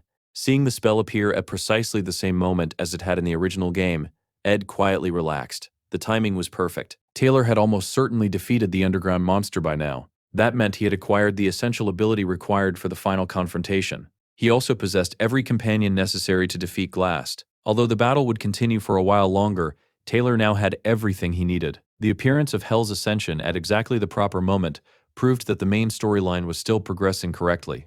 Everyone stared upward in complete disbelief. Even Janica and Lortel couldn't comprehend what they were witnessing. Only Lucy understood. She calmly explained that each of the 10 magical towers absorbed a different category of superior magic. Although she couldn't be completely certain, the spell resembled a resurrection ritual. Hearing those words, Ed remembered something from the game's epilogue. Originally, after the entire incident ended, Lucy would wake up from her nap and casually explain how Hell's ascension functioned. That happened because, in the original story, she slept through the entire crisis on the roof of Ed's cabin. But things had changed. This time Lucy had awakened before the first phase of the event. If she encountered Professor Glass now, everything would change. Glass wouldn't ask for Sylvania's resurrection. Instead, he would tempt Lucy with something even more personal, the resurrection of her beloved grandfather, the great mage Glocht. If Lucy accepted that offer, she would betray everyone. Bad ending number 27. Ed remembered it perfectly. Lucy Merrill wasn't an opponent players were meant to defeat. Even after hundreds of hours of gameplay, countless experiments, and endless strategies developed by veteran players, nobody had ever beaten her. The unexpected variables had already begun changing the story. There was no longer any perfect solution. Ed could only improvise. At that very moment, Elte finally completed the Belarus suppressor's activation. The artifact burst to life. An enormous wave spread across the battlefield, suppressing the surrounding magic. Its entire effect concentrated on Lucy. Elte immediately ordered every mercenary to attack. Now that magic had supposedly been sealed, victory should have been guaranteed. Instead, Ed drew his weapon. Even without relying on magic, he launched a wind blade that instantly cut down one of the charging mercenaries. Elte stared in disbelief. How could Ed still use magic? Only then did he realize the truth. The Belarus suppressor was pouring all of its power into restraining Lucy alone. Even legendary artifacts had limits. One could scoop water from the sea forever, yet the ocean itself would never run dry. Lucy calmly stepped forward. "I'll open the path." With one effortless movement, she shattered the Belarus suppressor into pieces. Then she quietly announced that she needed to go somewhere else. Even Ed couldn't help admiring Elte. The Gold King possessed the instincts of a veteran mercenary. He had survived countless life and death battles. Yet now, for the very first time, he could clearly sense his own death approaching. Lucy calmly began gathering even more magical power. Ed immediately stopped her. If she continued, people would die. Lucy quietly admitted that she already knew. Ed gently reminded her of something far more important. If she truly wished to keep her promise, she needed to stop now. After all, never killing anyone was the very first promise she had made to the person she loved most. Ed looked directly into her eyes. For several silent moments, neither of them spoke. Then Lucy slowly dispersed all of her magic. She turned around. "I understand." Ed quietly asked where she intended to go. Lucy answered without looking back. Everything she needed to do here was already finished. Now, she simply wanted to leave. Ed asked one final question. Would she regret walking away? Lucy lowered her head. She remembered the final page of the Memories of Glocht. What is lost is forever lost. The one left behind must become stronger. That is why you must become the strongest. Those were the last words Glocht had dedicated to his granddaughter, Lucy Morel, before leaving this world forever. Still looking down, Lucy softly replied that she would never regret her decision. The next instant, she quietly vanished from before Ed's eyes. Later, Janica confirmed that every mercenary had retreated from the battlefield. Relieved, Ed immediately ran off, leaving Elte's fate unresolved. From this point onward, dealing with Elt and the remaining mercenaries would become Lortel's responsibility. Even though his body was on the verge of collapsing from exhaustion, Ed forced himself to keep running. His destination was the tallest building in the academy, Trix Hall. It was the place where everything had begun. This was where Professor Glass had stolen the sage's sealed grimoire, and where Taylor had first begun chasing him. Although the academy staff were busy treating the wounded, Ed never imagined he would find himself returning to this place again. Without realizing it, he had come full circle. The secret laboratory, Trix Hall, the stolen grimoire, every scattered piece of the story had finally fallen into place. This was where his journey had truly begun. And perhaps it was also where everything would finally end. As Ed opened the doors to the rooftop, he found exactly who he had expected, Lucy. Ed remembered that one of the buildings Janica had accidentally destroyed during the recent chaos was Glocht Hall. He also recalled that the scholarship allowing him to attend Sylvania Academy had been funded by the Glocht Foundation. The legendary great mage Glocht had lived a humble life despite his immense achievements, donating his entire fortune to the academy before his death. Sitting beside Lucy, Ed realized that his grandfather's legacy was scattered throughout every corner of the academy. That was why he had known she would eventually come here. From the top of Trix Hall, the entire academy stretched out beneath them. To Lucy, this place was the greatest relic her grandfather had left behind. After a long silence, Lucy asked the same question she always seemed to ask. "Do you have any dried meat?" Ed sighed. He reminded her that he had already told her several times that he didn't have any. Then he asked why she had come here. Lucy quietly answered that she was thinking about the old days. Looking over the edge of the tower, Ed remarked that falling from such a height would certainly be fatal. Lucy barely reacted. Instead, she softly admitted that there had once been something that made her cry endlessly. Back then, the pain had been unbearable. But eventually, the sadness faded. Ed asked her why. Lucy smiled faintly. The answer was simple. Time had passed. A very long time had passed. She had finally realized that reopening old wounds accomplished nothing. Even if someone somehow succeeded in reviving another person with sacred magic, that person would still leave again someday. From the very beginning, Glock had accepted his own death. Lucy quietly admitted that if someone actually succeeded in resurrecting him, her grandfather would probably be furious. To bring back the great mage Glock against his will would be nothing short of blasphemy. Deep down, she had always known that. Trying to resurrect the dead was nothing more than a selfish wish. Ed gently asked whether she truly felt all right now. He knew he wasn't really qualified to ask such a question. He had never experienced the same kind of loss she had. Even so, he couldn't stop himself from asking. At first, Lucy had desperately wanted to revive Glock, but she had abandoned that wish. Ed feared that if she changed her mind once more, something terrible would happen. Lucy quietly looked at him. She started to ask something. Ed interrupted her halfway, mistakenly assuming she was about to ask for dried meat again. Instead, Lucy shyly asked if she could rest her head on his shoulder. She slowly leaned against him. Then, almost immediately, she drifted off to sleep. Ed couldn't help smiling. Sometimes he wondered how he had ended up in situations like this. In the end, it simply felt like destiny. Looking toward the distant magical towers, Ed reflected on Professor Glast. It would be difficult to find another scholar who devoted himself to researching sacred magic with such passion. Even the study of resurrection magic would disappear with Glast's death. The dead remain dead. What has been lost cannot truly be recovered. Everyone experiences loss differently. But eventually, loss comes for everyone. That is precisely why people must learn to accept it and cherish what remains while they still can. With silent tears running down her face, Lucy had finally reached that same conclusion. For a long while, the two of them simply remained there together, without speaking, watching the enormous pillars of magical energy stretching across the night sky. The stars above them were breathtaking. Unfortunately, their brief moment of peace did not last. Far below, a gigantic golem suddenly rose into the sky, protecting the sacrificial ritual at its core. The final battle had begun. Taylor and his companions had finally reached Professor Glast. Standing before them was the ancient magical weapon Glast had created. At its center, trapped inside as the power source, was Alia herself. This magical golem represented Glast's final trump card. The climax of the second act of The Failed Swordsman of Sylvania had finally arrived. Everything now depended on rescuing Alia from the heart of the colossal construct. One of the golem's devastating attacks erupted in a massive explosion. Zig stepped forward and single-handedly blocked the overwhelming force, creating a narrow opening. Taylor seized the opportunity immediately. Using the golem's enormous arm as a pathway, he sprinted toward Glast at full speed. Watching Taylor charge toward him, Glast quietly reflected that his eyesight had become much worse. Without his glasses, everything appeared blurred. Before he could react further, Taylor's attack struck him across the shoulder. As he staggered backward, Glast's thoughts drifted toward the life he had spent as a professor. Day after day, he buried himself beneath endless books written by ancient sages. He researched sacred energy, reviewed academics' curriculum. Outside his office window, the seasons continued changing. When winter snow covered the academy, eager first-year students would visit him, asking to learn intermediate magic. Whenever heavy rain fell, the academy's youngest professor would appear to apologize for yet another accident. On windy mornings, even the former academy director would stop by for tea before beginning work. Years passed. Eventually, Glast himself became director. Yet nothing around him truly changed. He remained trapped inside the same office. Surrounded by papers, surrounded by memories, deep inside he wished those painful memories would simply disappear. That was why he stole the sage's sealed grimoire, suddenly snapping back to reality.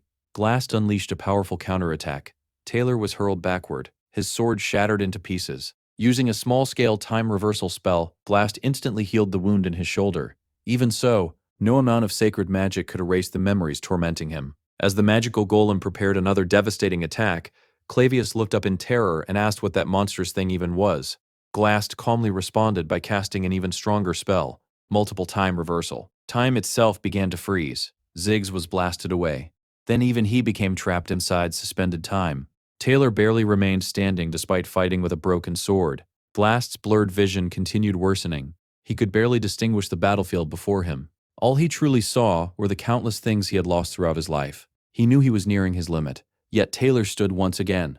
Glast begged them to stop, to surrender, to stop resisting. Instead, a brilliant surge of magical energy suddenly erupted from inside the golem's core. Its entire body shattered into countless fragments. Even Glast couldn't understand what had happened. Taylor had awakened, wielding the divine sword of death. He had activated his transformation. Desperate, Glast immediately reversed time once again. The shattered golem rebuilt itself. The battlefield itself began returning to its previous state. He was willing to sacrifice everything, even the lives of everyone around him. Resistance, he declared, was meaningless. Before he could finish his spell, an enormous spear of ice pierced through the battlefield. Ziggs had recovered. His attack struck Glast directly, opening another opportunity. Taylor wasn't fighting alone. Ziggs had created another opening. Under relentless pressure, Glast realized that every decision he had ever made had led him to this single moment. The magical golem finally exploded completely. When the smoke cleared, Taylor emerged from within, divine sword in hand, Aliyah safely in his arms. The battle was over. Professor Glast quietly admitted defeat. His body tumbled from the summit of the towering magical structure. His vision remained blurred. His thoughts remained fixed on his daughter until the very end. Just before striking the ground, he activated one final sacred spell, a time reversal teleportation enchantment. His body disappeared before impact. It was the final emergency measure he possessed. Although he had escaped immediate death, he was gravely wounded. Bleeding heavily, his survival seemed almost impossible. According to the original story, nothing significant happened after this point. Professor Glast's fate was already sealed. He was destined to die from his injuries. There were no alternate outcomes, no hidden route, no second chance. But this time, something changed. Ed appeared before him. Seeing the young man, Glast quietly remarked that it was already past curfew. Ed ignored the comment. There was still one thing he wanted to confirm before everything ended. An hour earlier, Lortel had already received reports that Janica had driven away the mercenaries, and that Elta had been captured by the merchant company. Every major threat had been neutralized. As long as Ed was safe, everything would be fine. Following those reports, Lortel finally found him. To her surprise, Lucy was standing beside him, gently holding onto the edge of his sleeve. The unexpected sight immediately put Lortel on alert. Soon afterward, Claire and Dorothy also arrived, both looking utterly exhausted.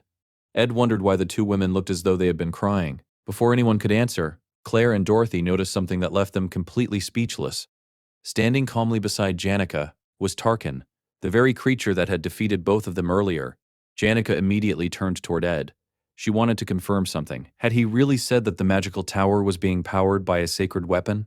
Although the situation had now become deeply connected to Ed, Janica explained that her original reason for investigating had nothing to do with him. She only wanted to protect the northern forest where the spirits lived. A few days earlier, Tarkin had sensed the exact same mysterious magical energy deep within that forest. It was unmistakably spectral magic. There was no doubt that Professor Glast was responsible. But one question remained unanswered. There were no magical towers anywhere inside the northern forest. So, what exactly had Glast been doing there? Ed quietly reflected that, since no major accidents had occurred after the battle, perhaps there was nothing more he needed to do. Then Dorothy collapsed once again. Watching her fall reminded him that, although Elte had been defeated, the consequences of everything that had happened were still impossible to predict.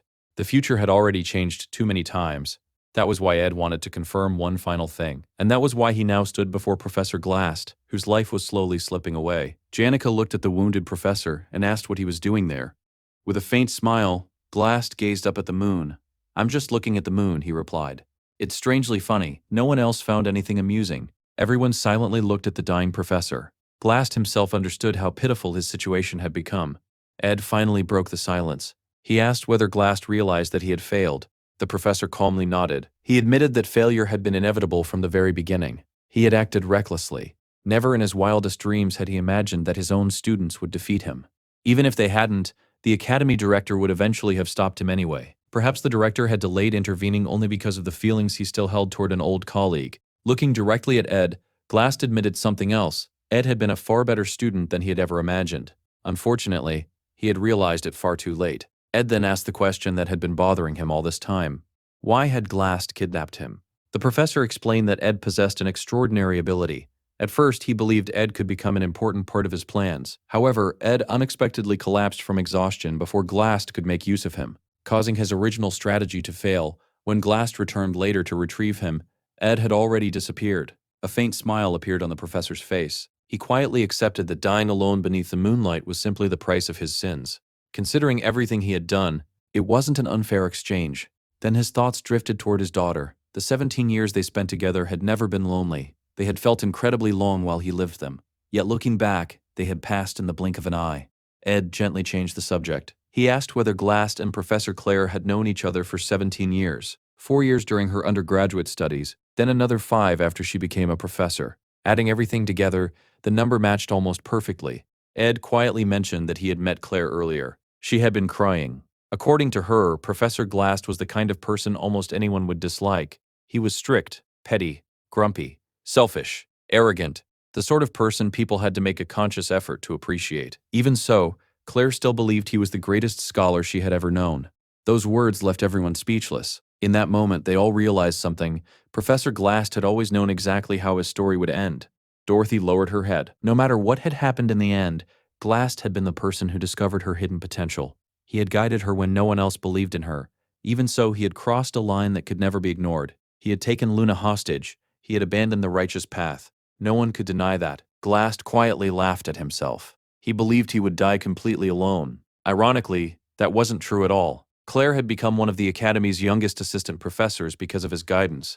Dorothy had risen to lead the alchemy department despite never possessing extraordinary talent. Although Glast constantly claimed that people without talent had no value, his actions had always contradicted those words. Again and again, he patiently searched for hidden potential within ordinary students. He nurtured them, supported them, believed in them. Perhaps, deep inside, he had only been trying to convince himself that his own daughter had possessed value as well. In the end, he spent years chasing an impossible dream. Yet despite all of his mistakes, he had still become a mentor to many, a companion to others, someone who quietly left his mark on countless lives. Professor Glast had suffered from severe nearsightedness for years. Eventually, his eyesight deteriorated so badly that without his glasses he could barely see anything at all, not even his own reflection. After a long silence, he told Ed something unexpected. Before casting demonic advent magic, he had visited the Library of Souls. He admitted that he had worked tirelessly to obtain the legendary magical engineering blueprints hidden there, but in the end, none of it had mattered. Confused, Ed asked what he meant. Without answering directly, Glast reached into his pocket. He slowly removed a key. Placing it into Ed's hand, he smiled faintly. "You impressed me. Now, clean up this entire mess yourself." Ed stared at the key in confusion. Glast explained that from this moment onward, the spiritual library belonged to Ed. Unable to understand, Ed asked why he was entrusting something so valuable to him. Glast quietly answered that perhaps doing so might make Ed hate him just a little less. He then revealed one final secret. Beneath Librarian Reyna's desk was a hidden vault. Ed should retrieve everything inside before the Academy began its official investigation. Finally, Professor Glast turned toward Lucy. His last request was surprisingly simple. He asked her to pay more attention to the world around her. Ed silently thought those were wise words. Lucy stood outside his field of vision. He couldn't see her expression, but he felt her fingers tighten around his clothes. With his final words spoken, Professor Glast gently closed his eyes. Leaning peacefully against the tree beneath the moonlight, he looked less like a fallen villain, and more like a tired old professor who had simply fallen asleep. For a long time no one moved. Everyone quietly remained there beside him.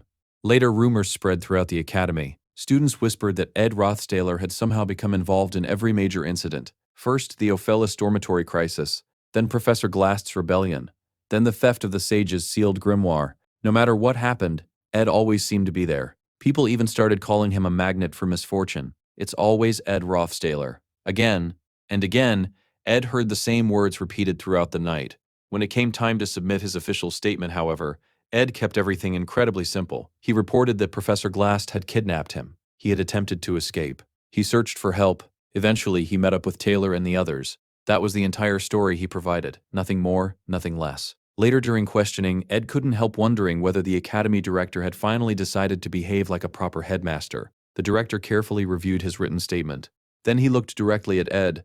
According to the report, Ed had supposedly escaped by himself. But there was one problem. Why had he abandoned Aliyah, who had been kidnapped alongside him? Ed calmly explained that Aliyah had been restrained. More importantly, she hadn't trusted him enough to follow. The director quietly nodded. Then he admitted something. He had become extremely suspicious of Ed. In his opinion, Ed constantly acted as though he knew nothing, pretending to be nothing more than an unlucky bystander. Yet somehow, he always seemed to know far more than he should. Ed simply smiled. Oddly enough, he considered that a compliment. The director chuckled. He remarked that Ed possessed an exceptionally cunning personality. Even so, both during the Ophelis dormitory incident and during Glast's rebellion, Ed had ultimately been another victim of the Academy's own failures. Listening to the director, Ed wondered whether the man had actually read his statement carefully, or whether he was simply judging everything based on Ed's outstanding academic record. The director finally concluded the meeting. He acknowledged how hard Ed had worked. Considering everything he had accomplished, he deserved to be rewarded. After leaving the headmaster's office, Ed found Janica waiting outside. The moment she saw him, she smiled. "So you're finally done?" Ed immediately asked whether she was all right. He had been genuinely worried about her after everything that had happened. Janica smiled reassuringly. She told him not to worry. She was perfectly fine.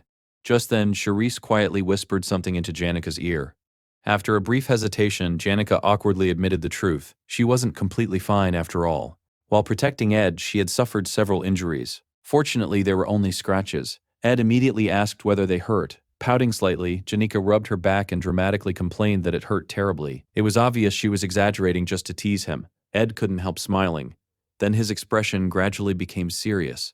After everything that had happened, he had finally realized something important. No matter what obstacle appeared before him, Janica had always been there to help him overcome it. Now, he finally felt comfortable saying those words aloud. Watching her get injured because of him, and witnessing Professor Glass's tragic end, had made him understand that there was no point regretting things only after they were over. Looking directly at Janica, Ed quietly confessed that he hated being a burden to her. She always ended up getting hurt because she tried to protect him. For that, he sincerely apologized. Again and again. Janica immediately shook her head. She insisted that Ed was mistaken. She hadn't really been hurt at all. After teasing him for a moment, she apologized for making him worry. Ed smiled, but something else suddenly caught his attention. He asked if Janica's dormitory was Dex Hall. When she nodded, he quietly mentioned that he might be moving there next semester as well. Janica's eyes widened. She asked if he was really planning to transfer into Dex Hall. Ed smiled awkwardly and admitted that she probably wouldn't know how to react to hearing that. As they talked, Ed reflected on everything that had happened. So much had taken place, yet it all seemed to have passed in the blink of an eye. The second act had unfolded almost exactly as it was supposed to. According to the academy headmaster, Ed had finally earned the right to put that difficult chapter of his life behind him.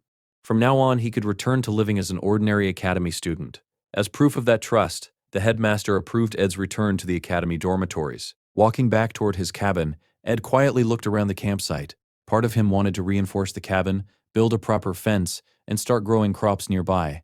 But another part of him wondered whether any of that was worth the effort. Perhaps his life at the camp was finally coming to an end. Just then, something suddenly fell from the roof. Lucy landed in front of him with a terrified expression. Moments earlier, Lucy had been dreaming. She found herself back in the northern Lamelon mountain range, reliving memories from her childhood. She couldn't understand why she was dreaming about those days again. Since it was only a dream, she decided to search for her grandfather. Sure enough, he was there, sitting peacefully in his usual chair. Relieved, Lucy walked toward him. But the moment she stepped into the room, everything changed. Her grandfather slowly turned around. Instead of the kind old man she remembered, a rotting corpse stared back at her. Its hollow voice asked a single question. "Why didn't you save me?" Lucy immediately realized she was trapped inside a nightmare. Calmly, she forced herself awake. One of the maids immediately approached her bedside and cheerfully informed her that it was time to prepare for school. Lucy ignored her completely. Without saying a word, she activated advanced spatial magic and instantly escaped into the forest. She arrived just as Ed was returning to his cabin. The moment she saw him, an inexplicable sense of relief washed over her. Looking up at the sky, she quietly wondered if it was going to rain. Then she overheard Ed saying that his life at the camp might soon be over. The words struck her like lightning. She lost her balance, slipped from the roof, and crashed to the ground. For the first time, Lucy looked genuinely panicked. Watching her reaction, Ed suddenly remembered something one of his old professors had once taught him. When dealing with someone who behaved like a cat, the best strategy was to pretend they didn't exist. According to that professor, the more attention someone gave a cat, the less attached it became. Ignoring it, however, often made it grow much closer. He even joked that earning a cat's affection was harder than getting a girlfriend. The professor in question was Flubbin. His lectures were among the academy's most popular. Ed had struggled badly in his classes at first. Determined to improve, he devoted himself to studying until eventually almost no one could outperform him. After one lecture, Professor Flubbin called Ed into his office. He asked whether Ed knew about the Academy's scholarship work program. Ed replied that it was the system where students received tuition assistance in exchange for helping with various academic duties. Flubbin smiled. That opportunity, he explained, suited Ed perfectly. Curious, Ed asked what kind of work he would be assigned. The professor explained that there would be many different responsibilities. However, his primary task would be assisting Professor Claire. Since Professor Glass's disappearance, Claire had inherited nearly all of his administrative work and had become completely overwhelmed. Although Ains was an exceptionally capable student, even she couldn't handle everything by herself. By the end of the semester, Ed would likely help evaluate academic reports, During winter break, he might even organize conference schedules and assist with assigning new students to their classes. Hearing that new students would soon arrive, Ed immediately remembered someone else. That person would probably be arriving too. Meanwhile, Lortel quietly examined the sage's sealed grimoire. She couldn't help admiring Ed's incredible magical intuition. At the same time, she wondered whether she should really sell the grimoire to Crepin as originally planned. Ed had insisted so strongly that she purchase it. Perhaps he actually wanted to prevent Crepin from obtaining it. Even so, Lortel had bought the grimoire with the intention of reselling it. Too much money was involved for her to ignore the opportunity. She needed to make the smartest business decision possible. Then she suddenly remembered the free pass Ed had jokingly given her. Her face immediately turned bright red. Smiling to herself, she decided that this would be her final transaction. After this, she would stop. Lortel also wondered who would replace Professor Glast as the Academy's instructor. At least she no longer had to worry about Ed living alone at the camp forever. By the end of the semester, everyone would become busier. Janica and Ed would have far less time to meet. As for Lucy, Lortel believed her daily life probably wouldn't change very much. Even so, an uneasy feeling refused to leave her heart. She couldn't explain why. Something simply felt wrong. Back at the cabin, Lucy quietly pointed out that their supply of firewood was almost gone. There wouldn't be enough to survive the coming winter. Ed looked at the nearly empty pile and agreed. She was absolutely right. Lucy then asked why he hadn't gone hunting recently. Ed stared at her in surprise. For once, she had actually said something genuinely practical. He realized he had neglected the camp because his thoughts had been occupied by the possibility of moving into Dex Hall. If that happened, he would naturally spend less time with Lucy. Perhaps creating some distance between them would make everything more stable. Just then, Janika came running toward the cabin full of energy. Ed smiled and asked whether she had already finished class. Janika happily explained that Professor Marie's afternoon lecture had been cancelled. Since she suddenly had free time, she decided to visit the camp. Smiling warmly, she admitted that once winter vacation arrived, Ed probably wouldn't be living there anymore. Because of that, she wanted to spend as much time with him as she could, while she still had the chance. She confessed that she would genuinely miss the simple life at the camp. She loved coming there. Although it made her sad that those days were ending, she understood that Ed also needed to think about his own future. If moving into Dex Hall was what he truly wanted, she promised to help him however she could. While Janika continued talking, Ed quietly reached into his pocket. He touched the key Professor Glast had entrusted to him. Soon it would be time to unlock the hidden vault. Before he could dwell on that thought any longer, Janika handed him an envelope. Ed immediately recognized it. It was the registration form for Dex Hall. Janika nodded. If he waited until the deadline, he might lose the opportunity altogether. She suggested he keep the application until he made his final decision. Ed sincerely thanked her. Smiling happily, Janika admitted that she had already completed her own registration. If he decided to move, they could submit their applications together. Just as the two prepared to fill out the paperwork, Lucy suddenly stepped between them. Looking more anxious than Ed had ever seen her, she loudly told them to stop. Then she desperately begged Ed not to accept the application form.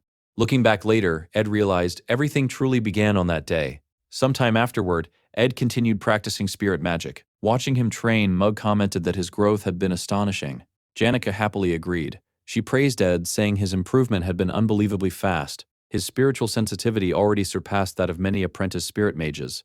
Even his mana sensitivity had improved dramatically. Then Janika looked toward Lucy. Something immediately caught her attention. Normally, thanks to the maids at Ophelis dormitory, Lucy always appeared perfectly dressed. Today, however, she had run all the way to the camp wearing nothing but her pajamas. Ed silently acknowledged that his own mana sensitivity had indeed increased tremendously. His next goal was finally learning intermediate magic. Unfortunately, the moment he started practicing, reality hit him. Intermediate magic was vastly more difficult than he had expected. Even after training all day, he barely managed to grasp the fundamentals. Throughout the entire session, Lucy refused to leave his side. She sat comfortably in his lap while he practiced. Later at the cafeteria, she clung tightly to his back. Janika looked completely bewildered. She quietly apologized, wondering whether she had somehow upset Lucy. Ed quickly realized the truth. Lucy wasn't angry, she was afraid. More specifically, she seemed afraid of Janika, though mastering intermediate spells remained frustratingly difficult. Just then, Lucy called out to him. Her expression was unusually serious. She quietly asked what she was supposed to do if Ed really left the camp. Ed gently answered that he already had somewhere else to live. Winter was approaching. He still needed to repair the fireplace because the nights were becoming dangerously cold. If he moved into Dex Hall, he wouldn't have to worry about those problems anymore. Before leaving, however, he wanted to finish everything at the camp properly. Lucy called his name once more. This time, her eyes held unmistakable determination. "I want to go with you." Those words caught Ed completely off guard. A short while later, he climbed down a rope into the underground chamber that Lucy herself had accidentally created by blasting a hole through the ceiling. Looking around, he wondered why she had ever come to this place in the first place. Lucy casually pointed out that she could have simply carried both of them down with spatial magic. Ed smiled. He wanted to test whether he could still climb up and down on his own. When he finally reached the bottom, he froze. The chamber was overflowing with magical engineering equipment. There was far too much to carry in a single trip. He would need to return several times. As he cleared away the remaining rubble, he quietly laughed to himself. Who would have guessed that a hidden vault really existed beneath the library? He couldn't understand why Professor Glast had guarded the key until his dying breath. Then, he opened the vault. The overwhelming magical energy pouring from within instantly answered his question. Later, while climbing back up the rope, Ed remembered that it was almost time to send the magical materials Lortel had requested. Before making another trip, however, he decided that asking someone to build a proper ladder would be much easier than climbing ropes every day. Curious, Lucy asked what exactly the mysterious treasure was. The system immediately identified it. It was a legendary artifact, the Golden Phoenix Ring of Glast, a ring capable of distorting the timeline itself by drawing magical power from the future into the present. Ed carefully examined the legendary ring in his hand. Theoretically, the artifact allowed its user to borrow magical power from their future self, making it possible to cast advanced magic long before reaching that level naturally. However, such power came at a terrible price. If he borrowed too much mana, the backlash would temporarily incapacitate him. The ring was an emergency tool that should only be used as a last resort when death was unavoidable. Outside of combat, though, it had another incredible use. With enough borrowed mana, Ed could theoretically form a contract with a high-level spirit. Normally, beginner spirit mages like him possessed only 2 available spirit slots and could communicate only with lower-ranked spirits because of their limited mana reserves. Janica was completely different. She could command several spirits simultaneously, not only because of her extraordinary spiritual sensitivity, but also because of the enormous amount of mana she possessed. If the ring temporarily increased Ed's maximum mana capacity, then, in theory, he could force a contract with a powerful spirit. It was an incredibly dangerous gamble. Lucy quietly commented that if they had enough time, perhaps they could experiment with that idea. Ed slowly shook his head. Time had already run out. After searching the entire library, he was convinced that nothing there was more valuable than this ring. Professor Glast had always insisted that encouraging mediocre talent was a sin. A man with beliefs like that would never have hidden such a priceless artifact without reason. Ed realized the truth. The Golden Phoenix Ring had been designed to break through the natural limit of one's mana capacity. It had never been created for Glast himself. It had been made for his daughter. After leaving the underground vault and returning to the surface, Lucy unexpectedly began talking. She remembered the day the last button on one of her sleeves had fallen off. At first, she hadn't even noticed, but once it was gone, the loose sleeve became surprisingly uncomfortable. She spent a long time fixing something that had once seemed completely insignificant. Then she quietly smiled. You only realize how important something is after it's gone. Even small things can become irreplaceable. That, she admitted, was the real reason she had followed Ed. She wanted to ask him one question. Was he really planning to move into Dex Hall? And would he consider not moving there? Ed was genuinely surprised. Those words were unlike anything Lucy would normally say. Even so, he remained calm. Moving into the dormitory would undoubtedly make life easier. Winter was approaching quickly. Living alone in the forest during heavy snowfall was hardly a comfortable choice. Lucy quietly agreed. Then she looked up at the sky. She wondered aloud whether it was going to rain. Ed knew she often predicted the weather simply by observing the clouds and sensing the humidity in the air. This time, however, he smiled. No, it isn't going to rain. Not this time. Lucy continued staring upward. After weeks of constant rain, people naturally expected more of it. Instead, tiny snowflakes slowly began drifting down from the sky. The rainy season had finally ended. Winter had arrived. Ed sighed. He admitted that he had been so busy lately that he hadn't even prepared enough firewood for the coming season. He would probably need help. Lucy immediately remembered reminding him about the dwindling supply herself. Without warning, she suddenly hugged him tightly and tackled him to the ground. Looking up at him, she asked whether he was being serious. Ed laughed helplessly. He admitted that he had grown accustomed to life at the camp. If he improved the cabin just a little more, living there offered many advantages. Then he looked at Lucy's expression. Without realizing it, he slowly lay back on the ground. To him, that moment marked the true ending of the second act. Now, the third act was about to begin. Closing his eyes, countless thoughts flooded his mind. The upcoming battle between Princess Phenia and Lortel for the position of student council, the arrival of powerful new first-year students, dangerous enemies who would soon enter the academy, and finally, the person destined to stand at the center of Act 3, the final boss, Lucy Merrill. Ironically, at that exact moment, Lucy herself was lying on top of him. Ed couldn't help smiling. Nothing about this journey had ever been easy. Still, for now, He decided to set those worries aside. No matter what happened during the next chapter, he believed that both he and Lucy would survive. The expression Lucy was showing him now, he had never once seen it in any route of the original game. That alone gave him confidence. Soon afterward, winter officially arrived.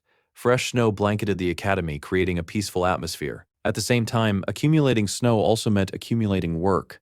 Sometime earlier, Ed had promised himself he would stop pushing his body beyond its limits. Unfortunately, there was no time to relax. The very next day, he would begin working as an academy scholarship student. He planned to finish every task that had piled up. He still had to chop firewood, prepare winter supplies. Fortunately, the freezing weather made preserving meat much easier, greatly simplifying food storage. By refusing the comforts of the academy dormitory, he had received a significant reduction in tuition fees. At least financially, things had finally stabilized. He no longer needed to divide every waking hour between endless part-time jobs.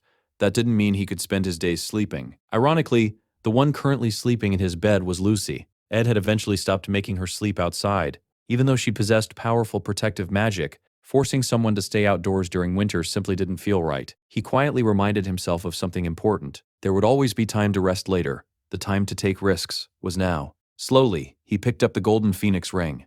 The legendary artifact began glowing. He covered his body with the phoenix's crimson flames. Then he quietly called out, "Marilda, are you listening?" Outside, Sylvania Academy lay completely covered in snow. Meanwhile, Janica sat inside an elegant bakery renowned for its luxurious desserts. The sweets were supervised by a former royal pastry chef, and the flower-filled veranda created an atmosphere worthy of nobility. Despite the bakery's overwhelming popularity, Janica calmly enjoyed her coffee. Across the table sat Clara. Unlike Janica, she decided to get straight to the point. Janica was walking down a very dangerous path. She had completely fallen for Ed Rothstaler. Caught off guard, Janica asked how Clara had figured that out. Clara simply laughed. "How could I not?" She admitted that she had once held a poor opinion of Ed. Recently, however, her impression of him had changed dramatically. She had accepted that. The real problem now was Janica herself. Whenever Janica spent time with Ed, her heart raced uncontrollably. Sometimes she became so nervous she couldn't even look him in the eyes. Confused, Janica asked why Clara was suddenly talking about such things. Instead of answering, Clara asked a question of her own. "What do you feel when you're with him?" After thinking for a moment, Janica smiled. She admitted that she didn't feel nervous around Ed, she simply felt comfortable. Clara immediately sighed. That's exactly the problem. According to her, Janica was heading straight toward one of the worst possible romantic endings, the infamous friend zone. Calling Janica hopelessly naive, Clara explained that relationships couldn't be built through one-sided devotion alone. Janica also needed to think about what she wanted. Simply chasing after someone forever while expecting love to appear on its own wasn't romance.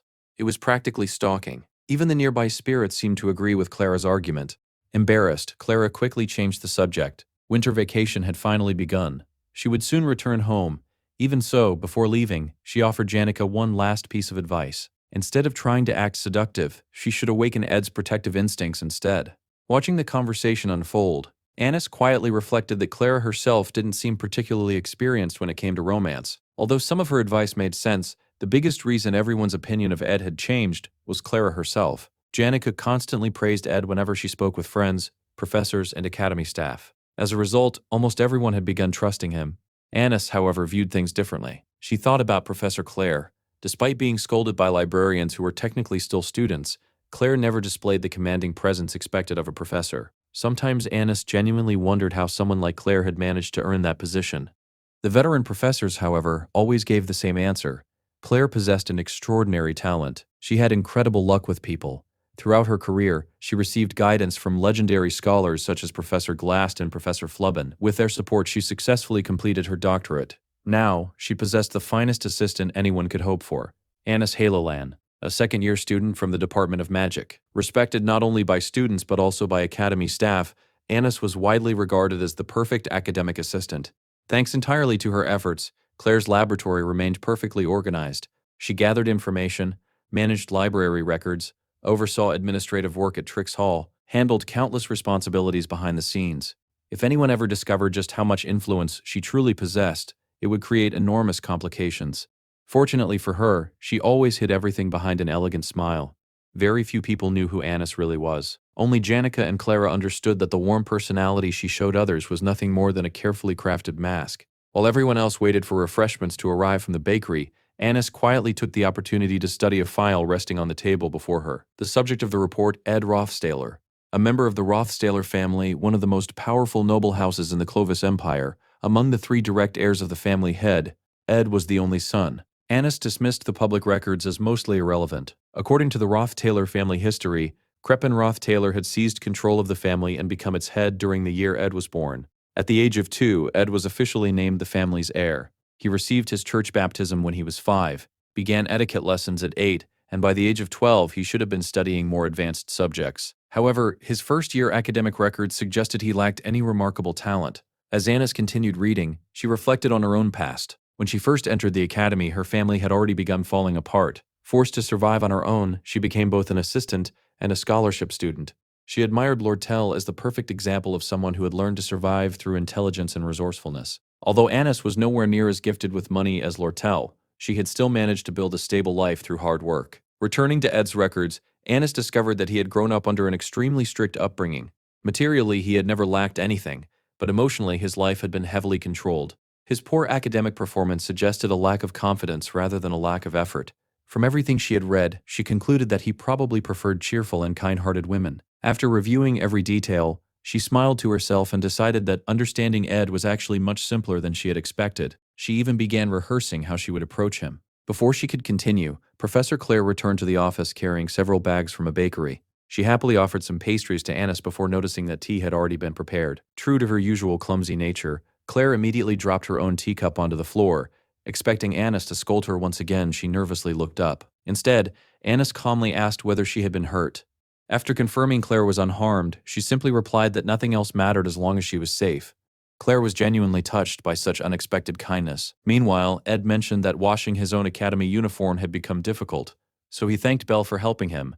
Belle simply replied that cleaning one extra uniform barely increased her workload. In fact, she often found herself helping the very people who were supposed to be serving her. While doing the laundry, Belle had noticed something interesting. Miss Lucy's clothes were covered with loose strands of hair, while Ed's uniform carried Lucy's perfume along with several white hairs. Ed admitted that her observations were accurate. Lucy had indeed been spending far more time around him recently. He could not help but marvel that Belle had figured everything out simply by washing clothes.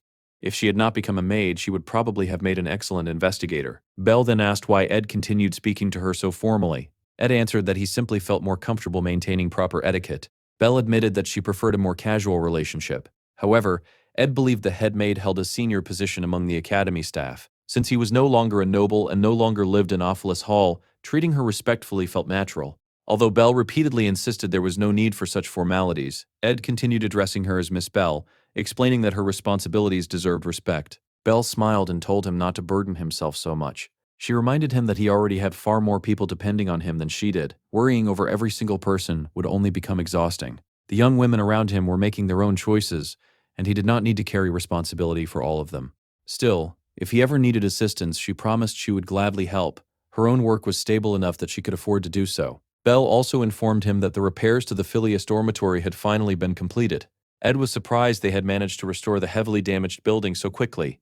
Belle explained that the academy was preparing to welcome the incoming freshmen, making the renovations a top priority. Among the 7 new residents assigned to the dormitory, one had already completed enrollment and was preparing to move in. Ed immediately guessed the student's identity. Tanya Roth-Taylor? Belle nodded with surprise, realizing he already knew. Hearing that his younger sister would soon arrive, Ed sighed to himself. The upcoming holiday was about to become far more complicated than he had anticipated. Back at the camp, Zig informed Ed that he would be returning to his homeland during the vacation. Ed asked whether Elka would be traveling with him, and Zig confirmed that she would. He wanted to spend some quality time with her before returning. When Zig asked about Ed's own plans, Ed replied that he would most likely remain at the academy. His 3rd year was approaching, and if he wished to maintain his reputation, he needed to fully master intermediate magic before classes resumed. Zig reminded him that only a year earlier he had still been learning basic magic. He warned Ed not to push himself so hard that he ended up collapsing into another coma. As Zig observed him more carefully, he frowned. He could not sense any magical energy inside Ed's body. Concerned, he placed a hand on Ed's forehead and asked whether he was feeling sick. Ed explained that he had his own reasons, but for the time being he simply could not use magic. Zig accepted the explanation without asking further questions. Ed quietly appreciated that about him. Zig never forced people to reveal things they wished to keep private. If someone said they had a reason, he simply accepted it and moved on. It made conversations with him remarkably comfortable. Before leaving, Zig remembered something else. Alia had been asking about Ed. Apparently, there had been a misunderstanding, and she wanted to apologize. She had even asked Zig where Ed's cabin was, but he had refused to reveal such personal information. Ed thanked him and said there was no need for any apology. He was neither angry nor holding a grudge. Zig responded that it was not forgiveness but complete indifference. Ed laughed and pointed out that Zig himself was not much different. Before Zig departed, Ed handed him a small pouch containing payment for another favor. Professor Glast had granted Ed access to the underground library, but the place was completely disorganized. He wanted Zig's help cleaning and organizing everything. Zig immediately agreed after hearing there would be payment involved. However, he wondered why Ed needed the underground library in the first place. Ed explained that he intended to convert it into a workshop. Zig looked at him in disbelief.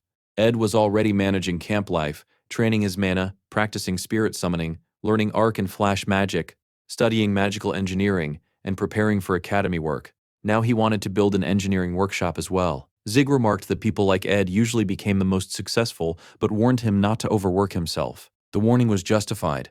Even by scholarship student standards, Ed had taken on an unbelievable number of responsibilities. Later, inside Assistant Professor Claire's office, Annis thanked all of the scholarship students for gathering. Claire attempted to speak as well, but exhaustion prevented her from forming coherent sentences. She had spent the last 44 hours awake while handling conference schedules and finalizing next semester's teaching assignments. Seeing Claire in such a state, Anna stepped forward as head assistant and took charge of the meeting. She explained that the scholarship students would now be responsible for preparing the freshman placement examinations and supervising the tests on the examination day. Ed reflected on the announcement. Normally, Professor Glast oversaw those examinations every year.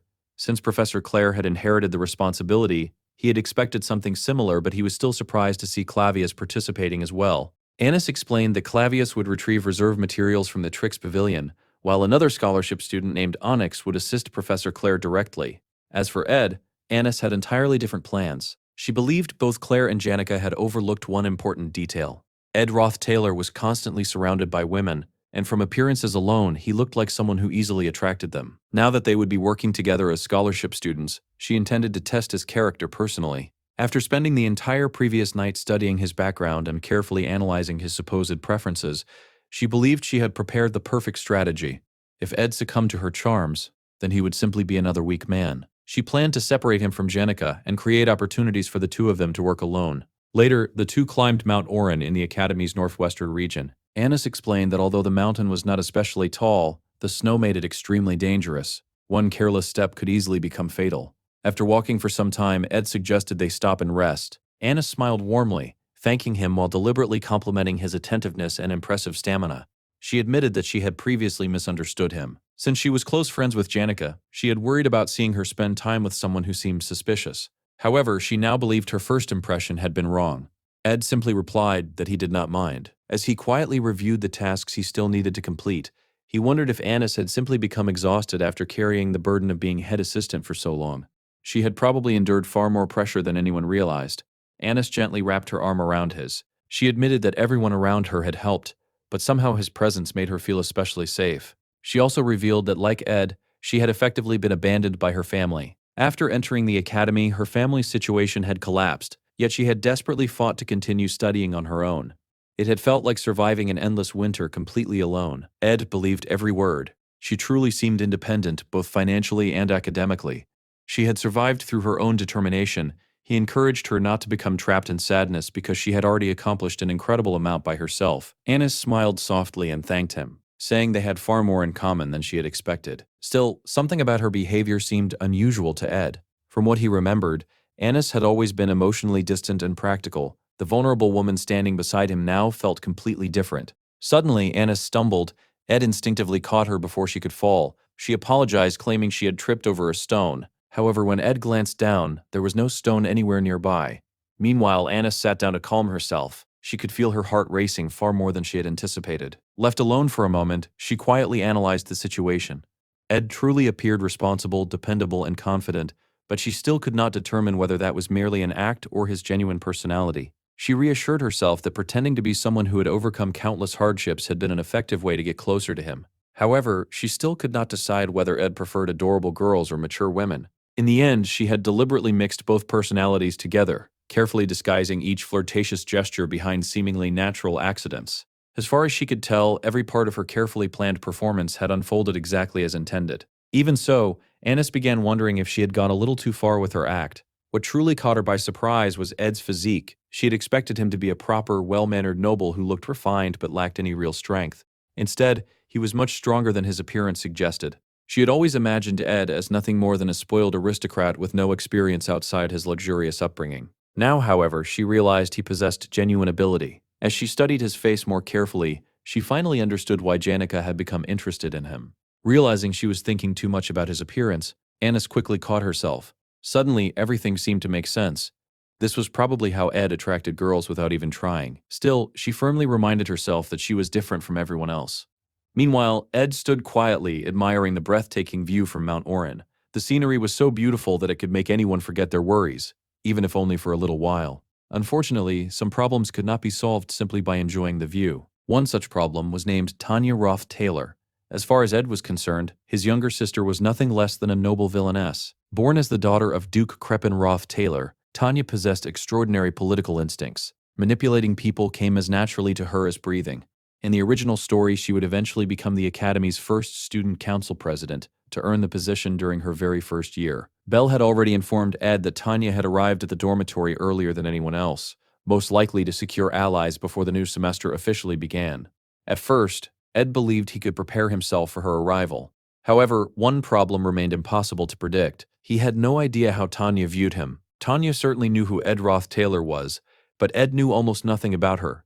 In the game's original story, Ed had been little more than a disposable villain who briefly appeared before disappearing forever.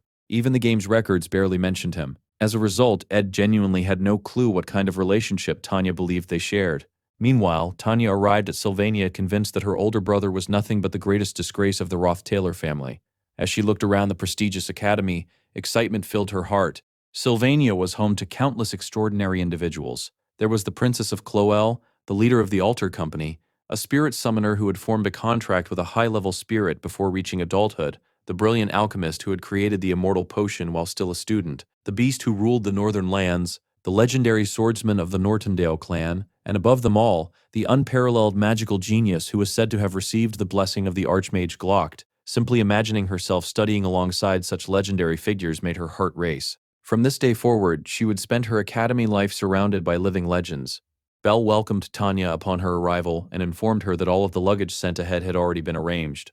Her assigned room was the second door on the right side of the third floor. Stepping gracefully out of the carriage, Tanya instructed the servants to complete the remaining admission procedures without her. There was somewhere she needed to visit first. The very first thing she intended to do after arriving at the academy was eliminate the greatest stain upon the Roth-Taylor family, Ed Roth-Taylor.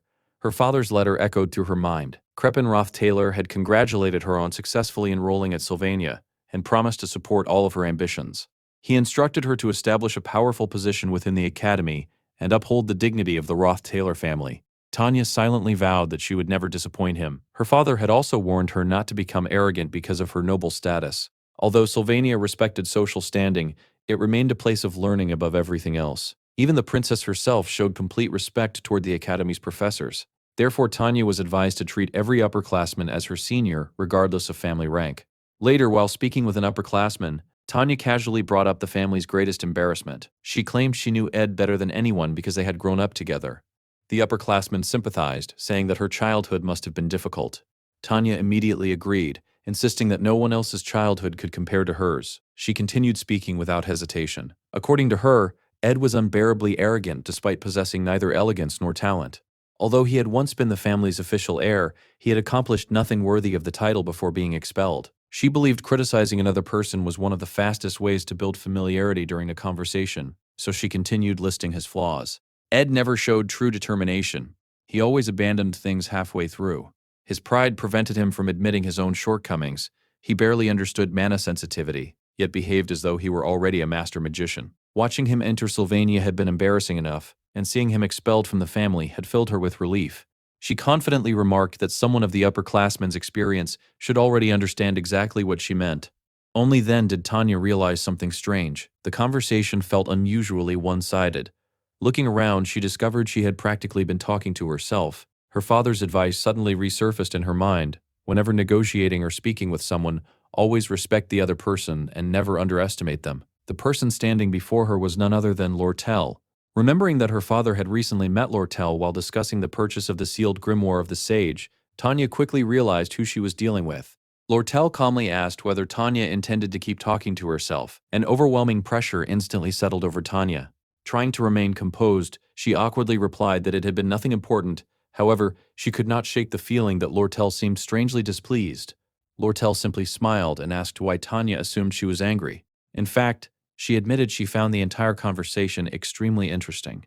Elsewhere, Ed had nearly completed everything on his long list of tasks. He still needed to construct a proper storage building for his materials, expand his cabin, gain 3 additional levels in magical engineering, and master several advanced bow techniques. For now, he focused on reading intermediate magic manuals covering focused explosion and primordial wind. He had borrowed the books from Professor Glast's underground library the previous night, and having unrestricted access without worrying about return deadlines made studying much more convenient. Looking back on the day, Ed concluded that his first official day as an Academy scholarship student had gone surprisingly well. Compared to him, Annis appeared to have far more responsibilities. As evening fell, Ed instinctively tried to light the campfire with magic. Only then did he remember that he still could not use mana. Unable to practice, he decided to concentrate on theory instead. When he entered his cabin, he found someone sleeping peacefully in his bed. Lucy. Ed sighed to himself. At first, Lucy had always appeared in the most unexpected places imaginable. By now, however, he had grown completely accustomed to her strange habits. Without saying much, he pulled away the blanket and calmly asked her to light the fire. Lifting her effortlessly from the bed, Ed was once again reminded of how unbelievably light she was. Lucy obediently cast a spell. The next instant, a massive burst of flames erupted. Ed immediately told her that was more than enough. Satisfied, Lucy prepared to crawl back into bed but quickly changed her mind, deciding she wanted to stay outside with him instead. She soon began dozing off again while sitting beside him. After sniffing the air, Lucy quietly commented that Ed smelled unusually strong today. Ed immediately realized she was probably smelling Annis's perfume after spending nearly the entire day beside her. Lucy then asked whether he had a fever or whether something hurt. Ed smiled awkwardly and asked if it was really that obvious. She seriously warned him not to get sick because people who became seriously ill could die. Then she quietly offered to examine his mana. After casting a spell, Lucy remained silent for several moments before opening her eyes. Ed's mana reserves were completely empty. She immediately concluded that he had done something incredibly reckless. Ed reassured her that he could manage. Lucy simply nodded before quietly saying that once winter ended, she might become much stronger. When that happened, she might ask him for an unusual favor. She wanted him to pat her head. Later that evening, the two sat peacefully beside the fire. Ed continued studying while absent-mindedly stroking Lucy's head. Lucy looked completely content. Their peaceful moment ended when someone approached the cabin. It has been a while. The visitor was Lortel. Ed assumed she had come regarding the request he had previously made and remarked that he could have visited the Merchant Association himself instead. Lortel shook her head. She had not come only because of that request. There were several important matters she wished to discuss, along with a few questions she intended to ask. As she spoke, her eyes remained fixed directly on Lucy. Meanwhile, elsewhere on the academy grounds, Tanya was attempting to recruit allies against her brother. She approached Elka and promised generous rewards if she helped expose and punish Ed. Tanya even offered several valuable books from the Roth-Taylor estate. Elka's eyes immediately sparkled with excitement. Before she could answer, Zig stood up. He asked whether Tanya truly was Tanya Roth-Taylor. She nervously confirmed her identity. As Tanya examined him, she immediately noticed his well-trained physique and the immense amount of mana flowing through his body. She silently concluded that someone like Zig would make an outstanding ally. Instead, Zig smiled brightly. "So you're Senior Ed's younger sister." After Tanya nodded once more, Zig enthusiastically handed her a magical artifact. He explained that it generated mana and was required for the mandatory freshman mana sensitivity classes. He then continued giving her several additional supplies while asking Elka whether she had collected the materials from the elementology course. Elka replied that she had, although she had nearly thrown them away by accident. By the time Zig finished helping, Tanya's arms were completely full of equipment. Confused, she finally asked whether he had even heard everything she had said about Ed. Zig admitted that he had. However, he casually remarked that siblings rarely got along, so misunderstandings between brothers and sisters were nothing unusual. Knowing Ed's personality, he believed there was probably far more to the story than Tanya realized. Elka then called Zig over, reminding him that it was time to leave. Before departing, Zig politely introduced himself as a second-year student who happened to be close friends with Ed. He smiled warmly and said he looked forward to getting along with Tanya as well. Finally, he added that anyone fortunate enough to have a relative like Ed had truly been blessed with remarkable luck. After Zig and Elka hurried away, Tanya remained buried beneath the mountain of supplies they had handed her. Unable to keep her balance, she collapsed onto the ground and stared blankly into the sky, wondering what had just happened. Later, back in Professor Claire's office, Claire was on the verge of collapsing from exhaustion. After working tirelessly for nearly 2 full days without sleep, she could barely keep herself awake. Annis reassured her that once the freshman placement examinations were finished, she could finally rest during the academy break. Claire smiled weakly and asked if this was simply what being young looked like. She admitted that Annis's stamina was astonishing. Despite staying awake for a second consecutive day, she still had enough energy to keep working. Annis quietly reflected on the situation.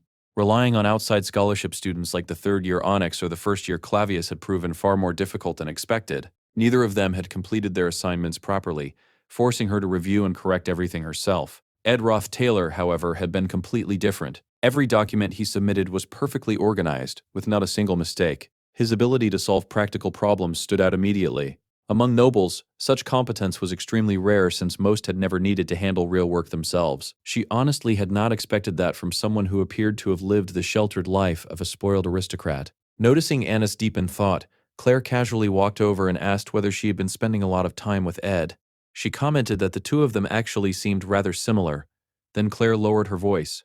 She told Annis not to mention what she was about to say to Ed. When Ophelis Hall had been attacked, Claire had investigated him personally. To her complete surprise, she discovered that Ed had built an enormous survival camp deep in the forest. His camp was even larger than her own laboratory.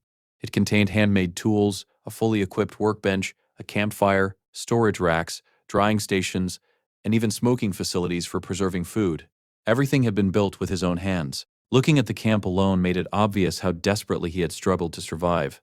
Even while living under such harsh conditions, Ed had still managed to earn some of the highest grades in the academy. Professor Glast himself had openly acknowledged the amount of effort Ed had invested. Claire also mentioned that Ed had successfully formed a spirit contract. She admitted she had no idea how he managed to overcome such an enormous hurdle, but she was convinced he must have worked incredibly hard to accomplish it. Listening quietly, Annis finally found an explanation for Ed's unexpectedly refined practical skills. He clearly had not lived the comfortable life of an ordinary noble. Claire smiled and remarked that she and Ed actually had a lot in common. Although surprised, Annis thanked her for what she took as a compliment. The more she learned about Ed, the more her opinion changed. She had initially relied on rumors and other people's judgments, believing Janica might eventually regret getting close to him. However, after spending time beside him herself, she could no longer find anything to criticize. Ed was simply a decent, responsible young man. He was handsome without being arrogant, highly respected by the professors, much kinder than she had imagined, physically stronger than expected, and remarkably dependable. Lost in her thoughts, Annis failed to notice Claire studying her expression. Claire suddenly stood up, opened the office window, and commented that the room had become rather warm. A gust of wind immediately swept through the office, scattering papers everywhere. Claire hurried after the flying documents while asking whether Annis was feeling all right. She reminded her not to push herself too hard after working so much. Annis barely heard her. Inside her mind, panic was beginning to spread. This was bad. Very bad. Then she suddenly remembered something Claire had mentioned earlier. Ed had formed a contract with a spirit.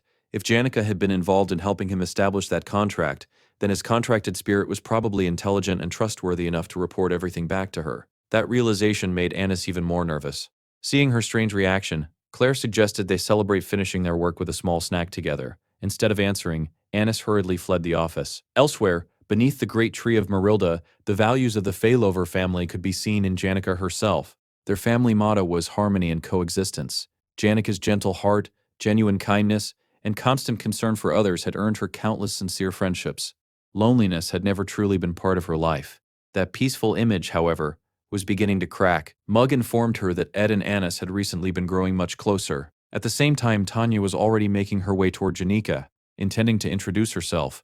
Lortel had personally told Tanya that Janica was kind, compassionate, and always willing to have an honest conversation. Unfortunately for Tanya, today was not the day she would meet that gentle version of Janica. At that moment, Janica was genuinely angry. Meanwhile, Lortel visited Ed's camp once again. She reported that most of the materials he had requested had already been obtained. However, legendary-grade materials remained extremely difficult to acquire, especially during winter. Despite managing numerous business affairs, she had still gone out of her way to help him. Ed thanked her but pointed out that she should have been resting instead of making the long journey to his cabin. Lortel calmly replied that resting was exactly why she had come. As the quiet winter night settled over the academy, Ed looked up at the moon. Once it had been perfectly round, illuminating the entire sky. Now only a thin fragment remained. Time passed unbelievably fast. Winter covered the world in silence, making everything feel as though nature itself had entered hibernation. Yet every person experienced that silence differently. For Ed, winter represented another trial of survival. Every day was spent preparing for the cold and protecting himself from its dangers. For people without those struggles, however, winter often magnified feelings of loneliness, like walking through deserted streets with no one beside them. Breaking the silence, Lortel glanced at Lucy sleeping peacefully across Ed's lap. She asked why Lucy was lying there. Ed answered with complete seriousness, "Because it's winter." Lortel stared at him for a moment before asking whether that was really supposed to be an explanation. Ed noticed she seemed slightly irritated. Lortel crossed her arms and insisted she had only come to discuss the requested materials. Otherwise, she would never have made the trip. Ed smiled and asked whether she truly had no other reason for visiting. Lortel immediately replied that she obviously did. Then she asked whether he was pretending not to understand. She summoned a magical hologram showing the sealed grimoire of the sage. Ed immediately understood. He asked whether she had truly submitted the bid in the end. Lortel nodded. The hologram transformed into a letter as she explained that everything had turned out to be quite interesting. She reminded Ed of something he himself had once promised. If she succeeded in obtaining the grimoire, he had said he would do anything she asked. As a merchant, she explained, it was only natural to recover the value of every investment. Curious, Ed asked what kind of favor she intended to request. Lortel shook her head. She had no intention of asking for something so burdensome that he would struggle to fulfill it. She wanted only one thing. She wanted Ed to remain by her side. Hearing those words, Ed silently reflected on the future. The story was entering its third act. Soon, the political struggle between Princess Phinia and Lortel would truly begin. Lortel had already recognized the approaching conflict and was quietly preparing for the coming battle of influence and strategy. Princess Phinia Elias Cloel, known as the Princess of Benevolence, was destined to become Lortel's greatest rival. According to the original story, Phinia would eventually become student council president, using that authority to strengthen her influence throughout the academy. Later, during the fourth act, she would become the central figure responsible for uncovering the dark secrets hidden within the Roth-Taylor family. Lortel quietly stated that the day would eventually come when everyone at the academy would have to choose a side. When that moment arrived, she wanted Ed standing beside her. Ed thought she did not yet realize one important fact. In the end, the person who would truly determine the outcome of the conflict was neither Phinia nor Lortel. It was the real protagonist of the story. Ed honestly admitted that even if he supported her, he doubted it would make much difference politically. Lortel calmly agreed. Although Ed's reputation within the academy had improved significantly, his influence alone would not dramatically change the balance of power. Ed laughed and remarked that she had said that rather bluntly. Lortel simply asked what was wrong with being honest. To her, his value was never about politics. It was something entirely different. Ed accepted the request without much hesitation, saying it was hardly difficult to promise something like that. Satisfied, Lortel burned the letter. Watching the flames consume the paper, Ed once again realized how mysterious she truly was. She constantly shifted between different expressions and personalities, making it impossible to predict what she was really thinking. Then, for just a brief moment, Lortel smiled with pure happiness. It was a gentle expression Ed had never seen before. The following morning, Ed woke early despite the academy being on vacation. There were no classes, and for the first time in quite a while, he also had no scholarship duties to perform. He had intended to enjoy a peaceful morning and sleep late. Unfortunately, habit woke him before sunrise. He asked Lucy to light the campfire, and while she obediently did so, he found himself thinking about everything Lortel had told him the previous night. One thought refused to leave his mind. Lortel had mentioned that Tanya had been walking around the academy introducing herself to everyone. She wondered whether Tanya truly viewed Ed as an enemy or whether it was simply an exaggerated case of sibling rivalry. She had even found Tanya's determination rather adorable and predicted that she would soon come looking for him as well. Ed suspected she was right. Tanya was the biological younger sister of the body he now inhabited. Unfortunately, he knew almost nothing about the relationship they had once shared. Until he understood more, there was little he could do. Before long, Tanya finally arrived at his cabin. She looked unusually nervous. After hesitating for several moments, she quietly greeted him, saying it had been a long time since they had last seen each other. She awkwardly explained that she had even brought him a gift after so many years apart. Watching her carefully, Ed noticed that although she appeared tense, uncomfortable, and even somewhat frightened, one thing was immediately clear. She did not seem angry at him. At that moment, Ed finally understood why Tanya was acting so cautiously. The Ed who had lived in the Roth-Taylor mansion must have treated her terribly. Realizing that, Ed felt guilty for having misunderstood her behavior. As he stood up, Tanya instinctively flinched. A painful memory resurfaced in her mind. Years ago, the former Ed had thrown a plate of food onto the floor before mocking her for being able to eat alongside filthy servants without feeling disgusted. He had even stepped on a maid's head while Tanya, trembling with fear, desperately begged him to stop. The old Ed had only looked at her coldly. He questioned why she cared about people who were nothing more than tools, and claimed that anyone who pitied servants could never become a true noble. Those memories were impossible for Tanya to forget. Yet the person standing before her now behaved completely differently. Ed thanked her sincerely for the gift, saying he would put it to good use next semester. He also reminded her that technically they were no longer siblings in any official sense. Since he had been disowned, she had no obligation to visit him or bring him anything. That made her kindness even more meaningful. He politely asked her to stay where she was and avoid sitting too close to the fire. Although he was running low on medicinal herbs, he still intended to prepare tea for his guest without cutting corners. When Tanya noticed Lucy nearby, she became slightly nervous. Ed calmly reassured her before calling Lucy over and asking her to give Tanya a little personal space.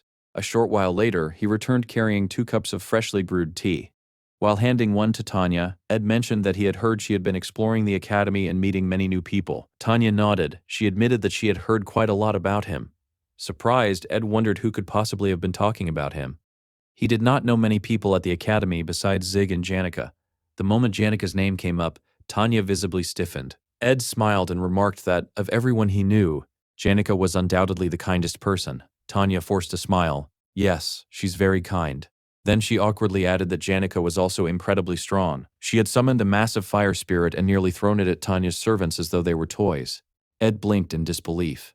She really did that, realizing what she had just admitted. Tanya immediately panicked. No, that's not what happened. She was very kind. She simply encouraged me to focus on my studies. Her desperate attempt to cover up the truth only confirmed Ed's suspicions. Something about this entire situation felt strange. The Tanya he remembered from the original story had never been this timid. Meanwhile, Tanya found herself increasingly confused. Every person she met who knew Ed seemed to admire him. Ed quietly looked at his younger sister before speaking honestly. He explained that he was trying his best to become a better person and asked her not to judge him solely by who he used to be. He admitted that being disowned had been the punishment for the countless mistakes he had made in the past. There were things he could never undo. Even so, he sincerely apologized. He also mentioned hearing about her ambition to become student council president. Although he doubted he would be able to help much, he genuinely supported her dream and wished her success. Deep down, Ed already knew how the story was supposed to unfold. Tanya would never become student council president. She existed in the original narrative only to emphasize Princess Phinea's rise. Even so, Tanya held a special place in Ed's heart. She was the very first member of his new family's bloodline he had met since arriving in this world. Looking into her uncertain expression, however, Ed realized he had absolutely no idea how to repair the broken relationship between them. Later, after returning to Awfulus Hall, Tanya's legs still felt weak. She was convinced she knew exactly what kind of monster her older brother had once been.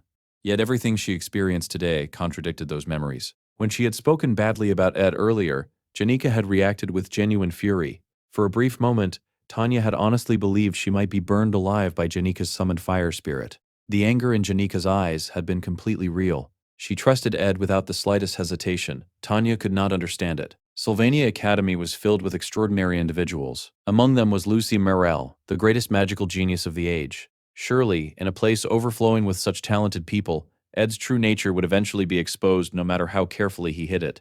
As she walked through the luxurious dormitory, Tanya suddenly realized that Lucy's room was located directly beside her own. That made perfect sense. Only the Academy's finest students lived in Ophelis Hall. She concluded that Ed had probably become acquainted with Lucy through sheer luck. Just then, Lucy stepped out. She quietly asked whether Tanya was Ed's younger sister. Before Tanya could answer properly, Lucy casually said that if she ever needed anything, she only had to ask. With that, Lucy returned to her room as though nothing unusual had happened.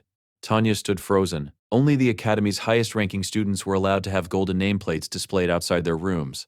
She had just spoken face-to-face with Lucy Morel herself, the legendary prodigy, the greatest mage of her generation. Completely overwhelmed, Tanya admitted to herself that she no longer understood anything anymore. Elsewhere, inside the Academy's rose garden, Annis approached Belle with an unexpected request. She asked Belle to introduce her to a suitable man, preferably someone tall, handsome, successful, and dependable. Since Belle worked around so many influential people, Annis assumed she would know someone fitting that description. Belle smiled knowingly. She pointed out that Annis was not the kind of woman who pursued relationships casually. Then she teasingly asked whether Annis had ever even experienced romance before. Embarrassed, Annis immediately became flustered. Belle quickly apologized, assuring her she had not meant any offense. She simply knew how busy Annis always was. Her life revolved around work, much like Ed's now that he was entering his third year. Thinking about it more carefully, Belle realized the two of them actually had a surprising amount in common. Then Belle suddenly paused. She looked directly at Annis. "Were you talking about young Master Ed?" Unable to hide it any longer, Annis admitted the truth. She confessed that she had been speaking about Ed all along. She explained that although she had heard countless terrible rumors about him, the real Ed was far better than she had ever imagined. Belle smiled knowingly. "So, you're interested in young Master Ed?" After a brief silence, Annis nodded. She admitted that she had genuinely become attracted to him as a man. However, instead of celebrating those feelings, she viewed them almost as good news. If even she had found herself attracted to Ed, then Janica must have chosen someone truly worthwhile. She only needed to stop seeing him that way herself. Eventually, those feelings would disappear. If Ed had truly been a terrible person, at least she would have realized it before things became complicated. Besides, he was hardly the only man in the world. Belle then asked whether Janica had noticed Annis's growing feelings. Annis sighed. Meeting someone like Ed felt almost like discovering hidden treasure. She admitted the comparison sounded disrespectful, but what she truly wanted was to find love herself and finally bring this emotional struggle to an end. The previous day, she had happened to pass through the professor's wing and seen Janica there. The two of them had not even exchanged greetings. Janica had looked deeply saddened. Next week, Annis and Ed would be supervising the placement examination together. The thought alone filled her with guilt. She felt as though she were betraying her own friend. Belle gently comforted her. Perhaps the situation was not as terrible as she imagined. It might even lead to something positive. She explained that Janica had always been kind, honest, and sincere with everyone around her. Both Annis and Claire had spent years trying to protect someone so gentle. However, Belle believed Janica's greatest weakness was that she always tried to be perfect. Sometimes, showing flaws made a person feel even more genuine. Imperfections often awakened the desire in others to protect them. Hearing those words, Annis remembered Claire's earlier comment that Ed naturally attracted women. Perhaps appealing to that protective instinct was exactly what she needed. For the first time all day, her thoughts became much clearer. Belle's encouragement eased the guilt that had been weighing on her heart. By the end of the conversation, Annis could only laugh at herself. Then she suddenly realized something. Whenever Janica became confused or emotionally overwhelmed, there was always one place she chose to visit. Sure enough, as evening approached, Janica arrived at Ed's camp. At that very moment, Ed was gathering materials for the storage shed he planned to build. He wanted to expand the camp and create much more space before winter ended. When he looked up, he immediately noticed Janica standing quietly before him. One glance was enough to tell that something was wrong. Without asking questions, Ed prepared a warm cup of tea for her. Looking at the falling snow, he quietly remarked that winter seemed determined to linger a little longer. Snow had already begun piling up around the camp. He gently told Janica that if something was troubling her, she was welcome to talk about it. Janica lowered her eyes and apologized. She admitted there were things she simply could not bring herself to discuss. Ed nodded understandingly. If she did not want to speak, then she did not have to. Seeing her shiver in the cold, he quietly wrapped a warm blanket around her shoulders. As they sat together beside the fire, Ed found himself thinking that he often forgot Janica was carrying burdens of her own. Despite always smiling for others, there were moments when she resembled a frightened little animal backed into a corner. It was impossible not to worry about her. Outside, winter continued its slow march, yet somewhere beyond the endless snowfall, spring was gradually drawing closer. For a while, neither of them spoke. They simply remained together in the warmth of the fire. Elsewhere, Tanya reflected upon her childhood. The Roth Taylor estate had once been peaceful while the family head remained occupied with affairs of the kingdom. Everything changed after the death of the eldest daughter and rightful heir, Arwen Roth Taylor. Following her death, Ed inherited the position of heir. From that day onward, the mansion became a place ruled by fear. Tanya remembered Ed as someone whose true personality emerged only after gaining authority. He behaved as though everyone belonged to him simply because he had inherited a fraction of the family's power. One memory remained especially vivid. Ed had suddenly flipped over a table before demanding to know why Tanya kept staring at him. Then he coldly declared that he would kill her. Terrified, Tanya had picked up a dagger. She bitterly remarked that Arwen was already dead, and perhaps that had been exactly what he wanted. Instead of reacting with fear, Ed had grabbed her wrist and thrust the dagger back toward himself. "If you're going to kill me, then do it," he had said. "The heir's position will become yours. So what are you waiting for?" Unable to move, Tanya had collapsed to the floor. Moments like that had become almost routine. More than anything, she remembered those cold, emotionless eyes. Although Ed had never physically struck her, his presence alone had dominated everyone in the mansion. Every family member had lived beneath his shadow. Only after he was finally disowned had Tanya truly felt free. Now she had only one goal left. She would prove her own worth. Winning the student council presidency represented the greatest opportunity of her life. The upcoming class placement examination would also play an important role. Finally, the day of the examination arrived. As preparations began, Anna silently begged Ed not to come any closer. His pleasant scent and calm, charming presence were making it far too difficult for her to stay composed. Meanwhile, Claire gathered everyone together and announced that all necessary instructions had already been explained. Now, all that remained was to head upstairs and prepare for the examination itself. The freshman placement examination was finally about to begin. As Ed looked over the preparations, he noticed several major differences from the previous year's exam. Last time, the test had been held in the northern forest under Professor Glass's supervision. This year, however, Professor Claire was in charge, and she had redesigned the entire examination. Instead of searching for hidden magic orbs, the freshmen would now collect magic stones scattered across Mount Orin. Unlike the previous test, the stones were not deliberately concealed, nor were there any differences in their point values. The objective sounded simple: find a magic stone and place it on the exchange altar. Anyone who accomplished that would qualify for Class A. At first glance, the examination appeared much easier than the previous years, but just as one would expect from Professor Claire, the real challenge lay elsewhere. To even reach the altar, every student had to fight through countless magical beasts and wild animals. Only those capable of surviving the journey would earn a place in Class A. The examination was brutally difficult. In fact, according to the original story, not a single freshman that year would successfully enter Class A. Ed knew this outcome was intentional. It was an essential part of the story's scenario. The complete failure of the freshman class would trigger an important event later in the narrative, meaning history had to unfold exactly as originally written. Because of that, Ed chose not to question the absurd difficulty of the exam. Fortunately, despite looking like a deadly survival test, no freshmen were actually in danger. The monsters roaming Mount Orin were merely illusionary beasts created by magical engineering devices known as illusion discs.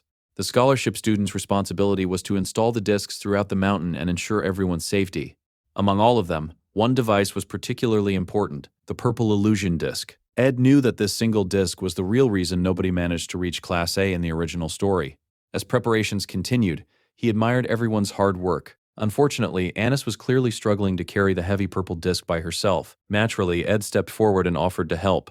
The unexpected gesture startled Annis so badly that she instinctively stepped backward. She lost her balance and nearly fell. Ed quickly caught her before she hit the ground. However, the sudden movement caused her bag to slip from her shoulder. The purple disc rolled across the floor and began tumbling down the stairs. Clavius reacted instantly. He caught it before it could smash against the ground and warned everyone to be more careful. If that disc broke, the consequences would be disastrous. Ed breathed a sigh of relief. Just as expected from the Academy's strongest combat student, Clavius had saved the day. Or so he thought. The next instant, the purple disc suddenly crumbled apart inside Clavius's hands. It disintegrated into fine dust. Even the object Clavius had been carrying in his other hand broke apart as well. Staring at the ruined artifact, Clavius could only ask one question: what do we do now? Realizing the situation, Ed immediately released Annis without thinking. She promptly fell onto the floor as he rushed toward the shattered remains. Ed sighed. Things had been going far too smoothly. He should have known something would go wrong. The broken disc threatened far more than the placement examination itself. Ed remembered another major event from the original story. During the previous year's joint combat exercise, the failed noble Ed Roth Taylor had unexpectedly picked up a sword for the first time and defeated Lucy. Although he ultimately lost the battle, the incident dramatically altered the flow of the first act. This year's joint combat exercise was another critical event. The talented first-year students would challenge the upperclassmen. What began as simple practice would quickly spiral out of control as the freshmen fought with everything they had. In the original story, one senior stood alone and stopped every single one of them: Taylor. After an entire year of relentless training, he had become powerful enough to overwhelm every challenger, astonishing the entire academy. Among the spectators was St. Clarice. Concealing her true identity, she quietly watched Taylor's performance. That battle marked the beginning of her relationship with him. As one of the game's four main heroines, Clarice's introduction was absolutely essential. For that scene to happen correctly, the freshmen first had to fail the placement examination. Only then would their frustration push them into recklessly challenging the upperclassmen. If students actually managed to enter Class A this year, the entire story would begin collapsing. Now the purple disc was destroyed. Panic immediately spread among the staff. Professor Claire examined the shattered artifact and quietly admitted that the damage was severe. The other scholarship students began losing hope. Annis blamed herself for the accident and sincerely apologized. Ed immediately stopped her. Regretting what had already happened would not repair the artifact. More importantly, if they failed to recreate the purple disc's effect, far too many freshmen would reach Class A. That absolutely could not happen. Ed confidently declared that he could repair the disc, at least enough for it to function. He grabbed Clavius before the confused senior could ask any questions and dragged him away to begin working. Meanwhile, at the starting point of the examination, Tanya stood alongside the other incoming freshmen. Although Sylvania Academy educated princes, princesses, nobles, ministers, and children from the greatest families in the kingdom, everyone wore the same uniform. Inside the academy, everyone was supposed to be equal. There was only one exception: Saint Clarice. As the spiritual guide worshipped by millions of believers, she naturally commanded everyone's respect. Seeing the students bow before her, Clarice smiled warmly. She thanked them for their courtesy but insisted such formalities were unnecessary. If everyone constantly worried about proper etiquette around her, academy life would become exhausting. She hoped they would treat her like any other student. Tanya respectfully introduced herself. She declared that she was Tanya Roth-Taylor, the future head of the Roth-Taylor family. Clarice smiled thoughtfully. She remembered that Duke Crepin Roth-Taylor had once received her blessing during his youth, although the memory had become rather distant. Tanya considered those words an incredible honor. She proudly stated that she also hoped to receive the saint's blessing after coming of age. Clarice happily replied that she would be waiting for that day. Tanya silently celebrated. Simply meeting the saint could greatly benefit her future political career. Before the conversation could continue, fireworks exploded across the sky. The placement examination had officially begun. Immediately, every freshman sprinted toward the mountain. Everyone wanted to earn a place in Class A. The rewards were extraordinary: complete tuition exemption, residence in prestigious Ophelis Hall, unlimited access to every academy welfare facility, and the honor of belonging to Sylvania's most elite class. It was every student's dream. As the crowd surged uphill, Tanya quickly picked up one of the scattered magic stones. Looking around, she noticed countless identical stones covering the mountain. Simply collecting one clearly was not enough. There had to be another mechanism determining who truly deserved Class A. Just then she heard someone shout nearby. Following the voice, she discovered a barefoot girl happily standing in the snow. Concerned, Tanya asked whether she had slipped or injured herself. The girl cheerfully shook her head. She simply wanted to know what it felt like to walk barefoot through fresh snow. Confused, Tanya wondered why anyone would suddenly decide to do something like that during an important examination. The girl smiled brightly. The snow felt much softer than she had expected. Tanya stared at her in complete confusion. For a moment, she genuinely wondered whether the girl had hit her head. Trying to regain control of the conversation, Tanya introduced herself. She explained that she was the second daughter of the Roth-Taylor family and guessed they would probably become classmates. The girl's eyes sparkled with admiration. She had heard the Roth-Taylor family was one of the kingdom's greatest noble houses. Tanya forced an awkward smile. She admitted that not every member of her family deserved such praise. No matter how prestigious the family became, there always seemed to be someone who turned into complete trash. As she spoke, memories of Ed resurfaced. Although he had seemed different during their recent meeting, the fear he had planted inside her throughout childhood still refused to disappear. The girl admitted she came from a remote eastern territory. Since Tanya belonged to such an important noble family, she wondered whether she should act more respectfully. Tanya quickly dismissed the idea. At Sylvania Academy, social status meant very little. The girl laughed. She agreed completely. Here, everyone was simply a student. She finally introduced herself. Her name was Kylie Acme, and she came from the small eastern city-state of the Duchy of Touraine. She shyly admitted that she knew very little about the outside world and apologized in advance if she accidentally behaved strangely. Tanya smiled. Since they were classmates now, there was no need for excessive politeness. Besides, they needed to continue the examination. Kylie simply shrugged. She admitted she did not care very much about her grades. Joining Class A would only place unnecessary attention on her, and she preferred avoiding the spotlight altogether. Tanya found that answer completely unexpected. Without warning, Kylie suddenly grabbed Tanya's hand. She excitedly suggested they work together. That way they could become friends. Before Tanya could respond, Kylie began running across the mountain while pulling her along. Laughing happily, she admitted it was the first time she had ever made a friend her own age. Tanya quickly warned her not to behave so casually with everyone. If she had grabbed the hand of a princess or even the saint like that, she could have landed herself in serious trouble. Still smiling, the two girls continued toward the examination grounds together. 30 minutes after the examination began, one freshman believed victory was already within reach. He had almost reached the summit. Then disaster struck. A gigantic beast suddenly appeared. It was Clavius. Without hesitation, he punched the overconfident student square in the head, sending him flying. Watching from nearby, Clavius admitted the method looked dirty, cowardly, and hardly worthy of an upperclassman. Ed simply replied that it was acceptable under the circumstances.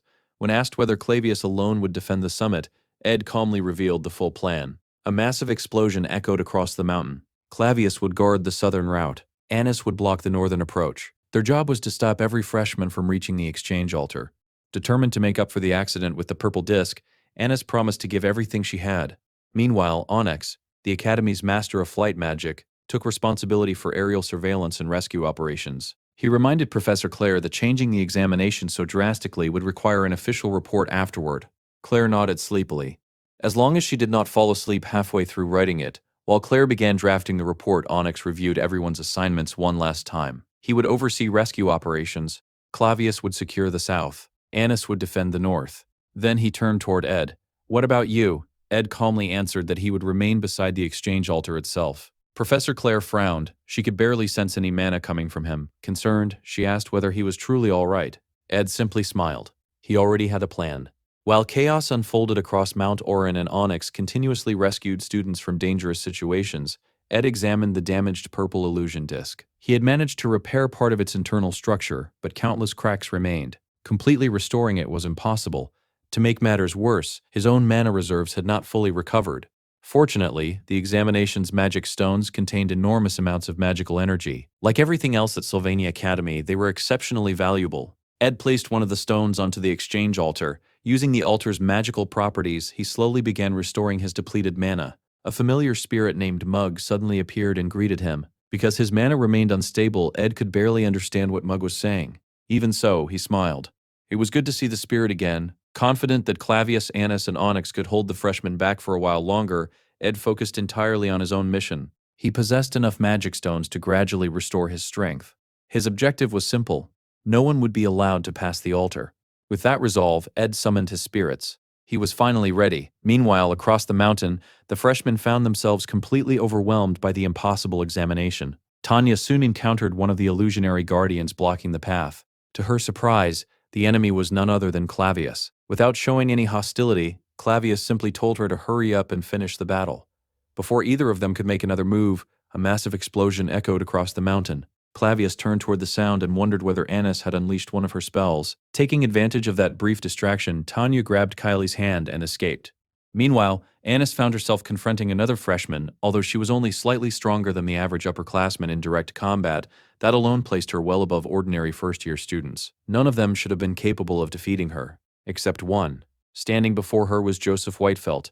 He was Dorothy Whitefelt's younger brother, but unlike his hardworking sister, Joseph had been recognized as a genius since childhood. He had become the youngest person in history to earn the title of researcher from the Magic Association and was already capable of casting intermediate-level magic with ease. He was widely considered one of the strongest candidates to become the Academy's top freshman. After forcing his way past her, Joseph politely told Annis not to feel discouraged. Surely she excelled in other areas. Annis shook her head. He had misunderstood. She was frustrated, but not because she had been defeated. Without another word, she stepped aside and allowed him to continue. As Joseph disappeared into the distance, Annis lowered her head. She had always tried to present herself as flawless and dependable. Yet, when a serious problem arose, she had accomplished nothing. She had accidentally caused the destruction of the purple illusion disc. She had failed to stop Joseph. And once again, Ed had quietly stepped forward without complaining. He immediately organized the situation, proposed a solution, and took responsibility for fixing everything. The image that first appeared in Annis's mind whenever she thought about solving problems was no longer her own. It was Ed's calm and reliable face. Meanwhile, Joseph finally reached the exchange altar. Ed was already waiting for him. Calmly, Ed remarked that Joseph had become the first challenger to arrive. The rules were simple. Place the magic stone onto the altar. Unfortunately, Ed had no intention of allowing that to happen. Joseph found the entire examination rather strange. If he defeated Ed and claimed Class A, then who would stop the next freshman? Ed simply answered that such matters were not his concern. Joseph nodded. He suspected Ed already had a solution prepared for that problem as well. In reality, Joseph was not asking out of curiosity. He was buying time. While talking, he carefully analyzed every detail of the battlefield. His eyes quickly landed on the damaged purple illusion disc. Unlike ordinary illusion devices, this one was an improved model. Joseph immediately concluded that Ed belonged to the Academy's Magical Engineering Division. However, something else caught his attention. Despite standing directly before him, Ed possessed surprisingly little mana. Joseph had already noticed the consumed magic stones lying nearby. Using magical batteries before the very first battle could only mean one thing. Ed's mana reserves were dangerously low. Disappointed, Joseph silently wondered whether the Academy had truly chosen someone this weak to guard the altar. Without hesitating further, he unleashed his first spell, Focused Explosion. The concentrated blast rushed toward Ed with incredible speed. Joseph believed the attack was impossible to dodge. Instead, Ed slipped past it with remarkable ease. Joseph immediately realized his opponent possessed genuine combat experience. Ed calmly began preparing a spell of his own. Joseph recognized the magical formula immediately. It looked like a simple fire spell, probably Ignite.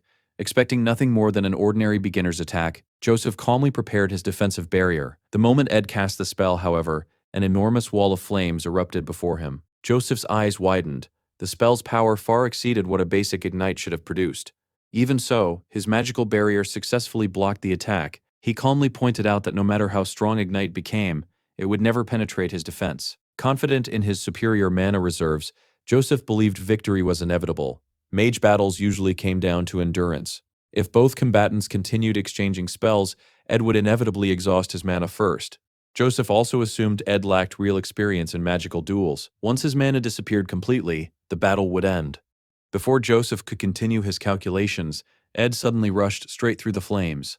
Closing the distance instantly, he grabbed Joseph by the collar. Then he drove his knee directly into Joseph's face. As Joseph staggered backward, Ed calmly explained that magical barriers blocked spells. They did not stop physical attacks. He then asked Joseph whether he honestly believed every mage only fought other mages. Shocked, Joseph struggled to regain his footing. He could not understand how Ed had crossed the burning flames unharmed. Still refusing to panic, Joseph immediately switched to intermediate-level ice magic. Meanwhile, Ed continued casting nothing but Ignite. Joseph frowned. Was he seriously planning to rely on the same spell repeatedly? He assumed Ed intended to create steam and obscure the battlefield. Confident in his versatility, Joseph immediately countered with combustion magic. An instant later, the entire battlefield disappeared beneath raging flames. What Joseph did not know was that Ed currently possessed the blessing of flame. For a short period, fire itself could not harm him. Protected by the blessing, Ed charged straight through the inferno without slowing down. Even so, Joseph managed to reinforce his own body with physical enhancement magic. As the two exchanged blows, Joseph could not hide his growing confusion. His spellcasting speed remained superior, yet Ed completely overwhelmed him in close combat. Then Ed deliberately embedded his dagger into Joseph's magical barrier. Quietly, he called out to Mug. The spirit immediately obeyed. A massive explosion erupted. Joseph was blasted high into the air before tumbling violently down the mountainside. Bruised and battered, he forced himself back onto his feet. He realized something important. Ed had not surpassed him through ordinary magic. This was spirit magic. Ed had combined spiritual blessings, conventional spells, and magical engineering into a seamless fighting style. He had even concealed the activation of his spirit techniques with an ordinary fire magic. Joseph stared at him in disbelief. Just who was this senior? Finally accepting defeat, Joseph tossed his magic crystal toward Ed. However, he used that moment to launch one final surprise attack. An enormous ice spear shot toward Ed. Ed effortlessly dodged it. Joseph immediately followed with a desperate punch. Ed remained completely calm. Someone who had spent his entire life studying magic was hardly intimidating in hand-to-hand combat. The instant Joseph's punch connected, another blessing activated. The blessing of the storm. Anyone striking Ed directly would be violently launched away. Joseph became the victim of his own attack. His body shot backward like a cannonball, tearing through trees and rocks before finally crashing into a shattered tree trunk. Completely defeated, he could only admit his loss. The magic crystal in his possession shattered. Ed quietly praised him. He had fought well. His decision to keep searching for victory until the very end had been admirable. Barely conscious, Joseph looked up at his opponent one final time. He weakly asked for the senior's name. Ed introduced himself. Ed Roth Taylor. At that exact moment, Onyx arrived to retrieve the defeated freshman. Elsewhere, Zig was traveling in a carriage with Elka. Curious, Elka asked why Zig had chosen to specialize in magic. If he had entered either the combat or alchemy divisions instead, he probably would have become the academy's best student.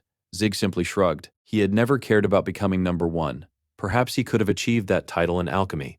Combat, however, was another matter. The current strongest combat student was Clavius Nortondale. Ironically, at that very moment, Clavius himself was being overwhelmed in battle. Watching the distant explosion, Zig wondered what had just happened. Nearby, a worried freshman asked Clavius whether he was all right, or whether the holy magic had been too powerful. Onyx calmly told everyone to continue the examination. He would handle the situation himself. With only 20 minutes remaining before the exam ended, Tanya and Kylie finally reached the summit.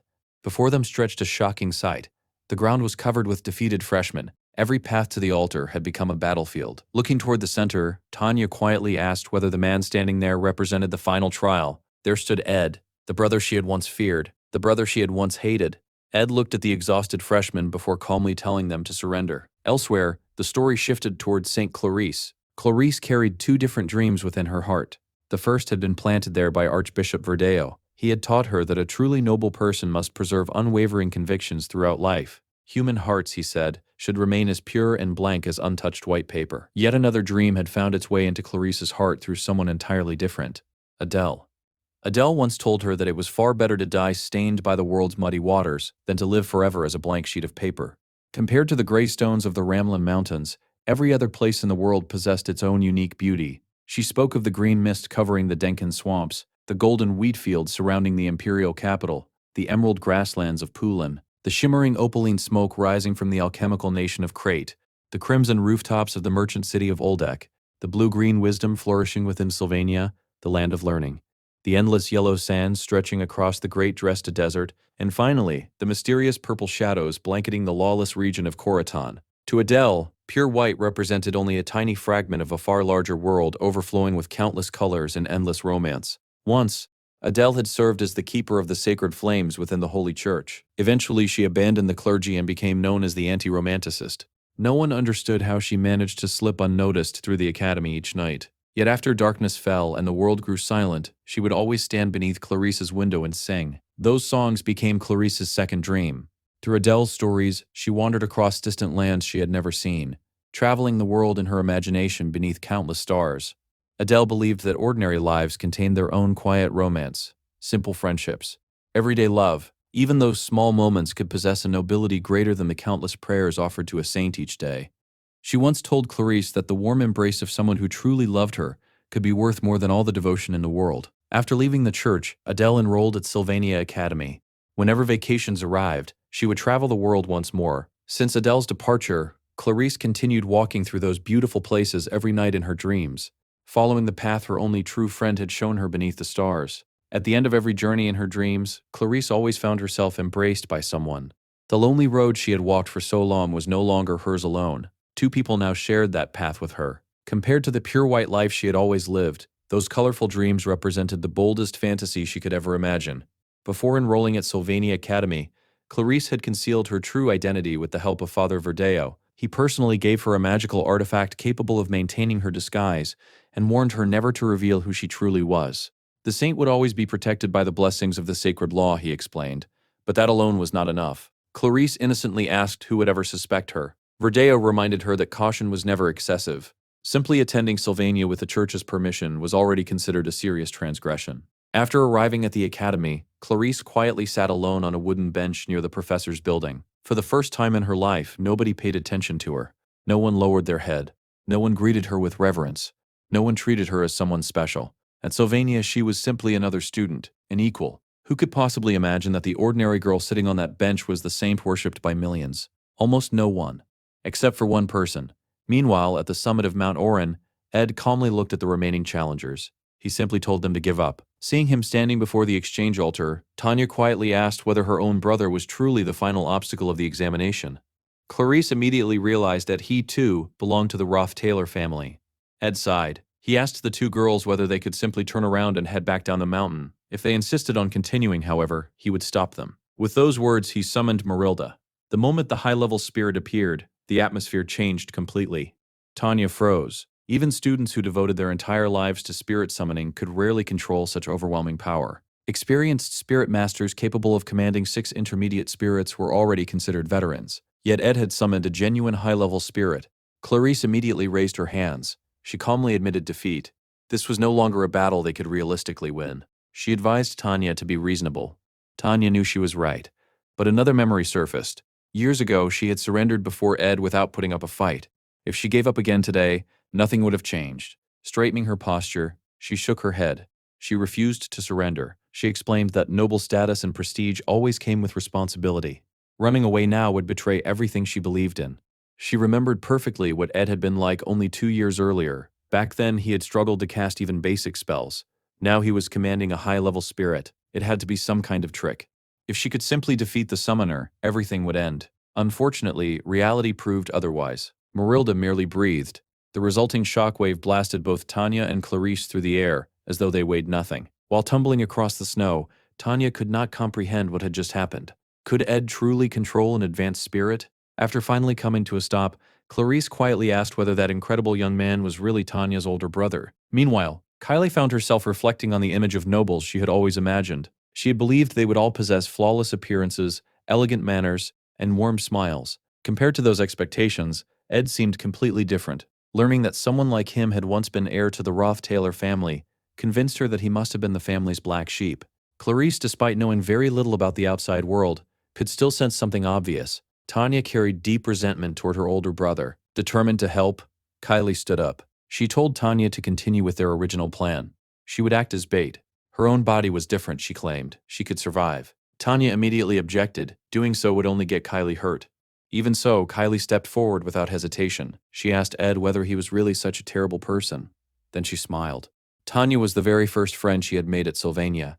That alone made the risk worthwhile. Normally, Tanya would have dismissed such reckless optimism. However, while watching Kylie run forward, she noticed something strange. A veteran illusion charged toward Marilda and was instantly struck down by a mysterious flash of light. Tanya wondered whether Kylie possessed some hidden power. More surprising than that was Kylie's courage. The timid girl who had been laughing moments earlier was now charging directly toward a high-level spirit without fear. For a brief moment, Tanya wondered whether Kylie had always been this brave. Then she reached a different conclusion. She was simply reckless. Even while trembling with fear, Kylie continued running toward Ed and Marilda. At first, Marilda paid little attention to her. Then she sensed it. Sacred power. The blessing of the sacred law automatically activated against hostile beings. The brilliant holy light actually wounded Marilda. Even so, the spirit's breath remained overwhelmingly powerful. The resulting blast hurled Kylie far into the distance. Fortunately, the sacred barriers surrounding her absorbed most of the impact, allowing her to survive. Watching the two girls, Ed asked whether they were finally finished. Tanya immediately refused. She demanded to know whether he truly believed she would surrender so easily.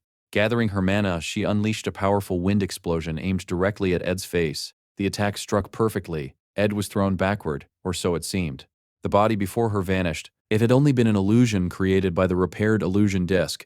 By the time Tanya realized the truth, it was already too late. Several arrows formed entirely from mana surrounded her from every direction. Ed calmly spoke. "Stay perfectly still." Tanya's eyes widened. This could not be happening. The brother who once struggled to hold a sword now wielded a bow with incredible precision while creating arrows from pure mana. Ed quietly explained that the arrows had merely been a warning. If he had truly intended to hit her, she would never have been able to dodge. Completely shaken, Tanya could no longer recognize the man standing before her. Was this really the same Ed Roth-Taylor she had feared all her life? Despair slowly crept into her heart. No matter how hard she tried, nothing ever seemed to change. Just like when she was a child, she had once again failed to accomplish anything. Then Ed smiled gently. He told Tanya that she had worked incredibly hard just to reach the summit. Unfortunately, he had responsibilities of his own. He could not treat her differently simply because they were family. Doing so would only insult her efforts and make her even angrier. With the battle over, Ed dismissed Marilda. Looking at his younger sister, he sincerely praised her courage. He admitted that he himself might have run away if he had faced such an overwhelming illusion. Even knowing she stood no chance, Tanya had continued fighting until the very end. That determination genuinely impressed him. Then Ed pointed toward his tie. The brooch Tanya had given him was still attached. He had been wearing it the entire time. He quietly reminded her that she had always stood on his side. At that moment, something inside Tanya finally broke. She realized that her brother truly had changed. Unable to hold back her emotions any longer, tears began streaming down her face. Ed stared at her in complete confusion. Had he said something wrong? Before he could ask, Kylie hurried over and stood protectively in front of Tanya. She warned Ed not to come any closer. If he hurt Tanya again, she promised something terrible would happen to him. Before the situation could become even more awkward, Professor Claire's voice echoed across the mountain. She announced that the examination had officially ended. Then she immediately called for Ed's help, explaining that Clavius had collapsed unconscious. The exam was already over. At that exact moment, she noticed something alarming. Her voice was beginning to change. The transformation magic disguising her appearance was fading.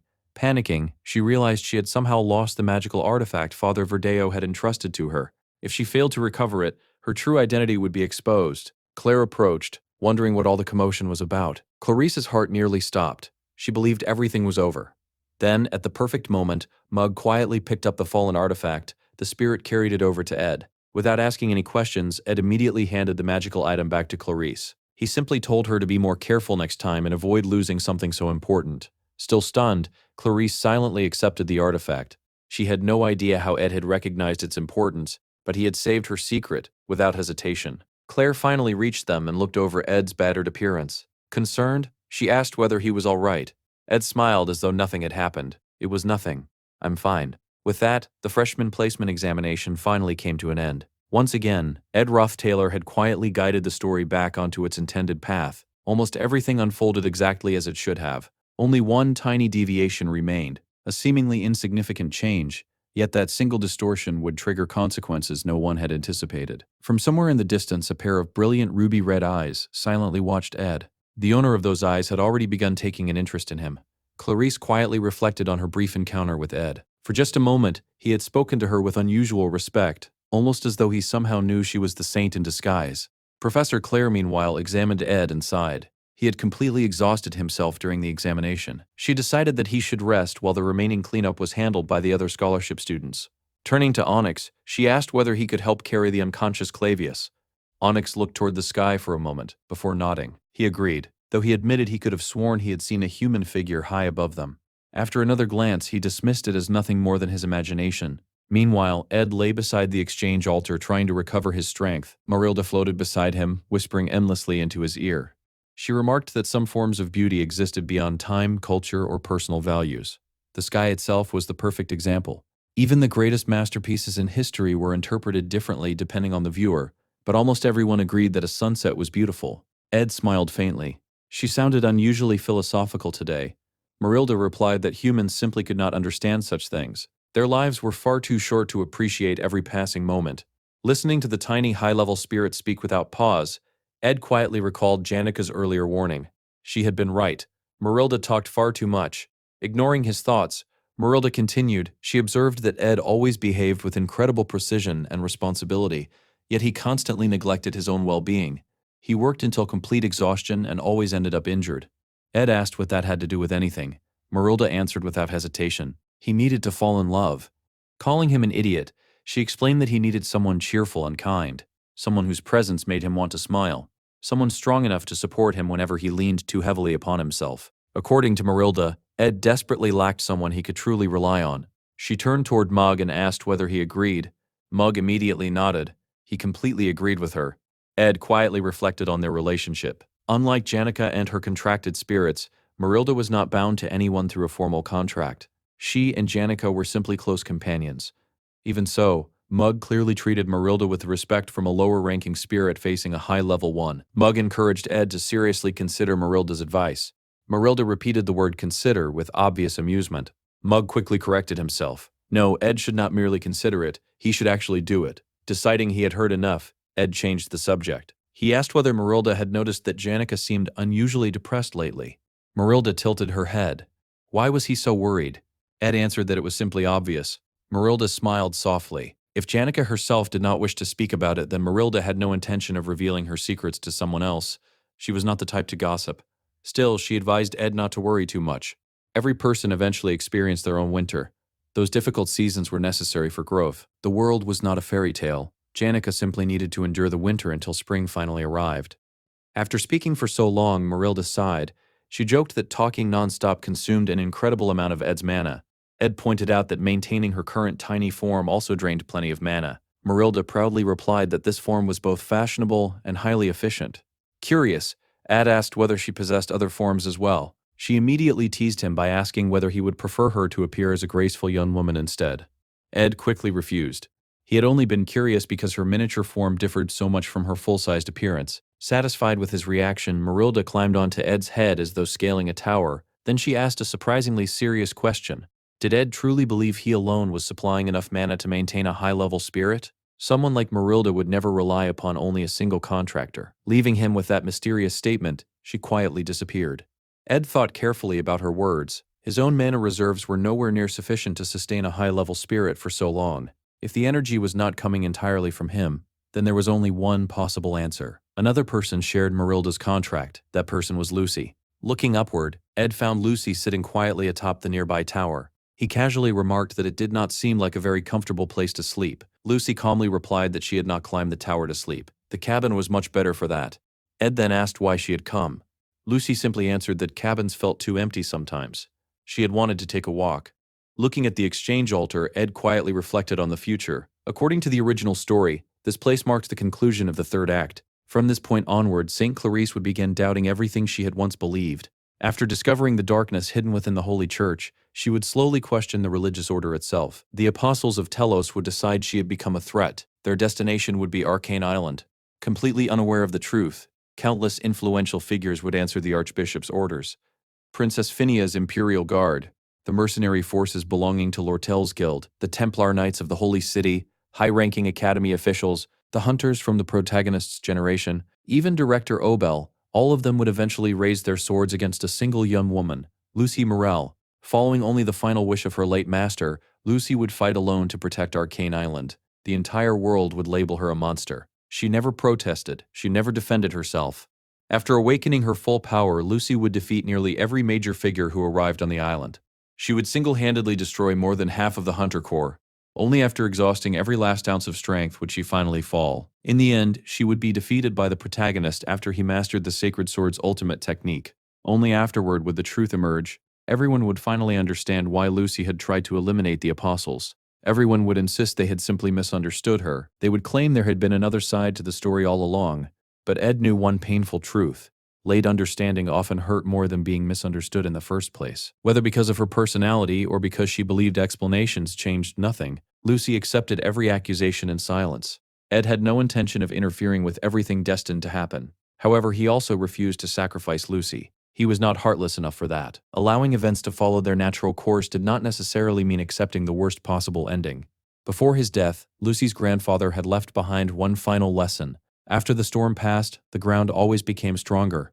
Most of Sylvania's hardships would eventually resolve themselves. Yet one trial could only be overcome with Lucy's help. When that day finally arrived, Ed intended to ask her for one favor. In honor of the great mage who had raised her, he hoped she would lend him her strength. Only Lucy truly understood the weight carried by her grandfather's final words. She also needed to free herself from the suffocating emotions she had buried for so long.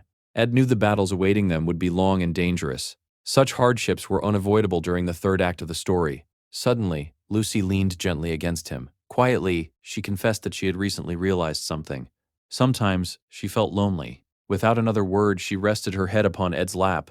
Ed almost responded. Instead, he remained silent. At the very least, he made himself one simple promise. The next time he needed to leave the cabin for an extended period, he would tell Lucy beforehand. The following day, near Ophelis Hall, Belle noticed Clara returning much earlier than expected from her vacation. Belle commented that she had come back surprisingly soon. Clara sighed. Being at home had become unbearable. She smiled and handed Belle a small gift she had brought with her. Many people mistakenly believed Annis came from an influential noble family. In reality, it was Clara who belonged to a distinguished baron household. Belle accepted the present with a grateful smile. Clara admitted that the academy had become the only place where she truly felt at home. More than anything, she was happy to see her friends again. She had brought plenty of delicious snacks and had already prepared tea and pie for Annis and Janica. Cheerfully, she hurried off to surprise them. Watching her leave, Belle's expression suddenly stiffened. Without realizing it, she crumpled the gift box in her hands. Sweat formed on her forehead. Something about the situation made her deeply uneasy. A short while later, Clara found both Janica and Annis together. Neither of them was speaking. The silence between the two close friends felt painfully unnatural. Normally, they would exchange playful arguments or laugh over trivial matters. Today, however, the atmosphere was heavy. Clara briefly considered telling a joke to lighten the mood. In the end, she hesitated. She was not sure it would help. Finally, Janica broke the silence. She quietly asked Annis one question. "Is it true that you hugged Ed?" Meanwhile, elsewhere at the camp, Ed's current status reflected the tremendous progress he had made. Ed Roth Taylor. Age: 18, third-year student. Achievements: skilled survivor and contractor of high-level spirits. His current attributes stood at 13 endurance, 13 intelligence, 15 skill, 12 determination, and 11 luck. He had become proficient in combat, magic, survival techniques, and alchemy. At that moment, Ed finished constructing yet another improvement to his camp. A sturdy wooden defensive wall now surrounded the area.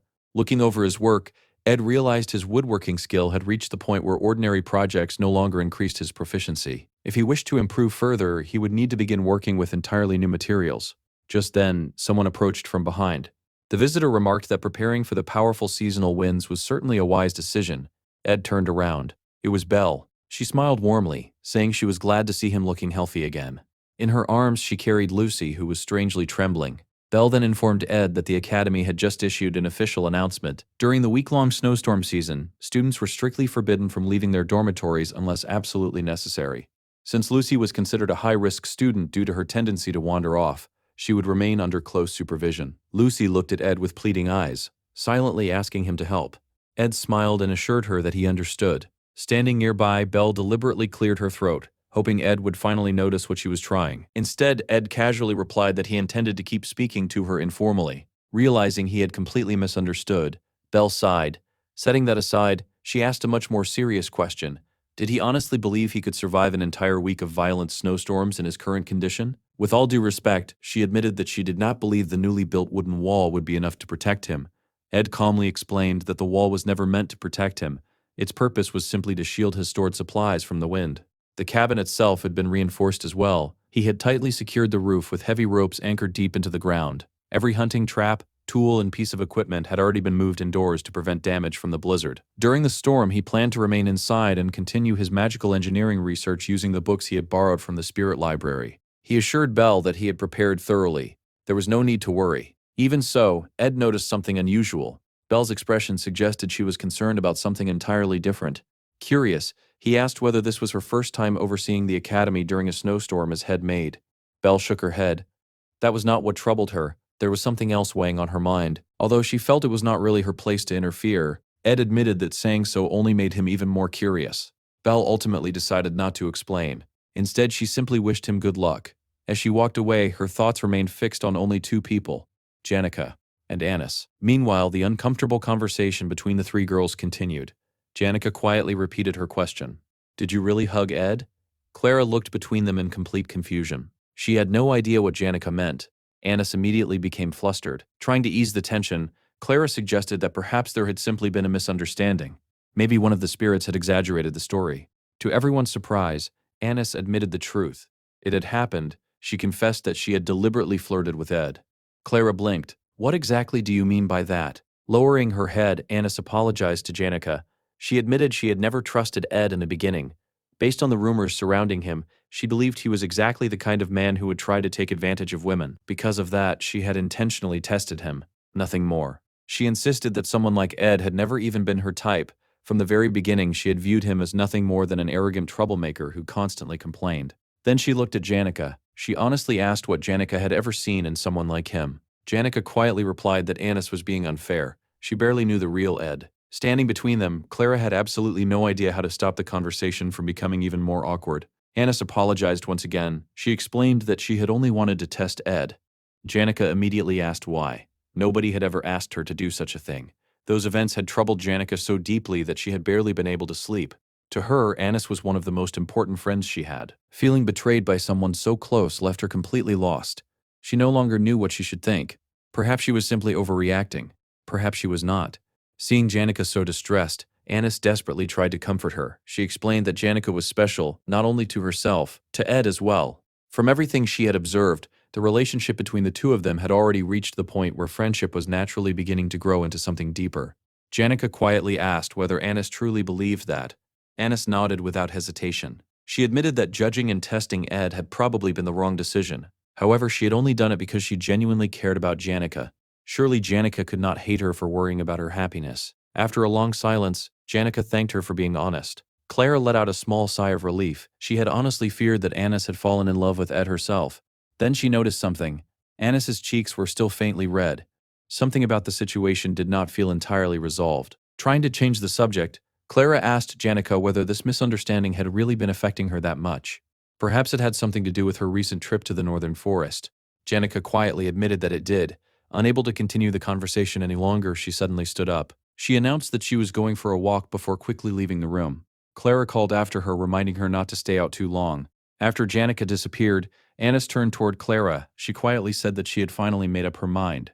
Curious, Clara asked what she meant. Annis replied that she wanted Clara to introduce her to someone, preferably a nice man.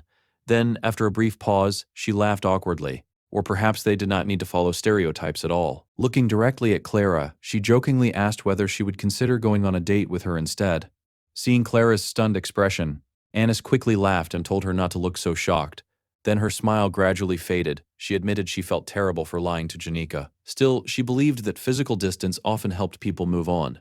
Once the scholarship students completed their duties, everyone would naturally drift apart. Or so she hoped. Unfortunately for Annis, fate had entirely different plans. A little later, Professor Claire gathered everyone together. She announced that the scholarship program would continue. Clavius and Onyx had both performed exceptionally well, and removing them from the laboratory would be a complete waste. Ed had done even better. Claire openly declared that Ed had essentially reached the level of a student assistant. Because of his outstanding work, he would receive additional scholarship responsibilities. She also believed the laboratory suited someone as hardworking as Ed far better than the other research facilities. The atmosphere there was much more comfortable. Hearing those words, Annis nearly froze. Her plan to quietly distance herself from Ed had completely collapsed. Meanwhile, Ed continued improving himself. His magic proficiency had finally reached the proficient level. He now possessed contracts with Moog and Marilda while still having 2 empty spirit contract slots available. Later, Janika visited his camp once again. Looking over his current abilities, she remarked that he really needed to contract an intermediate-level spirit next. Ed noticed something immediately. Unlike the last time she had visited, Janika looked much more cheerful. She seemed to have regained her usual energy. Confused, Janika asked what he meant. Ed smiled and replied that he had already forgotten. Watching her laugh again, Ed quietly reflected that he always felt unusually comfortable around Janika. Unlike every other major character, she had already drifted far away from the original storyline. She was living entirely according to her own choices. Janika commented that although she knew Ed had somehow contracted Marilda, she still found the situation difficult to understand. His body simply was not prepared to support a high-level spirit. Ed smiled before showing her the golden phoenix ring Professor Glass had given him. He explained every function of the artifact and revealed the plans he had for using it in the future. After listening carefully, Janika reached a simple conclusion. As long as Ed remained unable to use his own mana properly, forming a contract with an intermediate spirit would be impossible. Ed nodded. Once the new semester began, his mana would eventually recover. Even so, Janika congratulated him. Among spirit summoners, successfully contracting a high-level spirit first was considered the equivalent of being born a second time. She then asked whether he truly intended to spend the entire snowstorm hidden inside the spirit library. His dedication honestly amazed her. Ed smiled. Compared to him, she remained the academy's top student. She was hardly any less hardworking. The conversation soon shifted toward the future. Ed remembered that immediately after the snowstorm ended, the student council presidential election would begin. Since Janika ranked first academically, everyone would naturally pay close attention to her. Janika sighed. People kept telling her the same thing. However, she had no desire to take sides. She wanted to remain completely neutral throughout the election.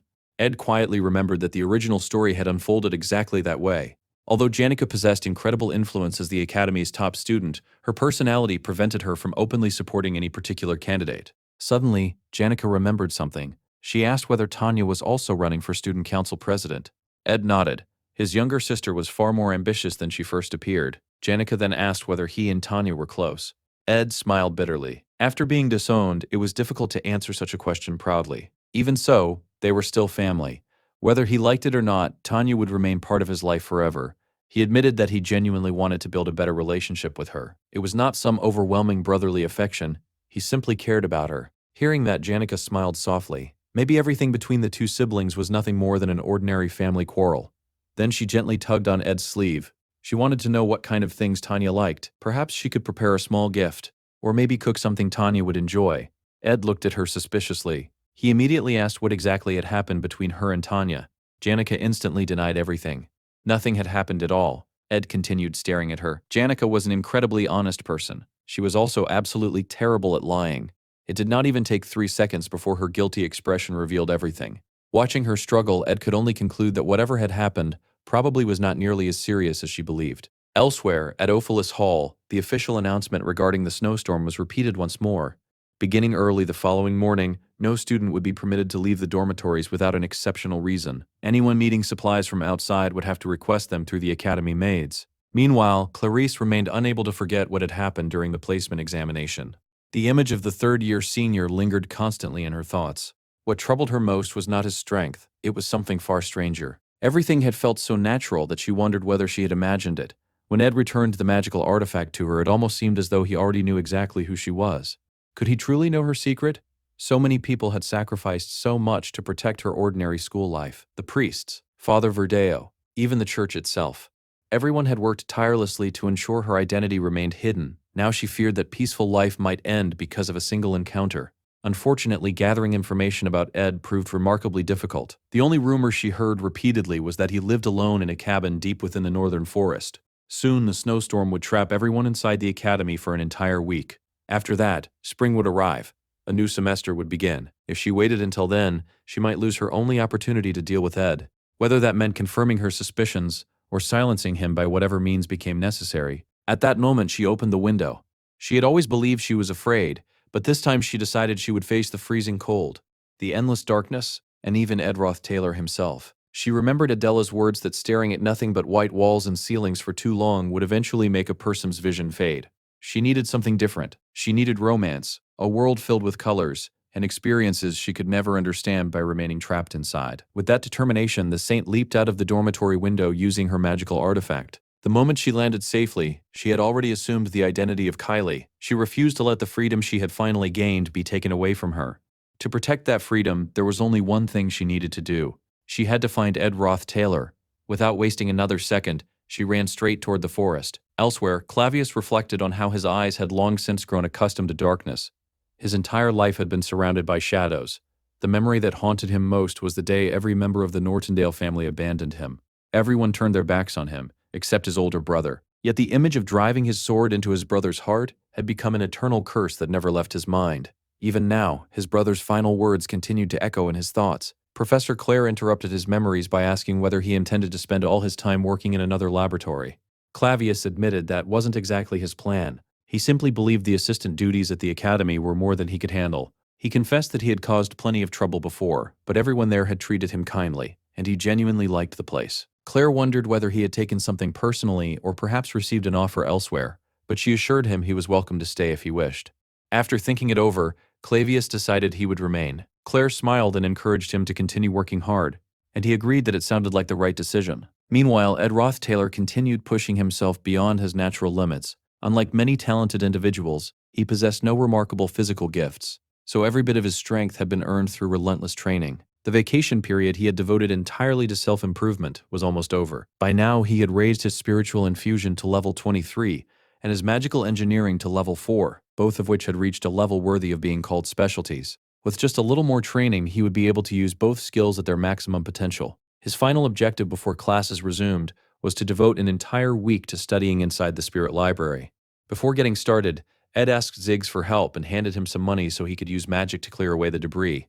However, Ziggs had done much more than that. Together with Elka, he had carefully organized every scattered book, sorting them neatly by category and title. Ed had no idea they had gone to such lengths. The two had apparently treated the work like a training exercise, and Ed couldn't help feeling deeply grateful for everything they had done. Now it was finally time to study the countless crafting methods available to him. Reading everything at once would only waste time, so he decided to focus on a single path. His immediate goals were to create the Glock's Eye, a powerful artifact capable of temporarily increasing proficiency in every perception-related skill, and the Delheimer Hourglass, a legendary artifact that could restore the body to the exact condition it had been in only a few seconds earlier, completely erasing wounds and damage. Ed wanted to create at least one legendary great artifact. He already possessed a wind amplifier, a noise generator, a greenhouse crystal, and a magic orb. Using these materials, he trained tirelessly to improve his magical engineering. Once he mastered the fundamentals, crafting even rarer artifacts would become possible. Satisfied that his materials were prepared, he reached into his bag for his tools,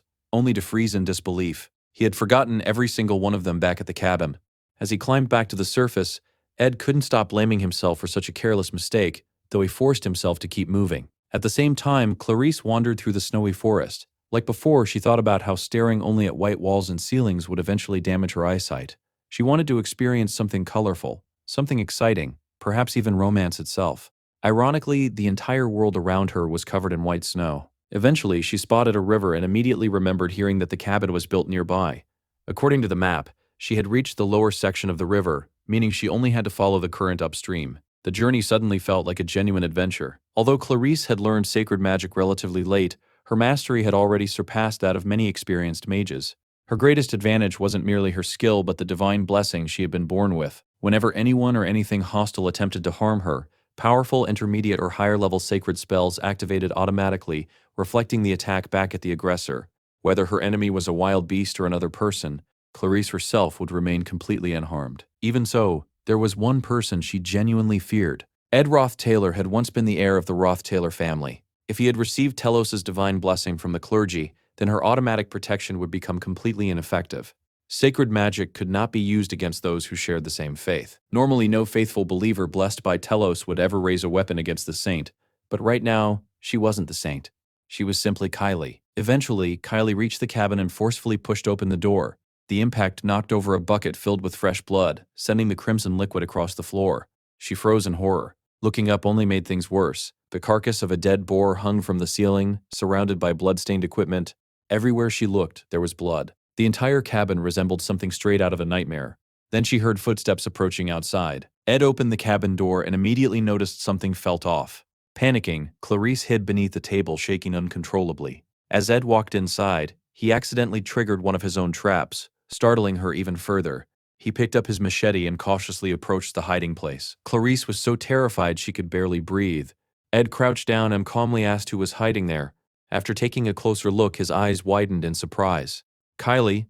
Confused, he asked why she was there, but Clarice had already reached her limit. Overwhelmed by fear, she instinctively activated her sacred magic.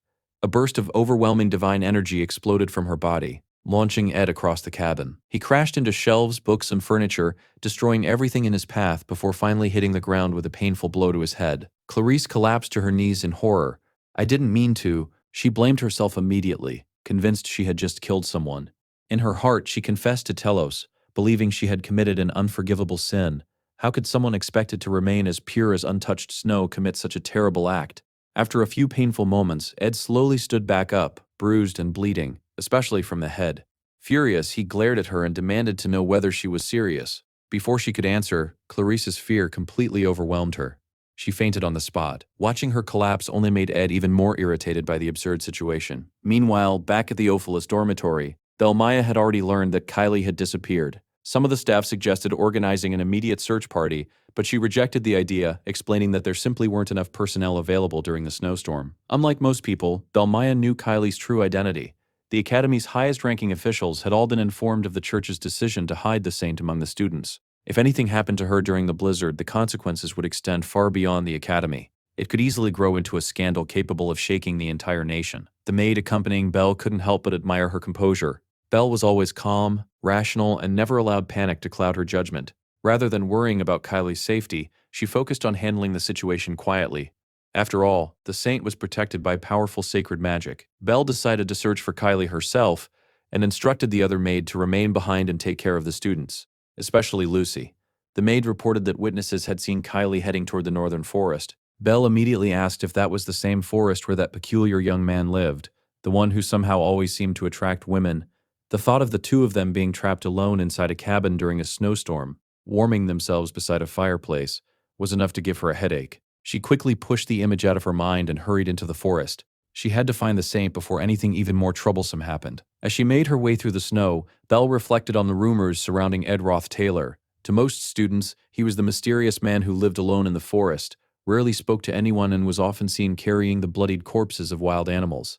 His reputation made him sound frightening, but Belle knew the truth. The only real danger around Ed was that people kept falling in love with him. Despite his cold and distant appearance, he was thoughtful, responsible, and dependable. Even though several girls had shown obvious interest in him, he never let himself get distracted from his goals. Deep down, he was someone others could rely on. Still, relationships were always troublesome, and merely thinking about them was enough to make Belle sigh.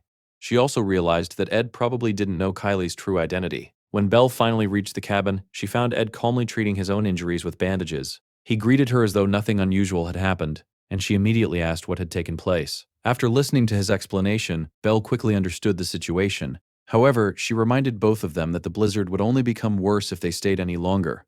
They needed to return immediately. Ed agreed. It wasn't appropriate for the housekeeper of the Ophilis Pavilion to remain away for so long. He explained that he assumed Clarice had come because she suspected something, even though he had done everything possible to avoid drawing attention to himself. Apologizing for his earlier behavior, he finally admitted the truth. Yes, he had known who she really was. Surprised, Clarice asked whether he had recognized her from the very beginning. Ed explained that he was also a baptized follower of the Church of Telos. The moment her illusion magic weakened, her true identity became obvious to him. Calmly asking her to relax, he explained that his goal had never changed since the beginning of the school year. He wanted nothing to do with the main figures of the world's story. However, leaving things unresolved would only encourage Clarice to act recklessly again. It was better for her to know that her secret was already safe with him. Ed observed that she looked suffocated by the restrictions placed upon her life. That was why she had secretly entered the academy, hoping to experience an ordinary existence. He understood that feeling better than anyone. Taking a step closer, he quietly asked what she imagined freedom in the forest truly looked like. Did she really believe his life was one of freedom? Only then did Clarice finally understand. What Ed had was not freedom. It was survival. She remembered Adela's words and realized that every ideal has two sides. If Adela represented the bright and beautiful side of freedom, then Ed embodied its harsh reality. Ed apologized once more for speaking so bluntly to someone as respected as the saint. Still, he believed someone had to tell her the truth. He advised her to return before it was too late. Afterward, he thanked Belle for coming all the way to the cabin, but she simply replied that she was only doing her duty. Soon, Clarice would return to the warmth of the Ophelis pavilion, where a hot meal and shelter from the blizzard awaited her. Ed, meanwhile, would remain alone inside a cabin that smelled of blood, carrying the burden of reality on his shoulders. Clarice couldn't help thinking that it was heartbreaking to watch the dream of perfect freedom disappear. Even so, she no longer regretted fleeing the holy city and enrolling at Sylvania Academy. If nothing else, she had met someone she sincerely believed deserved her respect. Belle noticed Clarice blushing quietly beside her and immediately became suspicious. Had she fallen into Ed's trap as well? Perhaps she had fallen in love with him too. Before long, winter finally gave way to spring. Later, Ed met Lortel at the famous Laplace bakery. Taking a sip of his tea, he complimented its excellent flavor and commented that getting a reservation there was nearly impossible. Lortel simply smiled. She wasn't there to enjoy the food. She had business to discuss. She casually explained that securing a table at the bakery was effortless for her. The head chef would gladly fulfill any request she made. Looking at the chef's uncomfortable expression, Ed quickly realized she was probably the only customer who enjoyed such special treatment. Lortel laughed and admitted that she didn't normally make people's lives difficult without reason. Although, she confessed, it could be rather entertaining. She then explained that the recent snowstorm had severely disrupted supply deliveries to Akan Island. Before the storm, Laplace Bakery had placed an enormous order for ingredients they never actually intended to purchase. Once the delivery date arrived, they canceled the order entirely, making it nothing more than a fake transaction. Given the shortages caused by the blizzard, some disruption was understandable. However, monopolizing supplies that should have gone to other customers crossed the line. Business ethics still mattered. The exhausted chef desperately begged Lortel to convince the merchants to stop targeting his bakery, but she calmly informed him the matter had already been settled through a finalized contract. With the discussion finished, Lortel mentioned she had afternoon classes and asked if she could walk with Ed. He agreed, although he warned her the atmosphere around the faculty building had been rather tense lately. As they walked together, Lortel admitted she might have been a little too harsh during the negotiations. The snowstorm had cut off the central warehouse's supplies, leaving cash flow tighter than usual. Even someone with enormous wealth had to be careful during times like these. Ed was surprised to hear that even Lortel was experiencing financial pressure. She smiled confidently. Managing money was her greatest talent. As long as she avoided unnecessary expenses, there was nothing to worry about. During their walk, Lortel noticed Ed wasn't carrying any textbooks. He explained that he simply borrowed everything he needed from the library each morning. Surprised, she asked whether he didn't own his own books. Considering the academy's expensive tuition, she felt the school should at least provide essential materials. She was already reaching for her purse, prepared to buy them herself, and asked how much they cost. Ed thanked her sincerely but politely declined the offer. Changing the subject, Lortel brought up the upcoming election for student council president. Ed noticed she didn't seem particularly interested in becoming president herself. She admitted that politics wasn't her passion. Business was. Ideally, however, she wanted someone friendly to her interests to win the position. That was why she asked whether Ed would consider running. He refused immediately. He had no interest in becoming student council president, nor was victory guaranteed. Lortel smiled, saying she had expected exactly that answer. She then asked about his younger sister, Tanya. Ed confirmed that was who she meant. Lortel admitted she would support almost anyone except Princess Phinia. She would rather die than vote for the princess, even though most upperclassmen would likely support Tanya instead. Still, she believed Tanya's chances were slim. Although Tanya was a daughter of the prestigious Roth-Taylor family, the difference in popularity between her and Princess Phinia was overwhelming. Ed silently acknowledged that Lortel's assessment was completely accurate. Under the current circumstances, Princess Phinia would almost certainly become the next student council president. Even if Tanya gave everything she had, the gap in support was simply too large.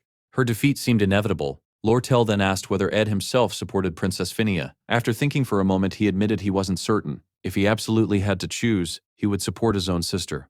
Lortel smiled in relief. Nearly everyone at the academy already adored Princess Phinia, and she had been worried Ed might be one of her admirers as well. Without warning, she leaned forward and rested her head against his chest. Looking up at him with a playful smile, she asked whether he understood just how much she liked him. She even admitted she had become a little jealous. Quietly, she listened for the sound of his heartbeat, wondering if her little surprise attack had finally worked. Instead, Ed gently pushed her away. Lortel sighed dramatically, so it didn't work again. She wondered aloud what she had done wrong. Ed assured her she hadn't done anything wrong at all. His circumstances were simply too complicated, and they would remain that way until graduation. Curious, Lortel immediately asked what would happen after graduation. Ed remained silent. Seeing his reaction, Lortel smiled knowingly. So that's important information. She reminded him that graduation was still a long way off, assuming he could survive all of her attempts to charm him until then. Ed couldn't help smiling to himself. His greatest goal was simple. He wanted to graduate safely. Unfortunately, he knew that wouldn't be easy. The story's final enemy still remained.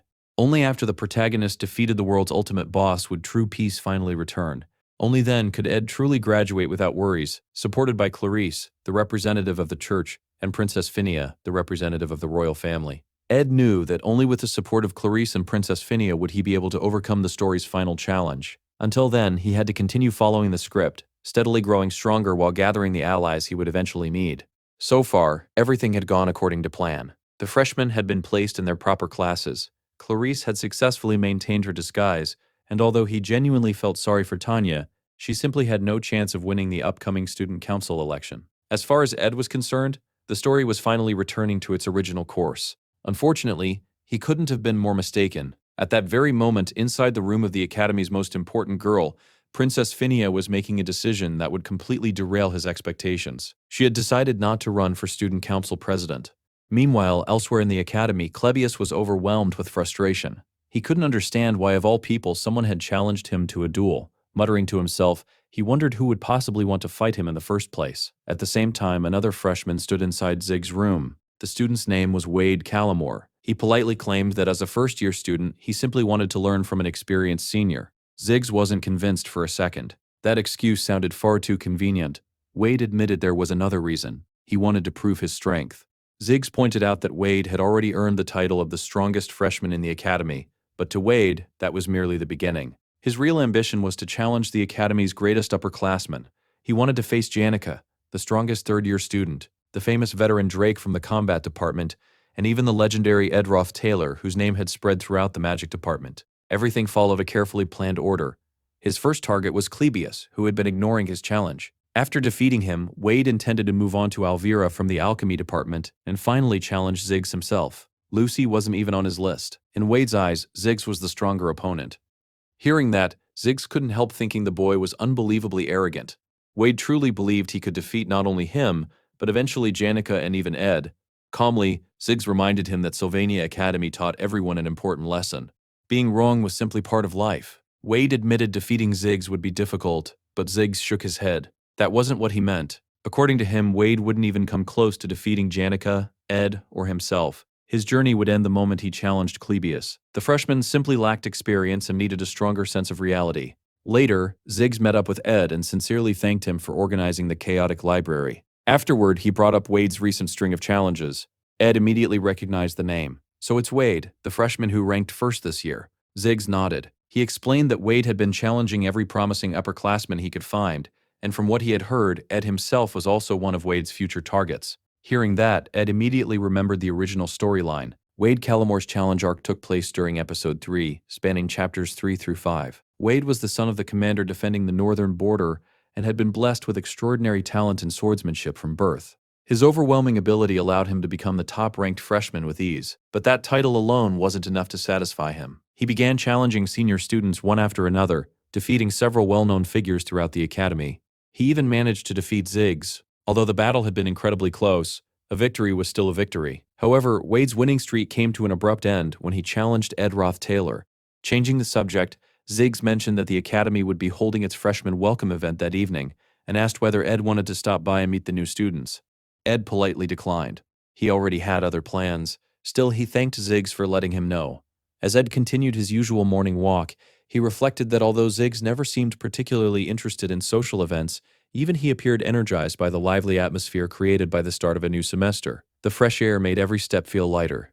Just then, Zig suddenly remembered something important. Apparently, Princess Phinia had seemed unusually depressed recently. However, whenever someone mentioned Ed's name in front of her, she immediately became attentive. It was obvious she was paying far more attention to him than she wanted others to notice. Elsewhere, Lucy lay comfortably on the roof of the cabin, enjoying the arrival of spring. The harsh winter cold was finally gone. A butterfly suddenly landed on the tip of her nose. Startled, she repeatedly waved her hand trying to shoo the tiny visitor away while telling it to leave her alone. Nearby, Janica observed Ed's progress with satisfaction. She commented that his magical sensitivity had improved tremendously. Thanks to his contract with Marilda, controlling an intermediate-level spirit should no longer be difficult for him. No one would believe how much he had grown in just a single year. Seeing the opportunity, Ed jokingly addressed her as Master Janica. He honestly found the title surprisingly cute. Since Janica clearly enjoyed being treated with dignity, he decided to play along and humbly claim that all of his progress was thanks to his master. Janica patiently explained that making a contract with an intermediate spirit normally required an exhausting journey across mountains and valleys. Mana alone wasn't enough. A spiritualist had to find a spirit whose wave resonance perfectly matched their own mana flow. Only then could a true contract be formed. Ed replied that, fortunately, establishing a contract with Marilda had happened naturally. Even so, Janica warned him not to become overly dependent on spirits of the same element. His natural affinity already leaned toward fire and wind. Continuing to choose only those elements would make controlling them easier, but it would also limit his adaptability in future battles. Ed immediately understood her point. Janica herself could control spirits from every elemental attribute. If he wanted to become truly versatile, he needed to diversify his contracts as much as possible. The problem was that finding compatible spirits was far from easy. Janica explained that this was why most spiritualists considered their first intermediate spirit to be a lifelong companion. Even the famous novel The Failed Swordsman of Sylvania portrayed spiritualists wandering through forests, rivers, and mountains until they encountered the spirit destined to become their trusted partner, creating a bond that resembled a lifelong friendship. To begin his training, Janica instructed Ed to gather mana into his eyes. When he opened them again, his vision completely changed. Dozens of spirits surrounded Janica from every direction. Smiling proudly, she explained that she had personally gathered each of those intermediate spirits for him. Ed couldn't help asking whether traveling with so many spirits wasn't inconvenient. Janica simply laughed. The spirits enjoyed following her around, and since she had already spoken with every one of them, there was no problem at all. Even so, Ed felt both confused and overwhelmed. Janica then introduced the first candidate. It was an intermediate water spirit that resembled a pelican. Although it technically belonged to the lower ranks among intermediate spirits, it carried itself with incredible confidence, acting as though it were the most important spirit in existence. Ed couldn't help wondering whether choosing a lifelong spirit partner was really supposed to feel like this. Where was the destined encounter? Where was the romance everyone talked about? Was this process really how it was supposed to happen? Noticing his hesitation, Janica gently asked whether he wanted to continue another day. Ed quickly assured her that everything was fine. Meanwhile, preparations for the freshman welcome ceremony were underway. Several academy directors and staff members were disappointed after learning that two of the school's biggest stars, third-year prodigy Janica Failover and second-year student Lucy Merrill, wouldn't be attending. Without them, they feared the celebration would lack excitement. Fortunately, an unexpected guest completely changed the atmosphere. Princess Phinia herself had decided to attend. Although Sylvania Academy prided itself on treating nobles and commoners equally, Phinia was still a member of the royal family. Her mere presence made everyone nervous, and no one dared approach her. In the end, only a single student possessed enough courage to step forward and speak with the princess. It was Wade Callamore, the loyal heir of a royal family ally and the successor to one of the three great swordsmanship families. At that moment, Wade and Princess Phinia were playing a game of chess. After the match ended, Phinia praised Wade's skill, but he calmly pointed out that her biggest mistake was becoming too attached to one of her pawns. If she had been willing to sacrifice it, she might have won the game. Phinia smiled and replied that there was no need to apply political theory to a simple chess match, saying that only a royal tutor would think that way. Wade answered that it seemed she had already spent enough time at Sylvania Academy to change. Phinia admitted that she had learned to see things more objectively. There was a time when she believed understanding everyone was always the right answer, but recently she had begun to wonder if she had been wrong all along. Wade responded that one of the greatest lessons people learned at Sylvania Academy was accepting that they could be wrong. He mentioned that he had first heard those words from Ziggs. Those words struck Phinia deeply. She couldn't help thinking about the greatest mistake she had ever made, expelling Ed Roth Taylor from the academy. Instead of falling into ruin, Ed had built a life for himself in the northern forest. Day by day, his influence continued to grow. Even the freshmen greatly respected him, and his reputation only became stronger with time. Rather than becoming a disgrace, he had become an example of perseverance and responsibility. Every time she heard his name, she was reminded of her own mistake. Phinia finally realized that admitting she could be wrong was not enough if she refused to face reality. At Sylvania Academy, status and noble birth meant nothing. Everyone was expected to learn, regardless of their position. She thanked Wade sincerely, saying that his words had helped her organize her thoughts. Then she challenged him to another match. At last, she accepted that no one could keep running away from their mistakes forever. She estimated it would take about 4 more days to finish her royal duties. Once everything was complete, she planned to visit Ed's camp in the northern forest. She wanted to sit beside the campfire and honestly tell him everything she had been carrying in her heart. For the first time in a long while, Princess Phinia felt truly relieved, as though spring had finally arrived in her heart. But fate had something far crueler prepared for her. On the morning of the 3rd day, news would arrive that Ed Roth Taylor had died. Elsewhere, Tanya was writing a letter to her father. Since he spent most of his time in the imperial capital, exchanging letters had become a regular habit between them. However, this letter felt different. Instead of being written from the Roth Taylor estate, it came from Sylvania Academy, marking the first time she had lived away from home for such a long period. Although she was still adapting to academy life, she never forgot the pride of belonging to the Roth Taylor family. The demanding classes and the academy's culture of equality made adjustment difficult, but she had gradually made several friends, or more accurately, trustworthy colleagues. Tanya wrote that her goal of becoming student council president was progressing well. However, she was deeply concerned because Princess Phinia, who was loved throughout the academy, was also expected to run. Even so, she promised she would continue fighting until the very end. She also mentioned Senior Lortel, who, despite not being much older than herself, already possessed the instincts of a master merchant. Important negotiations regarding the sage's letter would begin soon, and Lortel would undoubtedly play a major role. Then her thoughts shifted toward Ed. Since their own father had exiled him, everyone in the family had treated him as a disgrace. Yet the Ed she had recently witnessed seemed completely different from the irresponsible older brother she barely remembered. He had become responsible, hardworking, and dependable. She wondered if her memories were simply unreliable because she had been so young. Recently, she had experienced a strange dream from her childhood. In that dream, she was walking along the peaceful hill behind their family estate during spring, surrounded by blooming lilacs and daffodils. Someone held each of her hands. One belonged to her sister, Harwine. The other should have belonged to their father, yet somehow she remembered it being Ed instead. Back then, he hadn't seemed rebellious at all. Had he truly changed, or had everyone misunderstood him from the very beginning? Finishing the letter, Tanya signed it, "With love, your daughter, Tanya Roth Taylor." Meanwhile, Crepin Roth Taylor stood alone, holding a dagger coated with deadly poison. He quietly remarked that he had already replied to Tanya's letter, mentioning both the upcoming student council election and the negotiations over the sage's letter. Since handling everything alone would be difficult for her, he had arranged for trusted family retainers to assist her. Normally, the academy forbade noble families from sending representatives, but because the official reason involved commercial negotiations, an exception had been granted.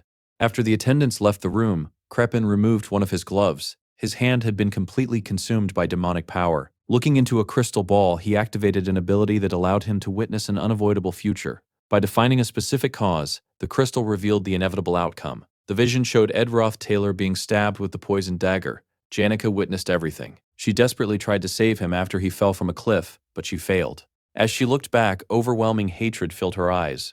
Although the future was unpleasant to witness, Crepin calmly accepted it. To him, it was simply another necessary sacrifice. The story then shifted back to 3 days before Ed's destined death. Tanya was reviewing the latest election polls. Princess Phinia held an overwhelming lead. Her popularity was so immense that nearly everyone throughout the empire knew her name. If Phinia officially entered the election, Tanya knew she had absolutely no chance of winning. She had already prepared herself for that possibility, and reluctantly accepted that she might have to abandon her dream for now and try again the following year. While she was lost in thought, Ziggs happened to pass by. He casually asked whether she was heading to elemental practice, checked on how her classes were going, and even invited her to join him in Elka for tea whenever she felt overwhelmed. The surrounding freshmen watched the interaction in amazement. They couldn't believe Tanya was close enough to casually speak with an upperclassman as respected as Ziggs. Soon afterward, Lortel also stopped by to discuss business matters with her, leaving everyone even more impressed. When Lucy greeted Tanya as well, the watching students were practically speechless. They admired her impressive connections throughout the academy and praised her elegant personality, noting that she never flaunted her status despite knowing so many influential people. After thanking everyone and sending them back to their rooms to rest, Tanya closed her own door and leaned against it in confusion. She hadn't accomplished anything remarkable. After thinking carefully, she finally realized the truth. Everyone respected her simply because she was Ed Roth Taylor's younger sister. For most of her life, she had believed her brother was nothing more than worthless trash. Now she felt ashamed for ever thinking that way. Just then, two retainers from the Roth-Taylor household entered the room. Kadak and Knox had arrived. Tanya smiled politely, commenting that her father certainly seemed to be paying close attention to her lately, and welcomed them after such a long separation. Kadak explained that he had come to assist with the negotiations for purchasing the sage's letter. He would gather information regarding market prices and available budgets to ensure the transaction went smoothly. Knox added that he would take care of matters related to the student council election, allowing Tanya to concentrate entirely on her studies. Although Tanya insisted she didn't need so much help, the two retainers informed her that important new information had been released that very morning. Elsewhere, Janica excitedly informed Ed that Princess Phinia had officially withdrawn from the student council presidential race. The royal secretary had already announced the decision, and the entire academy was discussing it. Even so, Ed wasn't completely convinced. He believed there was still a possibility that Phinia might change her mind. His thoughts drifted toward the true villain of the fourth act, Crepin Roth-Taylor. To the world, Crepin appeared to be the honorable and benevolent patriarch of the Roth-Taylor family. However, only Princess Phinia knew the darkness hidden beneath that flawless reputation. With her royal authority and influence over Sylvania Academy, Phinia would become the strongest ally capable of standing against Crepin once he eventually turned his attention toward the academy. Still, it seemed she had genuinely abandoned the election. As Ed remained deep in thought, Janica stepped directly in front of him. She told him she had a terrible feeling. It was the same feeling she always got whenever he was about to throw himself into danger again. She admitted that she couldn't bear to watch him suffer or bleed anymore. He had already endured enough hardships alone. This time, if he intended to do something reckless, she wanted to stand beside him and help him face it. Ed admitted that, if he were being honest, he had actually wanted Princess Phinia to become the next student council president. Janica stared at him in disbelief. She couldn't understand why he would support Phinia after everything she had done to him. Considering Tanya was his younger sister and also running in the election, she had assumed he would naturally support his own family. Ed shook his head. In the end, there was no point dwelling on it. Phinia had already decided not to run, so there was no longer any choice. Just then, Ziggs walked over with his usual relaxed expression. He glanced at the two of them before commenting that plenty of people were watching them together, and it seemed a little too warm for that kind of atmosphere so early in the day. Although he apologized for interrupting, he said he believed he understood why Princess Phinia had made her decision. Confused, Janica asked what he meant by too warm. Ziggs explained that Phinia reminded him of a lone alpha wolf, a leader whose poor decisions had caused her entire pack to perish. Even if someone aimed an arrow directly at such a wolf, it would no longer react because it had already lost the confidence to lead. In his eyes, that was exactly what Phinia was experiencing. She had become paralyzed by regret and could no longer move forward. With that, Ziggs excused himself, casually mentioning that spring rain would begin the following day and advising them to prepare for it. After he left, Ed reflected on how extraordinary Ziggs's instincts were. His senses, sharpened by his beast-like nature, far surpassed those of ordinary humans, making his intuition frighteningly reliable. Still, a troubling thought crossed Ed's mind. What if Princess Phinia had truly abandoned all of her hatred toward the Roth-Taylor family? If that were true, what should he do next? Sensing his concern, Janica changed the subject. She happily remarked that rainy weather would be perfect for training with the water spirit, especially near the sea. She suggested that the next day they practice controlling the spirit along the cliffs overlooking the ocean. Her cheerful attitude eased Ed's worries. Smiling, he thanked her and decided that for now he would simply focus on what he could actually accomplish. Meanwhile, Lucy sat outside the cabin sniffing the wind. She wondered whether it would really rain, as Ziggs had predicted. Suddenly, her ears twitched. She sensed someone approaching through the forest and immediately jumped down from the cabin to investigate. A moment later, she realized it was only Ed. Completely unconcerned, she lay back down and resumed her nap. Spring had finally arrived, but the constant rainfall made traveling through the forest increasingly difficult. The endless drizzle even seemed to dampen Lucy's usually energetic mood. Even so, Ed hoped the storm would pass quickly the next day. He arrived at a massive cliff overlooking the sea. "This place should be perfect," he said. Mug looked around with interest, admitting it was his first time visiting the area. The towering cliffs were barren, isolated, and rarely visited by anyone, making them an ideal location for water spirit training. He praised Ed's choice, saying that the intermediate water spirit, Licia, was an excellent spirit to contract. However, before training could begin, Ed noticed several people approaching. Quietly, he signaled Mug to remain silent. Two familiar figures stepped out from the forest. They respectfully greeted him. "It is an honor to meet you again, young Master Ed." Ed immediately recognized them. During the third phase of the final battle against Crepin in the fourth act, these two men appeared as the hidden enforcers of the Roth-Taylor family, Kadok and Knox. They were Crepin's most loyal servants. Seeing them on Arcane Island could only mean one thing: nothing good. Ed calmly replied that he was no longer part of the Roth-Taylor family. Having already been disowned, there was no reason for them to continue calling him young master.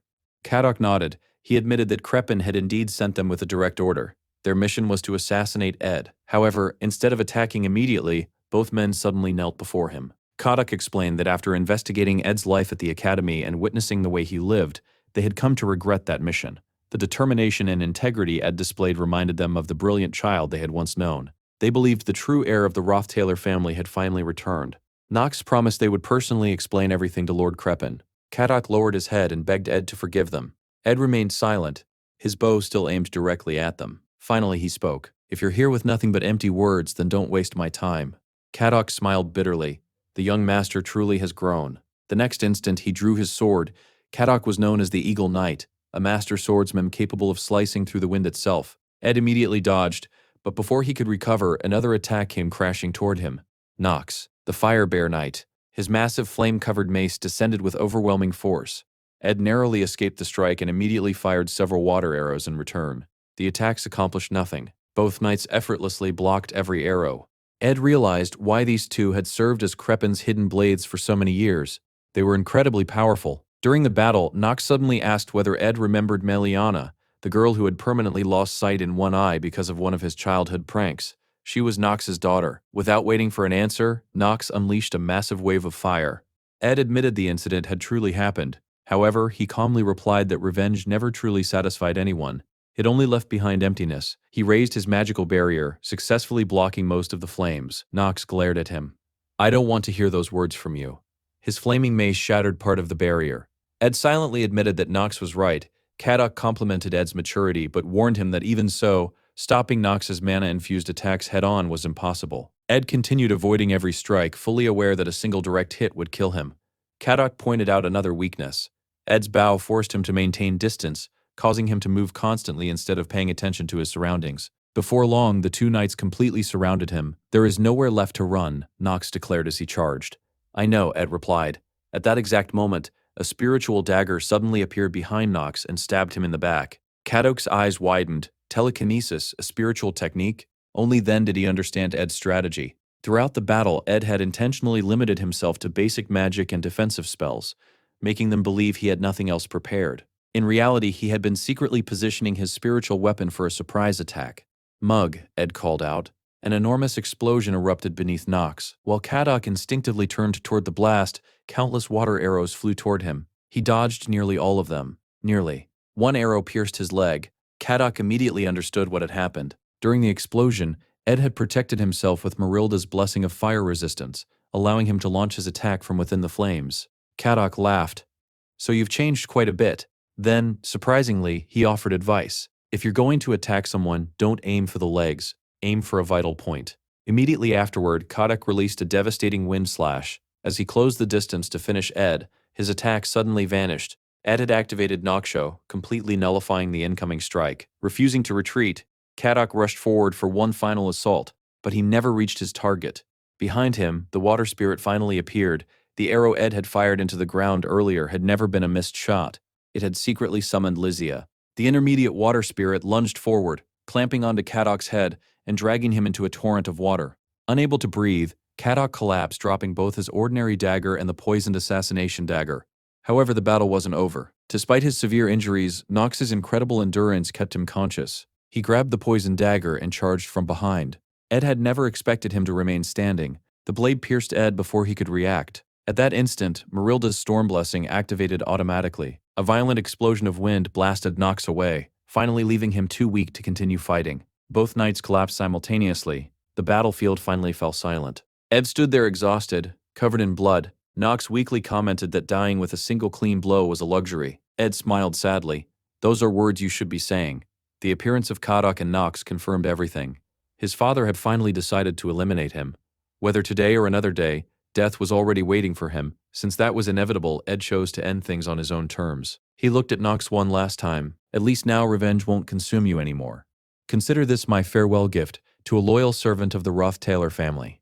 With those final words, Ed drove the poisoned dagger into his own abdomen. Blood poured from his mouth as the deadly poison spread through his body. At that exact moment, Janica arrived. She witnessed everything. She saw Ed stab himself. She saw his lifeless body kicked over the edge of the cliff. Without hesitation, she sprinted toward him, desperately reaching for his hand. She was too late. Ed disappeared into the sea below. Knox noticed her arrival and bitterly remarked that having a witness was unfortunate.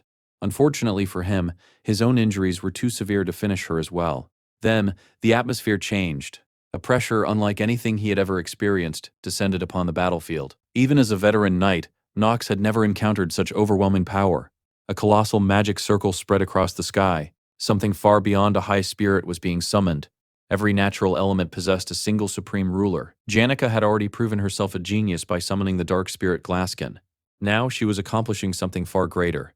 Consumed by grief and overwhelming rage, she offered everything she had as the price for an absolute sacrifice. The sky itself ignited. An enormous tail appeared among the burning clouds, so massive it dwarfed entire cities.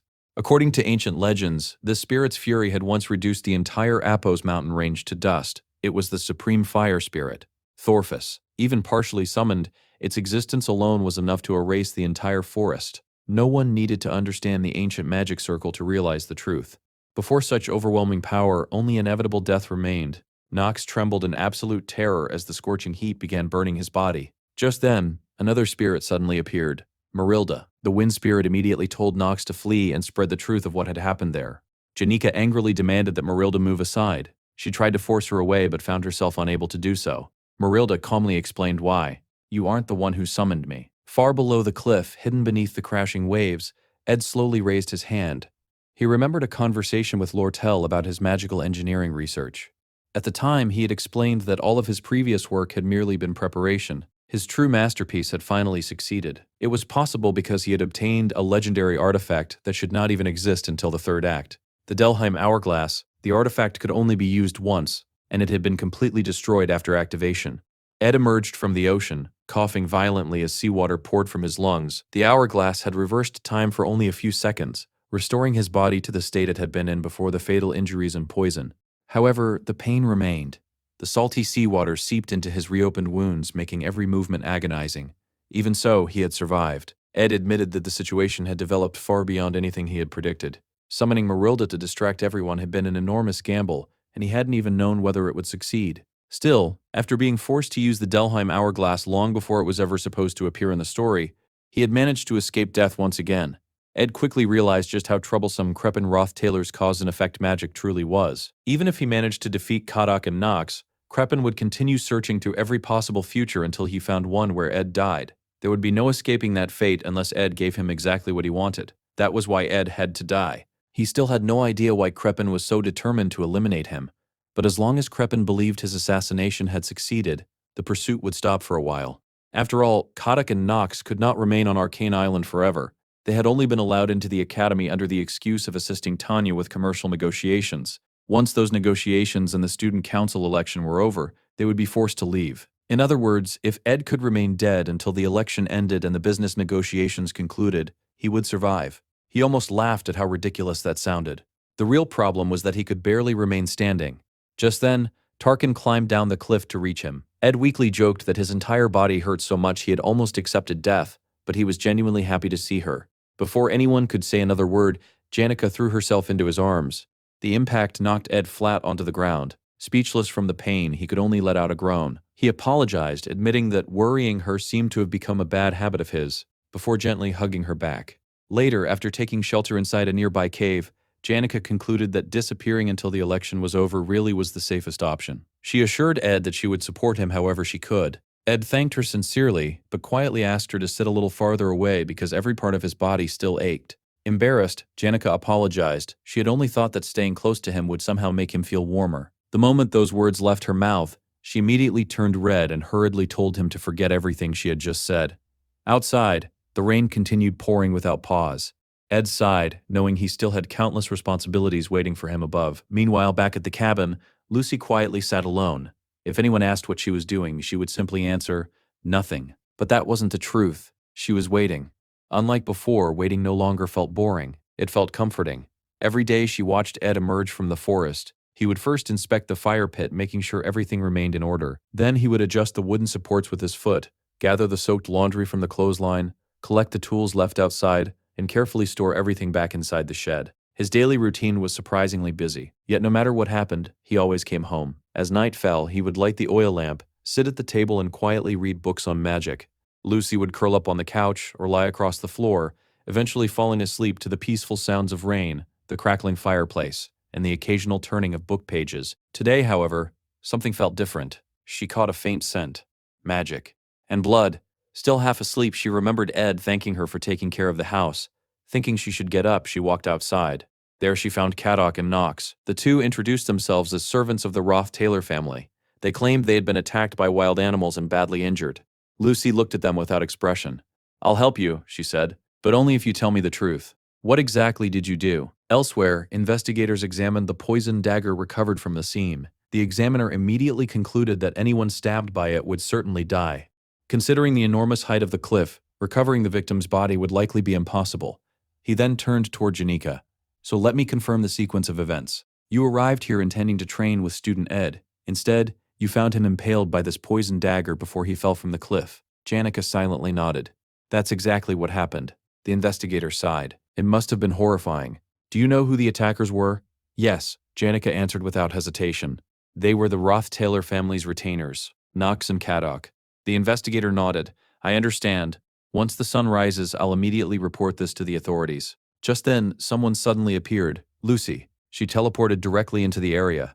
Janika hurried over, asking her to calm down. She explained that the investigators would soon return with the complete story. Lucy quietly interrupted her. "I've already captured the assassins. Knox." Caddock. Without another word, she picked up Ed's bow. An enormous amount of magical energy gathered around her. In the next instant, she vanished in a brilliant flash. Janika's face turned pale. "We have to find her immediately. I can't explain why, but if we don't stop her now, things will only get worse." Meanwhile, Caddock and Knox had already been captured. They were tied up and being interrogated. Earlier, Lucy had questioned them directly. She wanted to know why servants of the Roth-Taylor family had entered the academy under the excuse of assisting Tanya. Knox insisted they weren't criminals. They had entered legally only to support Tanya Roth-Taylor during the negotiations. The moment Lucy heard Tanya's name, she became completely silent. Then she disappeared. Seconds later, an explosion blasted through the wall of the Ophelis dormitory. Lucy calmly walked through the opening. "Where is Tanya Roth-Taylor?" The maids rushed toward her, demanding an explanation. They had already prepared magical artifacts capable of sealing and stealing another person's mana. Belmaya attempted to calm the situation and understand what was happening. Lucy didn't even acknowledge them. She simply released a fraction of her magical power. Every artifact shattered instantly. "I want to see Tanya Roth-Taylor. Right now." Elsewhere, Wade had just defeated Elvira in a match. Elvira complained that Wade was becoming overconfident. Wade smiled modestly. "I appreciate the compliment, but I haven't beaten everyone yet. Ziggs is still stronger." Ziggs merely sighed while the surrounding students erupted in excitement. Many genuinely believed Wade might become the first person capable of defeating Ziggs. Suddenly, the ground shook violently. Everyone froze in surprise. The explosion Lucy had caused could be felt throughout the academy. Wade immediately realized something terrible had happened and suggested they find the dormitory maids. Ziggs quietly shook his head. "It's already too late." Looking around, he noticed that nearly everyone had become frozen in place. Someone had activated a powerful time-binding spell. The story then explained that magicians generally fell into two categories. Most spent their entire lives studying magic, gradually mastering each spell through endless effort. The second group consisted of true geniuses, individuals capable of perfectly reproducing any spell after witnessing it only once. Lucy belonged to the latter. As she continued demanding to see Tanya Roth-Taylor, Ziggs questioned her actions while helping evacuate the students. One of the maids finally revealed what little they knew. If what Lucy is saying is true, third-year student Ed Roth-Taylor is dead. The moment Ziggs heard those words, he stopped walking. Everyone else continued forward. They turned around and asked why he wasn't following. Wade quietly asked whether Ziggs was thinking about revenge. After a brief silence, Ziggs apologized. "You all go ahead." He immediately broke through a nearby door and entered the damaged building. He had already suspected something was wrong. Lucy hadn't appeared after the first explosion. The room had also been locked from the inside. There was only one possible hiding place. Opening a closet, Ziggs found Tanya curled up inside. She was trembling with fear, unable to understand why everything had suddenly collapsed around her. If the rumors were true, everyone would naturally assume Tanya had ordered Ed's assassination. But Ziggs couldn't believe that. Even though the siblings had never shared a close relationship, Tanya's growing reputation at the academy existed largely because of Ed. It made no sense that she would murder the very brother who had unintentionally elevated her status. Ziggs looked directly into her eyes. "I'll only ask once. Tell me the truth. Did you order Ed's death? Terrified, Tanya immediately shook her head. No. I swear I didn't. Ziggs couldn't determine whether she was lying, but he knew one thing with absolute certainty. If the situation continued, Tanya herself would be killed. The mere possibility that Ed had truly died already left him devastated. Too many questions remained unanswered. After a long silence, Ziggs finally spoke. When this is all over, I want to hear the complete truth. But until then, you stay hidden. If you leave this room, you'll die. He had no intention of allowing Tanya to become another victim, nor did he want Lucy to bear the blame for whatever happened next. Outside, Ziggs declared that he would do everything in his power to stop Lucy. Wade, however, disagreed. Don't you understand? At this point, our only option is to follow Lucy's orders. Even so, Ziggs refused to surrender Tanya. He declared that he would protect her no matter what. Seeing the terror on Tanya's face, Wade frowned. He believed Ziggs's decision made no sense. But if Ziggs truly intended to stand in Lucy's way, then Wade would stop Ziggs himself and hand Tanya over to Lucy. Meanwhile, Lucy drew Ed's bow and unleashed a barrage of flaming arrows. One after another, the blazing projectiles struck the Ophelis dormitory, reducing much of its exterior to rubble. Amid the chaos, a petrified figure suddenly fell from above and landed directly on top of Clavius. It was Dorothy. She had been caught in Lucy's time-binding spell. Clavius stared at her in disbelief. Dorothy was one of the Academy's strongest students, yet even she had been defeated so easily.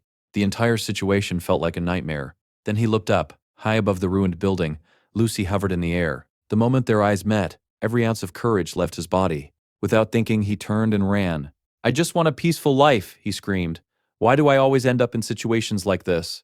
In his panic, he stumbled and crashed face first into the muddy ground, ending up with a mouthful of dirt. As he lay there, he couldn't help thinking that anyone in the world would be terrified if they faced a monster like Lucy. Just then, someone approached him. "Why are you lying in the mud?" It was Alvera. Clavius had assumed she was still fighting elsewhere. Alvera explained that she had gone to gather more materials after exhausting everything during the previous battle. She also pointed out that aside from the Academy's top-ranked students, nobody could hope to stop Lucy for long. Even in the best-case scenario, they only needed to hold her back for about 30 minutes until the supervising professors arrived. Clavius agreed that the situation was hopeless. Still lying in the mud, he admitted that his legs were trembling so badly he couldn't even stand. Since he was incapable of fighting, he decided the best thing he could do was alert the teachers. Alvera nodded before heading straight toward Lucy. Left behind, Clavius cursed himself. He called himself worthless. Meanwhile, near the bottom of the cliff, Janica explained the situation to Ed. Everyone was heading toward the academy. Even Marilda had moved. Lucy had completely lost control. When someone asked where Lucy was going, Janica answered that she was heading directly for the Ophelis Pavilion. Her target, Tanya Roth-Taylor. Although his body was completely wrapped in bandages, Ed slowly forced himself to his feet. "It looks like I'll have to clean up another disaster." At that moment, Lucy remembered a conversation she once had with her grandfather. He had asked whether falling in the rain hurt. When she answered yes, he told her never to forget that pain. One day, she would meet people who had devoted their entire lives to becoming stronger. Compared to them, injuries that once seemed unbearable would eventually feel as ordinary as breathing. Back in the present, countless attacks rained down upon Lucy. She casually blocked every single one. Looking around, she quietly asked if no one was coming to stop her. Silence answered her. "That's fine," she said. "I'll go find Tanya myself." Watching from afar, Glock remarked that Lucy would eventually become an existence unlike any other, a mage whose power surpassed common understanding. Lucy activated temporal imprisonment. In an instant, everyone around her was frozen in time. Ignoring the petrified students, she calmly continued her search. Glock continued speaking. He said that one day Lucy would even forget the pain she was experiencing now. Lucy quietly answered, "You're a liar." The next moment, she stepped directly onto a magical trap. A tremendous explosion erupted beneath her. When the smoke cleared, Lucy stood completely unharmed. Watching from the shadows, Alvera couldn't hide her astonishment. The magic Lucy was using wasn't anything she had ever seen before. Even more frightening was her casting speed. Lucy simply raised her hand. Without chanting a spell, she hurled Alvera across the battlefield. The impact smashed her into a wall, causing her to cough up blood. As she struggled to stand, Alvera finally understood the truth. Lucy wasn't casting ordinary spells. She was directly manipulating raw magical power. Her mana was so pure that she could shape it without relying on conventional spell formulas. Alvera recalled that mages with an extraordinary affinity for mana could cast magic by controlling their own energy directly. Alchemists used a similar principle by transforming mana into reagents and magical engineering components. Determined to stop Lucy, Alvera activated a crimson crystal reagent. Instantly, enormous chains of magical circuits spread across the battlefield, surrounding Lucy from every direction. Her plan was simple. If she overloaded enough magical artifacts simultaneously, all surrounding mana would collapse, preventing Lucy from using her overwhelming power. It would destroy everything Alviera had spent years creating, but saving the remaining students was worth any sacrifice. She poured every remaining ounce of magic into the spell. Then she realized the horrifying truth. The artifacts weren't overloading. Instead, each one was absorbing an unimaginable amount of magical energy. Lucy calmly observed the process. She already understood that every magical artifact had a limit before overloading. She also knew nobody inside the academy had ever possessed enough mana to exceed that limit. Until now, Alvera had once believed such overwhelming magical power was impossible. Lucy proved otherwise. The battle's results were devastating. Belmaya, the head maid, Trashona Bloomliver, the fourth-year prodigy of the magic department, Dorothy Whitefelts, the academy's greatest alchemy student, along with 14 additional elite maids, combined with everything Alvera accomplished, their desperate resistance had delayed Lucy for only 3 minutes. Barely able to move after her defeat, Alvera grabbed Lucy's ankle. Looking up at her, she asked whether Lucy truly believed she wouldn't regret everything she was doing. She insisted Lucy didn't understand the full truth behind the situation. Most importantly, Ed would never have wanted her to act like this. Lucy remained silent for a long moment. Finally, she answered, "I'll think about that, after I find Tanya." Just then, someone stepped into her path. Clavius. Even he couldn't believe he was doing it. Taking a deep breath, he declared that Lucy would not take another step forward. Alvera stared at him in complete shock. Lucy didn't even hesitate. A single strike sent Clavius flying through the air. The Academy's strongest second-year combat student had been defeated in 1 second. Elsewhere, Wade continued battling Ziggs. He charged forward with incredible speed. Ziggs picked up a discarded sword, slipped past Wade's attack, and answered with a relentless series of thrusts. Watching carefully, Wade recognized the style. Although modified, its foundation resembled the combat arts of the Island family. Originally developed within the Zlan manor, the style blended civilized swordsmanship with the savage instincts of wild beasts. Despite its seemingly chaotic movements, every attack flowed with deadly precision. Even so, Wade narrowly avoided one strike and noticed Ziggs had briefly left his guard open. Certain victory was within reach. He lunged forward for the finishing blow. Before his blade connected, Ziggs summoned a windblade. The gust knocked Wade's sword aside. Immediately afterward, Ziggs punched him squarely in the face, sending him flying across the battlefield. Calmly, Ziggs asked, "Do you still want to continue?" Wade climbed back to his feet, grinning. "We've only just started. I love fighting strong opponents, and I never miss a chance like this." With even greater excitement, he charged once more. Ziggs looked at him with disappointment. "No, you don't love fighting. You love winning." He explained that Wade only challenged opponents he believed he could defeat. Confused, Wade demanded an explanation. "If you truly wanted to fight the strongest person here," Ziggs replied, "you wouldn't be standing in front of me. The strongest person is Lucy." Then he looked Wade directly in the eyes. "You're nothing more than a coward, a frightened little kitten." Before Wade could react, Ziggs disarmed him once again and countered with another flawless combination. The blade stopped just short of Wade's neck. Realizing defeat was inevitable, Wade finally surrendered. "What did you expect me to do?" he asked. "She's impossible to beat. It would be suicide to challenge her." Ziggs quietly shook his head. "That's your limit." Before either of them could say another word, another violent tremor shook the academy. It was caused by Lucy, who had just thrown Clavius across the battlefield. The narration then revealed a harsh truth. The greatest cause of death in the world was arrogance. People who rushed forward without thinking, placing blind faith in their own strength, often ignored the dangers before them. Those who failed to value their own lives constantly chased glory and recognition, believing those things defined their worth. Such arrogance deserved no admiration. That was why someone like Clavius was so dangerous. Unlike the arrogant, he understood fear, and fear was the greatest weapon he possessed. Clavius suddenly drew a dagger. Without hesitation, he plunged the blade into his own leg. Then he stabbed himself in the chest. It was an act that left everyone watching in horror. The narration explained that people who lived recklessly would eventually reach a day when their own bodies refused to move. No matter how long someone ran from fear or danger, there would come a moment when escape was no longer possible. Their legs would simply stop responding. Clavius understood that better than anyone. His entire body trembled violently. Yet instead of despair, confidence slowly filled him. He remembered the words his father had once spoken to him. Those words had become the foundation of his faith. As his blood continued to pour onto the ground, his body underwent a terrifying transformation. Seeing the change, Alvira instinctively stepped back. "What is that?" Lucy wasted no time. She created an enormous pillar of fire and launched countless flaming attacks at Clavius. Again, and again, and again. The spell struck him over 100 times. Despite the relentless assault, Clavius never forgot the promise he had made. He had sworn that he would not kill anyone there. He wasn't fighting because he believed he could defeat Lucy. Quite the opposite. He knew he couldn't kill her. His only goal was to stop her. Lucy frowned as Clavius repeatedly appeared behind her at impossible speeds. Every time he attacked, Marilda's storm blessing activated, blasting him backward. Even so, he always got back up. His injuries grew worse with every exchange. Fresh blood mixed with blood that had already begun to clot, covering his entire body. Lucy couldn't understand it. After losing that much blood, he should have collapsed long ago. Instead, the more blood he lost, the stronger his magical power became. Lucy blocked one relentless strike after another before finally realizing what she was facing. The technique Clavius was using belonged to the Nortondale family. The blood sword. One of the greatest taboos in existence.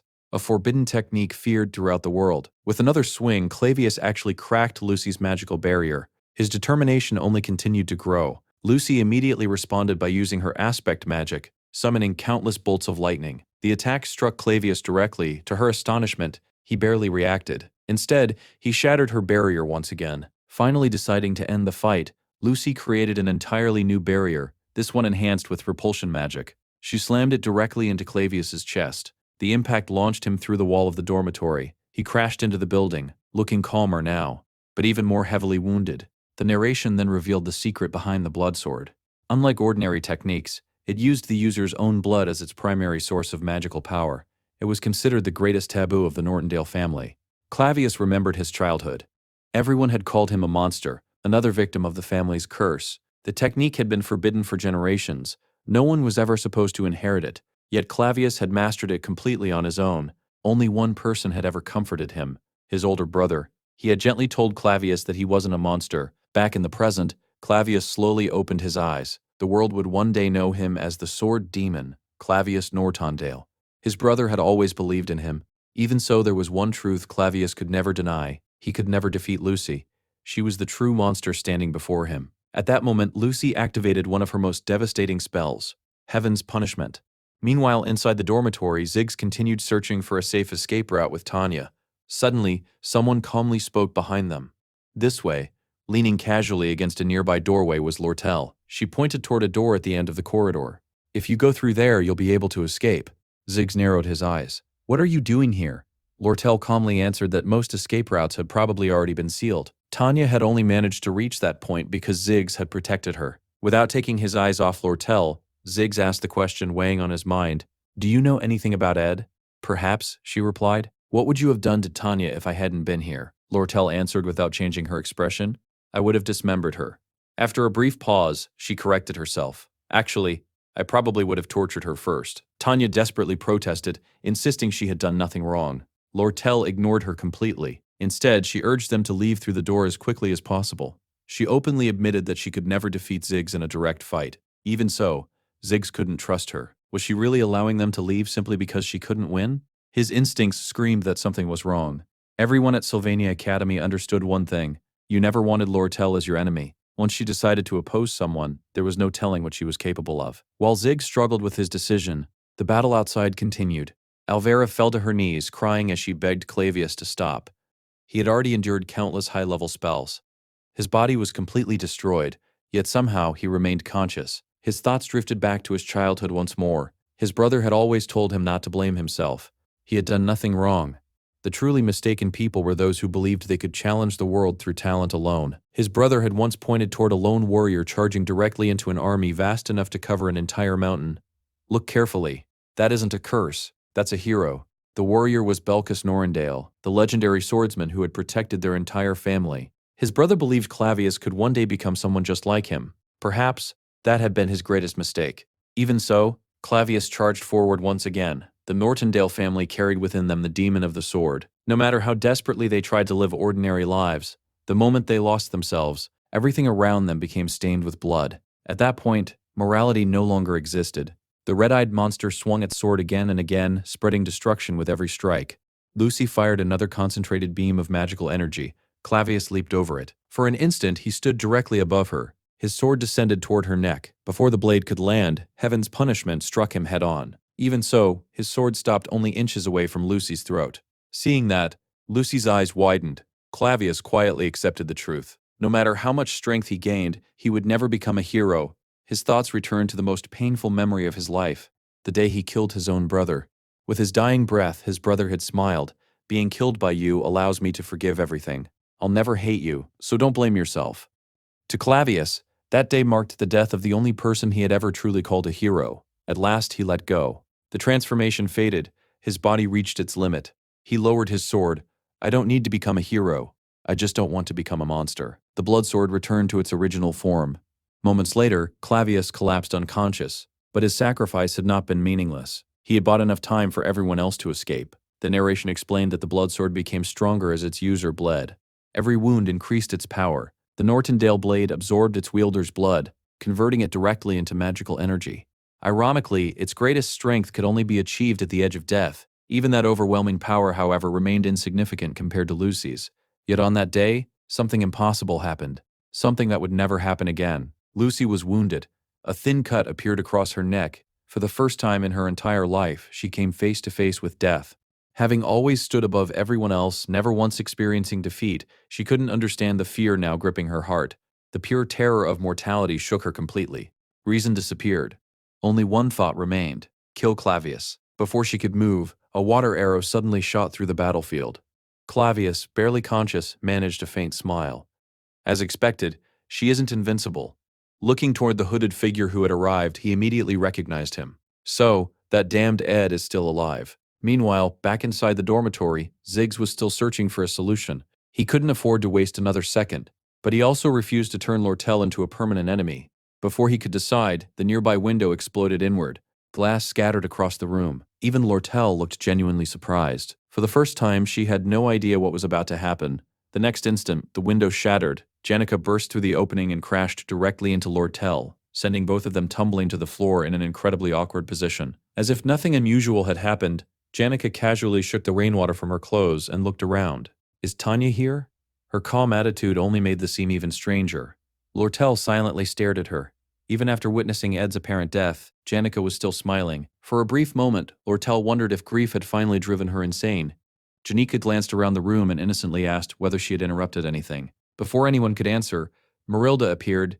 Actually, she said, you arrived at the perfect time. Meanwhile, outside, Clavius weakly repeated that Ed was still alive. Ed knelt beside him. Is it really you? Clavius asked.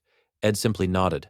Clavius let out a bitter laugh. I got beaten like a dog. I knew I couldn't win, but I still bet my life on it. He admitted that he could never become someone like Ed. With the last of his strength, he collapsed face first into the mud. I should have just run away. He questioned whether he was the only fool in that entire nightmare. Was he really so weak that he couldn't protect anyone? He thought about everything Alvera had sacrificed. She had destroyed every magical artifact she had spent years creating. It would have been so much easier for both of them to simply stand aside like everyone else. He had hoped that even if he died, perhaps he could at least become something resembling a hero. Yet even that dream had slipped away. Ed quietly placed a hand on Clavius's shoulder. I'm grateful. Both to you and to Alvera. What you did mattered. Your fight meant something. Both Clavius and Alvera froze. Neither of them had expected those words. Clavius smiled weakly. I'm still the worst of the worst. Before anyone could answer, he lost consciousness, collapsing into Alvera's lap. Ed wasn't trying to comfort him. He genuinely meant every word. Having experienced the original story countless times, Ed knew every major character and every one of their abilities. Even considering himself, he couldn't think of anyone capable of accomplishing what Clavius had just done. Completely alone. After Lucy had awakened, Clavius had managed to delay her for nearly 10 minutes. That time had allowed everyone else to escape. It was an unbelievable achievement. Ed then turned toward Lucy. He apologized for hiding the truth from her. Faking his own death had been the only way he could deceive Crepin Roth Taylor and temporarily escape his pursuit. He had simply run out of options. The moment Lucy understood, her hat slipped from her head. She ran straight toward Ed and threw herself into his arms. I thought you died. Her voice trembled. Ed gently hugged her back. I'm right here. I'm alive. For several long moments, the two remained embraced beneath the spring rain. Watching from a distance, Ziggs felt something he had never experienced before. Since adapting to civilized life, he had believed nothing could truly frighten him. Yet the sight before him filled him with a strange, unfamiliar fear. For an instant, he wondered whether Ed's death had driven everyone around him insane. Janica tried to explain that she had something important to tell him about Ed. Ziggs ignored her completely. Instead, he fired a powerful wind spell into a nearby wall, creating an opening. He immediately turned toward Tanya. Go. He ordered her to run toward the professor's department.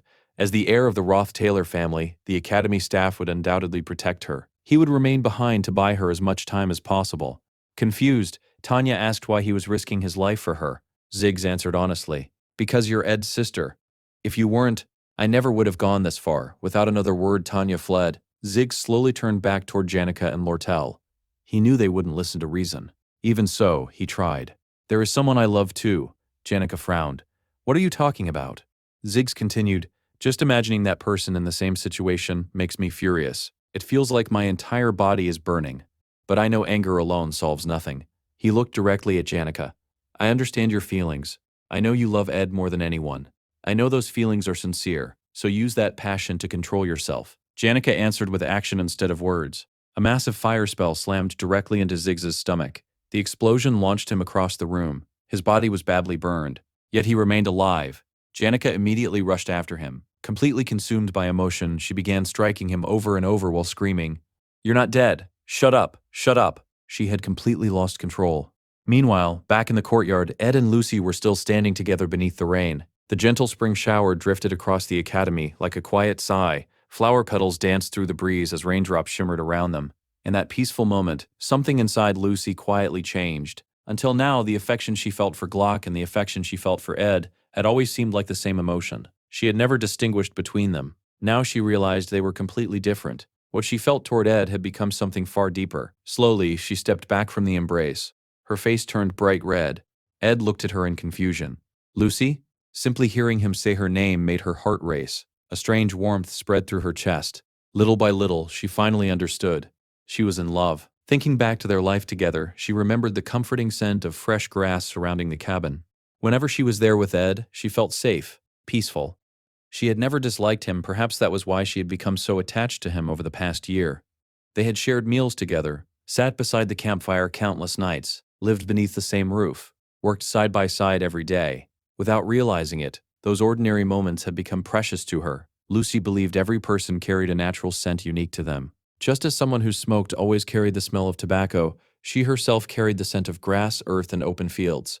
Once someone became aware of another person's scent, it became almost impossible to forget. Ed, completely unaware of everything happening inside Lucy's heart, returned to reality. "We still have a lot to do. The Academy administration will take time to arrive. I owe a lot of people explanations." He planned to explain everything to Clavius, to Alvera, to Lortel, and to Tanya, whom Janica had gone to find. Since the rain had finally begun to stop, they needed to leave immediately.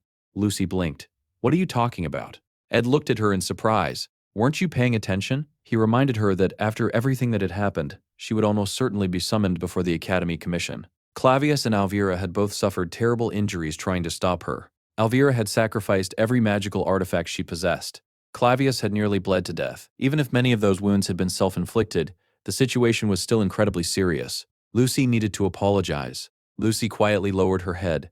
From her perspective, she had done everything possible to restrain herself. She hadn't killed anyone. Then she noticed Ed sigh. He softly said it was fine. If she truly didn't want to apologize, he would simply explain everything himself. Lucy misunderstood that sigh. She thought Ed was disappointed in her.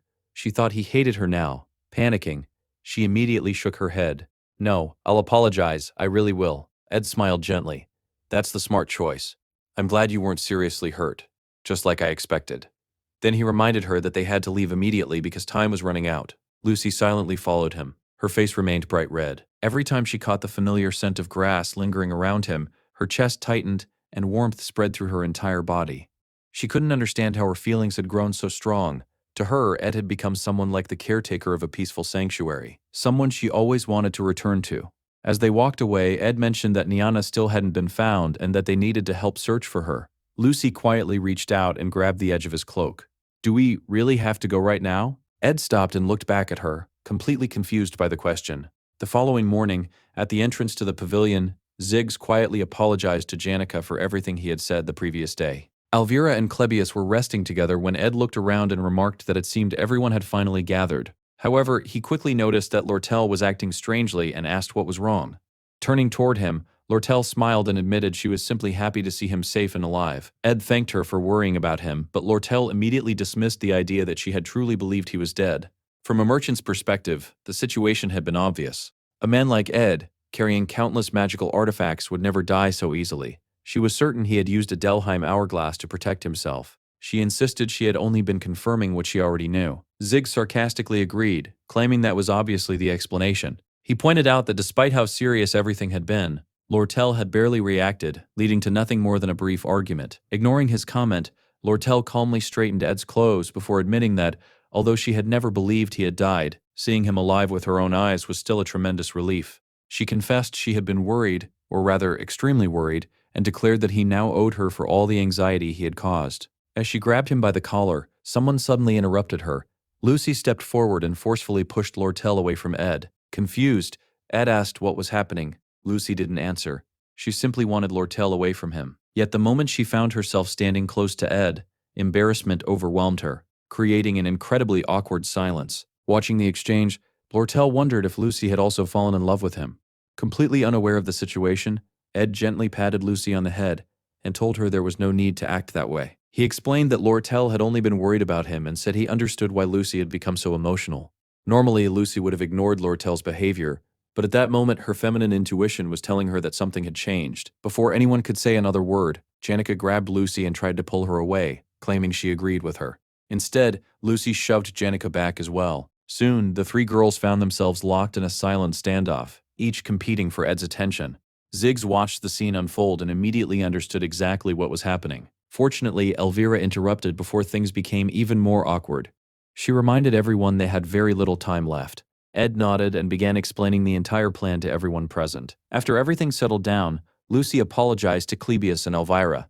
Meanwhile, Ed and Ziggs left to search for Tanya, who had already fled into the forest. Before releasing everyone who had been turned to stone inside the temporal prison, Ed also revealed the truth about the mercenaries from the Roth-Taylor household. By the time those affected recovered, Ed had already disappeared, leaving them unaware that he was still alive. A short while later, Clebius finally regained consciousness. Looking around in confusion, he realized every one of his injuries had completely healed. His eyes soon landed on Elvira, and he asked what exactly she was making such a fuss. Still dazed, Clebius wondered if he had somehow reached the afterlife. After all, he had been on the verge of death. Elvira calmly told him to relax, explaining that the Academy's administration team was already on its way and that he would soon have to explain how he had managed to stop Lucy. As an alchemist, she found every new discovery fascinating. Lucy apologized sincerely before healing Clebius herself. Meanwhile, Lortel privately promised Ed a generous amount of money if he agreed to keep everything that had happened a secret. Even her proposal caught Ed completely by surprise. Alita then told Clebius to stop worrying and get some rest. Still confused by everything he had witnessed, he eventually sighed and admitted he hoped he would never experience something like that again. In the end, the person who had truly stopped Lucy wasn't him, but Ed Roth-Taylor. Clebius confessed he had been powerless throughout the incident. For Alita, however, all the recent discoveries she had made paled in comparison to what she had learned that day. Clebius bitterly remarked that life was terrible and expected Alita to mock him as usual. Instead, she quietly agreed. This time he was absolutely right. Life really was unfair. Although countless words remained trapped inside her heart, Alita ultimately chose to remain silent. Together, the two looked up at the night sky, gazing at the countless stars above them. They had seen that sky countless times before, yet somehow they had never truly noticed its beauty until that moment. Meanwhile, Tanya Roth-Taylor continued stumbling through the forest. She repeatedly fell face first into the mud, yet stubbornly forced herself back to her feet each time. She believed that if anyone caught her, she would surely be killed. Ironically, no one was even chasing her anymore. Nobody believed she had been responsible for ordering Ed's assassination, but Tanya's overwhelming fear kept driving her forward. Deep inside, she wished someone would stop her. Yet there was no one left to do so. The following morning, the headmaster officially announced that the investigation into Ed Roth-Taylor's death had concluded. Using a residual visualization spell, the Academy reconstructed the events surrounding the incident. Although the spell could not perfectly recreate every detail, Janica's testimony matched the magical evidence almost exactly. According to the investigation, the Roth-Taylor family's vassals had stabbed Ed before he fell from the cliff to his death. The guilty vassals were immediately imprisoned beneath the Academy, where they would remain until they were transferred to the royal palace to receive their official punishment. As far as the Academy was concerned, the case had been solved. Ed's death was considered virtually certain, and all that remained was preparing the official report for the royal family. Professor Flubin assured the headmaster that all the necessary documents had already been completed.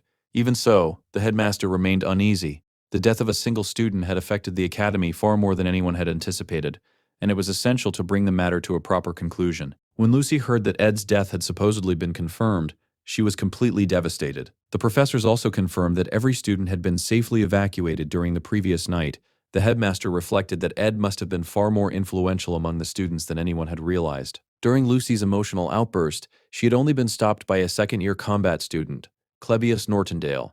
The entire situation finally ended after she was found inside the academy's rose garden. Even the headmaster admitted he had never realized Clebius possessed such remarkable abilities and believed he deserved formal recognition for his actions. As for Lucy herself, Vice Director Rachel was placed in charge of her disciplinary hearing. Statements were collected from all the injured students, including Clebius and Elvira. The investigation revealed extensive property damage. Tanya's dormitory had a destroyed outer wall on the third floor. Another wall near the entrance of Ophelia's hall had also been demolished. The marble floor of the rose garden was shattered, and even one of the gazebos had been destroyed. Although the damage was considerable, it was still far less severe than the destruction caused during the previous hall occupation incident. Rachel believed that if Lucy showed even the slightest sign of genuine remorse, the punishment could remain relatively light. After all, Sylvania Academy was recognized throughout the kingdom as the greatest educational institution in existence because it had produced one of history's greatest genius mages. Expelling someone as talented as Lucy simply wasn't a realistic option. Ideally, Rachel wanted the entire matter resolved without leaving any permanent disciplinary record. Unfortunately, Lucy showed almost no signs of genuine reflection. As a result, Rachel lectured her extensively, filled out several pages of disciplinary reports, and ordered Lucy to sign every document. In the end, Lucy lost her scholarship. However, the punishment barely affected her because the Glock Scholarship Association already paid all of her tuition fees. Accepting the decision calmly, Lucy knew the consequences were relatively minor. Just then, Belle Maya suddenly entered the room. Introducing herself as the headmaid responsible for Ophelia's dormitory, Belle Maya explained that she wished to speak on Lucy's behalf. She argued that the current punishment would not truly make Lucy reflect on her actions, and proposed an alternative disciplinary measure instead. Lucy immediately insisted that she wanted to accept the punishment exactly as it was. However, Belle ignored her protest, effortlessly lifting Lucy into her arms. She explained that simply sending Lucy back to Ophelia's dormitory would actually be rewarding her rather than punishing her. Instead, Belle suggested restricting Lucy's freedom of movement for a probationary period. The other maids promised to cooperate fully, while Belle confidently guaranteed that Lucy would remain under constant supervision, 24 hours a day. Rachel accepted the recommendation and officially sentenced Lucy to 30 days of probation, without placing a permanent disciplinary record on her file. Confused, Lucy quietly apologized and tried to express remorse, though she still seemed unable to truly reflect on her actions. Looking directly into Lucy's eyes, Belle firmly declared that she would personally ensure Lucy never attempted to run away again. Meanwhile, far below the cliff where everything had begun, Ed commented that Lucy's punishment had ended up being surprisingly lenient. Janica guessed that was probably because both Elvira and Clebius had spoken positively on Lucy's behalf during the investigation. Changing the subject, Janica finished preparing a pot of stew and proudly explained that it was a dish she used to cook whenever she returned home. It was her specialty. She added that she also handled the laundry, attended school, gave spiritual lessons, and prepared every meal herself. She had always been incredibly stubborn about doing everything with her own hands. Ed couldn't help but wonder if Janica was the very definition of someone pure. However, his thoughts quickly returned to the upcoming student council election. Three major concerns weighed heavily on his mind. The first was that Princess Fenia appeared to have completely lost her determination to become student council president. The second was Tanya's disappearance, even though she was supposed to be the main villain opposing the princess. Finally, there were Kadak and Knox, the two vassals of the Roth-Taylor family, who had been imprisoned inside the academy. Ed had staged his own death to deceive Crepin into believing he was no longer a threat. His plan was supposed to remove himself from everyone's attention, but everything had spiraled far beyond his expectations. Kadak and Knox had been accused of murdering him and were now locked away. If he wanted to preserve the illusion that he was truly dead, he would somehow have to free them while ensuring Crepin continued believing Ed Roth-Taylor was gone forever. Only after resolving that problem could he finally escape his suffocating life in hiding. There was still far too much he needed to accomplish. Janica quietly remarked that, as the young master of a ducal family, Ed had already experienced countless hardships after being disowned. She, on the other hand, was just an ordinary girl from the countryside who couldn't fully understand the burdens he carried. Because of that, she often felt powerless.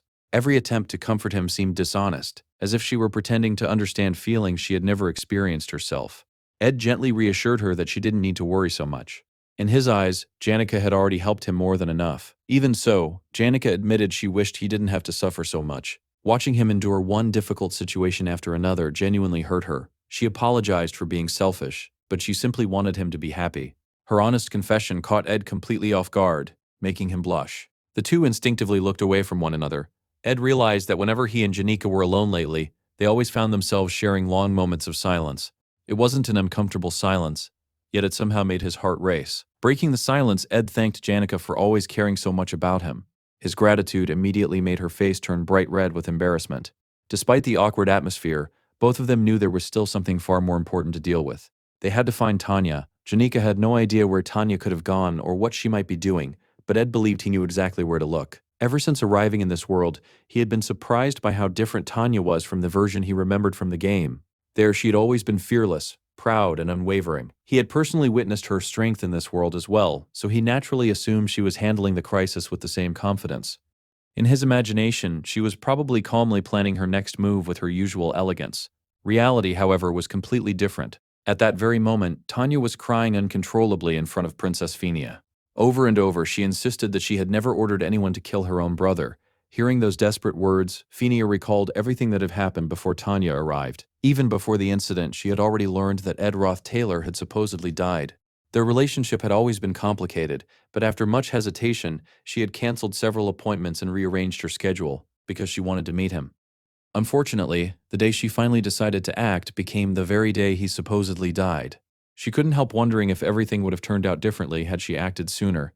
Instead, her own pride had prevented her from reaching out. For a long time, Phinia had been gathering allies and resources with one clear objective: becoming the president of Sylvania's student council. Although the position held far less authority than the royal family, it still carried enormous influence both inside and outside the academy.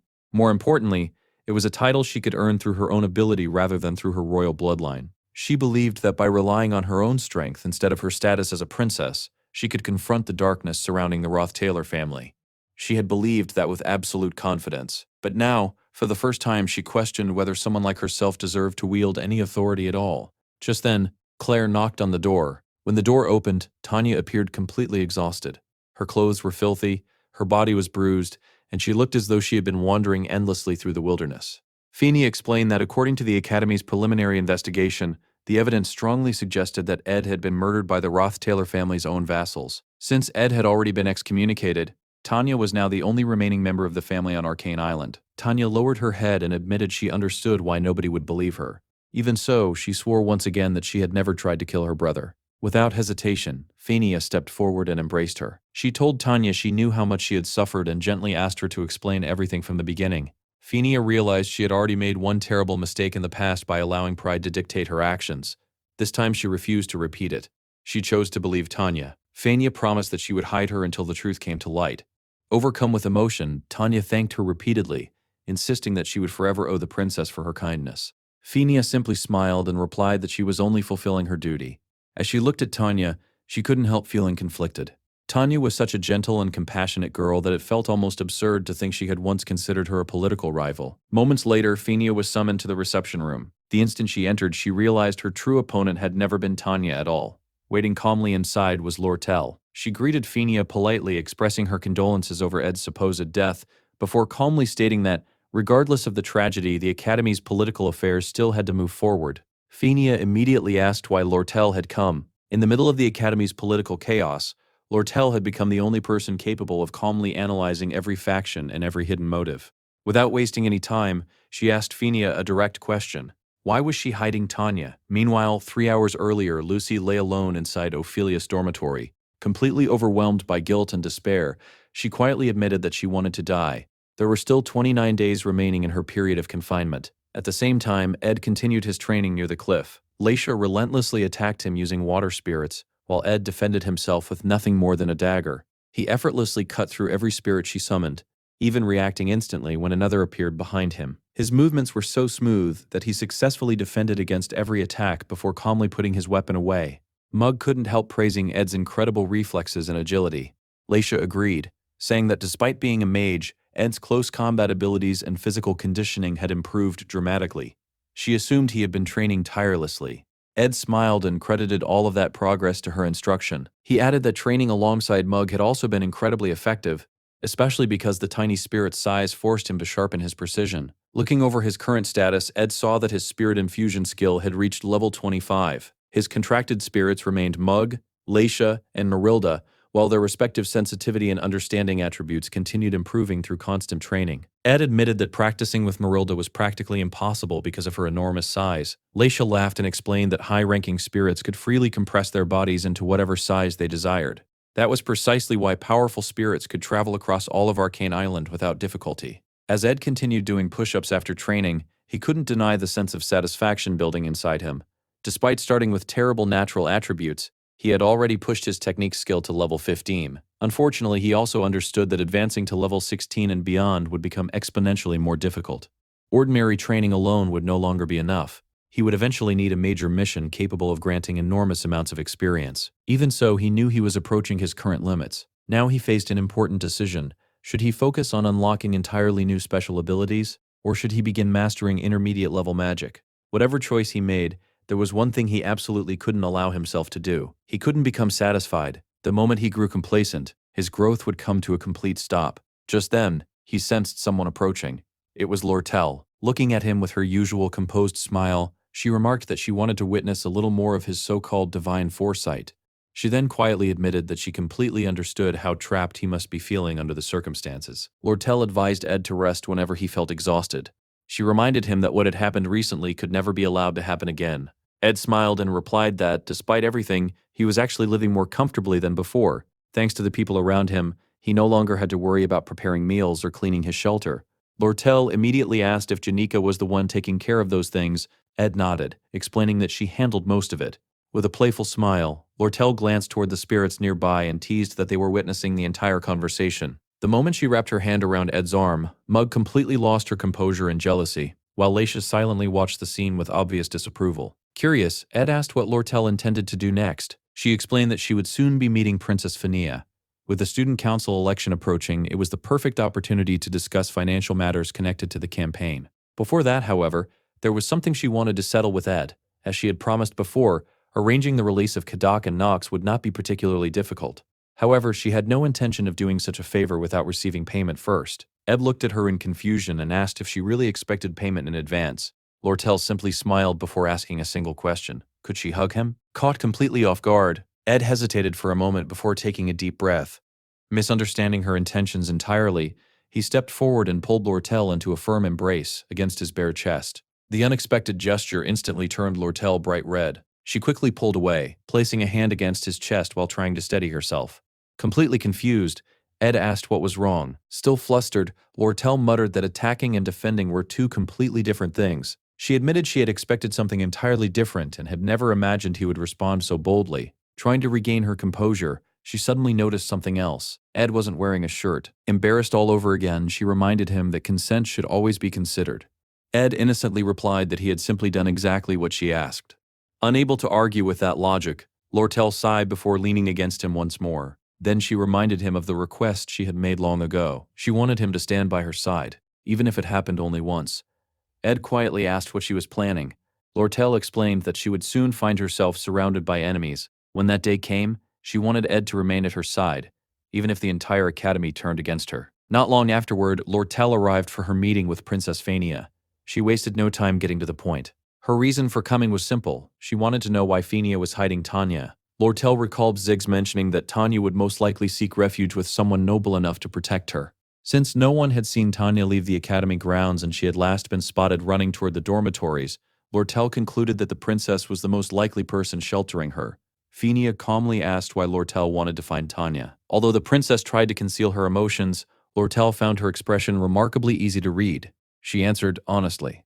There were still unresolved matters between herself and Tanya. With her usual blunt honesty, Lortel admitted that she could be surprisingly petty and held grudges for a very long time. She explained that Tanya had a habit of pretending to be weak whenever facing someone stronger, yet acting arrogantly toward those she believed weaker than herself. Phinia disagreed. The Rothtaylor family possessed influence so great that even the royal family treated them cautiously. Given that, she questioned whether Lortel was judging Tanya too quickly. Lortel simply shook her head. She never believed every member of the Rothtaylor family deserved to be feared. After all, she herself controlled the economy of the entire island. From her perspective, Tanya was nowhere near powerful enough to intimidate her. She continued by explaining that if the princess truly intended to protect Tanya, the situation would become considerably more complicated. Fortunately, she had already prepared for exactly that possibility. Lortel then made a shocking declaration. She intended to run for president of Sylvania's student council. If she became student council president, she would possess the authority to summon Tanya in the council's name. At that point, even Princess Phinia would have no choice but to hand her over. Of course, that strategy would only succeed if Lortel gained more political influence than the princess herself. As things currently stood, she believed Phinia would not be able to hide Tanya for much longer. Later, Phinia explained the situation directly to Tanya. She informed her that Kadak and Nox had already been imprisoned, while Lortel controlled nearly every trade route across Arcane Island. On top of that, Lortel appeared deeply attached to Ed. Because of those circumstances, even without concrete evidence connecting Tanya to the murder, Lortel could still decide to treat her as guilty. Phinia admitted that the situation had become incredibly complicated. Tanya thanked the princess for being completely honest with her. Then Phinia asked the question that had been weighing on her mind. Had Tanya truly ordered Ed's death? Tanya immediately denied giving the order. However, through tears, she admitted she was ultimately responsible for everything that had happened. She explained that Kadak and Nox had come to the academy under the excuse of protecting her. The person who sent them was her father, Crepin Roth Taylor. Tanya revealed that the only reason her father, a man who had never cared about Ed, suddenly took an interest in him was because she had written about her brother every single day. Sobbing uncontrollably, Tanya blamed herself for Ed's supposed death. No matter what happened next, she refused to let the truth remain buried. Phinia quietly asked what she planned to do. Tanya looked around the academy and reflected on everything her brother had accomplished there. This place, created to educate students, had completely transformed Ed's life. He had proven that anyone willing to fight could change themselves. Now it was her turn. If she wanted to survive, she had only one path left. She would uncover the truth behind Ed's murder. To accomplish that, she intended to become the next president of Sylvania's student council. Phinia warned her that the road ahead would be incredibly difficult. Tanya was already being suspected of participating in the murder of her own brother. Even so, Tanya refused to back down. For everyone who had helped her and for Ed, she could no longer remain the helpless girl she had been. Phinia smiled gently before asking if Tanya wanted her support. Surprised, Tanya asked whether the princess truly intended to help her. Phinia answered without hesitation. She also owed something to Ed Roth Taylor, a debt she had never been able to repay. Elsewhere, inside one of the trading company's branch offices, Lortel's personal secretary, Liana, delivered the stack of documents she had requested. Unable to hide her concern, Liana asked whether Lortel truly intended to run for student council president. She explained that Tanya had officially entered the race and that Princess Phinia had publicly declared her support. Even more surprising, Tanya's approval ratings remained unexpectedly high despite the recent accusations surrounding her. Liana also worried about Lortel herself. She had been handling almost every responsibility alone while sacrificing countless nights of sleep.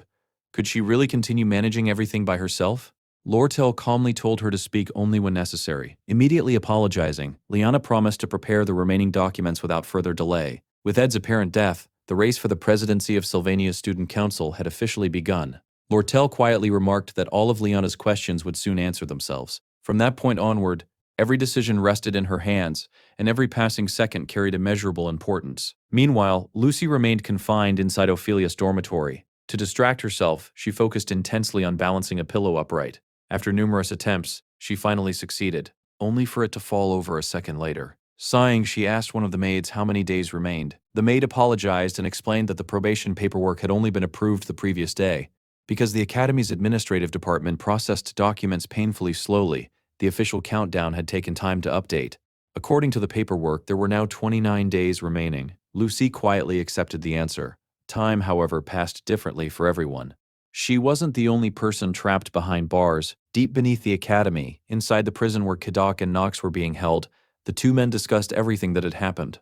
Kadak admitted that Duke Crepin's judgment might have been correct after all. Even without reaching his full potential, Ed had demonstrated astonishing adaptability and combat instincts. If he had survived, he could have become a genuine threat to the Roth-Taylor family. Nox agreed. In his opinion, Ed's danger wasn't limited to his own abilities. There was the spirit summoner who willingly sacrificed her magical sensitivity to save him. There was the powerful mage who sought revenge without hesitation. The people surrounding Ed possessed tremendous potential, proving that the disgraced heir had inspired loyalty no one could have predicted. Nox confessed that he had always wondered why the head of the Roth-Taylor family had ordered Ed's assassination. Now he finally believed he understood. If someone as talented as Ed had inherited the family while secretly opposing them, he could easily have pretended to be insane, escaped to Sylvania, and quietly built his own army. Eventually, Nox shook his head. Speculating about the past was pointless now. Just then, one of the prison guards unexpectedly stood up and spoke. He agreed that discussing the past served no purpose. What truly mattered now was escaping and reporting everything to Duke Crepin. Both prisoners stared at him in complete disbelief. The guard ordered them to remain quiet. There were people who would greatly benefit from helping them escape. Then he revealed his true identity. His name was Dune, and he was an undercover agent working for the LT Trading Guild. Meanwhile, Lucy continued lying silently in her room, thinking only about Ed. She asked Belle Maya how much time remained. Without hesitation, Belle answered precisely, 24 days and 3 hours. Lucy quietly asked to be killed. Belle gently refused. Unable to hold back her emotions, Lucy lowered her head and repeatedly whispered a single word, "Sorry." At that same time, near the academy dormitories, a mysterious young woman slowly walked across the grounds. She looked completely different from every other student. Her elegant appearance, radiant hair, and almost overwhelming aura caused everyone nearby to stop and stare. When Kylie approached to get a closer look, the mysterious girl disappeared before her eyes. Speaking softly to herself, the stranger observed that she resembled a student despite not wearing the academy's uniform. She admitted there was still much she didn't understand about the academy. This year she intended to learn everything she could. The mysterious girl decided that she would make the most of every single day at the academy. However, the moment she looked down at the newspaper in her hands, her enthusiasm quickly faded. She had believed that after reclaiming Pavilion Hall, she would soon be reunited with Miss Tanya. Instead, Tanya had disappeared. Even more surprising, the academy newspaper reported that Tanya had entered the race for student council president and would be competing directly against Lortel. But none of that compared to the headline that truly shocked her. Ed Roth-Taylor was dead. According to the report, the prime suspects were the servants of the very Roth-Taylor family that had already disowned him. As she stood there reading, memories of the lonely cabin during the winter snowstorm resurfaced. To her, that small cabin perfectly symbolized the lesson her senior had taught her about the true meaning of freedom. The memories still felt so vivid that it was almost as if they had happened only yesterday. Learning that the first friend she had made at the academy, Tanya, was now being blamed for Ed's murder, only made everything more painful. Although she still trusted Tanya, the situation only grew worse after news spread that Kadak and Knox had escaped from prison. Their escape fueled even more rumors and suspicion, causing student morale to plummet. Before long, a gloomy atmosphere settled over the entire academy. No one felt that burden more heavily than Assistant Professor Claire. Even the headmaster remarked that Ed's death seemed to have dramatically increased everyone's workload. He wanted one professor to take complete responsibility for handling every aspect of the investigation. Ideally, that person needed to understand Ed, have connections with Clebius, and also be familiar with Lucy. None of the professors from the magic department met those requirements. Only Claire did. As a result, even more responsibilities fell onto her shoulders. With a tired smile, Claire remarked that whenever work piled up in the past, Ed had always been there to lend a helping hand. Only after losing someone did people truly realize how much they had relied on them. Nearby, Annis also looked emotionally exhausted. Their relationship with Ed had been brief and never had any real future, yet she still felt an unbearable pain tightening around her heart. Even so, she forced herself to stay strong. Whenever Ed's face appeared in her thoughts, she reminded herself that enduring the pain was the only thing she could do. The official testimony identifying the supposed culprits behind Ed's death had come from Janika herself. Annis couldn't help thinking that if she was hurting this much, then Janika's suffering must have been even greater. Yet Janika behaved as if nothing had happened. Cheerfully, she announced that she wanted to try making curry for the first time. Confident in her cooking skills, she even asked Annis what she thought about the idea. Annis admitted she wasn't particularly skilled with fire magic, but believed everything would work out somehow. Then, unable to contain her emotions any longer, she suddenly stood up and embraced Janika. She begged her to accept reality. Ed was gone. He was dead. There was no changing that. Janika quietly replied that the issue wasn't that simple. The spirit accompanying her sensed the tension and suggested they stop discussing the subject, but Janika immediately told the spirit to stay quiet. Later, while secretly meeting with Ed, Janika informed him that Tanya had finally reappeared at the academy. She had spent the entire time hiding under Princess Phenia's protection, but had now decided to actively cooperate with the investigation in order to clear her name. Princess Phenia even released an official statement supporting Tanya, allowing her to recover a portion of her public support. Unfortunately, Lortel's supporters greatly outnumbered Tanya's. The registration period for student council candidates hadn't even ended. Yet the atmosphere throughout the academy already strongly favored Lortel. Janika then asked whether Lortel had done anything unusual during her absence. The question immediately made Ed realize just how serious the situation had become. Janika quietly remarked that it wasn't really her place to interfere, but if events continued unfolding this way, something terrible was bound to happen. At that moment, Ziggs arrived. He explained that he had come because he intended to honor the promise he had made to Ed, though he was surprised to find Janika there as well. Personally, Ziggs admitted he didn't particularly mind if Lortel became student council president. The real problem was something else. After Kadak and Knox escaped from prison, public opinion turned even more strongly against Tanya. Many students now believed she had orchestrated Ed's murder. Ziggs revealed that Princess Fenia had asked him to meet with both her and Tanya. After speaking with them, he could immediately tell that Tanya was barely holding herself together. As Ed's younger sister and one of the Academy's most respected students, Tanya had always been admired even before entering the election. Now, however, every student looked at her with suspicion. Soon, the candidate registration period would end, and Tanya would have to stand before the entire Academy to deliver her campaign speech. In her current emotional state, Ziggs doubted she could manage it. Ed quietly stopped him. He already understood the situation. There was no need to explain any further. Inside his mind, he immediately recognized where the story had reached. This was Act 3, Scene 2, the Student Council presidential election. As far as he remembered, this chapter contained almost no major battles. Instead, it existed to highlight the relationships Taylor had built throughout his time at Sylvania Academy. According to the original storyline, Taylor was supposed to actively support Princess Fenia's faction. At the beginning of the semester, she had expelled Ed while simultaneously saving Taylor's future, making her his natural political ally. Of course, winning an election wasn't about convincing every individual student. The real key to victory lay elsewhere. Each school year had influential class leaders whose opinions shaped everyone else's decisions. In reality, the election would be decided by convincing those leaders. Lucy refused to participate because she found everyone equally annoying. Janica jokingly wanted to give one vote to every candidate. Wade supported Princess Fenia. Dorothy sided with Tanya. Ultimately, however, the only votes that truly mattered belonged to the 8 class leaders. Whoever secured the support of at least 5 of them would become the next student council president. Ed also remembered why that result mattered so much. If Princess Fenia won the presidency, Taylor would receive direct backing from the royal family. That political support would become absolutely essential later in the story. During Act 4, when Taylor confronted Duke Kreppenroth Taylor, royal authority would play a decisive role. The same support would also prove indispensable during the final battle against the story's ultimate enemy. For Ed, preserving the main storyline wasn't simply about following a script. It was a matter of survival. The original plot served as both his greatest weapon and the safest path toward overcoming every future disaster. Although many smaller events had already changed dramatically, the main storyline still had to remain intact. Princess Fenia needed to become student council president. If she continued hiding while supporting Tanya from the shadows, public opinion would only become more hostile toward Tanya. The only realistic way to stop Lortel from winning was for Fenia herself to return to the election. Ed began considering several possibilities. Perhaps he should reveal that he was still alive and personally convince Fenia to run again, or perhaps he should approach every class leader who trusted him and influence the election from behind the scenes. There was still enough time before candidate registration officially closed. Yet another thought continued tormenting him. Tanya. In the original story, she had been nothing more than a temporary villain who disappeared almost immediately. Now, because of him, she had become the Academy's prime murder suspect. She was enduring a tragedy that had never existed in the original script. For the first time, Ed wondered whether he would eventually be forced to choose between protecting the original storyline or protecting his own sister. Seeing the conflict written across Ed's face, Zig suggested postponing their meeting until another day. Ed immediately refused. Instead, he declared that it was time to begin. Before making any decisions, they needed to evaluate the results of all their recent training and review everything they had learned so far. He remarked that physical training had a remarkable way of clearing a troubled mind. Zig smiled in agreement. He admitted that it had been a long time since he had enjoyed a proper duel, and stretching his body sounded like exactly what he needed.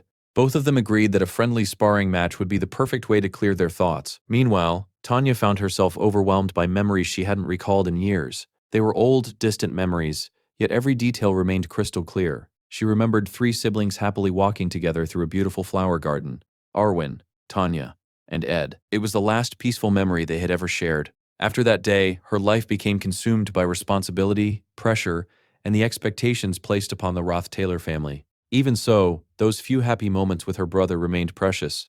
At the same time, a crowd gathered outside Princess Fenia's residence. Students loudly protested, demanding that Tanya immediately withdraw from the student council election. Watching everything unfold, Tanya couldn't help wondering how her life had fallen apart so completely. Elsewhere, Ed remained trapped in thought. Whether he chose to help Tanya or abandon her now had the potential to completely reshape the future. That single decision could alter the entire course of the story, and because of that, he still couldn't decide what he should do. Ed couldn't shake the feeling that too many events had already drifted away from the original story. The worst part was that he still had no idea what had caused those changes. Without understanding the source of the deviations, he couldn't predict what would happen next. Across from him, Ziggs rested his massive greatsword on his shoulder before taking his stance. In Ed's memories of the original scenario, Ziggs was the strongest second-year student after Lucy. Originally, he should have been defeated by Wade because of accumulated exhaustion and poor judgment during battle. Instead, history had already changed, and Ziggs had emerged victorious. The duel began instantly. Ziggs swung his greatsword in a powerful horizontal slash. At first glance, the attack looked deceptively simple, but Ed knew better than to underestimate someone of Ziggs's caliber. Rather than dodge, Ed chose to block. He wanted to measure his own growth against one of the Academy's strongest fighters. A basic defensive spell materialized in front of him just as the sword collided with it, sending smoke and debris into the air. The moment the smoke obscured their vision, Ziggs vanished. Ed's eyes widened. His opponent's speed was unbelievable. Before he could understand how Ziggs had moved, the greatsword was already inches away from landing a devastating strike. Even Ziggs looked surprised that Ed had managed to evade the blow. Only then did he notice the spiritual dagger embedded in the ground. Using Mug's power, Ed detonated the weapon in a massive explosion that forced Ziggs backward. Even so, something about Ziggs's movements bothered him. They weren't natural. After carefully observing another exchange, Ed finally understood the truth. Ziggs was using telekinesis to propel his own body through combat. It wasn't simply speed, he was physically manipulating himself with magic. Ed immediately realized that this wasn't a technique anyone could imitate through talent alone. Regardless of how refined someone's physical skills or magical control became, mastering such movement required years of practice and instincts that no amount of theory could teach. Without giving him time to think, Ziggs conjured countless ice spikes and launched them toward him. Ed quickly recognized that the attack itself wasn't a real danger. It was only a distraction. Ziggs was buying time to prepare an even stronger spell. Ed smiled and reminded him that they had agreed not to hold back. Ziggs admitted that he had originally planned to fight using only his sword. However, after seeing Ed's growth, he had changed his mind. Real battles demanded complete commitment. With that, he began casting the advanced spell known as Mana Armament. Another violent explosion shook the battlefield. Meanwhile, back at the cabin, Janica nervously wondered whether Ed would complain about the curry she had prepared.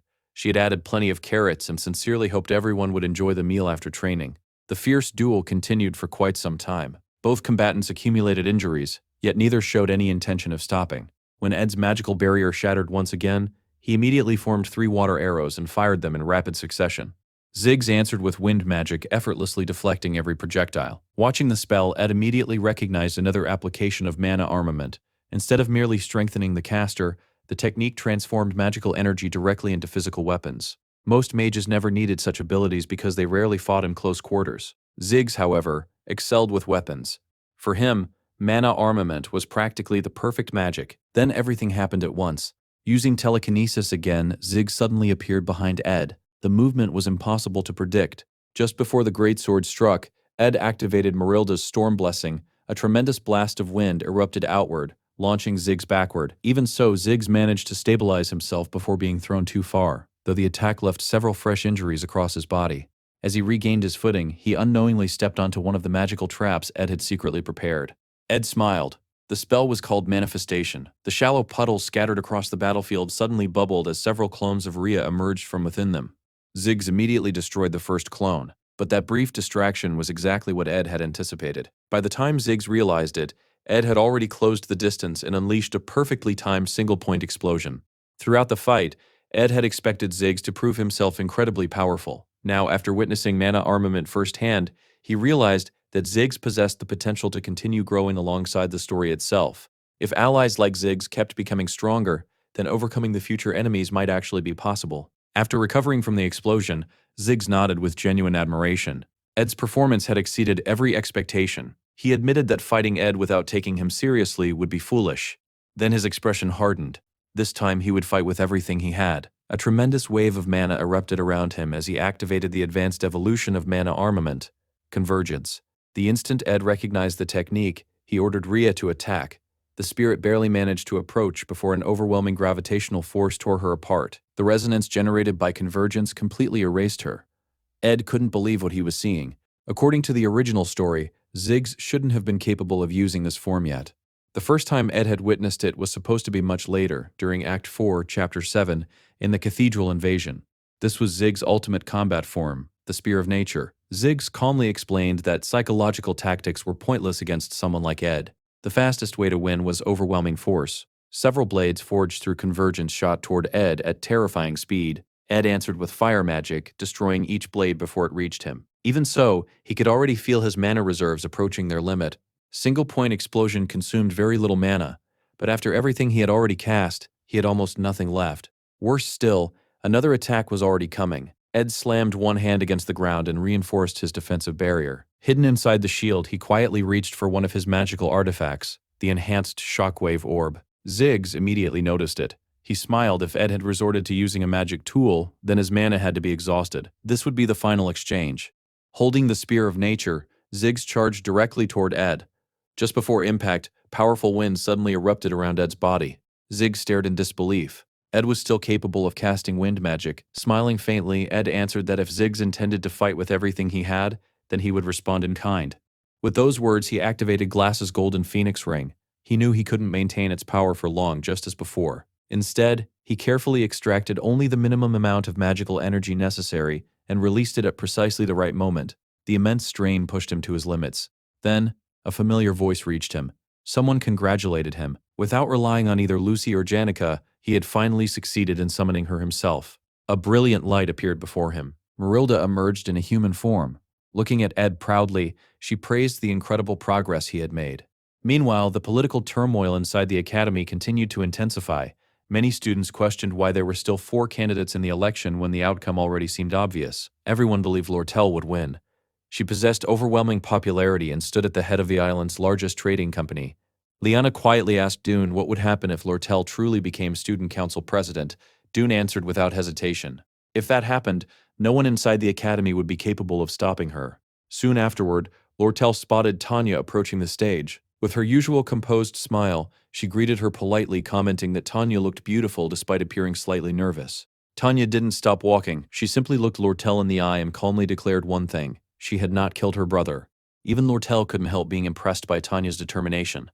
Moments later, Tanya stepped onto the stage and stood before the microphone. Facing the entire academy, she introduced herself. "My name is Tanya Roth-Taylor, and I am running for president of the student council." The crowd fell completely silent. Although her nervousness was obvious, Tanya continued speaking with remarkable composure. Watching from the audience, Lortel admitted to herself that Tanya was performing surprisingly well. She carried herself as though nothing had happened. Perhaps she was trying to prove her innocence. Or perhaps politics simply suited her naturally. 10 minutes passed. Not a single person reacted. Finally, Tanya thanked everyone for listening and concluded her speech. Silence lasted only a heartbeat. Then the crowd erupted. "Murderer!" Students began shouting insults from every direction. Paper balls flew through the air. They demanded answers. They demanded she explain the accusations surrounding Ed's death. Some mocked the internal conflicts of the Roth-Taylor family, while others insisted she stop denying reality. Objects continued striking Tanya as she desperately tried to remain composed. Eventually, she stumbled over a discarded bottle and collapsed onto the stage. The crowd showed no mercy. Lying on the ground, Tanya wondered if stepping onto that podium had been a mistake. Perhaps she should have abandoned everything. Perhaps she should have fled the academy. As several students moved toward her, preparing to seize her, a powerful gust of wind suddenly swept across the area. Everyone was blown backward. Completely bewildered, Tanya looked toward the source of the spell. There, she saw Marilda, and standing upon the Great Spirit's back was a hooded figure. The sight stirred distant memories buried deep within her heart. They felt hazy, almost like dreams she could never fully remember.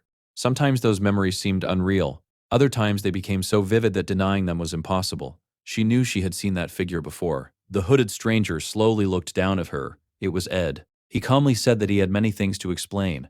But before any explanations could begin, he first had to resolve the chaos unfolding before them. Several days earlier, during his training, Marilda had already praised Ed's astonishing improvement. His magical efficiency had increased dramatically. Although limitations still remained, he had finally reached a level where he could properly utilize her power. Demonstrating that strength, Marilda summoned a tremendous updraft that hurled Ziggs high into the sky. Watching him soar upward, Ed reflected on just how much Ziggs had grown. Even after activating his ultimate form, the amount of mana he consumed was surprisingly efficient. Ironically, Ed himself had completely exhausted his own reserves despite using less powerful techniques. Looking down at her new body, Marilda frowned. She admitted she disliked her human form. Its small mouth made speaking awkward, and its fragile skin constantly felt cold. Even so, Ed couldn't deny the truth. By combining every magical technique he had mastered with Marilda's overwhelming power, he had become stronger than ever before. Just when victory seemed certain, Marilda suddenly sensed something strange. A dangerous surge of energy was coming from Ziggs. Ed also realized it. Unfortunately, Marilda noticed too late. Ziggs had already launched his final attack. At the very last instant, he stopped. Ed had already lowered his weapon. He surrendered, smiling faintly. Ed admitted defeat. Ziggs dissolved the spear of nature and slowly relaxed his stance. He quietly remarked that he had learned something invaluable during their battle. Even now, he still couldn't believe how much stronger Ed had become in the span of only a single year. As the duel came to an end, Ed couldn't help but feel that Ziggs had already surpassed the strength he possessed in the original story. Perhaps his own memories had been wrong from the beginning, or perhaps the timeline had changed far more than he had realized. Looking at his exhausted opponent, Ed admitted that Ziggs had become incredibly strong. Ziggs simply smiled and replied that he would continue training whether Ed was around or not. Still, watching Ed grow stronger every single day had become one of his greatest motivations. The two of them sat down on the ground, battered and covered in wounds after their intense battle. While catching his breath, Ed reflected on everything that had happened. Ever since arriving in this world, he had relied on his knowledge of the future to keep the story moving along its intended path. There was one condition above all others that absolutely had to be fulfilled if Taylor was going to defeat the final enemy. Because of that, Ed had always believed preserving the original storyline was the only correct choice. However, despite his efforts, the plot had already become hopelessly distorted. Unexpected dangers kept appearing, and countless events unfolded differently from what he remembered. Somehow he had still managed to guide the overall story in roughly the right direction. Yet every deviation reminded him of something terrifying. There were forces completely beyond his control. When he hesitated over whether he should save Tanya and later learned that Kadak and Nox had escaped from prison, Ed finally realized the truth. The original route he had been trying so desperately to preserve had already slipped through his fingers without him even noticing. From that moment on, he decided to stop obsessing over what he could no longer change. Instead, he would focus only on the things that remained within his control. Ziggs was destined to become one of Taylor's most important allies during the final battle. He needed to grow stronger. As insurance, Ed would continue becoming stronger as well. Most importantly, he had gained trustworthy companions willing to stand beside him. Perhaps believing in them was naive. Even so, it gave him hope. Maybe abandoning the original route didn't necessarily mean the story would end in tragedy. Meanwhile, chaos erupted at the student council election venue. Students began running in every direction after Marilda's appearance. Joseph immediately raised his voice, urging everyone to remain calm. He recognized that high-ranking spirit. Others soon did as well. Then realization spread throughout the crowd.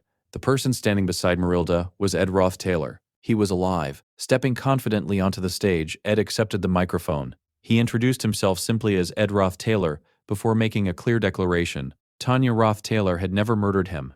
More than anything else, he had come to support his sister. His appearance instantly transformed the atmosphere. One after another, influential figures publicly declared their support for Tanya. Janica, the top-ranked third-year student, Lucy, the strongest second-year student, Princess Phinia of the Imperial family, Klebius, the combat department's top student, Alvera, the Academy's leading alchemist, Ziggs, Joseph, the highest-ranking first-year student of the magic department, and Wade, the Academy's best overall first-year student. Even before mentioning any of them, however, Ed stated something far more important. As Tanya's brother, he had always supported her. He wanted everyone to judge her fairly and allow her to present her vision as a candidate without prejudice. The moment those words left his mouth, Ed finally felt the enormous weight on his shoulders disappear. For the first time in a long while, he could breathe freely. Not long afterward, Ed found himself inside the administration building, answering yet another round of questions. An administrator summarized everything that had supposedly happened. Ed had been stabbed with a poisoned dagger. He had survived by using the Delheim hourglass. He had hidden alone inside a cave. Janica Failover had eventually rescued him. Then he had appeared at the election to save Tanya. Ed, looking like someone who hadn't slept in an entire month, quietly confirmed every point with a simple nod. Satisfied, the administrator informed him that this would be the final interrogation. At least, that was what Ed hoped. By then, he had already lost count of how many times he had been questioned. Once the number reached double digits, he had simply stopped keeping track. Unfortunately, he was summoned once again. This time, the Academy director personally requested to see him. After Ed entered the office, the director explained that he had carefully read every report concerning the incident. He acknowledged that Ed had endured an unimaginable ordeal. The director sincerely apologized on behalf of both the Academy and its security staff for failing to prevent the attack. Ed immediately shook his head. He insisted that none of it was their fault. Their enemies had planned the operation with extraordinary care. Even with perfect security measures, preventing such an incident would have been incredibly difficult. The director appreciated Ed's perspective. However, something still bothered him. The timing of every event felt strangely artificial. First, Kadak and Nox escaped from prison. Then Ed's death was announced. Only afterward did Ed suddenly reveal himself alive. It almost seemed as though someone had deliberately staged the entire sequence of events. The director made it clear that he had no intention of interfering in the internal affairs of the Roth-Taylor family. Nevertheless, everything occurring within Sylvania Academy had to be reported to the imperial family. The moment he officially informed them that Ed was alive, the Roth-Taylor family would inevitably learn the truth as well. Judging by Ed's expression, the director assumed that outcome was something he desperately wished to avoid. Ed quietly asked whether the report could be delayed. The director questioned why he should take such a risk. After a brief silence, Ed finally revealed the truth. The person trying to kill him was none other than his own father, Crepin Roth-Taylor. The director replied that events occurring outside the academy were not his concern. Even so, Ed explained that the Roth-Taylors were one of the Empire's pillar families. Rather than acting openly, they preferred to eliminate problems quietly without attracting attention. If allowed to continue, that secrecy could eventually threaten far more than just their own household. Before Ed could continue, the director changed the subject. He noted that Ed's academic performance had improved dramatically. His reputation among the students had also risen tremendously. Even Tanya had begun demonstrating remarkable talent. Among the upperclassmen especially, Ed had become widely respected. Looking directly at him, the director admitted that it almost felt as though Ed had become an entirely different person. Regardless of everything else, he made one thing absolutely clear. Sylvania Academy always protected its students. A talented student like Ed would always have the Academy's support. He promised to keep everything Ed had said in mind before making any official decisions. With that, he dismissed him. As Ed left the office, he realized the director had almost certainly understood the entire situation. Even so, he had deliberately chosen not to pry any further. Unfortunately, there was one thing that could no longer be hidden. The truth that Ed was alive would never remain confined within the Academy. Later that day, Kylie, still serving under the name Clarice, informed visitors that Tanya's schedule had ended for the day. She also announced that no gifts would be accepted unless they had first undergone inspection. The messenger simply accepted the decision and left. Watching everything unfold, Ed felt relieved that events were finally beginning to settle down. Then Tanya appeared before him. She smiled, saying she had heard he had been summoned by the director. Ed congratulated her instead. From everything he had heard, her victory in the student council election was practically guaranteed. Tanya smiled modestly. She insisted it was still too early to celebrate. Even though her innocence had been publicly acknowledged, she couldn't afford to lower her guard. Ed reflected on how dramatically public opinion had shifted. Once his survival became known, most students abandoned their suspicions and began supporting Tanya. However, that alone wasn't what secured her victory. The true turning point had been Lortel's sudden downfall. By deliberately transforming the election into a direct rivalry between herself and Tanya, Lortel had caused every other candidate to disappear from public attention. Eventually, the race became a head-to-head contest. Then, just as both candidates' approval ratings reached nearly identical levels, shocking news spread throughout the academy. Lortel had supposedly been exposed for embezzling funds and abusing her authority. The scandal forced her to resign from the election immediately. With her departure, nearly all remaining support naturally shifted toward Tanya. Looking at Ed, Tanya admitted they had barely spoken recently. His endless interrogations and her campaign responsibilities had kept them constantly occupied. She believed they would have many opportunities to talk in the future. Still, there was something she wanted to say now. From the bottom of her heart, she thanked him once again. Ed laughed softly. He reminded her that she had already thanked him before. In fact, she had cried the entire time. Tanya smiled and gently shook her head. This time was different. There was a question she had been wanting to ask ever since the election. When he appeared on that stage, when he publicly defended her before everyone, he hadn't needed to go that far. There had been no obligation, yet he had still done it. To Tanya, it felt as though he simply couldn't bear watching such an injustice continue. She quietly asked if she was right. Before she could finish speaking, Ed interrupted her. She was absolutely right. No matter what happened, they were family. And he would always stand beside her. Those simple words filled Tanya with genuine happiness. Now that she had become student council president, she promised to work for the benefit of every student. She admitted she would probably still make mistakes because she was only human, but she also made Ed another promise.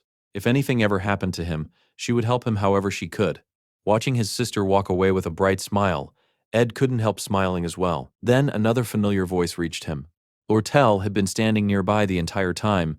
With a teasing smile, she remarked that his line about family had been surprisingly touching. Embarrassed, Ed immediately asked how long she had been listening. Lortel calmly admitted she had arrived just in time to hear that very sentence. Changing the subject, Ed asked whether she was all right after the recent scandal. To his surprise, Lortel simply smiled. Everything was proceeding exactly according to her plan. The scandal involving embezzlement and abuse of authority, the event that destroyed her own candidacy, had been orchestrated by Lortel herself. Even transforming the election into a direct confrontation between herself and Tanya had been part of her calculations from the very beginning. Her earlier visit to Princess Phinia, where she openly pressured Tanya, had also served a specific purpose. She wanted to force Phinia into supporting Tanya publicly. Both Tanya and Phinia blamed themselves for Ed's supposed death. Lortel knew that if Ed ever returned alive, both of them would devote themselves completely to helping him. Every move she had made had guided events toward that exact outcome. What appeared to everyone else as defeat had simply been another step in Lortel's carefully calculated plan. Lortel looked at Ed and admitted that she knew many people would soon see her as an enemy. Even so, there was one thing she genuinely wanted. She wanted to remain his friend. After hearing her explain the plan she had devised to save Tanya, Ed realized something important. His duel with Ziggs hadn't only been training, it had also helped him eliminate the hesitation that still lingered in his heart. When he stood beside Tanya during the election and declared that he had saved her because they were family, he hadn't lied. But that wasn't the whole truth. The fourth act of the original story revolved around the inevitable conflict with the Roth-Taylor family. Ed already considered that family his enemy. Tanya, however, still belonged to the Roth-Taylors. From a strategic perspective, she was the perfect person to act as his ally from within. Those were thoughts he could never say aloud. Only people who truly understood the darkness hidden beneath human relationships could understand such reasoning. Someone like Lortel. Lortel remarked that her reputation throughout the academy had become worse than ever. Since Tanya already disliked her, she intended to leave everything in Ed's hands for the time being. Ed sighed and pointed out that she had a terrible habit of trying to manipulate everyone around her. Lortel simply smiled. That, she said, was just the way she was. Ed asked once more if she was really all right after everything that had happened. Lortel calmly replied that the rumors surrounding her hadn't affected her business profits in the slightest. Besides, she had always played the role of the Academy's villain. As long as Ed never became her enemy, she would be satisfied. Human relationships, after all, were always driven by hidden desires. Because of that, it was nearly impossible to know another person's true intentions. As one chapter quietly came to an end, another was already beginning. Princess Phinia no longer held the same political position she once possessed. What awaited her in the future, or what would happen during the coming struggle between her and the Roth-Taylor family, even Ed could no longer predict. For the first time since arriving in this world, he truly didn't know what would happen next. All he could do was wait. A month had already passed since he had last visited his cabin. Thinking it was finally time to return, Ed headed back to his secluded campsite. There were still plenty of things that needed attention. The fire had to be reduced, the shelter needed cleaning, everything had been left exactly as it was after his sudden disappearance. However, the moment he stepped inside, he froze. Lucy was lying comfortably on his bed, fast asleep. She had even drooled all over the pillow.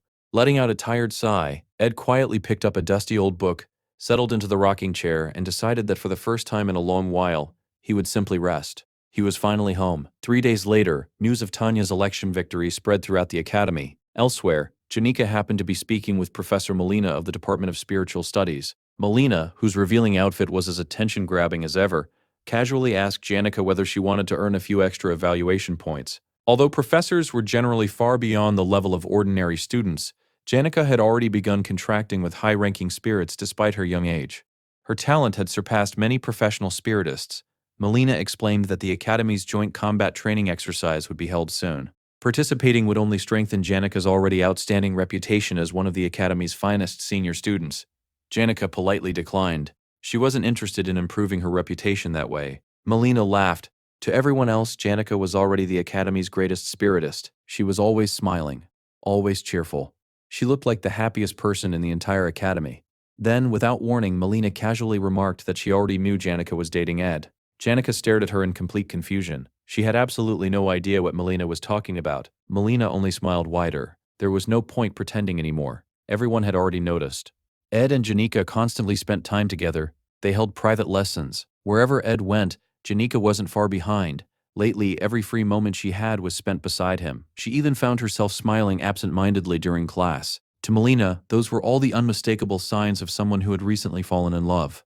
Embarrassed, Janika begged her not to tease her about such things. Melina replied that the funniest part was that Janika herself hadn't noticed. The entire academy already believed she and Ed Roth-Taylor were a couple. Far away from Sylvania Academy, east of the Esparta region, beyond a journey requiring 3 days and 3 nights on horseback, lay a remote mountain range known as the Poulon Highlands. Deep within those mountains, following the Poulon River, rested a tiny farming village called Torin.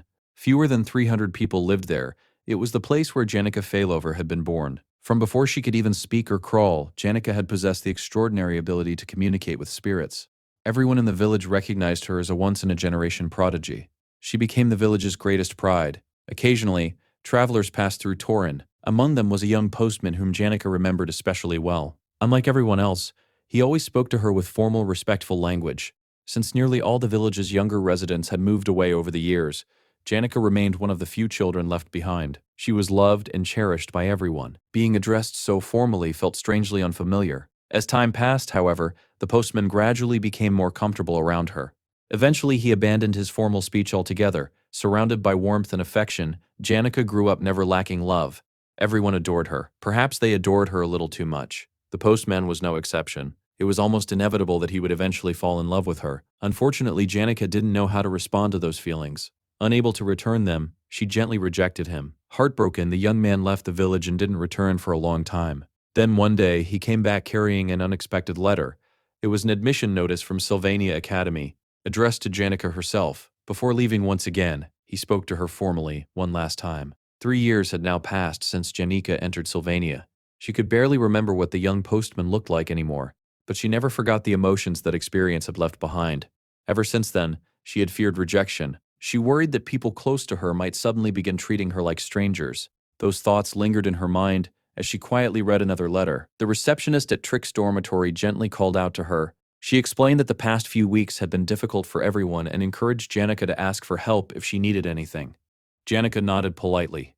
After reviewing the paperwork, she believed she could handle the administrative procedures herself. The document she held was a formal request requiring her to leave Trick's dormitory. The receptionist looked genuinely surprised. She had no idea why someone like Janica would suddenly be forced to move. If even Janica didn't know the reason, perhaps someone else at the academy could uncover the truth. After all, countless people would gladly help someone as well liked as her. For Janica, however, that was precisely the problem. She had always attracted attention wherever she went. To someone who viewed that attention as a burden and preferred avoiding unnecessary involvement, asking others for help was never easy. Eventually, she discussed the matter with her closest friends. Anis immediately admitted that she should have realized Ed was still alive. Janica had been far too cheerful lately. Janica apologized for hiding the truth and explained that she simply hadn't had any other choice. Anis accepted the explanation without complaint. She trusted Janica's judgment. Even so, she wanted to know what was really troubling her now. Janica confessed that, as Anis already knew, she had always been terrible at refusing people. She was equally terrible at asking anyone for favors because she feared being rejected. Anis couldn't disagree. However, she also pointed out another problem. If Janica continued cooking, cleaning, and doing everything else for Ed without ever asking for anything in return, she would eventually become nothing more than his personal maid. Could Ed really continue living in complete isolation while Janica handled every responsibility for him? Janica immediately shook her head. Ed had never once asked her to do any of those things. She helped him because she genuinely wanted to. This time, however, she wanted to ask something of him. Yet, precisely because they had become so close, making that request felt incredibly difficult, Anis thought for a moment before offering a suggestion. Perhaps creating a little distance between them would actually make it easier. If they weren't constantly together, Janica might find it easier to say what she truly wanted. She gently added that perhaps it was time for Janica to calm her heart a little. The moment those words left her mouth, Anis suddenly became nervous. Was it even possible for Janica to distance herself from Ed? Someone like Janica would never willingly abandon him. And if she actually did, Ed would probably end up completely alone. Before Anis could say anything else, Janica suddenly stood up. With a bright smile, she thanked her sincerely. She had just thought of a wonderful idea. Without another word, she hurried out of the room. Anis remained frozen in place. Watching Janica disappear, she could only stare blankly after her. She had no idea what she had accidentally inspired. All she could think was, what exactly did I just do? While everyone else was busy dealing with academy life, Ed was quietly becoming a monster in magical engineering. His proficiency had already reached level 6, his understanding of magical engineering products climbed to level 7, and his rapid production skill was now level 4. Every new level unlocked fresh blueprints, but one design completely stole his attention. It was the thunderstruck Millennial Scepter. The weapon itself was ridiculously powerful, a high-rarity artifact with a surprisingly simple crafting formula. Unfortunately, gathering the materials was another story entirely. The staff required wood from a 1,000-year-old tree that had been struck by lightning. Finding a millennial tree alone was difficult enough, but finding one that had survived a lightning strike was practically impossible. Even in the original game, this material only appeared as a reward during the protagonist's third act. Fortunately for Ed, fate had given him a shortcut. There was already a 1,000-year-old tree inside the forest. The bad news? It was Marilda's sacred guardian tree. And even if he obtained a branch, he still had the impossible problem of somehow making lightning strike it. While thinking about this ridiculous obstacle, Ed looked over at Lucy, who was peacefully sleeping in a hammock on the rooftop. He walked over and woke her up, accidentally leaning so close to her face that she nearly had a heart attack. With a startled scream, Lucy instantly shot up the nearest tree like a frightened cat. Ed blinked in confusion. "This isn't even the first time I've woken you up like this," he said. "Why are you so surprised?" Realizing he had genuinely scared her, he apologized. Lucy calmed herself down and said it was fine before asking what he wanted. Ed shrugged. "It isn't urgent. We can talk later. Besides, it's almost time for you to leave." Not long afterward, Janica finally arrived. Ed noticed she was around 10 minutes late. Janica admitted it herself, but Ed wasn't upset. "I just found it strange," he said. "You're never late. Did something happen?" "There wasn't any reason," Janica answered quietly. "I was just late." In reality, she had intentionally delayed herself, hoping to create some distance between them after everything that had happened recently.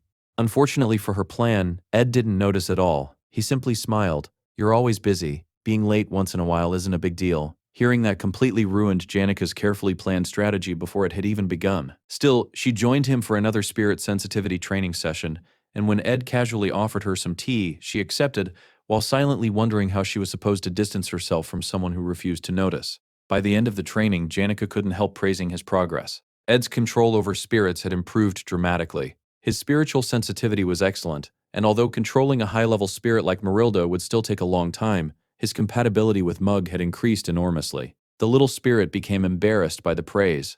"I don't deserve that much credit," Mug said, "but I'll work even harder." As they headed back, they encountered Belmaya, who had arrived to escort Lucy away.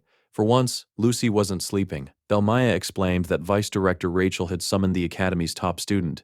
She also admitted she had been genuinely shocked when she heard reports of Ed's death, and was relieved to discover he was alive. Ed apologized for causing everyone so much trouble, explaining that he had his reasons. The two then exchanged a long, silent glance. Janica looked between them in confusion, sensing there was some unspoken history she didn't understand. Belmaya suddenly brought up something unexpected. "As a maid," she said calmly, "I'm considered beneath the students. You understand that, don't you?" Ed nodded. "I do. Then why do you keep speaking to me so formally?" "Because that's how I choose to speak." Belmaya frowned. "Maidservants don't have time to worry about formal speech." "That's fine," Ed replied without hesitation. "I'll continue speaking respectfully anyway." For perhaps the first time ever, Belmaya looked genuinely irritated. Janica had never seen that expression on her face before. It wasn't anger, it was frustration born from two completely different beliefs refusing to compromise. Listening to them argue about honorifics unexpectedly reminded Janica of the mailman and painful memories from her own past. Changing the subject, Belmaya said she had been worried after Janica left Deck's dormitory and was happy to see her healthy. Janica smiled faintly. Maybe staying close to friends isn't such a bad thing after all. Belmaya excused herself, saying she had to prepare Lucy for the upcoming inspection. Before leaving, she wished both of them success in their studies, especially Ed.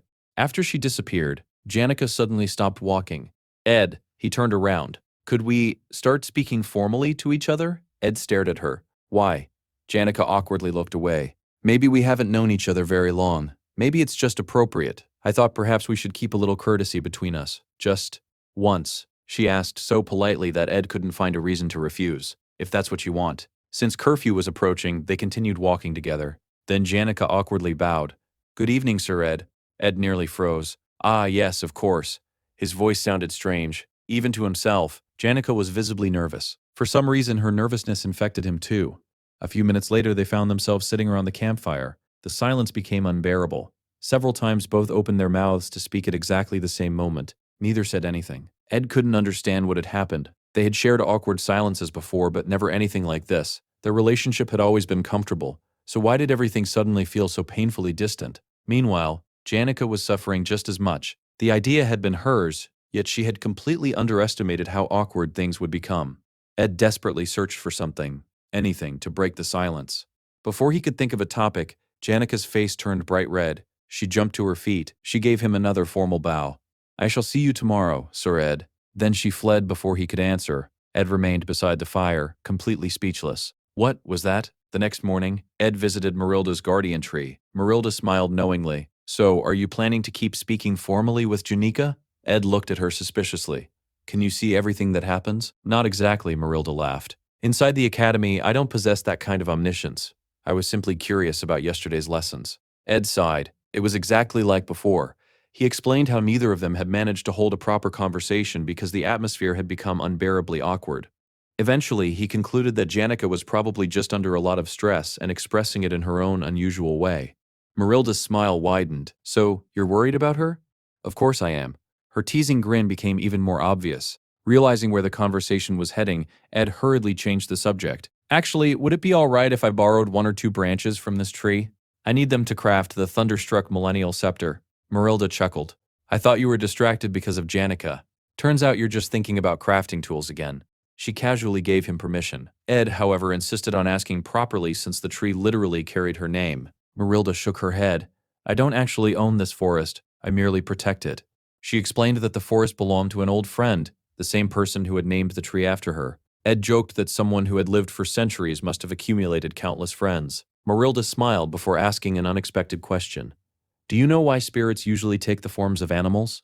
She explained that spirits originally existed only as spiritual beings, but animal forms were easier because they were familiar and simple to imitate. Her human appearance worked the same way. Then with a perfectly straight face, she added another shocking statement. Since we formed a contract, I can read your thoughts. Ed immediately stiffened. So this appearance is your ideal type of woman. Ed's eyes nearly popped out of his head. Marilda burst into laughter. I'm joking. She admitted that reading thoughts was impossible and that taking a human form required incredibly advanced magic. She couldn't simply copy anyone she wanted. Growing more nostalgic, Marilda explained she had lived on the island long before Sylvania Academy even existed. She had witnessed its birth, its decline, and every revival throughout history. Then she began speaking about one particular woman. Back then, the girl dressed simply, never sought attention, and carried herself with a carefree spirit unlike anyone Marilda had ever met. She had poured her own mana into the guardian tree, making it its core. She was also the one who founded the academy and personally entrusted Marilda with protecting the forest. Ed suddenly froze. The game had never mentioned this, but as he looked closely at Marilda's human appearance, realization struck him. She wasn't wearing a random face. She looked exactly like Sylvania herself. That revelation left Ed speechless. Later that evening, as he walked home, Janica suddenly appeared once again. She was still acting painfully elegant and unbelievably formal. Ed decided to pretend everything was normal. Would you like an apple? Yes. Silence. Ed quietly handed her a plate. Janica accepted it with perfect manners and began eating the apple. Neither of them knew what to say next. The awkward atmosphere had somehow become even worse than before. Janica had completely run out of ideas. Unable to face Ed anymore, she buried her face between her knees, refusing to look at him or even speak. Ed immediately became worried. Are you hurt? Are you feeling sick? Without lifting her head, Janica quietly answered, No. After a long pause, she admitted the real problem. It's just difficult to talk while looking into your eyes. She took a deep breath before speaking again. Can I ask you something? Really strange, but please promise you'll listen until I'm finished before answering. Ed sighed. All right. Inwardly, he reminded himself that although his body belonged to a teenage boy in this world, his mind was still that of an adult. Surely he was mature enough to handle whatever she wanted to say. Then Janica dropped a bombshell. What would you think if I left Deck's dormitory and came to live here with you? At that exact moment, Ed accidentally sliced his own finger while working. He hadn't even realized he was holding a knife. Blood immediately began pouring from the cut. A little later, his finger was wrapped in a bandage. Oddly enough, Ed found himself grateful for the injury. Over the past year, he had adapted to this world's hardships. Whenever problems appeared, he could usually solve them calmly and efficiently. This wasn't one of those situations. The cut had bought him a few precious seconds to gather his thoughts. Janica was still waiting. He had to say something. After a deep breath, Ed looked at her seriously. Before I answer, I want you to know something. I think you're an amazing person. You're honest, kind, caring, and I'm definitely not the only one who thinks so. I really like you. The instant those words left his mouth, Janica's face turned bright red. Then Ed continued, But whether you realize it or not, I'm still a man. He carefully explained that she might simply see him as someone trustworthy and respectful, but living under the same roof was an entirely different matter. Janica struggled just to breathe normally. Ed kept speaking. You're beautiful. You have a natural charm. I don't know what might happen if we lived together. Then he awkwardly added something even more embarrassing. To be honest, men are all pretty much the same in certain ways. I appreciate how much you trust me. Before he could finish, Janica quietly interrupted. Even so, if it's with you, I'd be okay. Silence fell once again. Both of them were so embarrassed they could barely think. Ed realized they had been walking a tightrope for quite some time now, neither of them understanding exactly what kind of relationship they shared. Unable to process everything, he silently stood up and walked a few steps away. The strange request from yesterday, asking to speak formally, had already left him confused. He had thought the exhausting student council election was finally over and life would return to normal. Instead, Janica suddenly appeared with an even bigger emotional problem. Part of him felt frustrated, not at her, at the situation itself. After calming himself down, he returned and sat beside her again. There has to be another reason. When people suddenly say things like this, there's usually something behind it. So, what's really wrong? Janica lowered her eyes. There is, but it's nothing you don't already know. She hesitated before finally admitting the truth. I just want to run away. She confessed that she desperately missed having a room she could call her own. Maybe it sounded childish. Maybe it sounded selfish. But ever since arriving at the academy, she had lived surrounded by people. Everyone watched her. Everyone expected something from her. For an entire year, she had endured endless pressure while forcing herself to smile kindly at everyone. She was exhausted. The camp, she whispered. It feels like a refuge. I just want somewhere I can escape. I know it would only trouble you, but I couldn't stop myself from asking. Ed nodded honestly. Yes, it would be troublesome. Janica lowered her head. Then Ed smiled. But isn't that just life? He explained that everyone carried burdens. Sometimes they carried their own, sometimes they carried someone else's. One day he might become the burden instead. And when that happened, he'd rely on her. That's how relationships work. He reminded her that she already visited the camp regularly to teach him spirit sensitivity. It wasn't as though they had just met yesterday. He believed they would remain friends for a very long time. Then he proposed another solution. What if I build you your own cabin here? He expected Janica to jump around with excitement. Instead, she suddenly threw her arms around him. Tears streamed down her face as she hugged him tightly. Ed couldn't help smiling. So you've already stopped speaking formally. Apparently her grand plan to distance herself had failed spectacularly. As he held the crying girl, Ed wondered what would have happened if she had actually succeeded in pushing him away. Would they have drifted apart? Probably not. Janica was the kind of person who always reached out first whenever someone needed help.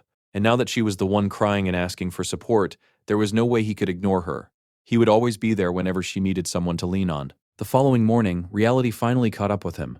Offering someone a cabin was one thing. Actually building it was another. He still had classes, upcoming exams, and needed to craft the thunderstruck millennial staff. He had already accepted that sleep was probably no longer part of his schedule. Then, boom, the entire camp shook. Ed rushed outside and found Tarkan waiting for him. Finally awake? Tarkan grinned. I should warn you, I'm terrible at building cabins. Behind him, dozens of spirits were already carrying logs, stones, and construction materials all over the camp. Tarkan yawned. You look tired. I am too. There was a huge spirit party last night. I drank until morning. But since this is for Janica, we'll get it done. He proudly pointed toward an empty area opposite Ed's cabin. That's where hers will be. Nothing's more romantic than opening your front door every morning and immediately seeing each other. Ed had absolutely no response to that. At that moment, Mug landed on his shoulder. I've already organized the work. Based on the strength of the lower-ranked spirits, proper rotations, meal breaks, and rest periods, we'll finish in 10 days. Tarkan looked horrified. 10 days? In my generation, spirits worked for 3 straight days without resting. We'd spend weeks building in the mountains and still be ready to fight the next morning. He folded his arms. How do today's spirits expect to become intermediate rank if they're taking coffee breaks? Mug immediately adjusted the schedule. Then we can do it in 1 week. Tarkan snorted. We're starting today. Determined not to lose, Moog shouted again. 5 days. Ed blinked. Really? It took me months to build my own cabin. Mug sighed. When Commander Tarkan gives an order, I have no choice. Watching the poor spirit work himself to death over a casual conversation made Ed feel a little guilty. Thankfully, with the spirits handling construction, his own workload became much lighter. That meant he could finally focus on something important. Crafting the thunderstruck millennial staff. Janica had helped him countless times. Simply giving her land for a cabin didn't feel like enough. Even if she already owned several staffs gifted by family and friends, even if she never actually used one like this, he still wanted to create something with his own hands. A gift made with genuine gratitude. That night, Lucy found herself unable to sleep. The constant noise from the construction certainly wasn't helping. But that wasn't the real reason. The real problem was Janica. Every time Janica saw her, she practically sparkled with happiness. For some reason, that innocent smile irritated Lucy far more than it should. The two girls had already clashed once after the previous battle. Neither of them was particularly good at expressing their feelings. Neither intended to lose.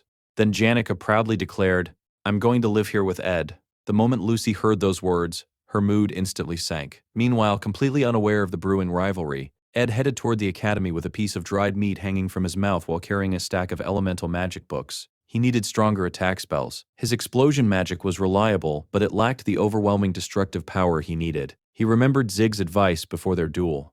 If you can't outsmart your enemy, overwhelm them. Unfortunately, overwhelming power was exactly what Ed lacked. As he walked through campus, a beautiful melody suddenly reached his ears. He stopped. The music came from Adele, the Academy's traveling bard.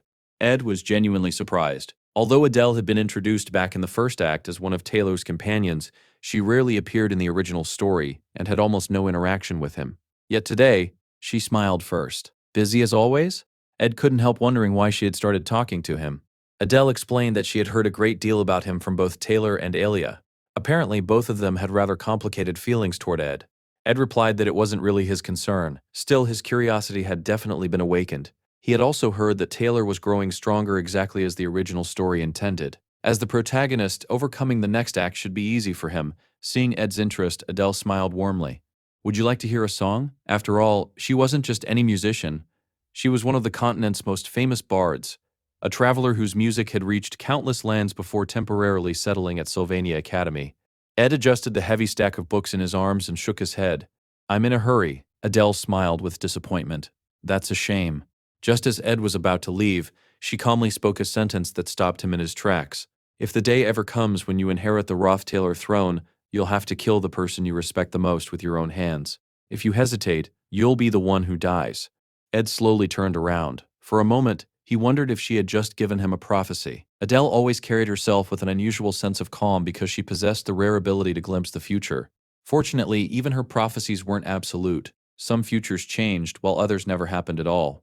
That thought comforted Ed a little. Still, he couldn't completely ignore her warning. After all, he also knew fragments of the future. And according to the original story, Adele herself wasn't destined to survive the third act. Leaving those unsettling thoughts behind, Ed returned to another problem. He wanted to craft two thunderstruck millennial staffs, one for himself and another for Janica. The staff was perfectly suited for spirit magic.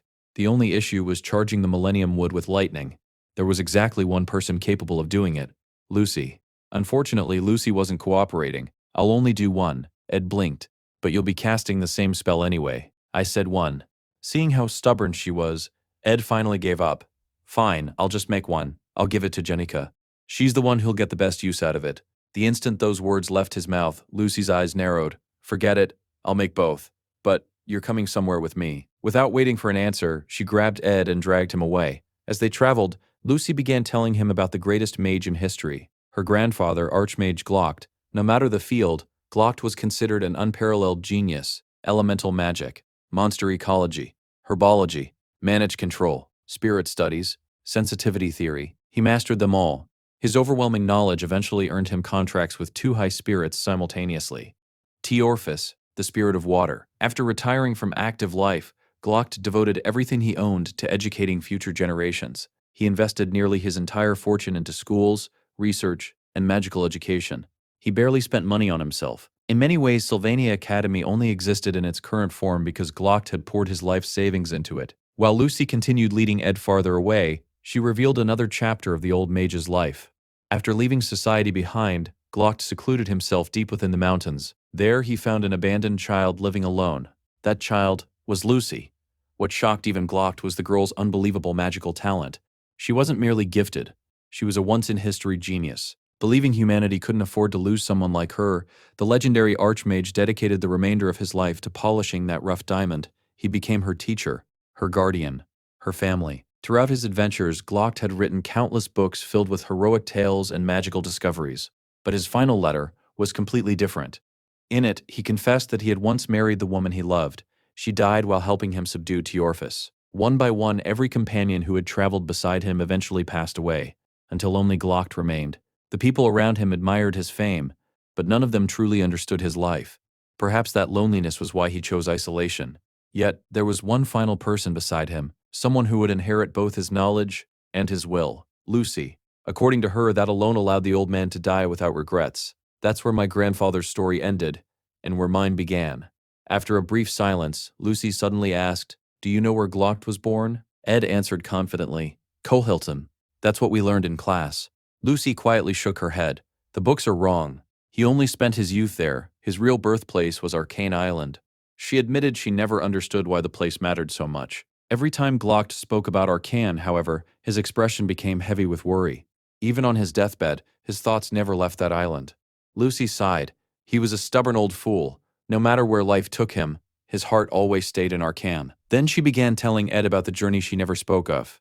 After Glock died, young Lucy was completely alone. She gently covered his body with a blanket, bound the coffin securely, then continuously maintained an ice spell to preserve his remains. Most mages would collapse after maintaining such magic for a single hour. Lucy sustained it for 3 months. Alone, she carried Glock's coffin across nearly the entire continent, from the frozen Ramelin Mountains, through endless forests, across the great lake of Ica, past the alchemical city of Creta, the plains of Malin, the Holy City, the Clowell Empire, Teldonale County, Oldek, Alwolini, East Lenny, Sale, the Duchy of Roth-Taylor, Fetter, Tees, until finally reaching the Mecca's bridges connecting the mainland to the Arcane Islands. For the entire journey, she never allowed the ice magic to disappear.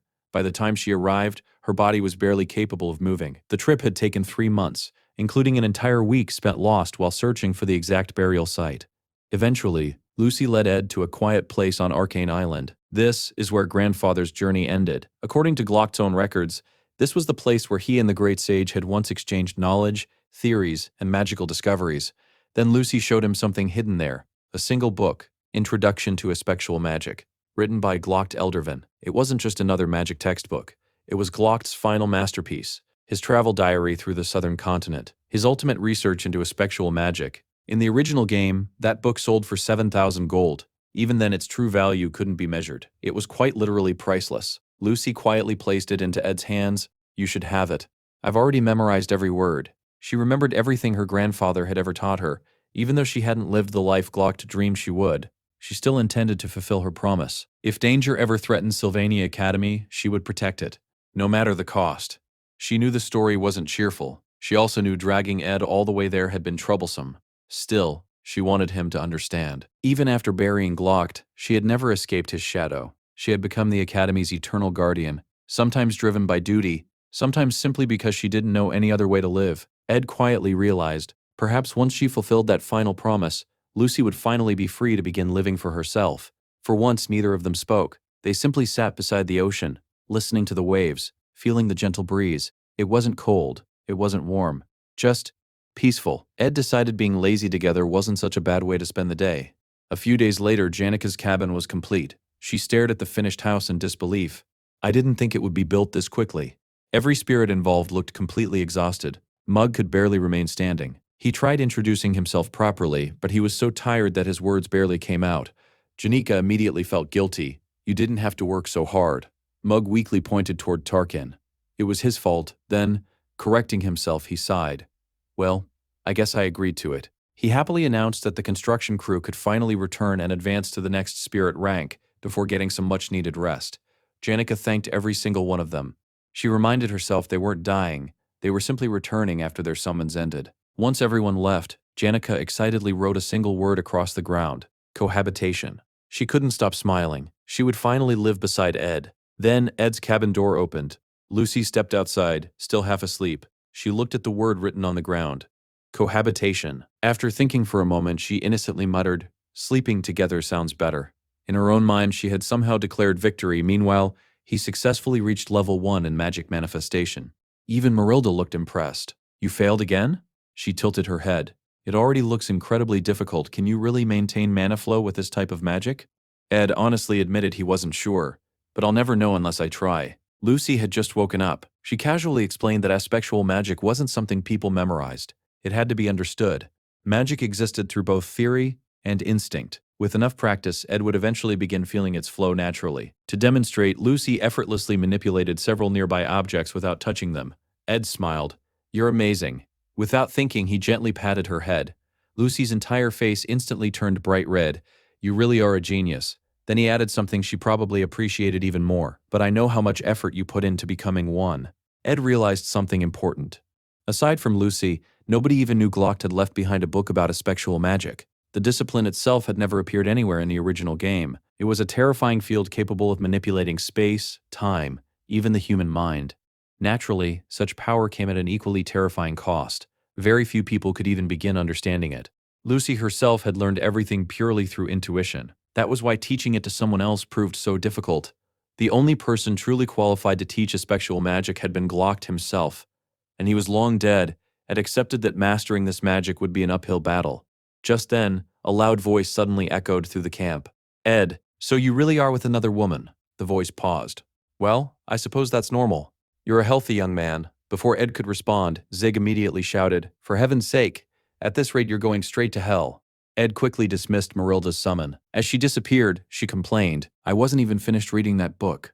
Realizing his mistake, Zig scratched his head awkwardly. Oh, I thought it was an actual woman. I jumped to conclusions.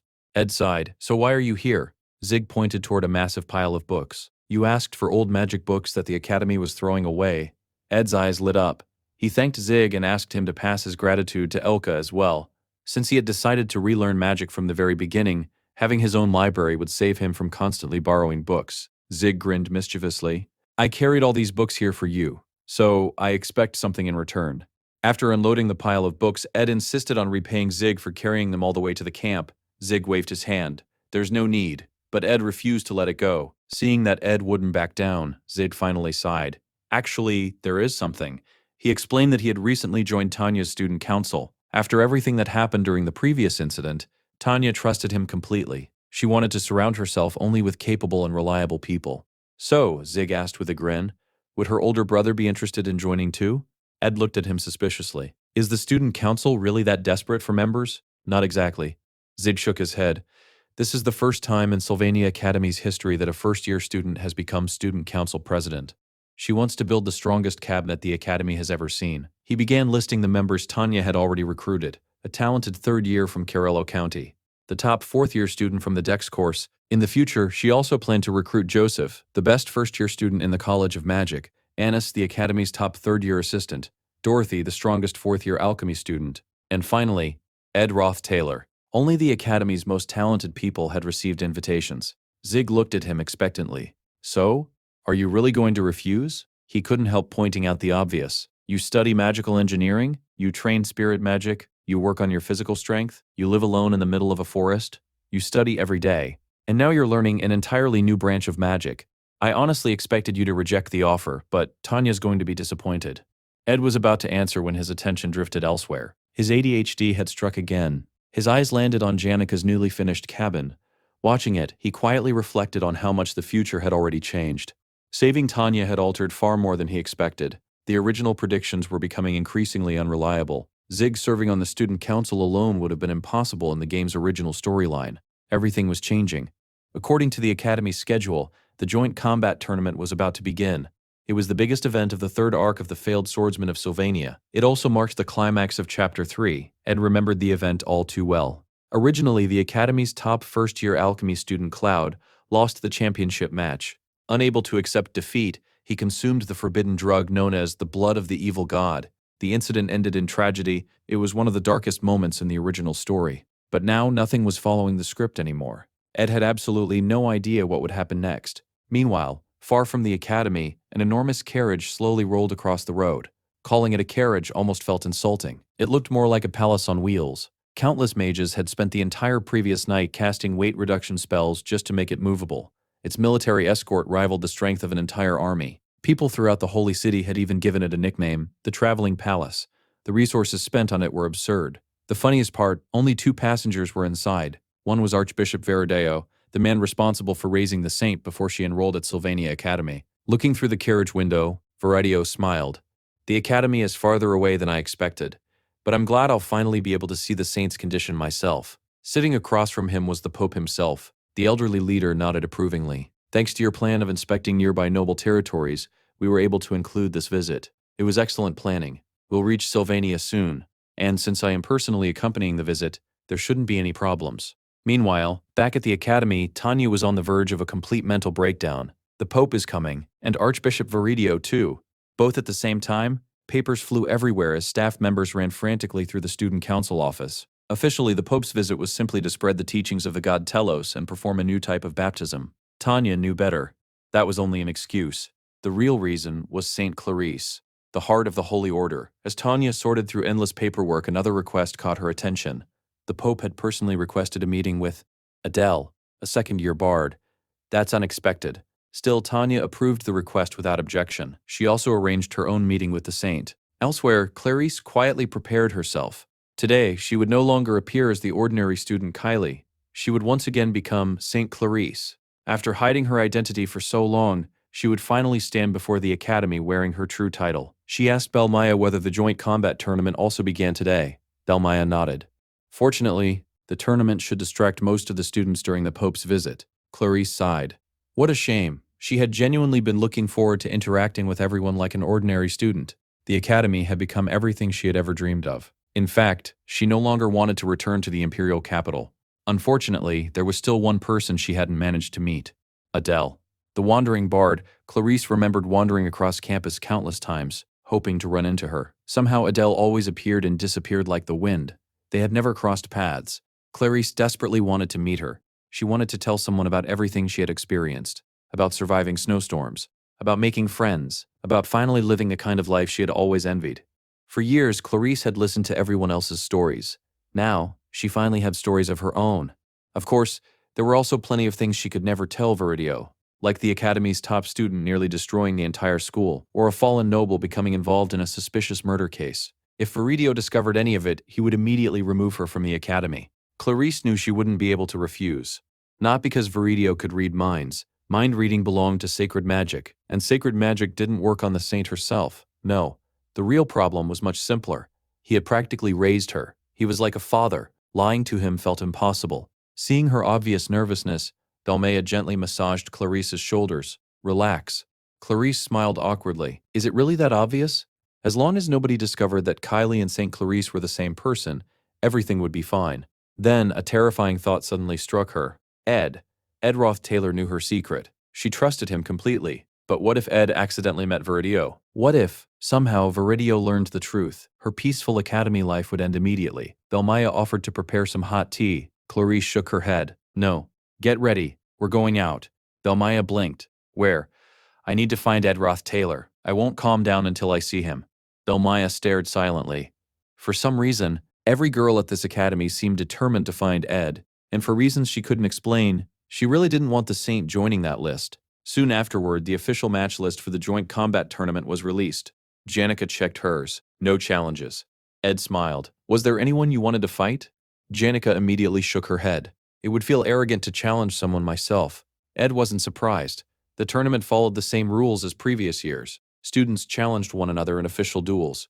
The results affected their grades. Lower-ranked classes could challenge higher-ranked ones. This year, however, a new system allowed formal challenge letters. Because there were no first-year students in Class A anymore, talented freshmen actually had opportunities to challenge second-year students. Since Taylor's generation contained so many exceptional individuals, the first-year versus second-year battles promised to be the highlight of the tournament.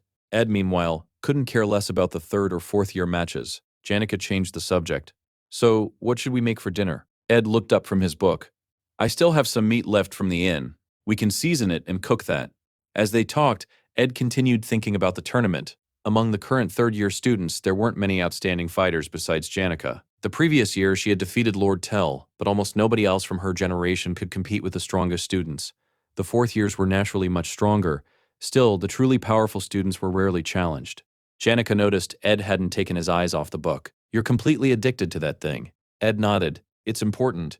For now, this is the only thing I'm reading. He also noticed something strange. Nobody had challenged him either. Apparently, people had already begun recognizing him as someone dangerous. Even with the new challenge system, Ed doubted Janica would ever send challenge letters herself.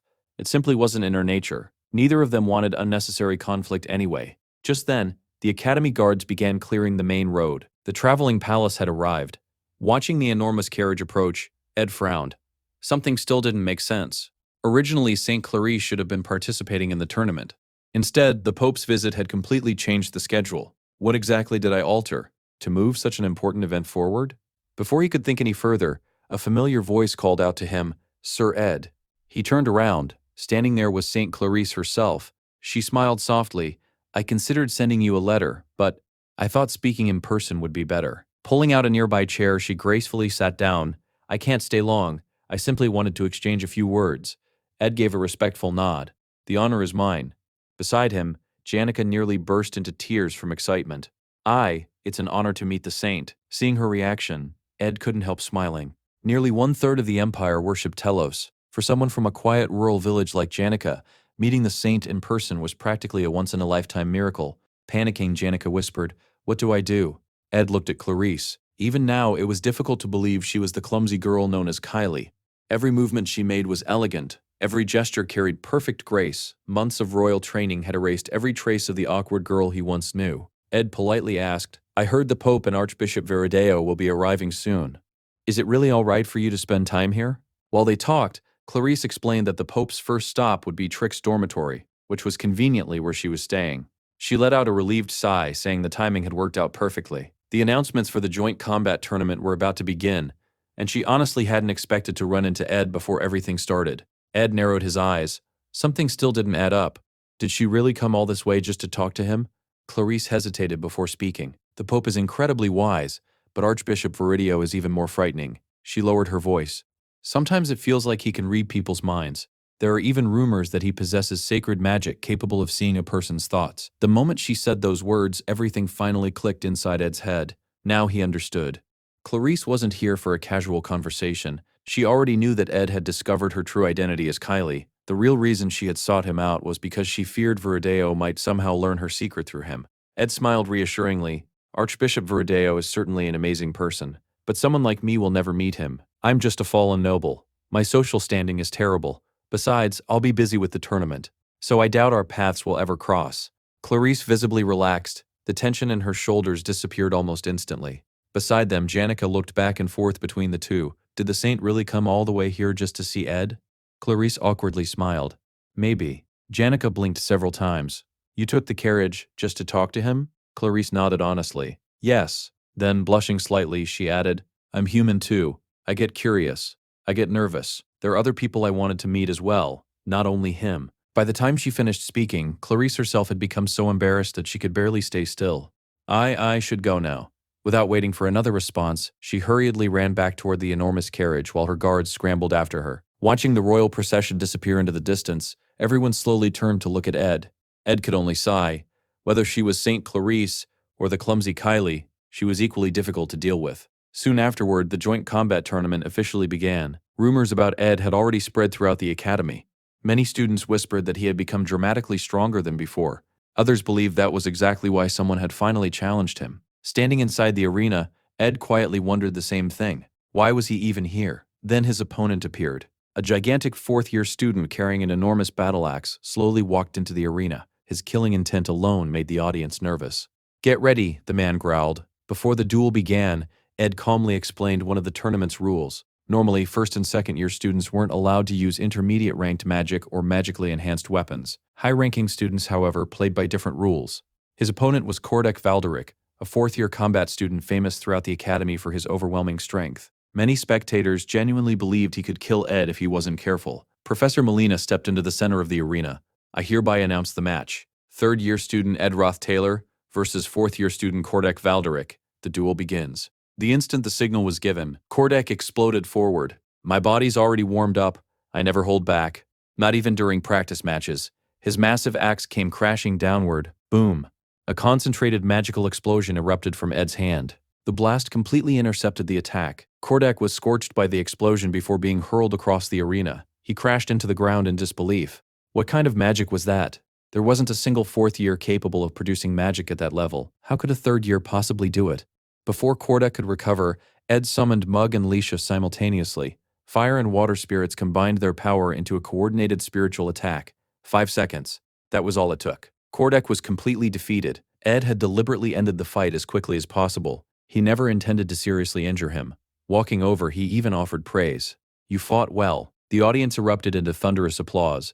Despite his effortless victory, Ed's mind remained elsewhere. He still couldn't stop thinking about Clarice's strange visit. Afterward, he accompanied Janica toward another stadium because, as usual, she had gotten lost trying to navigate the academy. On the way, another familiar figure appeared. Adele, the prophetic bard. Ed looked surprised. Weren't you supposed to be in Adele Hall? She smiled mysteriously. What a wonderful coincidence. Then she softly added, although the winds told me fate would arrange this meeting, I believe we're connected somehow. Looking at her calm expression, Ed felt an uncomfortable weight settle in his chest. According to the original story, Adele was supposed to die very soon. Normally, he would have done everything possible to prevent it. But after changing Tanya's fate, he had already interfered far too much. Every change risked creating even greater disasters. As painful as it was, some events might have to happen. He hated that conclusion. Still, he couldn't remain silent. Adele, you're going to die soon. He expected disbelief, fear, confusion. Instead, Adele simply smiled. I know, she answered without hesitation. I'll die very soon. Her certainty stunned him. Did she truly know her own future? Or was she another person who remembered events beyond the normal flow of time, just like he did? Before he could ask another question, Adele quietly walked away. Ed watched her disappear before kicking open a nearby door in frustration. I need to find Taylor. He had to know how much the future had already changed. Then the ground shook violently. Rumble, another tremor followed. The entire academy began trembling. Ed froze. An earthquake. Even with all his knowledge of the game's future, this wasn't supposed to happen. Then someone screamed. A massive shadow swallowed the sky. Beyond the coastline, a gigantic wave rushed toward the island. A tsunami. Ed's blood instantly ran cold. No, it can't be. A colossal figure slowly emerged through the wall of water. For countless years, people weren't even sure it had ever existed. Many believed it was nothing more than an ancient legend, a monster that no army could defeat. Standing before him was the true final boss of the game, the Dragon of the Sacred Spear. Wellbrock, Ed's mind went completely blank. What the hell is it doing here? In the original game, none of this happened. During the third act, Taylor defeated every major enemy, including Claude after he consumed the blood of the evil god. Soon afterward, Adele mysteriously died. Saint Clarice completely lost faith in the Holy Order and underwent one of the most controversial personality changes in the game's history. Players even nicknamed her the Unfaithful Saint. Unable to stop her descent, the Holy Order sent every knight they possessed to Arcane Island. In the end, Lucy awakened her true power and annihilated the entire army. That was supposed to be the climax of the third act. Wellbrock didn't appear until the very end of Act 5, the final battle of the entire game. Yet now, the final boss stood directly in front of Ed. The threads of fate had completely unraveled. With a single step, Wellbrock crushed buildings beneath its feet. One swipe of its claws reduced entire sections of the academy to rubble. Its mere movement incinerated half the dormitories. Everything around it vanished beneath flames and destruction. Ed only survived because he happened to be outside. Pure luck, nothing more. Without hesitation, he jumped through a shattered window. Even if forcing out this much mana damaged his body for years, dying here would make everything he'd accomplished meaningless. He activated the Phoenix Ring at full power. The stored energy exploded outward. Marilda instantly materialized. There you are. Ed didn't hesitate. Run. We're going to need your strength. Elsewhere, inside Trick's dormitory, chaos had already erupted. The knights escorting St. Clarice shouted for her to escape immediately. Before they could move, Wellbrock's scales shot through the walls like countless spears. The entire building exploded apart. Every escort knight was killed instantly. Only Clarice survived. The sacred barrier protecting the saint barely managed to withstand the attack. Terrified, she stared outside. What is happening? She couldn't comprehend it. How could a dragon destroy buildings simply by shedding its scales? The commander rushed toward her. Prepare the carriage. The coachman's answer came immediately. It's gone. The carriage has already been destroyed. There is only one horse left. The commander turned to Clarice. Ride it. You can escape the island. Clarice looked horrified. I don't know how. Only then did she notice the commander's body. He had already suffered fatal wounds. Smiling weakly, he helped her climb onto the horse. Just hold on. Then, he struck the horse's hindquarters. The frightened animal bolted forward at full speed. Clarice clung desperately to the saddle. Until today, stories about dragons had always sounded like fairy tales, ancient myths, impossible legends. Now she finally understood what Verideo had meant all those years ago. Wellbrock's breath wasn't simply fire. Each blast possessed power comparable to the sun itself. Everything beneath it simply ceased to exist. Just before one of those devastating attacks reached her, a brilliant barrier appeared overhead. The spell completely nullified the dragon's breath. Director Obel stood nearby with countless magical circles surrounding him. Only high-level magic can stop this monster. He gritted his teeth. Damn it. It awakened far earlier than expected. Wellbrock immediately launched another attack. Obel hurriedly began preparing another defensive spell. He wasn't going to finish in time. Then massive chains erupted from every direction. The chains of Providence wrapped tightly around Wellbrock's enormous limbs, temporarily restraining the dragon. Lucy. She had used espectral magic to stop it. She sighed with obvious annoyance. I definitely didn't plan on dealing with this today. Unfortunately, Wellbrock was far stronger than expected. With one violent movement, the legendary dragon shattered every chain. Its massive claw slammed directly into Lucy. She was launched across the battlefield like a cannonball. Fortunately, her magical barrier absorbed the impact. She escaped without serious injury, but everyone watching realized the horrifying truth. Even Lucy, one of the strongest mages alive, couldn't stop Wellbrock alone. As Wellbrock's relentless attacks battered the academy, Director Obel finally completed his spell. Shield of God's creation, a massive divine barrier spread across the battlefield. Combined with Lucy's effectual magic, the shield barely managed to hold back the dragon's assault. For the moment, they had stopped it, but both Obel and Lucy understood the truth. This defense wouldn't last much longer. Nearby, Clarice was trembling uncontrollably. "We have to leave. We have to get off this island." But how? She was completely overwhelmed by fear. Just then, a familiar voice called out, "Saint?" Clarice turned around. It was Ed. Relief instantly filled his face. "Thank goodness, you're alive. Are you hurt?" However, Clarice immediately noticed something horrifying. Ed's arm had almost been completely consumed by the Phoenix Ring's power. The skin was blackened and the overwhelming magical energy was destroying his body from the inside. "How did you know I'd be here?" she asked. "You mentioned you had an important meeting, so I assumed you'd still be in Trick's dormitory." Clarice explained that she had tried escaping on horseback. Ed immediately shook his head. "That won't work. Even if you leave the island, you'll still be inside Wellbrock's attack range. You'd only die farther away." He grabbed Clarice and Marilda, urging them to move while his mind raced. Human strength alone wasn't enough. Even Obel and Lucy, the Academy's strongest mages, could only delay the inevitable. In the original story, Taylor would awaken his ultimate swordsman form and eventually become strong enough to face impossible enemies. But this wasn't the original story anymore. Everything had changed. For a brief moment, Ed wondered if he should simply give up. Then he clenched his fist. No. If fate had changed, then there had to be a reason. The real question wasn't how to defeat Wellbrock. It was, why had the dragon awakened now? If it had been sealed again, Ed forced himself to think logically. Until now, every major deviation from the original story had happened because of his own actions. But could the butterfly effect really be responsible for something this massive? Had his interference actually caused the apocalypse? An event that belonged to the end of Act 5 had somehow appeared in Act 3. That couldn't be a coincidence. Someone had caused this. Someone had changed fate. To find the answer, Ed mentally eliminated everyone involved. Lucy, she was busy fighting the dragon. Clarice, she knew nothing. Taylor, he was rescuing survivors across the academy. That left only one person, Adele. The realization struck him like lightning. At that exact moment, Adele was calmly walking through Nail Hall. Her duel had already been cancelled. Looking completely relaxed, she smiled to herself. What a shame. I might have met the saint today, but fate will bring us together eventually. As it always does, everything finally connected. Wellbrock's sudden appearance, Adele's complete lack of fear, her certainty about her own death, her strange prophecies. Ed became convinced. Adele knew the truth. He just had to reach her.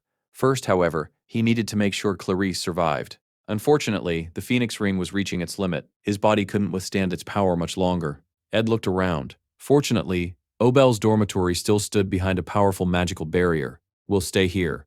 The barrier is still active." Although the building had already suffered heavy damage from the first bombardment, the defensive magic continued functioning. Clarice looked around with tears in her eyes. "Everyone inside is probably dead." Ed suddenly grabbed her wrist. "No, not everyone. If the barrier is still working, someone is maintaining it." The two rushed toward the maintenance room. When they forced the door open, they froze. Belmaya, she was still alive. Barely, her body was covered in blood. She had been struck during the initial attack. Despite those fatal injuries, she had crawled all the way upstairs, alone, simply to keep the barrier active and protect everyone else. Clarice immediately knelt beside her. "I can heal you." She raised her hand, preparing holy magic. Ed quietly stopped her. "No, it's too late." Belmaya couldn't even speak anymore. Blood poured from her mouth with every breath. Using the last of her strength, she placed the master key into Ed's hand. Then her arm slowly fell. Belmaya died.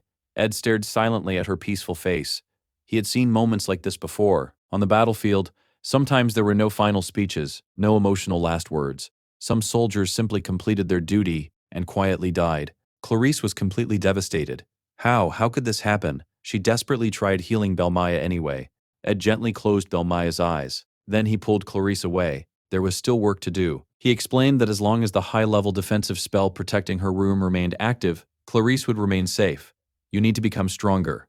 I'm going outside. I need to see what's happening." Clarice immediately objected. "That's too dangerous. I'll only look through the window." Before he could finish, something caught his attention. A strange blue magical light spread across the sky. Aspectual magic. Blue aspectual magic. Ed had never seen anything like it. Immediately, he began searching through Clarice's room. There has to be a book. He finally found it. Introduction to Aspectual Magic. Written by Glocht Eldervin. Holding the book, Ed organized every clue. Wellbrock had suddenly awakened. Adele had vanished. Clarice knew nothing, and someone had cast an effectual magic powerful enough to cover the sky itself. It wasn't Lucy. It wasn't Obel. Whoever created the spell used a technique Ed himself didn't recognize. Outside, Wellbrock grew even stronger. The magical barrier cracked. One blast slipped through the defenses. It flew directly toward the dormitory. At that exact moment, everything suddenly made sense. Ed's eyes widened. So that's it.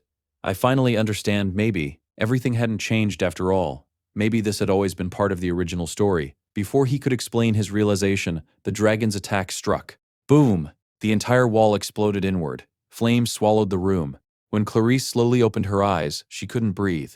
Ed was standing in front of her. His body had been pierced straight through. He had used himself as a shield. Blood dripped onto the floor. He smiled weakly. No matter what happens, if you ever feel like you can't keep going, come find me. Clarice grabbed him desperately. No, you can't die. I can't do this without you. Holy magic poured into his body. It was useless. Before dying, Ed whispered one final thing. 160, then blood filled his mouth. His body collapsed. Ed Roth Taylor died. Outside, the mysterious aspectual magic expanded even farther, covering the entire academy. Clarice screamed, "Why? Why is everyone dying for me? Please, don't leave me." Then, darkness. Clarice slowly opened her eyes. She froze. She was sitting at the same table where she had first spoken with Ed earlier that day. The students nearby were whispering. Someone asked why the saint had come. She heard herself answering, "I only came to see Ed." Clarice's heart nearly stopped. What? Ed was sitting right in front of her, alive. Without thinking, she climbed directly onto the table, then grabbed his shirt and ripped it open. Ed stared in complete confusion. "Say, Saint, what are you doing?" Clarice desperately searched his chest. No wounds, no blood, nothing. Around them, every student was completely speechless. Janica turned bright red. "I know you're the saint, but you can't do that, especially in public." Clarice ignored everyone. Her hands trembled. Was it all a dream, a nightmare, a hallucination? No, impossible. It had all been real. She remembered everything. Trying to stop Ed from meeting Verideo, waiting inside Trick's dormitory, Wellbrock attacking, watching everyone die, watching Ed sacrifice himself. If nothing changed, everyone would die again. Ed calmly buttoned his shirt. What happened? Clarice grabbed his arm. "We have to leave." Immediately, she practically dragged him toward the waiting carriage. Ed couldn't understand anything. "Wait, aren't you supposed to meet the Pope?" "I'll take responsibility later." "We're leaving now." The carriage immediately raced away. Watching it disappear, Janica stood there in complete confusion. Did they just run away together? Inside the carriage, Clarice continued crying. Ed finally sighed. "How much longer are you planning to cry? You're causing a lot of trouble. At least explain what's happening." Clarice took several shaky breaths. "A dragon, the dragon of the sacred spear. It appears above Arcane Island. Everyone dies. You die. I die. Everyone." Then she looked directly into his eyes. "I came back. I returned before it happened." She explained that, before dying, Ed had somehow understood everything. Unfortunately, he died before explaining it. Then she repeated his final words. "You told me if I ever needed help, I should find you." Ed smiled bitterly. "If you say something like that, how could I possibly refuse?" Just then he noticed something. The carriage was already approaching the checkpoint leading off the island. "This is wrong. We need to turn back. You still have to meet the Pope." Clarice slowly spoke a number. 1500160. Ed's face instantly lost all color. The coachman interrupted. "The saint won't reach the Pope anytime soon." Ed slammed his hand against the carriage wall. "Forget the line. Go through. It's an emergency. The saint's life is in danger. Don't stop."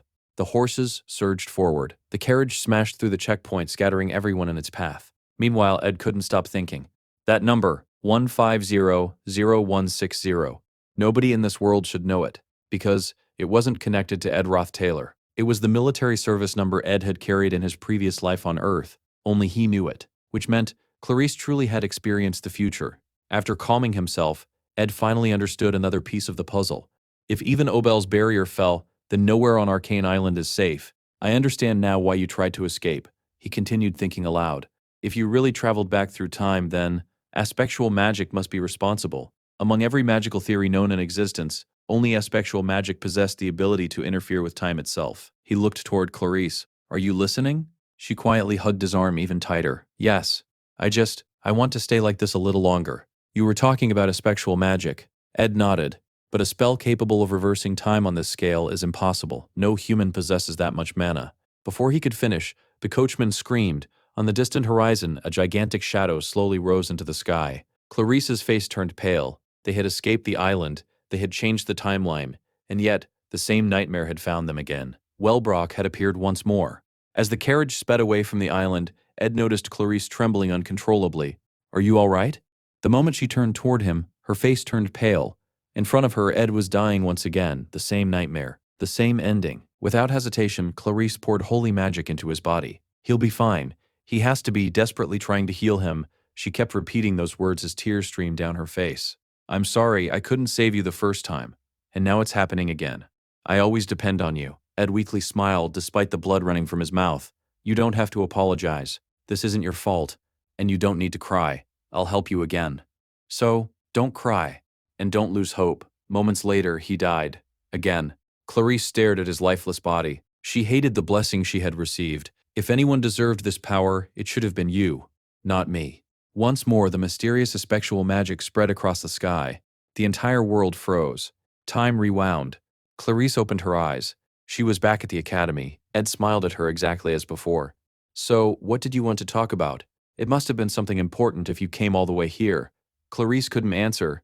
She simply burst into tears and threw her arms around him. This time, she swore she would save him, no matter what. Immediately, she dragged him back into the carriage. "Drive, as fast as you can."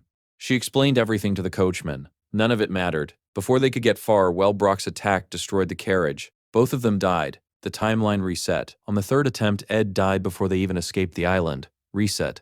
On the fourth, they hid inside a cave. The dragon found them anyway. Ed died. Reset. On the 12th attempt, Clarice led him to Professor Glass' secret laboratory. Surely that hidden place would be safe. It wasn't. Wellbrock's breath pierced even that sanctuary. Ed burned to death. Reset. The 15th attempt failed. Reset. The 21st attempt looked promising. For a brief moment, Clarice truly believed she had succeeded. Then, Ed died again. Reset. Again. Again. Again. No matter what she changed, no matter where they ran, no matter where they hid, the result never changed. Ed always died. Clarice herself didn't even understand why she alone retained her memories after every reset. She simply continued repeating the same day, dozens of times. Each loop ended exactly the same way. Ed always protected her. She never managed to protect him. Every failure crushed her a little more. As the next loop began, she silently whispered the number again, 1500, 160. It had become the only proof that everything she'd experienced was real. The carriage once again approached the checkpoint leading off the island. Clarice had completely lost hope. Nothing worked. She already knew what would happen. Soon, Ed would die again. Then something unexpected happened. Ed suddenly knocked on the carriage wall. "Stop." The coachman immediately pulled the reins. Ed calmly stepped outside. Then he turned toward Clarice. "Come out." Confused, she followed him. Ed looked at her with surprising gentleness. "I don't know how many times you've repeated this day, but you need to rest." Clarice froze. Something was different. Every previous loop had unfolded exactly the same way. This conversation had never happened before. "What?" She stared at him in disbelief. Ed shook his head. "I don't fully understand what's happening either, but I know some people who might." Clarice immediately grabbed his arm. "We don't have time. I don't want to watch you die again. We just need to run. I've tried everything. We've escaped. We've hidden. I've changed every possible route. You always die. It never works." Her voice broke as she spoke. She had reached the edge of despair. Ed quietly placed a hand on her shoulder. "It's all right. Nothing you've done was meaningless." Clarice looked at him in confusion. Then Ed pointed toward the bandages covering her body. "There is something strange. The timeline resets, but your injuries don't." He stared at the wounds she had accumulated across countless failed timelines. If time is truly reversing, why are these wounds still here? His expression grew serious. "That means this isn't a perfect reset. Something is carrying over. And if something can carry over, then this loop has rules." For the first time since the nightmare began, Ed wasn't thinking about escaping. He was thinking like a strategist. Instead of asking how to survive, he had started asking the far more important question, what are the rules governing this time loop? If he could uncover those rules, then perhaps for the first time across dozens of failed timelines, they might finally have a chance to change their fate. Ed finally uncovered the truth behind Clarice's strange immunity. He explained that the divine blessing covering the saint's body automatically rejected anything that tried to harm her. That blessing wasn't just protecting her from physical attacks, it also made her completely immune to holy magic. That was why Vardio had never been able to read her mind, and it also explained why her memories survived every single time the timeline reset.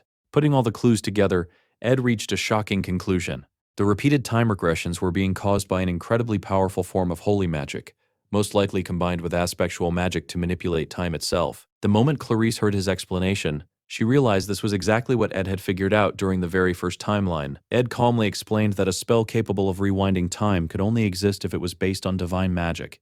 Then he looked at her and asked if she finally understood why they still had hope. The moment those words reached her, Clarice completely broke down. She threw herself into Ed's arms and cried harder than ever before. At first, she admitted, she had counted every time she watched him die, but after the 10th death, she simply stopped counting. There had been too many. Ed gently comforted her, telling her she had carried that unbearable burden for far too long. Now she didn't have to face it alone anymore. She could finally let herself rest. People who keep crashing into the same impossible wall eventually wish for only one thing, a new hope. Ed promised that from now on, she could leave everything to him. If they wanted to escape this endless cycle, then he had to destroy the source of the problem itself. Thinking back, even Ed found everything strangely familiar. During the original game, Clarice had changed dramatically after Adele's death, suddenly becoming known as the unfaithful saint. To every player, her personality shift had seemed completely random, almost as if the writers had ruined her character overnight. But now everything made sense. Clarice hadn't changed because of poor writing. She had changed because she had lived through countless timelines, watching the people around her die over and over again. After discovering that the Holy Order was responsible for everything, her transformation into the so-called unfaithful saint became completely understandable. The story had never been wrong. The players had simply never known the truth hidden beneath it. Later, while walking through the Academy's mail hall, Ed kicked open a door as he continued planning their next move. Running away from the sacred lance dragon was meaningless. Every failed attempt simply reset time, and defeating the dragon head-on was completely impossible. That meant there was only one solution. They had to stop the dragon from ever being resurrected. The first step was finding the Pope and the Archbishop. Only those two possessed holy magic powerful enough to perform a ritual of that scale. Clarice sighed, explaining that in previous timelines she had searched for them many times, but they always disappeared without leaving a trace. No one seemed to know where they were hiding. She also pointed out another problem. Weren't they attracting far too much attention? Ed nodded. There were eyes and ears everywhere. Every movement the saint made was being watched. Their actions were so disruptive that even Taylor became distracted during one of his tournament matches. It was a battle he should have won easily, but because he kept looking toward Ed and Clarice, he lost focus and took a direct hit to the head. Ed realized just how much he had already changed the original story, but now wasn't the time to worry about that. Soon, the dragon would awaken. Nothing else mattered. There was only one person who might know where the Pope and Archbishop were hiding, Lortel. Ed immediately sought her out and bluntly announced that he wanted to buy information. Lortel welcomed him with her usual playful smile and instantly assumed he had come to discuss another profitable business deal. Without hesitation, she grabbed his arm and deliberately pressed it against her chest, teasing him while saying she'd gladly hear whatever he had to say. Then she noticed Clarice standing beside him. Ed wisely kept his eyes turned away, already predicting the awkward disaster that was about to unfold. Lortel narrowed her eyes suspiciously. How else did you convince the saint to follow you around? Ignoring the joke, Ed told her this was an emergency. They needed critical information before the tournament ended, and he was willing to pay whatever price she demanded. Lortel's expression finally became serious. She told him to explain everything first. Sometime later, near the bridge leading off the island, one of Lortel's subordinates arrived with a report. Following her orders, he had gathered every witness statement connected to Mecca's tower. Lortel smiled. Now we can discuss my price. Normally, her information was already expensive. Today, it might cost even more. Ed didn't hesitate. This wasn't about money anymore. It was a matter of survival. Lortel had even abandoned her own tournament match just to help him. Although she had always accepted Ed's strange behavior at the academy, seeing the saint suddenly acting so differently left even someone as composed as Lortel completely confused. Ed glanced toward the tournament grounds. The joint training event was almost over. Lortel asked why that mattered. Instead of answering directly, Ed unexpectedly praised her. He told her she always remained calm no matter how desperate the situation became. Her judgment was precise, her decisions rational, and she never lost control. Lortel frowned. Why are you suddenly saying all this? Ed looked at her seriously. Because when everything falls apart, you're the one who shines the brightest. He asked her to stay calm no matter what happened next and to trust him completely. For the first time, Lortel felt genuinely uneasy. She quietly asked, "Are we running out of time?" Ed answered with a single word, "Yes." The very next moment, the sacred lance dragon attacked again. The sky exploded. Everything around them was annihilated in an instant. Buildings collapsed. People were erased from existence. As destruction consumed the battlefield, Ed immediately threw himself in front of Lortel, using his own body to shield her from the dragon's devastating attack. When the explosion settled, Lortel stared in disbelief. Ed was standing before her. His body was torn apart. Blood poured from countless wounds. Even then, he smiled weakly and asked, "So, how much are you charging?" Lortel couldn't help laughing.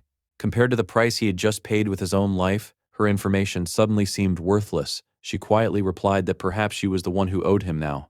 Ed shook his head. "I don't need anything." Lortel smiled. "In that case, this has been a very profitable deal." She revealed everything she had learned. According to 13 different witnesses, both the Holy Pope and the Archbishop had secretly used concealment runes before leaving under heavy military escort through isolated routes. Ed immediately asked where they were headed.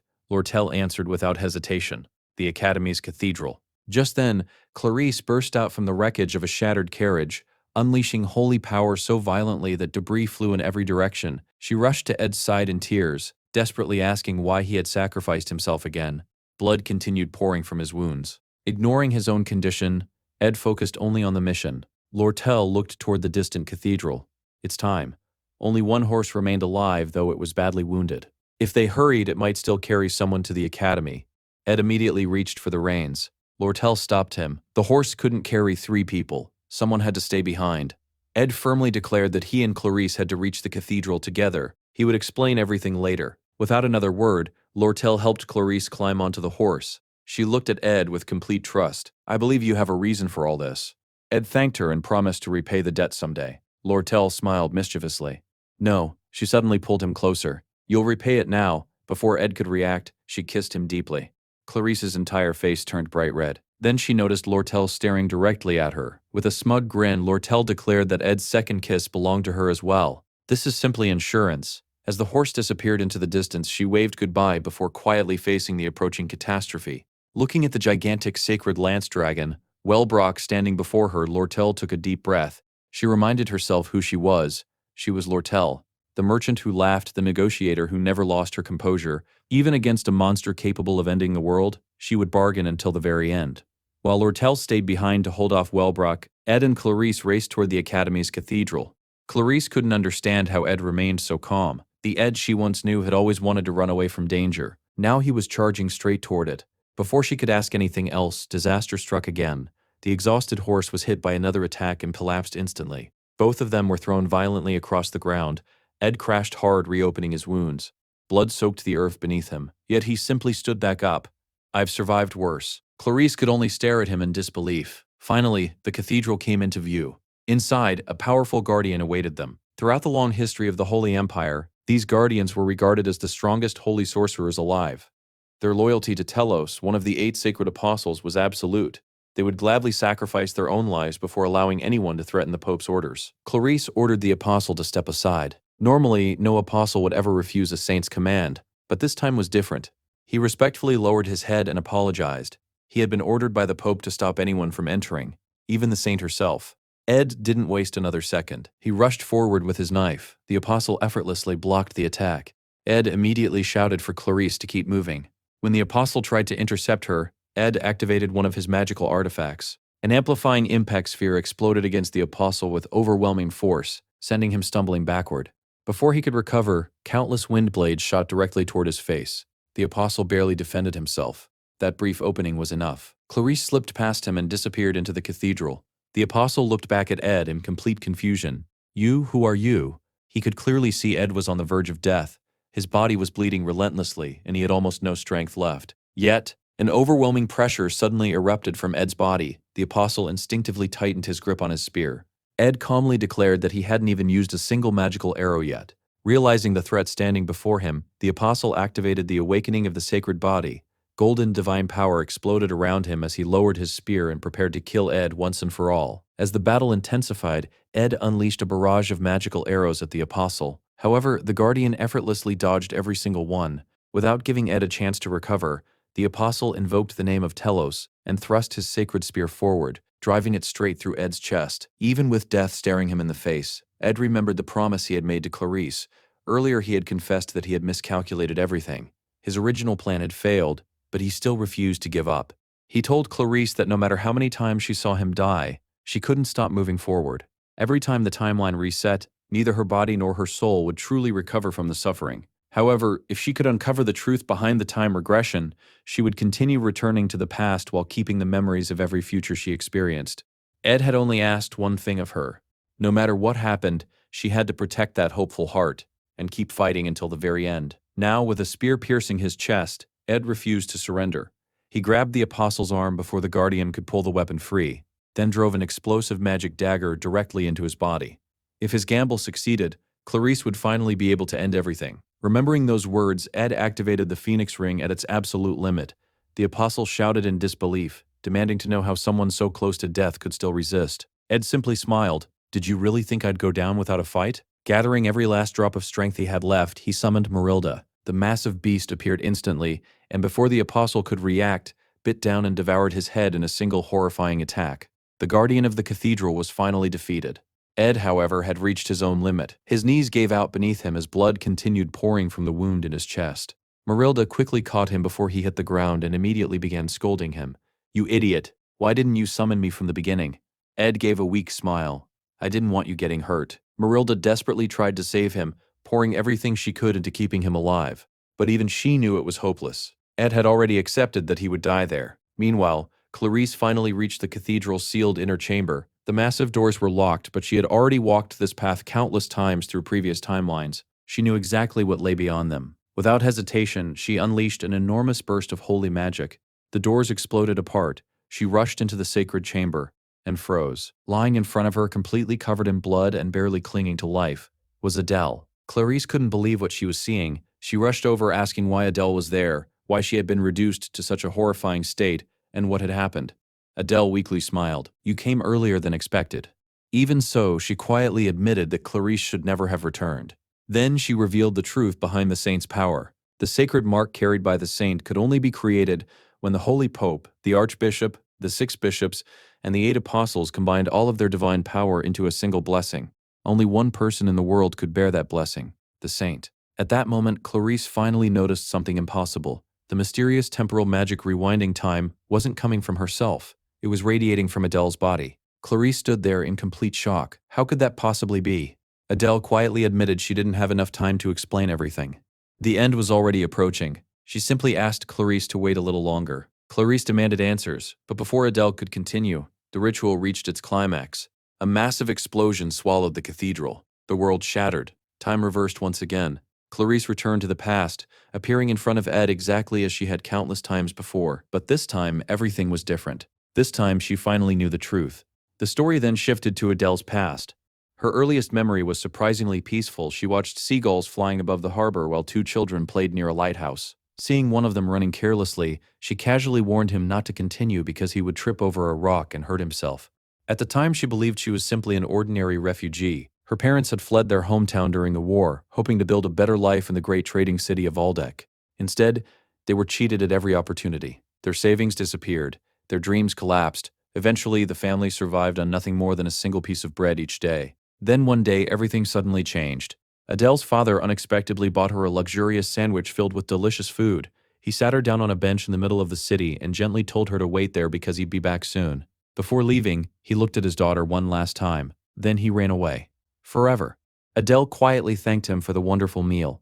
Although it looked delicious, she couldn't taste a single bite. After finishing, she simply stood up and walked away.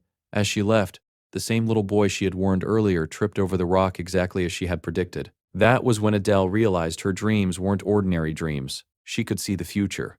Left completely alone, she was eventually taken into the Delderos orphanage.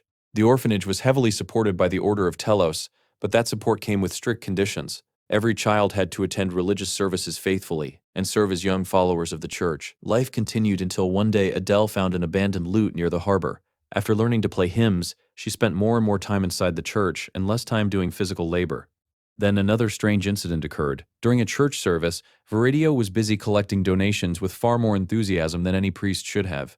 Suddenly, one of the candles tipped over, flames immediately spread across the altar, and even caught Viridio's clothes on fire. Before anyone else could react, Adele calmly walked over with a bucket of water and extinguished the fire. Viridio stared at her in surprise. "How did you know that would happen?" Adele innocently replied that she had seen it in a dream. Twice every month, she explained she dreamed about future events before they happened. The moment Viridio heard those words, everything changed. He immediately grabbed her hand and declared that he had finally found the saint of Telos. Overnight, Adele's miserable life disappeared. She was given luxurious meals, her own private room, elegant baths, and the finest education available. Every day was spent praying, studying etiquette, mastering sacred rituals, and sacrificing sleep to prepare herself for her new destiny. Eventually, the Holy Pope, the Archbishop, and the Great Apostle personally baptized her. The united power of the order blessed her body with holy magic. Her sacred abilities grew dramatically. Finally, she completed the ritual that engraved the saint's mark upon her body. Only then did her visions change. Instead of seeing other people's futures, she began seeing her own. And the future she witnessed terrified her. She saw the resurrection of the sacred lance dragon. Later, Viridio noticed her hesitation and asked whether she intended to abandon her role as the saint. Adele sincerely thanked everyone for everything they had done for her. She appreciated their kindness. She respected the order, but she wanted to serve Telos in a different way. Viridio refused to accept her decision. He explained that her prophetic visions were actually a rare form of spectral magic, capable of interfering with Telos's divine providence itself. That extraordinary gift had altered fate, making her the perfect saint from the very beginning. Now that she could see her own future, she already knew what awaited her. Years passed. Adele abandoned her title as the saint, but remained within the imperial capital, quietly tending the sacred flame. Every night she forced herself to stay awake by playing her lute. If she fell asleep, she would dream again. And every dream showed the exact same future, her own death. Around that time, Viridio coldly admitted that their original plan had failed. There was only one remaining option. To calm the sacred lance dragon, the saint would have to be sacrificed. While living in the capital, Adele slowly pieced together the Order's greatest secret. The Holy Emperor's wise rule had brought lasting peace to the empire. Ironically, peace had become the Church's greatest enemy. Without fear, people stopped relying on God. The Pope's influence steadily declined. Viridio, who cared more about power than faith, came up with the perfect solution: create fear. Then sell salvation. The Order intended to resurrect the sacred lance dragon, allow it to plunge the world into despair, and then have the apostles heroically defeat it before everyone's eyes. The miracle would restore the Church's authority, but miracles always demanded a price. That price was Adele. She would be sacrificed to seal the dragon once again. Believing she had escaped that fate, Adele fled from the Order.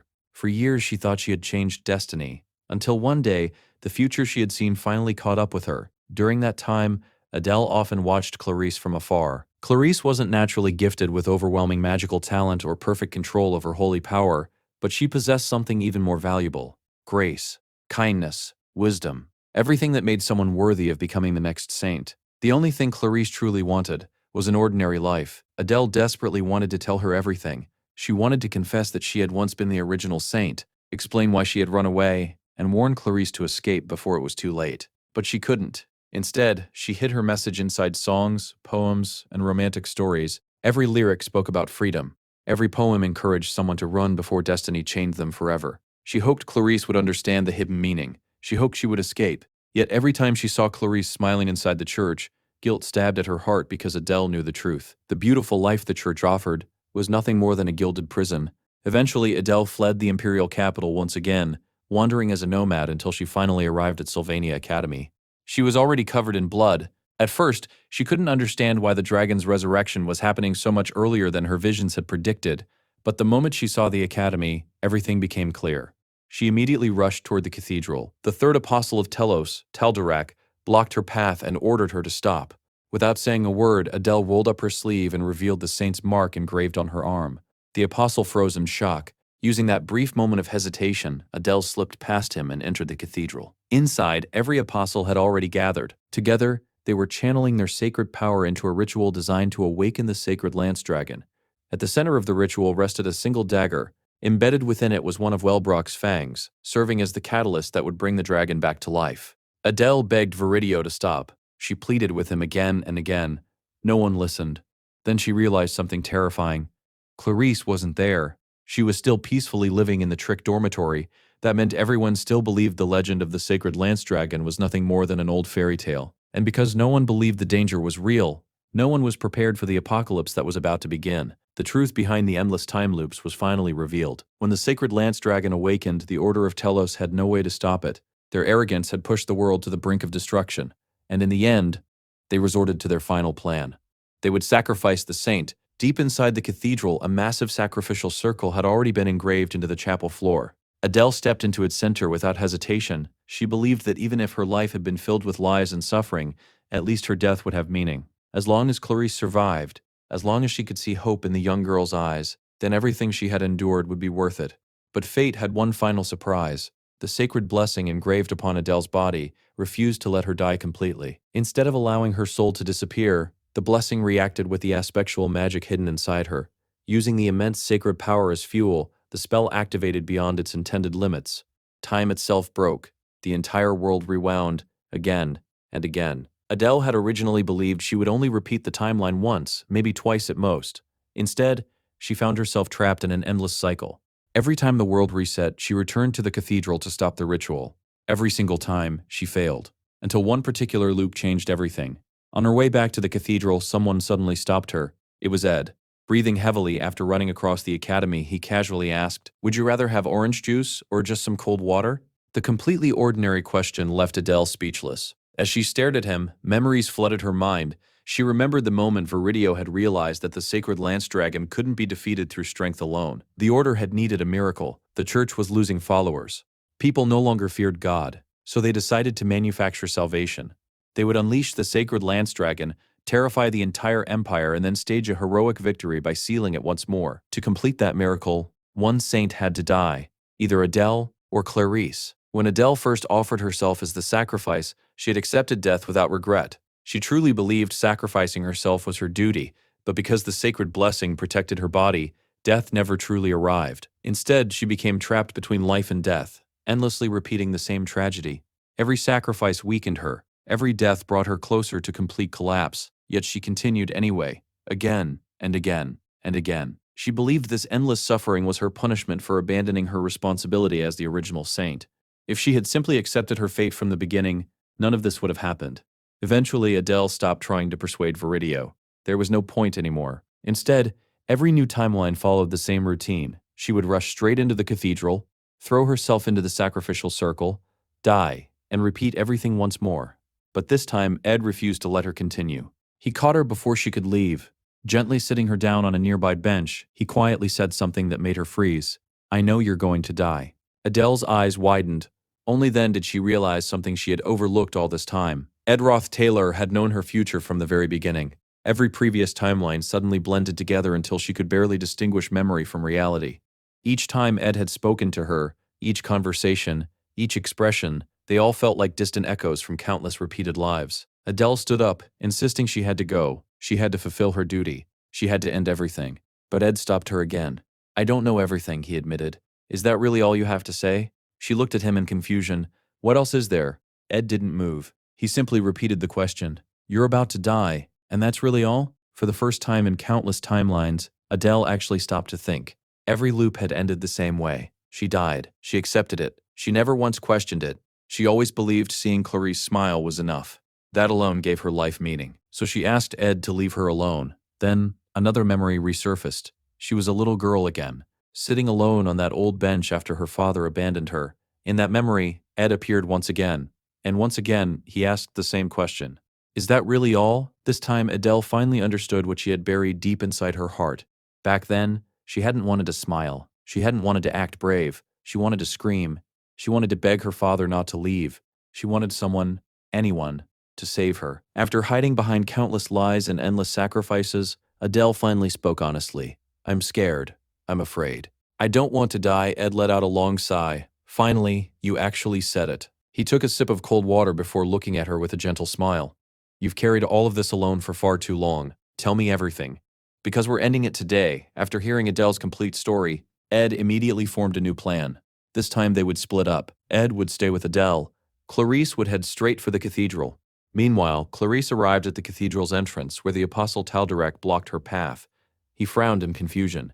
"Shouldn't you still be waiting in your dormitory?" Clarice ignored him completely. She walked straight past the guardian as if he didn't even exist.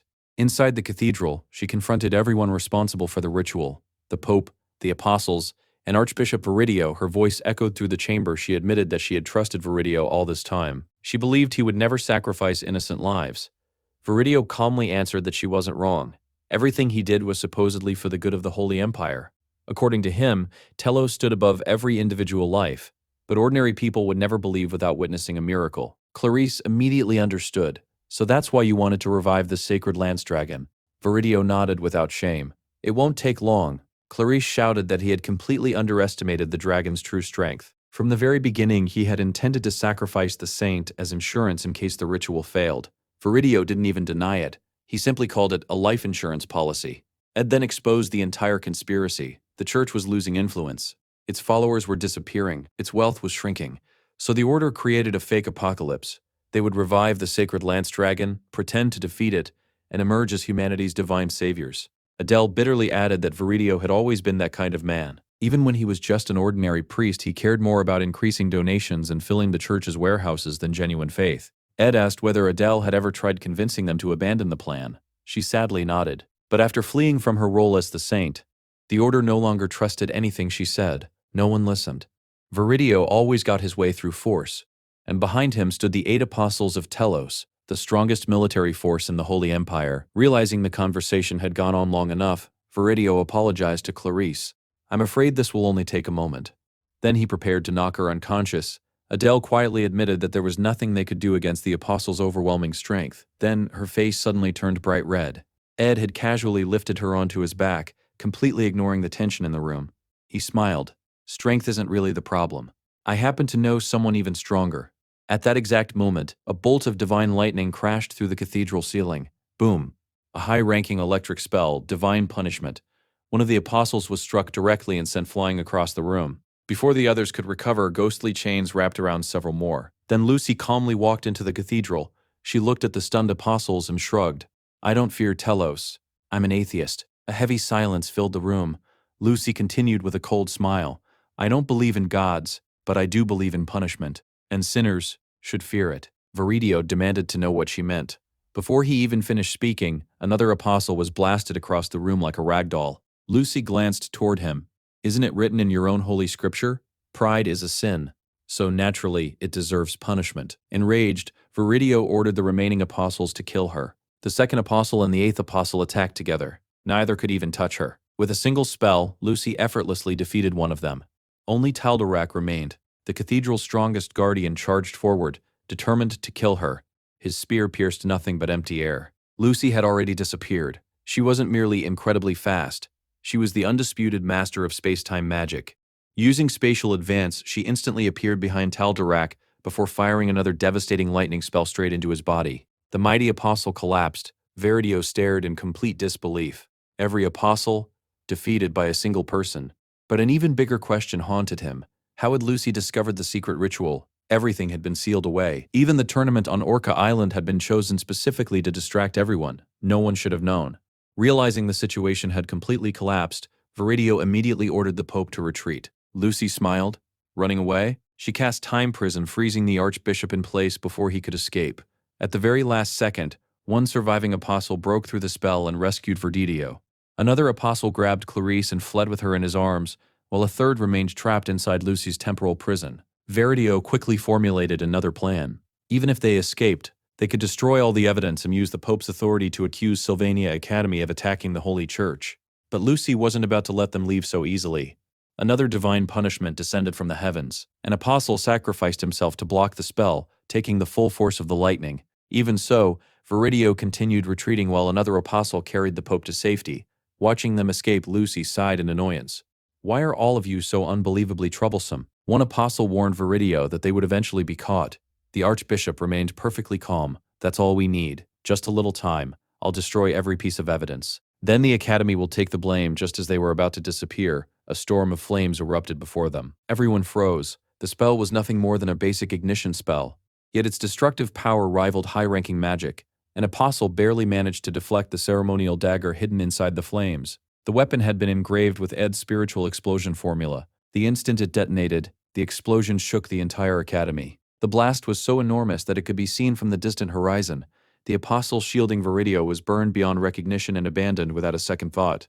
Ed stepped through the smoke and ordered Viridio to stop. Instead, the Archbishop turned and ran. Realizing Ed somehow knew exactly where he intended to escape, Viridio fired a powerful holy spell to eliminate him. Before the attack could reach its target, Mug leaped in front of Ed. The loyal companion took the full force of the holy magic, suffering catastrophic injuries. For just a brief moment, Ed hesitated. That single moment was all Viridio needed. He disappeared into the forest, escaping once again.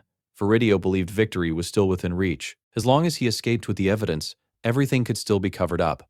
The dense forest surrounding the academy was his perfect hiding place. No ordinary person could navigate through it fast enough to catch him. Unfortunately for him, Ed wasn't an ordinary person. He knew every path through that forest. In an instant, Ed caught up to Viridio and swung his blade toward the archbishop's neck. At the same time, he demanded the necklace containing Wellbrock's fang. Instead of surrendering, Viridio fought back. Ed grabbed him by the hair, and both of them tumbled down a steep hillside. They rolled violently until Viridio landed on top. Taking advantage of the position, he raised his sacred staff and blasted Ed point blank with holy magic. The attack struck directly, but Ed refused to stay down. Ignoring the pain, he drove his weapon straight into Viridio's chest. Even while coughing blood, the archbishop refused to release the necklace. Ed shouted at him to hand it over immediately. Earlier, Adele had warned him that Viridio was far stronger than he appeared. Even compared to the apostles, the archbishop was an incredibly dangerous opponent. But Ed wasn't worried about Viridio's strength. He was worried about time. Every second brought the dragon closer to awakening. The church's plan had been prepared for years, and even with Lucy helping them, success was far from guaranteed. Ed secretly wished they could rewind time just one more time. But after seeing Adele's condition, he knew that wasn't possible. Even so, Adele smiled weakly and told him not to worry. If you fail, I can still go back a few more times. Ed immediately knew she was lying. Her sacred power was nearly gone. She could collapse and die at any moment. There would be no more chances. Without another word, Ed finished Viridio. After the archbishop fell, Ed picked up the ceremonial dagger containing Wellbrock's fang. The weapon was already overflowing with magical energy. Even while dying, Viridio laughed. The dragon will awaken, the apostles will defeat it, the saint will be sacrificed, and everyone will witness the greatness of Lord Telos. The moment those words left his mouth, the ritual activated. The sacred lance dragon began awakening once again. At that instant, Ed finally understood the final piece of the puzzle. The reason Viridio had tried so desperately to flee with the necklace was simple. As long as the catalyst left the island, no one would ever discover the truth behind the ritual after the timeline reset. That knowledge would disappear forever. Unless someone carried it into the next loop, Adele would have to sacrifice herself one final time. But unless Ed found a way to pass this information to her before the reset, everything would simply repeat, again and again. Ed lowered his head. It was too late. Just then, someone interrupted him. So what if we're a little late? It was Lucy. She was barely standing. Her entire body was covered in wounds, yet she still smiled. Ed immediately told her she had to remember his words. She had to deliver them to Adele or Clarice, no matter what. Instead of panicking, Lucy calmly pulled him down until both of them were sitting on the ground. There isn't any need to rush. I'm not going anywhere. Then she pulled out a magical scroll. Using her magic, she carefully wrote every important detail onto it. You must steal the necklace containing Wellbrock's fang immediately. Leave the cathedral. Viridio intends to use the authority of the order to erase all evidence. Every crucial detail, the location, the method, the archbishop's escape plan, everything was preserved. Ed stared at the completed scroll in amazement. Lucy smiled proudly. It's not just my mana, my magic is amazing too. Then she casually added that anyone could master it, with enough practice. Ed couldn't help laughing. He sincerely thanked her. The dragon awakened once again. The world was destroyed once more. But this time, the information survived. Still, another problem remained. Would Adele, already on the verge of death, even remember enough to use the scroll? Ed knew how overwhelming it was. If even he lost his memories every reset, how could anyone create a perfect strategy in such a short time? How could they defeat the apostles, steal the necklace, and escape the island before the ritual completed? Lucy quietly broke the silence. She reminded Ed about the promise she had once made to an old man. She had sworn to protect Sylvania Academy from any danger. And even if this was the last timeline, she intended to keep that promise. Ed smiled. You already said that. Lucy nodded. Exactly. No matter how many times time rewinds, I'll always stand against that dragon, Ed answered without hesitation. So will I. Lucy admitted she had waited a very long time. She had remained at the academy solely to fulfill that final promise. Now she was simply tired. Tired of waiting. Tired of repeating the same tragedy. Since stopping the dragon was impossible in this timeline, she made one final request. I'd rather die in your arms. She knew both of them would forget everything after time reset. Ed quietly agreed. I think so too. The magical barrier surrounding them slowly began collapsing. The world itself was falling apart. It wasn't a romantic setting. It wasn't the right time. But Lucy realized there would never be another opportunity, so she finally confessed. I can't live without you anymore. So, don't leave. Ed smiled softly. That isn't a very difficult request. Moments later, The sacred lance dragon attacked again. Countless razor-sharp scales rained down from the sky. Neither of them screamed, neither of them tried to run. They simply embraced each other, sharing what little warmth remained until the end. Eventually, the rain stopped. The world ended. Time rewound once more. Back inside the cathedral, Adele slowly opened her eyes. She immediately understood. Her sacred power had finally burned itself out. The endless regressions were over. Time magic could no longer affect her. There would be no more second chances. At last, she could finally die. Even though she had failed to stop the dragon's resurrection, she found herself smiling. When she remembered Clarice, she felt happy. Even if every smile she had shown the girl had been forced, her feelings had always been genuine. Then she remembered Ed. Unlike Clarice, meeting Ed Roth Taylor had completely ruined every plan she had ever made. His refusal to give up had destroyed the future she had accepted. Even while suffering unbearable pain, Adele reminded herself of her duty. She had to stop the dragon. She had to die. That was her destiny. Looking over Lucy's magical scroll, she confirmed Ed's strategy. Then she quietly shook her head. It was impossible. Clarice would first need to convince Ed that he had forgotten everything because of the distorted timeline. Then, in only a few hours, Ed would somehow have to invent a brand new plan. Gather allies, become strong enough to defeat the 8 apostles, reach the cathedral before the ritual ended. None of it was realistic. By then, Viridio had already begun channeling magical energy into the necklace. The dragon's awakening was only moments away. The sun was beginning to set. Soon, the shadows would cover everything. Adele slowly walked toward the hallway leading to the chapel. She intended to sacrifice herself one final time. Then she looked up. Something was flying across the sky. At exactly that same moment, time fully stabilized. Clutching his head in agony, a flood of memories surged through his mind. While reading a book titled Introduction to Espectral Magic, he finally understood what had happened. The book explained that people who had developed resistance to espectral magic could partially resist its effects. Adele's regression wasn't created through holy magic alone. It combined holy magic and espectral magic. Clarice had always retained her memories because the saint's divine blessing granted complete resistance to holy magic. But something unexpected had happened to Ed. Perhaps Adele's weakening power had created a flaw, or perhaps Ed's own study of espectral magic had strengthened his resistance. Whatever the reason, his espectral magic had resisted Adele's. Instead of forgetting, Ed remembered everything. Every timeline, every death, every failure, every possible future. The overwhelming flood of information nearly drove him insane. After struggling to his feet, he took a deep breath. This is a race against time. Meanwhile, the mysterious object flying through the sky finally became visible. It was a gigantic wind eagle, and riding on its back was Ed himself. Using the eagle's incredible speed, he swooped down before anyone could react and stole the ceremonial dagger containing Wellbrock's fang. Viridio immediately ordered every apostle to kill him. Ed barely avoided their attacks. As arrows and sacred magic filled the sky, he remembered how every previous timeline had always begun the same way. Clarice would drag him into a carriage. She would spend precious hours trying to understand the situation. Only then would he begin making a plan. Suddenly, everything clicked. The answer had always been right beside him, Janica. The giant wind eagle belonged to Janica Failover. She was far faster than any carriage, far stronger than Ed. Most importantly, she trusted him completely. No explanations, no hesitation. She would believe whatever he said. Ed looked at the glowing dagger in his hand. They had less than 1 hour. The necklace containing Wellbrock's fang was already resonating with the dragon sealed beneath Arca Island. Once the resonance completed, the sacred lance dragon would awaken. There was only one way to stop it. They had to take the fang so far away that the resonance could never reach it. Realizing Ed's objective, Viridio screamed for the apostles to pursue him. Ed grinned. "I left you a little present." He threw his explosive dagger behind him. A massive detonation engulfed the pursuing apostles, buying them precious time. The wind eagle burst through the clouds, carrying Ed and Janica high into the sky. Ed told Janica to escape as far away as possible. He had no idea where they would end up. Janica immediately refused. She wasn't leaving him. Ed warned her that getting involved again would result in expulsion from the academy. If they failed, both of them would become fugitives hunted by the Holy Order. Janica simply smiled.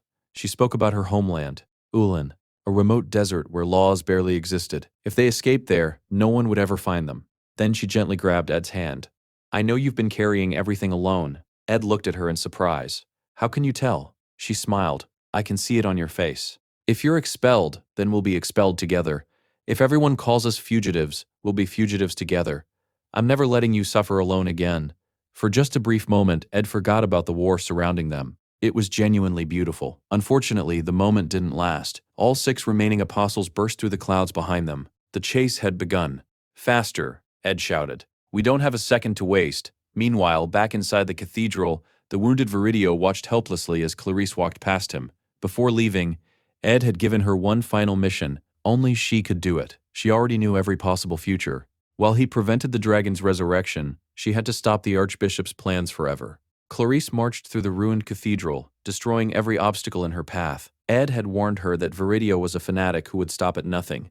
Even if exposed, he would use the authority of the Holy Order to erase the truth. Clarice ignored the Archbishop completely. Instead, she stood before the Pope. Ed had told her something important. The Archbishop isn't the one you need to defeat. The Pope is. Looking directly at the leader of the church, Clarice made her demand: excommunicate Archbishop Viridio. At the very same time, an all-out aerial war erupted above the academy. Janica desperately maneuvered through a storm of sacred arrows while the pursuing apostles unleashed countless windblades, determined to bring them down before they escaped with the dragon's fang. Ed instantly realized there was no way they could dodge the incoming attacks. There was only one option. He and Janica jumped off the giant wind summon. As they plummeted through the clouds, Ed reached out and caught Janica before she could fall, but the apostles were still chasing them relentlessly, and protecting the necklace remained their highest priority. Then Janica leaned close and whispered into his ear, "Can you handle the rest?" Before Ed could answer, she smiled gently, pushed him away, and threw herself into the open sky. "I believe in you." The moment she spoke those words, she activated the golden phoenix ring. A brilliant golden light exploded across the heavens, illuminating the entire sky above Sylvania Academy. Students all over the campus looked up in shock as the atmosphere itself began to change. The air currents twisted violently. Every gust of wind above the academy answered Janica's call. Dozens of wind spirits materialized, one after another, filling the sky with countless summoned creatures. Then, something far larger blocked out the sun. Even on a perfectly clear day, darkness spread across the academy as an enormous shadow drifted overhead. It was the Elder Spirit, the first water spirit ever born into the world. The legendary blue whale, freed.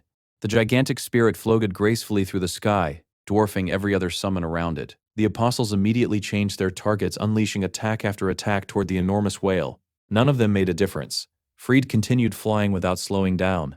Ed and Janica landed safely on the whale's back as it carried them toward the cathedral. Watching the necklace carefully, Ed realized something encouraging. Its magical energy was steadily weakening. If they kept moving away, the resonance connecting it to the sealed dragon would eventually disappear.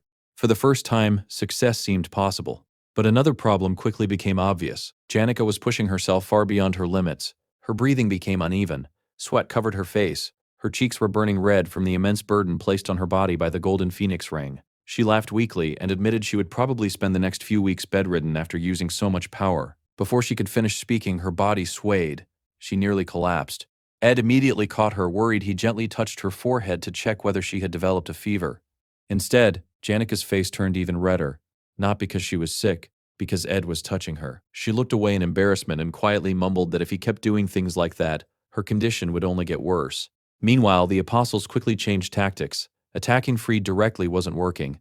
Instead, they decided to create an opening for their strongest warrior, Taldarak. The third apostle charged forward with his spear, cutting through every obstacle between himself and the giant whale. Looking at Janica, he couldn't help but admire her. Controlling so many high-ranking spirits at once was unbelievably dangerous, even for their summoner. "I don't want to kill you," he admitted, "but I have no choice." Just as he prepared to strike, another spirit appeared behind him. Ed had already summoned Tarkin. Without warning, Tarkin grabbed Taldarak's spear. At the same moment, Ed attacked from behind, locking the apostle in a chokehold. Forced to escape by taking to the air, Taldarak barely avoided being restrained. Seeing the battle intensify, Janica pleaded with Tarkin, "Please protect Ed." Moments later, both Tarkin and Taldarak crashed violently into the forest below. Taldarak couldn't hide his surprise. Janica wasn't just controlling the legendary Elder Spirit. She had summoned another powerful spirit solely to protect Ed. Her magical talent was extraordinary. Even so, he calmly declared that the apostles of Telos, who carried out God's will, were stronger than any spirit. He pointed his spear toward Ed. "Hand over the necklace, or both of you will die." Ed slowly stood up.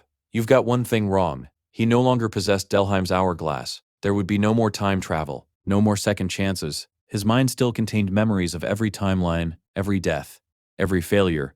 But now, he intended to survive. Taldarak responded by activating the awakening of the divine body. Golden armor of holy power covered his body, transforming him into an unstoppable fortress. Ed had fought this monster before, many times. He knew Taldarak's greatest weapon wasn't strength, it was speed. The apostle moved faster than sound itself.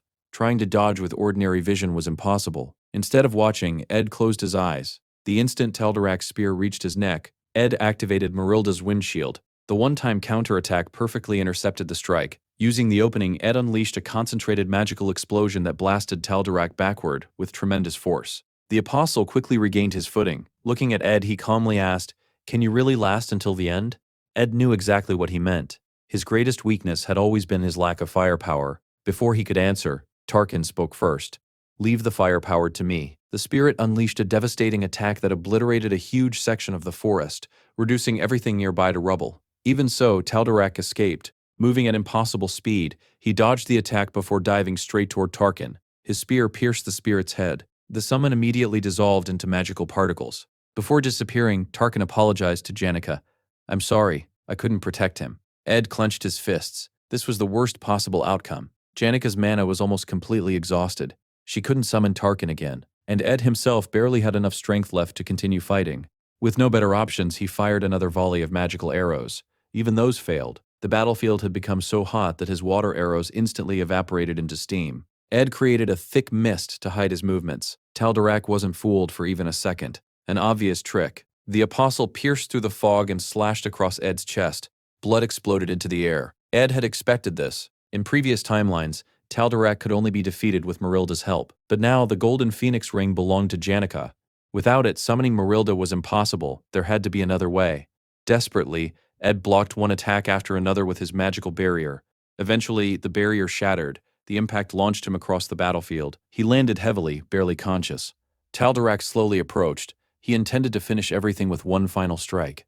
Once again, Ed Roth Taylor found himself standing at death's door. Memories flooded his mind. Every time he had died, every person who had sacrificed themselves for him, every failure, every lesson. Then something clicked.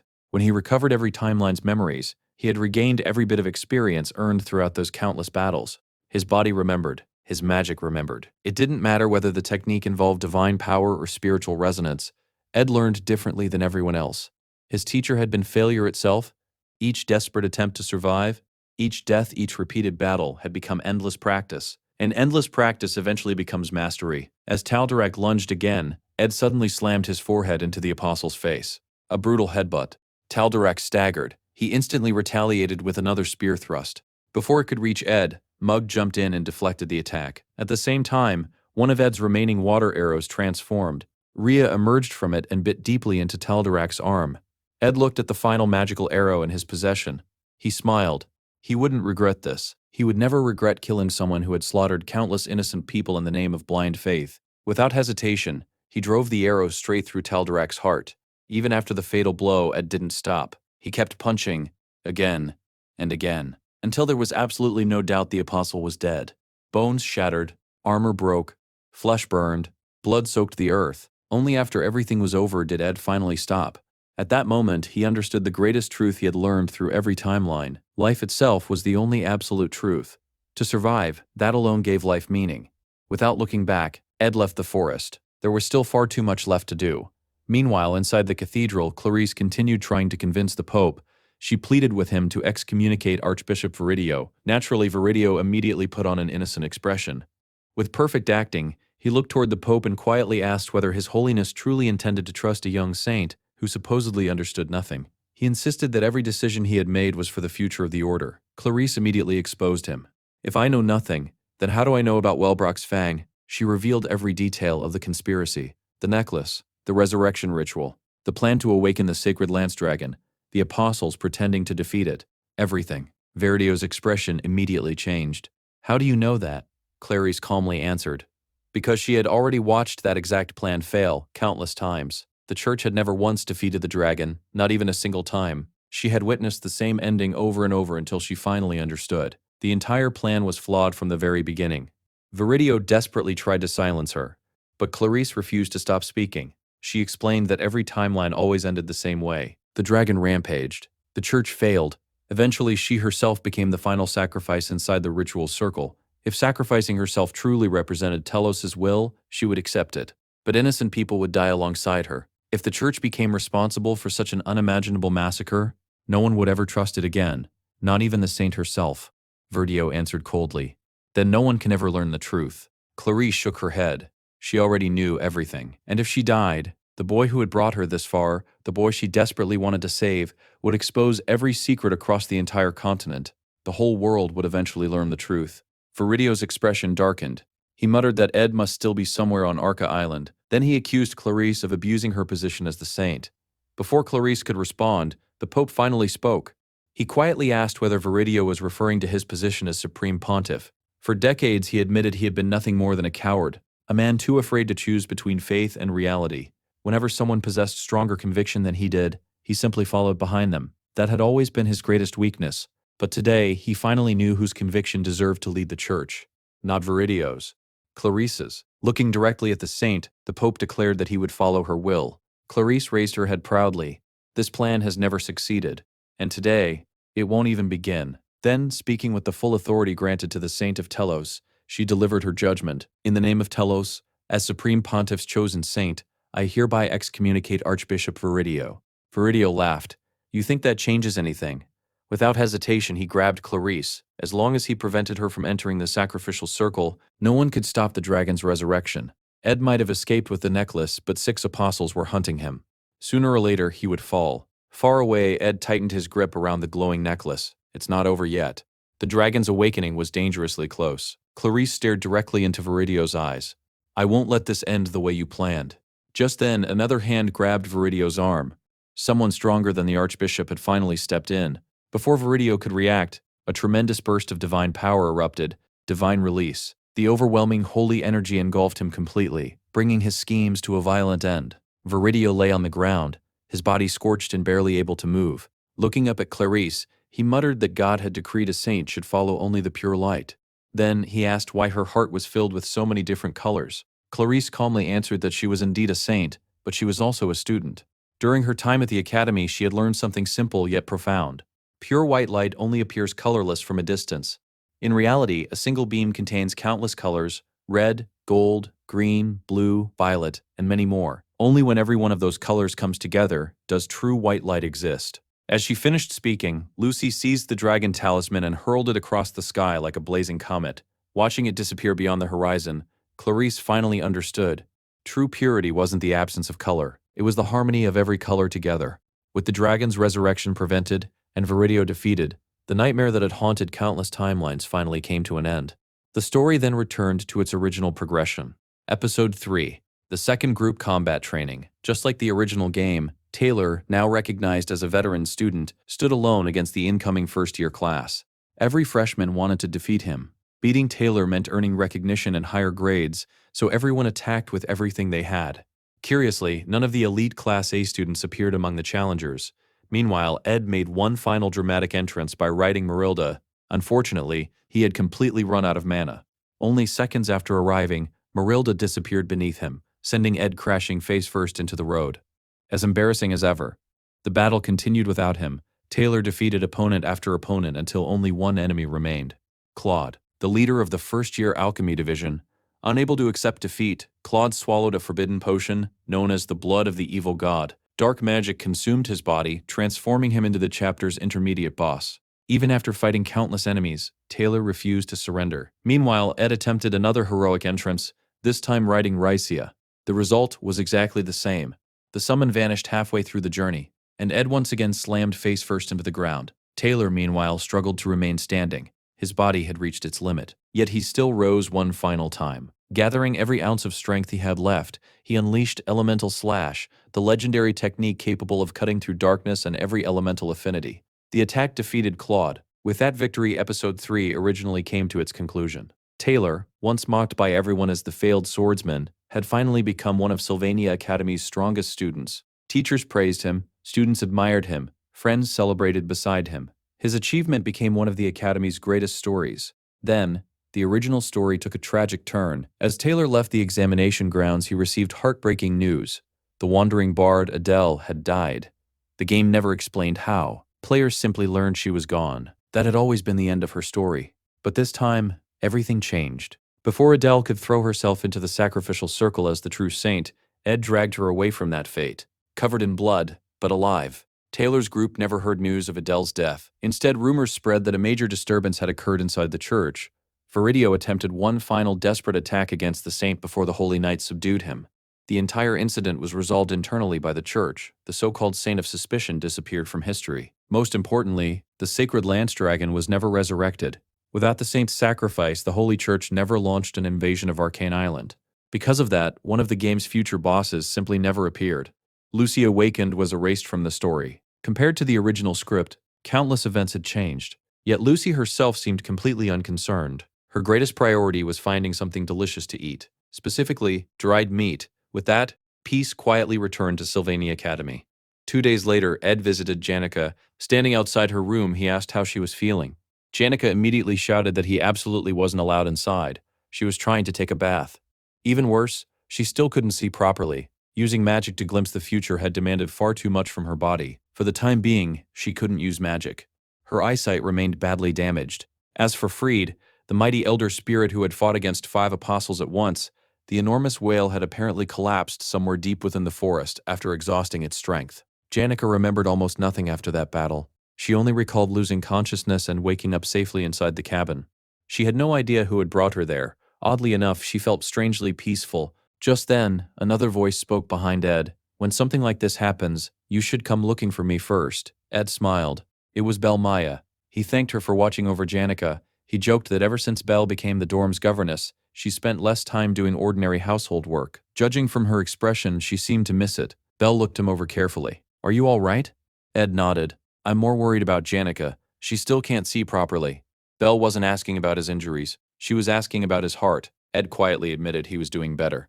Belle nodded. "The most important thing now is taking care of Miss Janica." Then, with a perfectly serious face, she reminded him that someone needed to change Janica's clothes and wipe away all the sweat after her bath. Ed immediately replied that such things were obvious. Belle couldn't help teasing him. "The younger you wouldn't make that mistake. But when you're young and your hormones are running wild, when else will you ever get another opportunity? Sometimes it's all right to listen to your inner voice." Without another word, Ed slammed the door shut in her face. Unfortunately, Belle simply appeared outside the window instead. She proudly pointed out that she had just spoken to him informally. Ed stared at her silently, turned around, and walked away. Eventually, Belle entered the room herself. Seeing Janica resting in such a dusty cabin, she sighed. Leaving a patient in conditions like these was practically a crime. She immediately opened every window to let fresh air inside. Janica instantly shouted in embarrassment, "I'm changing." Only then did Belle realize exactly what Ed had been trying to avoid. Opening every window and door while helping someone bathe. Perhaps that had been slightly excessive. The afternoon passed surprisingly quickly. Ed had only been away from camp for 2 days, yet after everything that had happened, it felt like an entire month. As evening approached, someone quietly walked toward him. A hooded girl carrying a lute. It was Kylie, or rather, St. Clarice. She informed Ed that Archbishop Viridio had officially been excommunicated. The Pope and the remaining apostles had escorted him back to the Holy City, where his final punishment would be decided. According to the Church's official explanation, everything had been the work of a misguided archbishop who abused the authority of an already declining institution. Clarice hoped this disaster would become the turning point the Church desperately needed. For the first time, she wanted to believe that the future could truly change. Then she spoke about Adele. Despite using every privilege available to the saint, she couldn't find even the slightest trace of her. It was as though Adele had vanished from the world. Ed quietly asked, "If you could meet her again, what would you say?"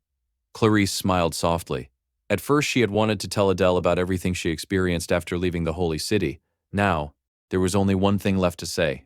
"Thank you." She gently placed one of her instruments beside the camp. Perhaps someday Adele would return there. Clarice then asked whether Ed planned to stay at the camp during the school break. Ed laughed. He had nowhere else to go. So, probably, Clarice made one final request. "When we're together, treat me like an ordinary freshman, not as the saint." Ed smiled. "I've always done that. Honestly, you sounded more natural back when you were still Kylie." Clarice shook her head. "That's not what I mean. If I ever need your help, I hope you won't hesitate. I can't promise I'll repay everything you've done, but I'll do my best." With those words, she quietly walked away. The sunset slowly painted the camp orange. Only Ed remained, or so he thought. Another voice suddenly called out, "It's time to leave." It was Adele. Ed looked at her carefully. Even after losing both her sacred powers and divine strength, she was still able to walk. He hesitated before asking the question that had been bothering him. "Are you really leaving without saying goodbye to Clarice?" Adele quietly nodded. "I don't have any songs left, and I don't have the courage to lie anymore." Thinking back, everything she had ever sung had been a lie. The songs praising Telos, the stories claiming she had traveled the world, even the romantic ballads celebrating freedom.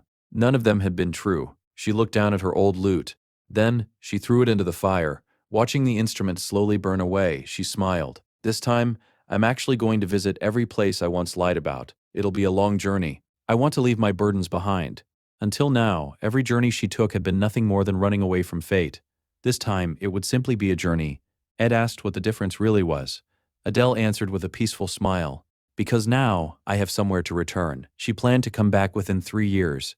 There was one promise she absolutely intended to keep. She couldn't let Clarice graduate without saying goodbye properly. By then, she hoped to return carrying a brand new song.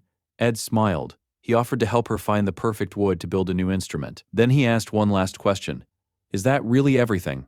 She had lost both her divine blessing and her prophetic magic. For the first time in her life, she could no longer see the future. Every vision ended there.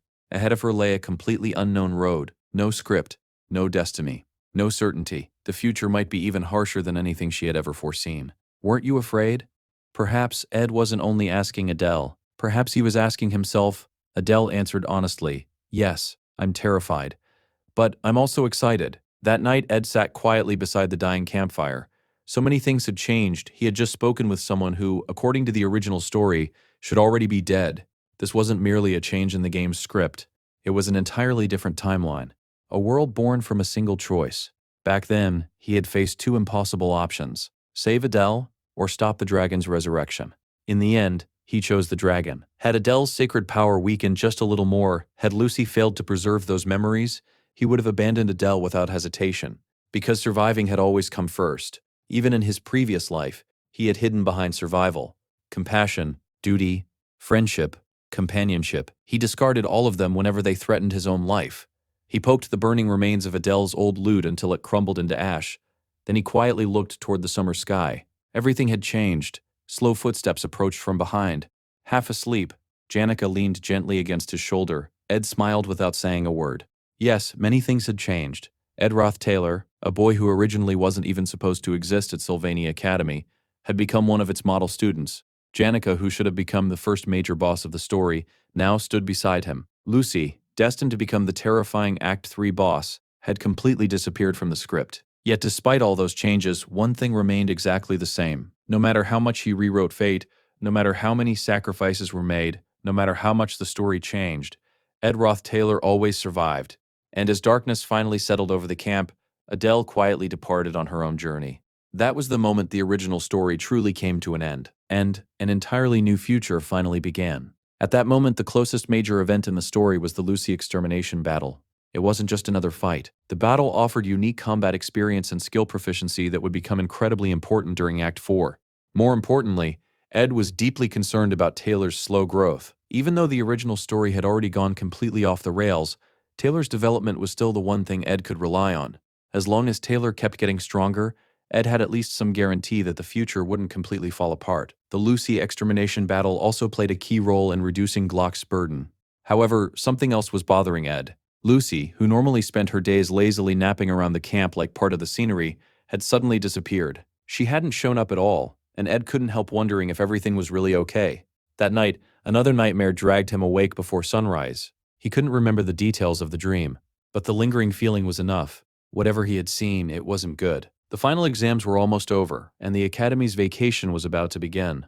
Maybe that brief moment of peace was exactly why his old memories were returning. Before arriving in this world, his life had been filled with endless deaths, unbearable burdens, and nightmares that haunted him every single day. Somehow, those memories refused to let him rest. Meanwhile, inside the student council room, Ziggs was discussing Ed's condition. Ed keeps insisting he's fine, Ziggs said, but something about him feels wrong. On the surface, Ed looked completely normal. He continued managing camp life, worked hard as a scholarship student, handled every responsibility, and never complained, but Ziggs trusted his instincts. He could tell Ed was carrying an invisible weight that was slowly crushing him. Across the table, Tanya looked just as exhausted. Dark circles hung beneath her eyes as she admitted she was worried about her brother too. Ziggs nodded. Our concerns are a little different, he replied, but I'm worried as well. Ed's relationships had always been complicated, and it was incredibly rare to see him emotionally shaken. He had always acted like an unbreakable wall. Maybe, for the first time, that wall was beginning to crack. Back at the camp, Janice was already awake and preparing for her training. She happily announced that she could now handle low-level spirits, and her eyesight had become much clearer than before. She was still nervous about her unstable mana, but as long as Ed stayed beside her, she felt surprisingly calm. Besides, classes and exams were almost here. Ed nodded. Let's begin. Janice focused her mana. Normally she could summon low-level spirits without chanting, but this time she quietly began reciting an incantation. Ed immediately recognized the spell. A moment later, the little spirit mug appeared. "You finally called me," he shouted excitedly. Unfortunately, the celebration lasted only a second. The instant the summoning finished, Janice's body lost all strength. She collapsed forward, but Ed caught her before she hit the ground. Her entire face turned bright red. "Can you hear me?" Ed asked while telling Mug to enter as well. Janice weakly nodded. The mana burden was heavier than I expected. "I'm just a little dizzy." Ed frowned. Her recovery was taking far too long. He gently placed his hand on her forehead. "You're burning up." Janice blushed even harder. "I am not hot because of the mana." Before either of them could continue, another voice interrupted. "Watching this in person is certainly interesting." Lortel had arrived. She admitted she had mentally prepared herself before coming to visit Ed, but even then, this scene was far more awkward than expected. Looking around, she noticed another small cabin had been built beside the first one. "I don't even want to know how this happened," she sighed. Janice, whose vision was still blurry, asked, "Is that Lortel?" Lortel confirmed it. Then Janice smiled proudly. "Ed and I decided to live together." Lortel's expression instantly froze. "That is completely inappropriate," she replied. "You're neighbors." At most, she quickly reminded herself that she hadn't come there to argue. She had important business. Lortel advised Ed to buy every magical engineering book and supply he needed before the Academy's vacation officially began. Janice tilted her head. "If we buy them now, they'll just be cheaper, right? The break hasn't even started." Lortel shook her head. "This isn't about price.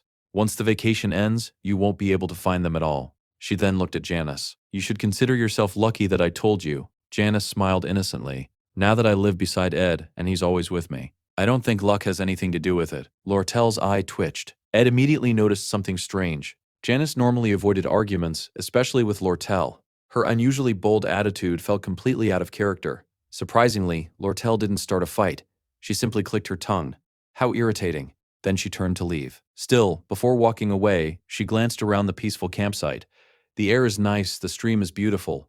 Finally, she understood why Lucy loved taking naps there. As soon as Janice's eyesight fully recovered, she caught the faint smile on Lortel's face. That smile only meant one thing: Lortel was already planning something. Later that day, Lortel delivered a letter to Belmaya at the main dormitory.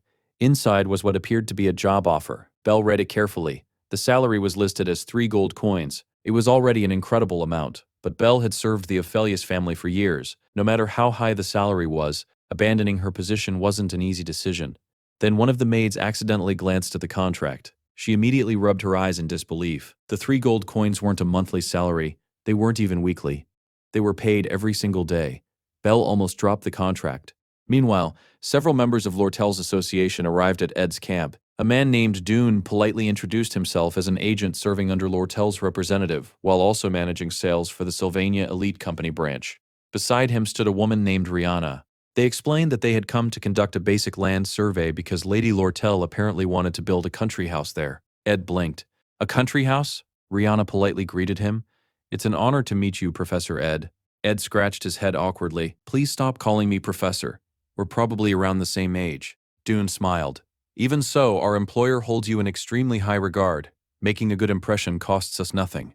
He couldn't help laughing. "To be honest, Lady Lortel hates sending us here. She knows exactly how ridiculous she acts whenever she's around you." According to Dune, Lortel completely transformed in front of Ed. Normally, she was a terrifying businesswoman whose veins seemed to carry molten steel instead of blood. But whenever she visited Ed, she became as shy as a girl working in a flower shop. Ed smiled awkwardly. "That sounds like respect." Dune nodded.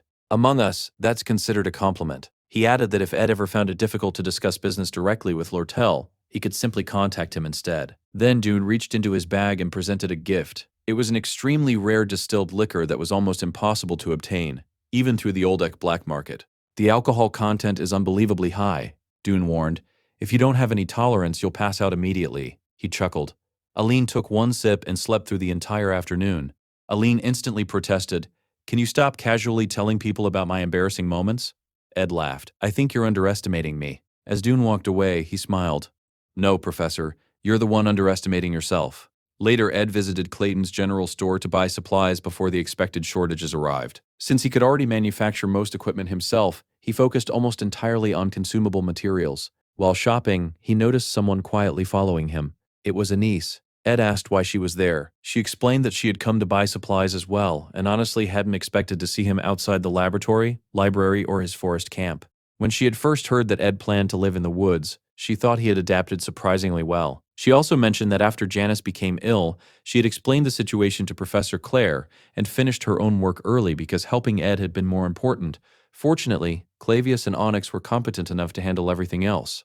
Ed simply thanked her. As Anise turned to leave, they accidentally bumped into each other. Her shopping bags nearly spilled across the floor. Ed quickly caught both Anise and her groceries. Then he looked inside the bags.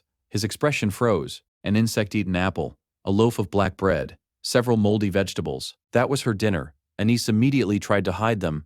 "It's nothing special," she said. "Being poor isn't a crime. I don't need to pretend to impress you." Anise Halen was famous throughout the academy as a commoner who carried herself with more dignity than most nobles. What few people knew was that her family had gone bankrupt shortly after she entered Sylvania. Now she survived entirely by working as a student assistant to pay her tuition. Ed had known she was struggling. He just hadn't realized her situation was even worse than his own, despite him literally living in a cabin deep inside the forest. A little later, Anise even bought him a cookie. Apparently, she shared an annual bakery subscription with Clara. She admitted that detail herself, even though nobody had asked. While they continued shopping, Anise mentioned that a new professor would arrive next week to replace Glast, so she was buying the remaining materials in advance.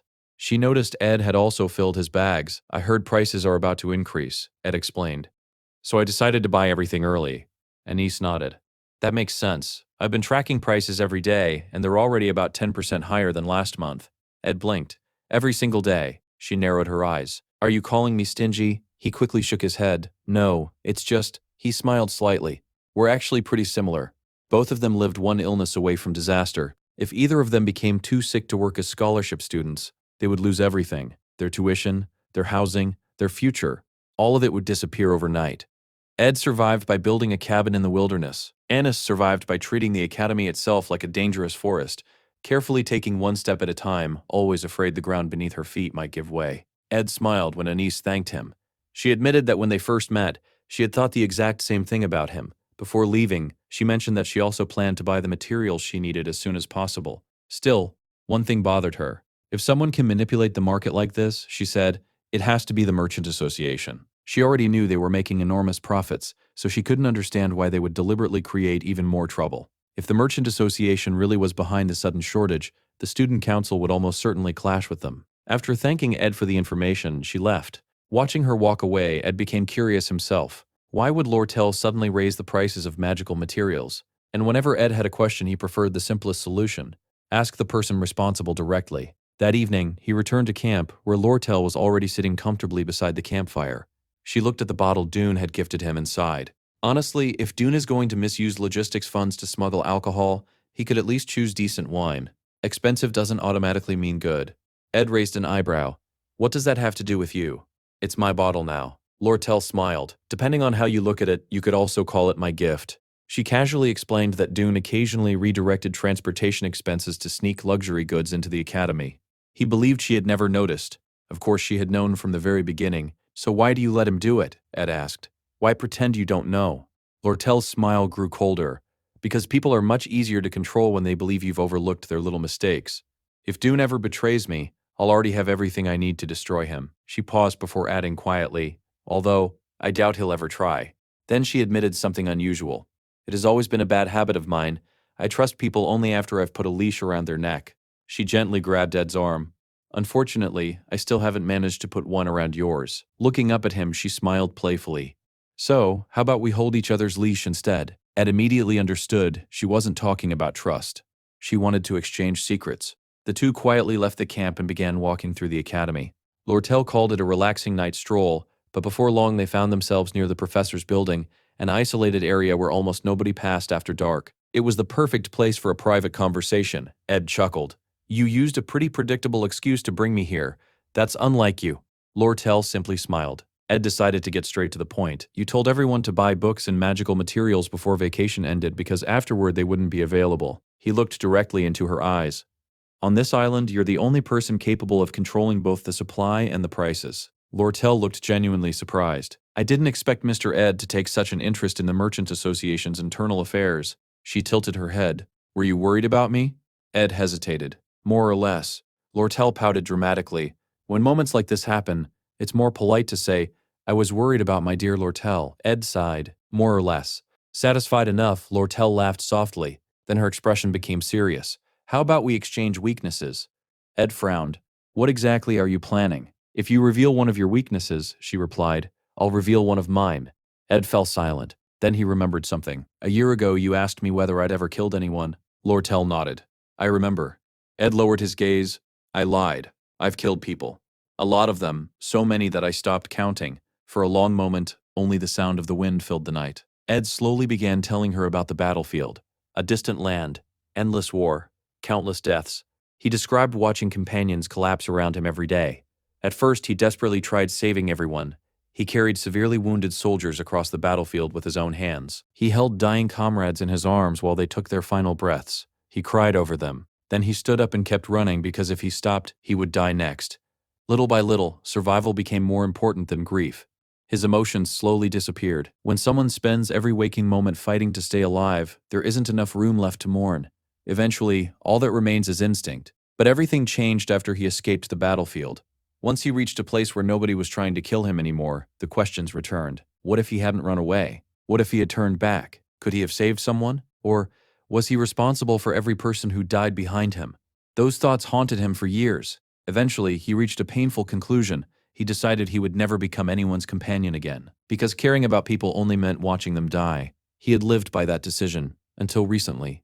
Looking at Lortel, he smiled bitterly. I forgot my own rule. That's how I know I've lost my way. This is my weakness. Lortel quietly listened until he finished. Then she nodded. As promised, my turn. She reminded him that he had asked why magical materials were suddenly disappearing. The answer is simple. A rat has infiltrated my association.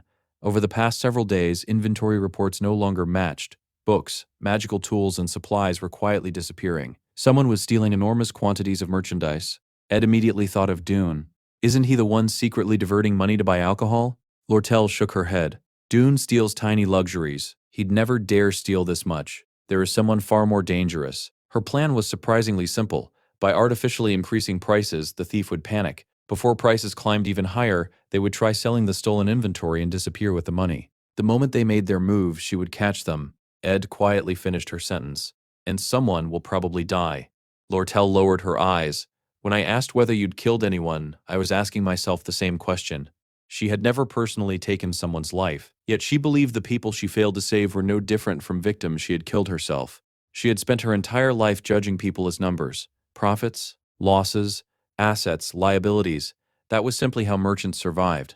Then, for the first time, she revealed the truth about her childhood. A wealthy merchant had discovered her talent and adopted her. Afterward, he purchased her biological parents. They had been starving in the slums, surviving on rotten bread. They sold their own daughter because they believed it would save her. Instead, they were murdered to erase every trace of the transaction. Lortel looked completely expressionless. In the end, we were all accomplices. She quietly asked Ed a question. Do you know how much I was sold for? He shook his head. 3 gold coins. 3. Exactly 3. The same amount she now casually offered as a daily salary whenever she wanted someone to work for her. Ed couldn't help smiling bitterly. Don't you think paying 3 gold coins per day is a little excessive? Lortel laughed softly. There will always be people who refuse. And honestly, I don't care. Whether it was eliminating the traitor inside her association or controlling Dune despite knowing he occasionally stabbed her in the back, none of it truly mattered, because she never trusted anyone enough to be disappointed. Ed quietly understood. So you avoid trusting people because you don't want to get hurt. Lortel nodded. Exactly. That's why I always walk alone. And that's my weakness. Ed smiled. So that's why you invited me for this walk. Lortel looked toward the Silent Academy. I also happen to hear things. From very far away. She already knew the rumors. She knew Ed had been depressed lately. After a long silence, Lortel spoke again. When noble families arrange marriages, there's an old tradition. The couple reveals their greatest weakness to each other. Once both people know how to hurt the other, their bond becomes stronger. She slowly looked around the empty academy. The once lively campus had become completely silent. No students, no laughter, just empty paths stretching into darkness. Doesn't this place feel lonely, she whispered, like everyone has disappeared, and we've been left behind. She admitted she felt that loneliness every single day. Sometimes, she deliberately sought it out. Then she looked at Ed. Do you understand that feeling? Ed answered without hesitation. I do. It's strangely comforting. Neither of them said another word. Instead, they quietly embraced beneath the night sky, finding comfort in someone who understood exactly how lonely they truly were. The following morning, Maya finally met with Lortel regarding the job offer. She bowed politely. I'm truly grateful, but I take great pride in serving the Aphelios mansion. There are difficult days. There are days I'm exhausted, but I still want to continue working there. Even Lortel admitted that her offer had been unusually generous. She looked genuinely disappointed by the rejection. Then she casually proposed another idea. What if you simply worked both jobs? Belle blinked. Lortel explained that Belle had recently been making time to help care for Janice anyway. Managing the country house would be similar. She would only need to visit a couple of times each week, supervise everything, and leave. Belle hesitated. Before she could even answer, Lortel thanked her enthusiastically, pulled out a prepared contract, placed it directly in front of her, guided her through signing it, collected the document, then stood up. Wonderful. Everything is settled. I'm counting on you. And she calmly walked away. Belle remained frozen. Only after Lortel disappeared did she realize the contract had been prepared before the conversation even started. She had never been negotiating. She had been completely manipulated.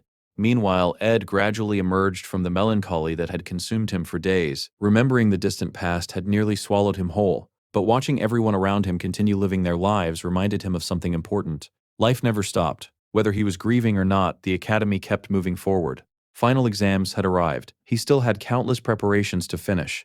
The vacation would begin soon afterward, and before that happened, he needed to prepare for every event the altered future would throw at him. Elsewhere, Tanya received a letter from her father. He explained that many academy students usually returned home during the break. He invited Tanya to visit the family mansion, rest for a while, return to Sylvania afterward, and bring Ed with her. Tanya rubbed her aching forehead. First, the elite guide had already been causing endless headaches. Now even her father had joined the chaos. The next morning, she woke up with a pounding headache from everything she had to deal with. As she stepped outside the dormitory, she suddenly came face to face with Lucy. Both girls jumped in surprise like two startled cats. After an awkward silence, Tanya folded her arms. Do you have something to say? Lucy lowered her head. I came to apologize. Tanya looked at Lucy and gently shook her head. You don't need to apologize anymore, she said. That happened a long time ago. Trying to lighten the mood, she smiled. The weather has been wonderful lately. Why don't you go take one of your famous naps? You're probably heading to my brother's camp anyway, aren't you? Lucy immediately looked away. I haven't gone. Sleeping somewhere else feels strange. She nervously grabbed the edge of her skirt. My clothes will get dirty, my skirt will collect dust, my hair will become messy, and I won't look nice. Neither Tanya nor the maid understood what she meant at first, but the maid, who had witnessed countless young romances during her years of service, instantly recognized the symptoms. Lucy wasn't worried about getting dirty. She was worried about how one specific person would see her. A smile spread across the maid's face. Don't worry, Miss Lucy. You're naturally beautiful. I guarantee that tomorrow you'll look absolutely stunning. She proudly puffed out her chest. I am the senior maid of the Aphelios mansion. I normally serve the students, but I also specialize in love advice. Lucy immediately looked terrified. Apparently, receiving romantic coaching from a professional maid was somehow scarier than fighting monsters. Meanwhile, back at Ed's camp, an ominous atmosphere suddenly descended. Even the spirit beasts instinctively backed away. The source of that terrifying pressure was Janice. She had just discovered that Lortel intended to build a country house right beside the camp. Her murderous aura alone was enough to make nearby spirits reconsider their life choices. Ignoring the invisible battle taking place, Ed completed another summoning. This time Marilda appeared in her human form. He smiled with satisfaction. Fortunately, maintaining her human form no longer consumed any additional mana. In his hands was his newest creation, a staff crafted from the wood of a 1,000-year-old tree that had once been struck by lightning. Its crafting difficulty was an astonishing 3.5. The weapon dramatically increased mana efficiency, greatly improved the responsiveness of spirits from every attribute, and even allowed its wielder to use all magical formulas regardless of elemental affinity. When paired with the superior wind spirit, Marilda, the effects became even more ridiculous. Wind protection covered a much larger area, and the power of the Ascension Banner skill increased dramatically. Ed couldn't help smiling. Making the staff was definitely the right decision.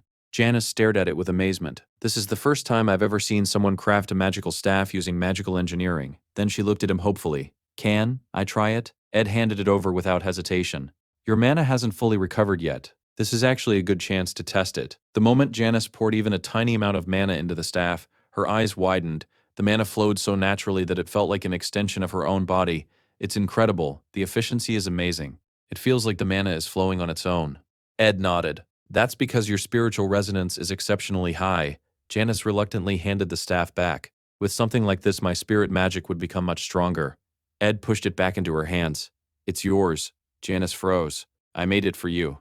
And I owe you far more than this. He apologized for not being able to do more for her until now. Janice looked completely overwhelmed.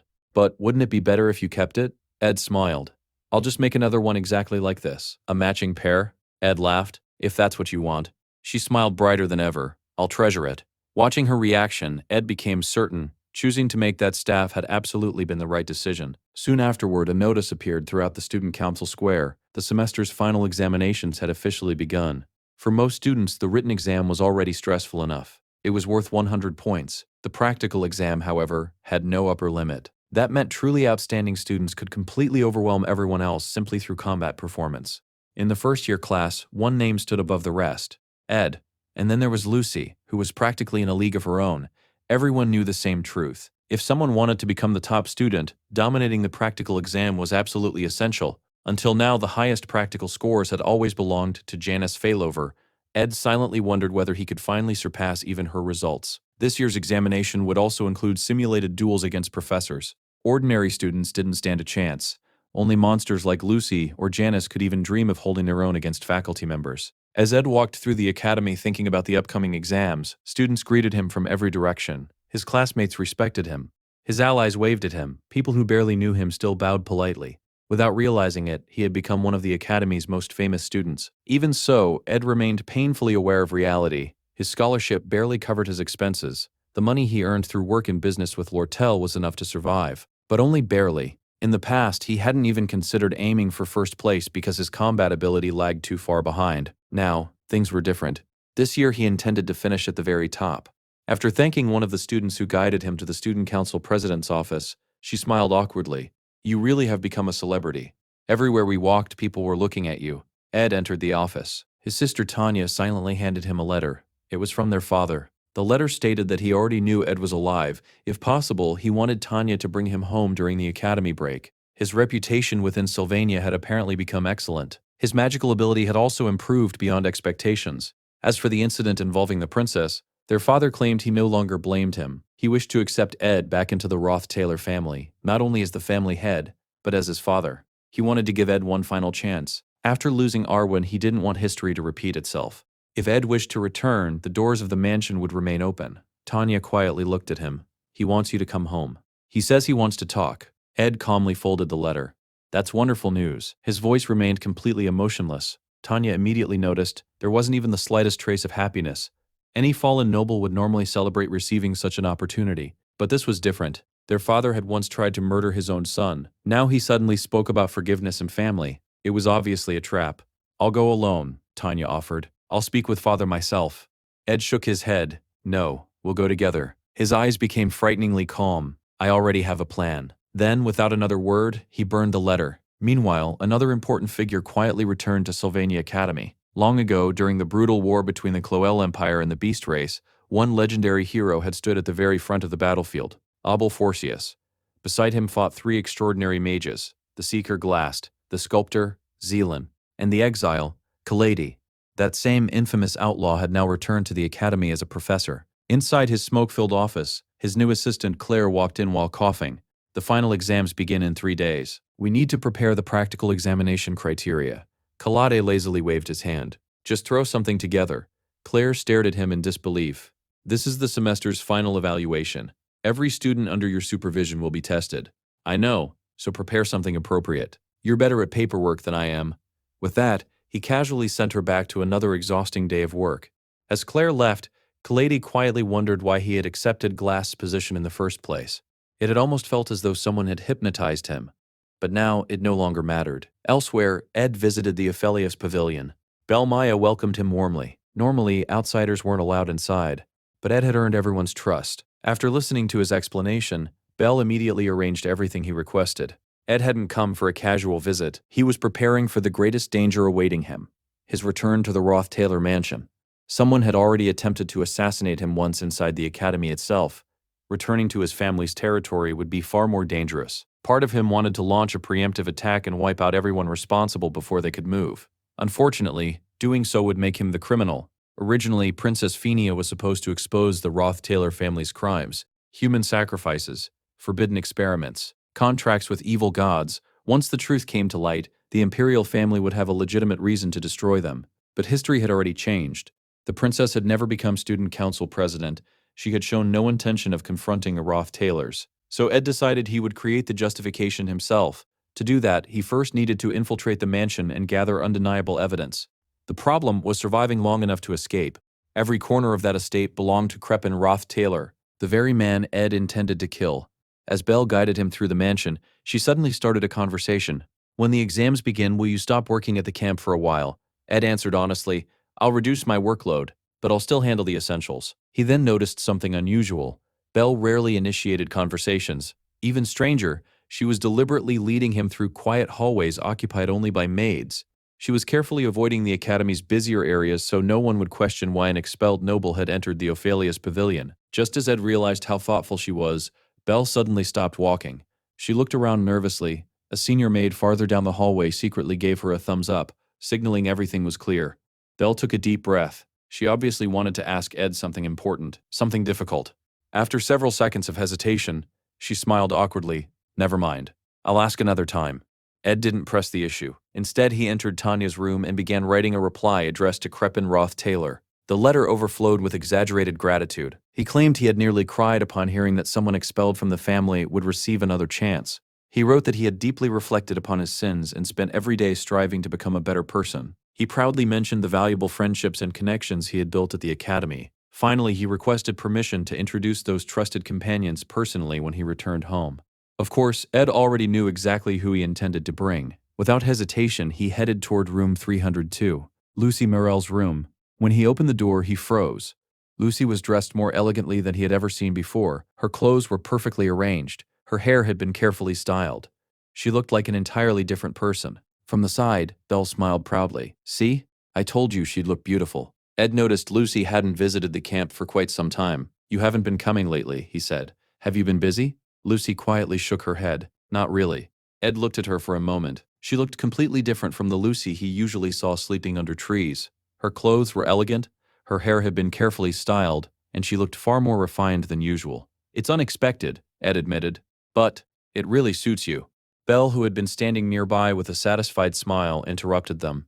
"So, Sir Ed, what exactly did you want to discuss with Miss Lucy?" Ed answered without thinking, "After the exams are over and vacation begins, I'd like Lucy to come with me to my family estate so we can greet my father." The room instantly froze.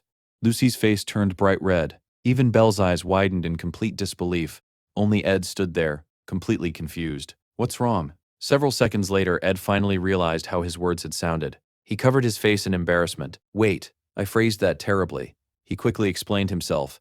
"I'm not inviting you for something like that. This trip is extremely dangerous. My life will probably be on the line. We're traveling to the Duchy of Roth-Taylor." He looked directly at Lucy. "I'm not asking for your help without offering anything in return. I'm asking because I truly trust you." Then his expression became serious. "I intend to remove Crepin Roth-Taylor from power." He knew exactly what that meant. From the outside, it would look like a son betraying his own father. Lucy quietly asked, "Is this revenge?" Ed immediately shook his head. "No, it's survival. If I don't remove the man who's trying to kill me, I'll eventually be the one who dies." He explained that once Crepin was gone, Tanya would most likely become the next family head. At that point, Ed would once again become the eldest son of the continent's greatest ducal house, protected by a position that few people would dare challenge. Looking at Lucy, he lowered his head. "So, please, invest in me." Lucy remained silent for a long moment. Then she softly replied, "I don't make investments. I've never cared about power."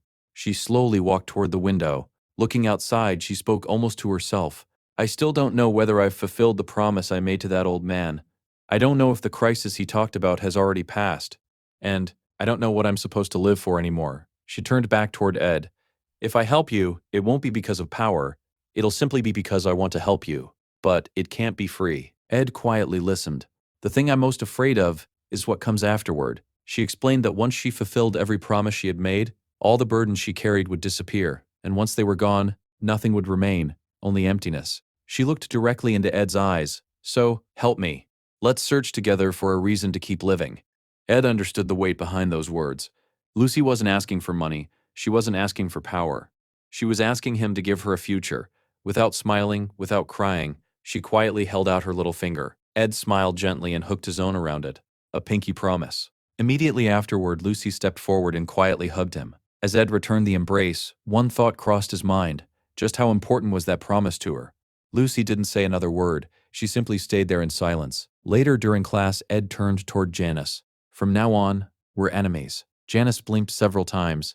Did I do something wrong?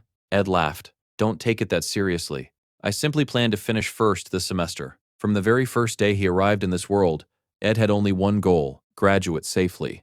The problem was the absurd tuition fees. Between the Glock Foundation scholarship and the money he earned through Lortel, he had barely managed to survive. But there was no guarantee he could continue until graduation. However, if he finished first in his class, every tuition fee would be completely waived. Before, becoming first had been impossible. Now, he finally had a chance. Janice crossed her arms confidently. If I let my guard down even once, I'll lose first place. Among the third-year students, everyone was relatively close in ability. Janice completely dominated spirit magic. Meanwhile, Ed held a clear advantage in subjects like history, memorization, and magical engineering. Janice smiled confidently. I won't give up first place that easily. The people back home would be so proud if I graduated at the top. Soon afterward, the semester's final examinations officially began. The written exams came first. Once they finished, Ed and Anise headed toward Professor Claire's office. Anise sighed. Professor Collade replaced Glast, but Claire's workload hasn't changed at all. For the past 3 days, Claire had personally prepared every written exam, practical test, and evaluation standard. Now, she was fast asleep with her face resting on the desk. Nearby, Clebius looked completely devastated. I failed. I'm an idiot. I'm pathetic. I'm useless. I even got questions wrong from the basic swordsmanship manual. At that exact moment, Alvira walked inside. So you're just going to lie there feeling sorry for yourself all day? Only then did she notice everyone else. Oh, Ed smiled. What are you doing here? Alvira held up several documents. I developed a new elemental resistance reagent. I wanted the magic department professors to review the theory behind it. Annie sighed. You picked the worst possible time. Professor Claire is unconscious. Meanwhile, Clebius continued sinking into despair. I've definitely lost first place. He looked pitifully toward Ed. You think I'm pathetic too, don't you? Alvira immediately smacked him on the head. Stop whining. Annis turned toward Ed. How do you think you did? Ed answered honestly, pretty well. Ever since enrolling at Sylvania, he had studied relentlessly. Now that he had a stable home and fewer survival worries, naturally his written scores had improved dramatically. Based on everyone's previous grades, Janice still held the advantage overall. If Ed wanted to overtake her, everything would come down to the practical examination. According to the curriculum, this semester's practical test for elementology involved fighting a professor. Originally, that professor should have been Claire. Unfortunately, Claire had worked herself unconscious. Anise sighed. I guess another professor will have to take over. As if on cue, Professor Collade staggered into the office looking completely hungover. He glanced around. Assistant Professor Claire. Claire instantly woke up. Professor. Collade scratched his head. I just got yelled at by the headmaster. They asked why every responsibility, from preparing written exams to supervising evaluations, had been dumped onto you. He looked genuinely confused. So, what exactly have I been doing? Claire immediately apologized. Collade shrugged. Well, if they're paying me, I suppose I should actually work. He looked at the schedule. The practical exam is tomorrow, right? Then he pointed toward the door. Go home. Sleep. I'll handle everything.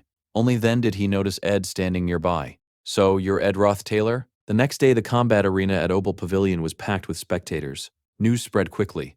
Professor Collade himself would be facing Ed Roth-Taylor.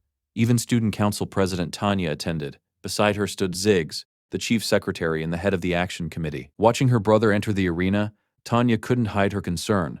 She didn't expect him to win.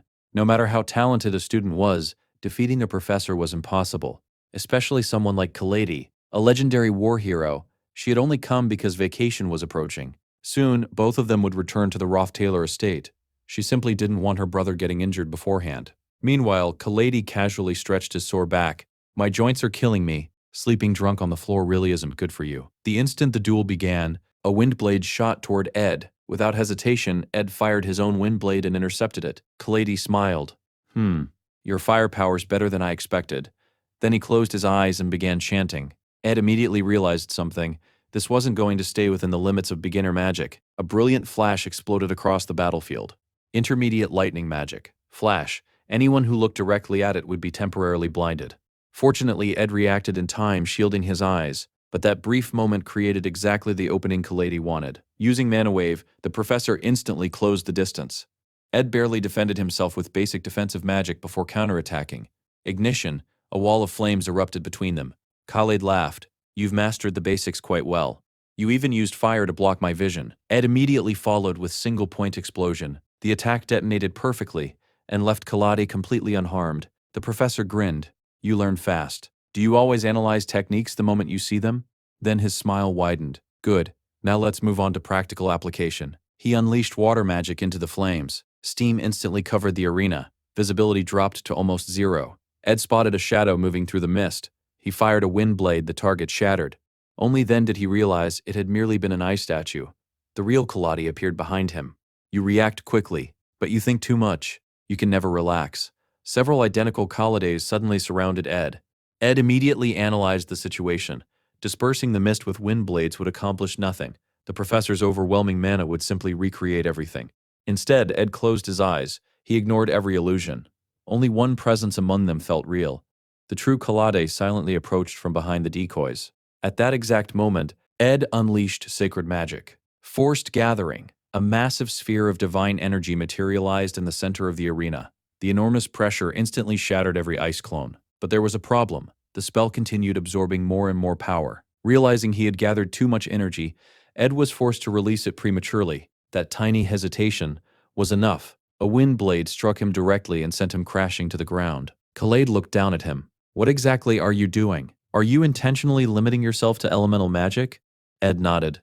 Of course, this is the elementology practical exam. Watching from the audience, Tanya became increasingly nervous. Only Ziggs smiled. Khaledi laughed loudly. Interesting. I've never judged students based solely on elemental magic. He looked directly at Ed. Are you afraid of getting hurt? Ed calmly shook his head. No, I simply prepared for an elementology examination. Khaledi folded his arms. Elementology is the foundation of combat magic. It's not about throwing elemental spells. It's about combining every branch of magic together. That's what Glast would have taught you. Then he smirked. But I'm not Glast. His voice echoed throughout the arena. I don't care what kind of magic you use. Use everything you've got. If you're still standing after 10 minutes, I'll personally give you the highest possible score. Long ago, after the Great War ended and Emperor Cloel's reign brought peace to the continent, Guardian Abel and the 3 legendary war heroes all accepted teaching positions at Sylvania Academy. Their goal was simple: train the next generation. But Khaledi never truly knew how to teach. Everything he understood had been learned on battlefields soaked in blood. He couldn't ask peaceful students to spend entire nights sharpening their magical senses. He couldn't teach them assassination techniques. He couldn't tell them survival meant killing first. As those thoughts lingered in his mind over the years, countless incidents occurred.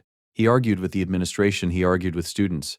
Little by little, Khaled became colder. Eventually, he abandoned the academy altogether and wandered the lawless regions as an adventurer. Only after receiving news of Glast's death, his only true friend, did he agree to return and take over his position. Now, standing once again inside Sylvania Academy, he realized nothing had really changed. The duel continued, and Khaled couldn't help thinking about Glast. His old friend had died without leaving anything behind. There had been no final message, no farewell, nothing.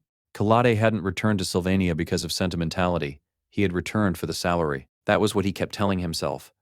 Still, one question continued bothering him. Who had been with Glass during his final moments? He asked the faculty. Not a single professor stepped forward. Instead, one of the students answered. There was a student Professor Glass cared about more than anyone else. Then they mentioned a name, Ed Roth Taylor. At first, Khaledi had dismissed him as nothing more than another talented but immature boy, but after seeing his name among the candidates and now fighting him in person, his opinion had completely changed. Earlier, Khaled had declared that if Ed remained standing for 10 minutes, he would award him the highest possible score.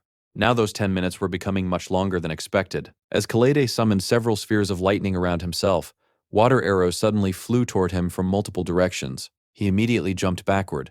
A bow? Only then did he realize Ed had secretly summoned one. While dodging the incoming arrows, Khaled smiled. So elementology isn't even your specialty. The very next second, his foot landed on a glowing magic circle. Source manifestation. A powerful spirit emerged. Regia. Khaled's eyes widened. So you're a spirit summoner too. Before Regia could sink her teeth into him, Khaled instantly froze her solid. His expression became increasingly amused. Calling you a mage doesn't even feel accurate anymore. Normally, mages avoided close combat whenever they fought another mage. Keeping distance was basic common sense. Ed ignored that rule completely. He charged straight toward Kaladi. The professor laughed. "You're good." Without hesitation, Kaladi changed his fighting style. Ed clearly possessed remarkable talent with elemental magic. The problem was, he was intentionally restricting himself. It was as if he insisted on fighting with both arms tied behind his back. Kaladi had seen soldiers fight under far worse conditions on the battlefield. When Ed slipped past another freezing attack, he immediately activated forced convergence. The sphere rapidly compressed space around Kaladi. At such close range, dodging was impossible. Kaladi instantly raised his mana shield. At the same moment, Ed thrust his dagger forward. The shield stopped it. For someone your age, your reflexes are impressive, and sacred magic too. But before Kaladi could finish speaking, Ed activated Mug. The dagger suddenly exploded. The mana shield shattered. The blast hurled Kaladi backward across the arena. Landing on his feet, Kaladi laughed loudly. "Have you already surpassed the level of an ordinary student?" Then his smile disappeared. "If we're going this far, we're finishing this properly." An enormous amount of lightning mana gathered above the battlefield. Watching from the audience, Tanya's face turned pale. That's why everyone calls him the Mad Dog. Kaladi was casting high-level lightning magic. Divine punishment. A gigantic bolt of lightning crashed down from the sky. The explosion tore apart part of the academy roof. Even Kaladi briefly regretted it. I may have overdone it. After all, his opponent was still a student.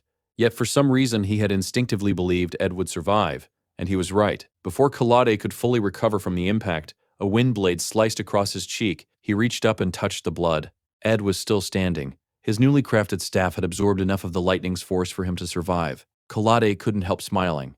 At that moment, he finally understood Glass. He understood why his old friend had paid so much attention to this boy. Ed wasn't an ordinary student. Someone who had crossed the line between life and death countless times developed a certain look in their eyes. A fierce determination impossible to fake. Kaladi had seen it countless times on real battlefields. Now, he saw that same look staring back at him. "Come." Ed rushed forward. Marilda's blessing wrapped around him as he attacked with both dagger and staff. Kaladi responded by freezing everything around them. The arena instantly transformed into an icy prison. Even so, Ed shattered the ice, imprisoning his own body, and kept advancing. Kaladi couldn't help laughing. That gaze, that determination, he had seen it before. It belonged to warriors who fought every battle as though they had already accepted death. For the next 5 minutes, neither of them held back. The arena became a blur of magic, explosions, and close-quarters combat. Ed suddenly drove his knee into Kaladi's stomach. At point-blank range, Kaladi immediately retaliated. Concentrated explosion. The blast should have incinerated Ed instantly. Only the blessing of flames prevented him from being burned to ashes. Standing only a few feet away, Ed raised his staff. Stellar explosion. An enormous amount of star mana began gathering. Before the spell could fully activate, the Blessing of Storms suddenly triggered automatically after sensing an unexpected attack. The powerful wind threw Kaladi backward. Only then did Ed notice countless ice needles had already formed behind him. If the blessing hadn't activated, he would have been skewered. Kaladi calmly spoke. "On the battlefield, one careless moment is enough to die. I can tell. You understand that better than most." With only a few casual steps, he cast another spell. Eternal freezing. The ice instantly trapped Marilda. Then it spread toward Ed's body. Within seconds, one of Ed's legs became completely frozen. Even if you melt it now, it's already too late. Kaladi summoned another wave of ice needles. This attack would end the duel. Suddenly, "Professor," a voice echoed across the battlefield. Someone charged directly into the arena. With one swing, the newcomer shattered the ice imprisoning Ed. The 10 minutes are over. It was Dyke Elfran, the #1 student in the 4th-year combat department and one of the Student Council Executive Committee's strongest members. Kaladi scratched his head awkwardly. "Looks like I got carried away." Dyke quickly checked Ed's condition. He couldn't continue fighting. Or so everyone believed. Then Dyke noticed something strange. Ed's frozen leg hadn't melted. Not because he couldn't, because he hadn't even tried. Instead, Ed quietly lowered his staff toward the frozen limb. Red mana gathered around it. But it wasn't fire magic, it was star magic. Ed had been preparing another stellar spell. Dyke's expression changed. If he hadn't interrupted, he honestly didn't know who would have won. Walking toward Ed, Dyke bowed his head. "Sorry, I interfered without permission." Ed simply smiled. "It's fine. I got a good grade.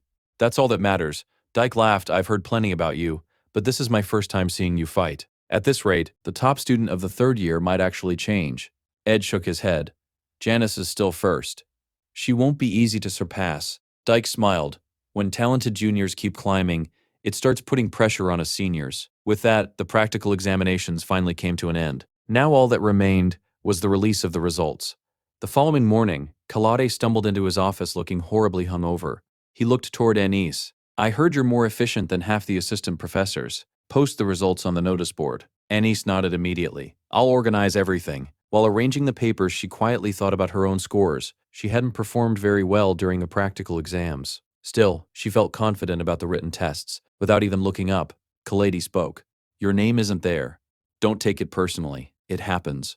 At Sylvania Academy, only professors and the student council could see every student's detailed scores. The public announcement only revealed the top 20 overall rankings along with each year's highest and lowest performances. Because practical examinations carried so much weight, the number one position rarely changed. This year, everyone expected the rankings to stay the same. Instead, the entire academy exploded into chaos. The first-year rankings were announced. First place, Wade Callamore. Second, Joseph. Third, Dennis. The second-year rankings followed. First, Lucy Morel. Second, Lortel. Third, Clavius. Students immediately began whispering, "How did Lortel end up second? She barely attends classes." Others defended her. "She works harder than anyone." Then came the fourth years. First, Dyke Elfrin. Second, Traziana. Third, Dorothy. Finally, everyone waited for the third-year results. The announcement appeared. First place, Ed Roth Taylor. Second place, Janice Failover. Silence filled the square.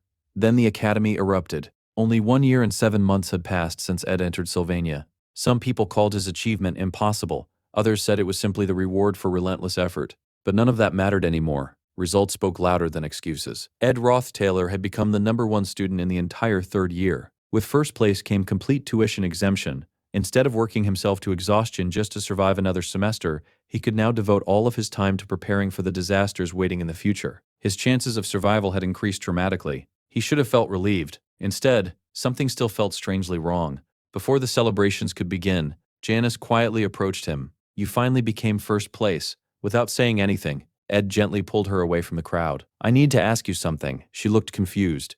"You intentionally got questions wrong on the written exam." Janice froze. "You would never score only 30 points. You gave first place away." She smiled awkwardly. "Was it really that obvious?" Then she finally explained, because of her punishment, even if she finished first, she wouldn't receive any scholarship benefits. She had already moved out of the dormitory. Besides, being #1 carried enormous expectations. She had grown tired of carrying that burden. Looking at Ed, she smiled gently. "You weren't behind me academically anymore." It made sense. "For now, you're the one who should stay at the top." Ed quietly took a deep breath. He wasn't happy. Winning because someone else stepped aside didn't feel like a real victory. Still, he understood why she had made that decision. Before Janice could continue speaking, Anne suddenly ran over. "We're all going to the bakery to celebrate the end of the semester." Without waiting for an answer, she grabbed Janice by the arm. Then she waved cheerfully at Ed before dragging Janice away, leaving him standing alone with far more complicated feelings than anyone else realized. Later, Anne pulled Janice aside with a serious expression. "You made a huge mistake." Janice looked confused. "I know you didn't do it with bad intentions," Anne continued. "You care about Ed, and you wanted to help him." She took a deep breath. "I already checked the scores. Even if you had gotten full marks on the written exam, Ed still would have finished first." Janice blinked. "Then that's good. He worked so hard for it." Anne immediately shook her head. "No, you still don't understand." She looked Janice straight in the eyes. "Because you intentionally lowered your score, Ed believes he only became first because you gave it to him. He thinks it was charity, and someone like Ed would never be happy with that." Janice's face slowly turned pale. Anne sighed. "When you reach the top, simply being kind isn't enough. Sometimes kindness hurts more than cruelty." She paused before adding one last sentence. "If you really trusted Ed, you wouldn't have needed to do that." Those words struck Janice harder than she expected. Meanwhile, Ed returned to his camp, still unable to shake the uncomfortable feeling inside him. Originally, becoming first had only been a means of survival. The tuition waiver would dramatically improve his chances of staying alive. From that perspective, the process shouldn't have mattered, only the result. Yet, despite getting exactly what he wanted, he couldn't feel happy. That lingering disappointment refused to disappear. Maybe reaching the top wasn't only about survival anymore. His battle against Professor Kalade proved it. He only needed to survive 10 minutes to receive the highest grade. Instead, he had desperately tried to win, and perhaps he actually could have. Ever since arriving in this world, his only objective had been survival. Yet somehow, he had started worrying about things that had nothing to do with staying alive. Ed shook his head. There was no point dwelling on it. The semester had ended. vacation had begun. His next destination was the Roth-Taylor mansion. There wouldn't be time for unnecessary thoughts. Back at the Imperial Palace, Emperor Clovis was listening to a report from his daughter. "It has already been 5 years," she quietly said. "I heard Phenia is returning from Sylvania. It's unfortunate that I won't be able to see her." The Emperor smiled gently. "I understand. You've wanted to reunite with Phenia for a long time." He then changed the subject. "From your perspective, the Roth-Taylor family presents an excellent opportunity." The princess understood exactly what he meant. She had originally believed this meeting was arranged simply to keep her away from Phenia. Instead, it was political training. The Roth-Taylor family was the greatest ducal house on the continent. Anyone hoping to become the next emperor needed to understand and control such powerful nobles. Many influential families would attend the upcoming social ball. Among all of them, the Roth-Taylors stood above the rest. Their family head, Crepin, the Academy's first freshman student council president Tanya, and the recently reinstated son who had once been exiled. The princess dismissed him immediately. He shouldn't be a problem. With that, she departed. Princess Salaha, the Ice Princess, her destination, the Roth-Taylor mansion. Meanwhile, Tanya looked out the carriage window. This place really feels like another world. On Akin Island, the Ophelius Pavilion was considered the most luxurious and expensive building. Yet even that magnificent estate looked modest compared to the imperial palace where Princess Phenia lived. The palace existed for one purpose alone, to serve a single person. Before long, Ed and Tanya arrived to meet the princess. Without wasting a second, Phenia immediately understood why they had come. "You want political support." She went straight to the point. "I was the one who approved your expulsion. If I publicly recognize you now, your reinstatement becomes much easier." Ed smiled awkwardly. She had summarized his entire plan in only a few sentences. Returning to the Roth-Taylor estate was an enormous gamble. Lucy would accompany him, but raw strength alone wouldn't solve anything. Among nobles, authority mattered far more than power. If Princess Phenia acknowledged him publicly, no noble could openly oppose his return. Unexpectedly, the princess simply handed him a letter. "It has been some time since I last greeted Lord Crepin. Please deliver this to him." Ed accepted it in surprise. He had expected difficult negotiations. Instead, she had entrusted him with a personal letter from the imperial family. Even more surprising, the letter wasn't sealed with wax. Among nobles, that carried enormous meaning. An unsealed letter implied absolute trust in the messenger. The sender wasn't worried about the contents being altered. Ed quietly stared at it. "I expected this conversation to be much more difficult." Phania smiled faintly. "I trust you." Those simple words carried far more weight than any formal agreement. 2 days later, preparations were complete. Ed carefully dismantled every trap surrounding his camp. He stored everything that could be preserved, locked the cabin, packed only the essentials. When he returned, he found Janice waiting. The laundry had already been washed and hung outside. The cabin was spotless. A pot of curry simmered over the fire. Ed couldn't help laughing. "You've been paying way too much attention to me lately." He looked at her. "Is this because of first place? Because you think you were inconsiderate?" Janice awkwardly shook her head. "No, I thought I understood you, but I realized I really don't." She lowered her eyes. "I started wondering whether you might actually hate me." Ed smiled gently. Good people often hurt others without realizing it. Not because they were selfish, but because they cared too much. Janice was no exception. He quietly reassured her. "Trying to understand someone is already difficult enough. No one can ever understand another person completely. But I can promise you one thing." He looked directly into her eyes. "Nobody at this academy knows me better than you do. So even if you're inconsiderate sometimes, I could never hate you. Because you're someone very special to me." Janice instantly turned bright red. She became so flustered she could barely respond. "Then, you should be inconsiderate with me sometimes too. You can ask me for anything. I'd even stay here instead of going home if you asked." Ed smiled. "Then I'll give you a mission." Janice immediately nodded. "Anything." 2 days later, the group finally departed. The Roth-Taylor territory occupied the empire's most strategically important lands. Anyone traveling from the prosperous western coast toward the imperial capital had no choice but to pass through their domain. For generations, the Roth-Taylors had stood like an enormous shield protecting the capital itself. Inside the carriage, the atmosphere was anything but peaceful. Tanya quietly sat in the corner. She could practically feel sparks flying between Lucy and Janice. The source of the conflict, Lucy had fallen asleep with her head resting comfortably on Ed's lap. Ed himself was asleep as well. Janice stared at the scene with murderous intent. She carefully tried moving Lucy away. Lucy, still asleep, simply hugged Ed's leg even tighter. Tanya silently wondered why two monsters had to be riding in the same carriage. She genuinely feared for everyone's lives. Suddenly, the carriage hit a large rock. Everything turned into chaos. Lucy was launched onto another seat. Tanya fell onto the floor. Janice landed directly on top of Ed. Ed woke up completely confused. What happened? That evening, the group stopped to rest. Watching Lucy casually cling to Ed again, Tanya sighed. You really are close to both of them. Before Ed could answer, Lucy suddenly turned toward Janice. You should calm down. There are spirits everywhere. She casually revealed something shocking. Every single day, countless spirits gathered around Ed's camp because of Janice. Whenever anything happened, they immediately reported it back to her, including everything Ed did. Lucy narrowed her eyes. They even report what happens while he's taking a bath. Janice blinked. I never ordered them to. They just do it on their own. Lucy crossed her arms. But you've never told them to stop. You act innocent, but you're actually very cunning. Ed scratched his head awkwardly. I honestly don't mind.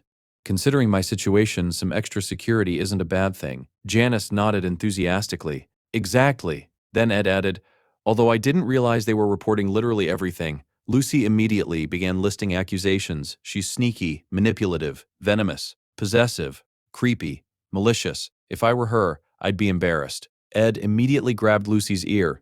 Enough. Stop bullying her. Then his expression became serious. We're almost there.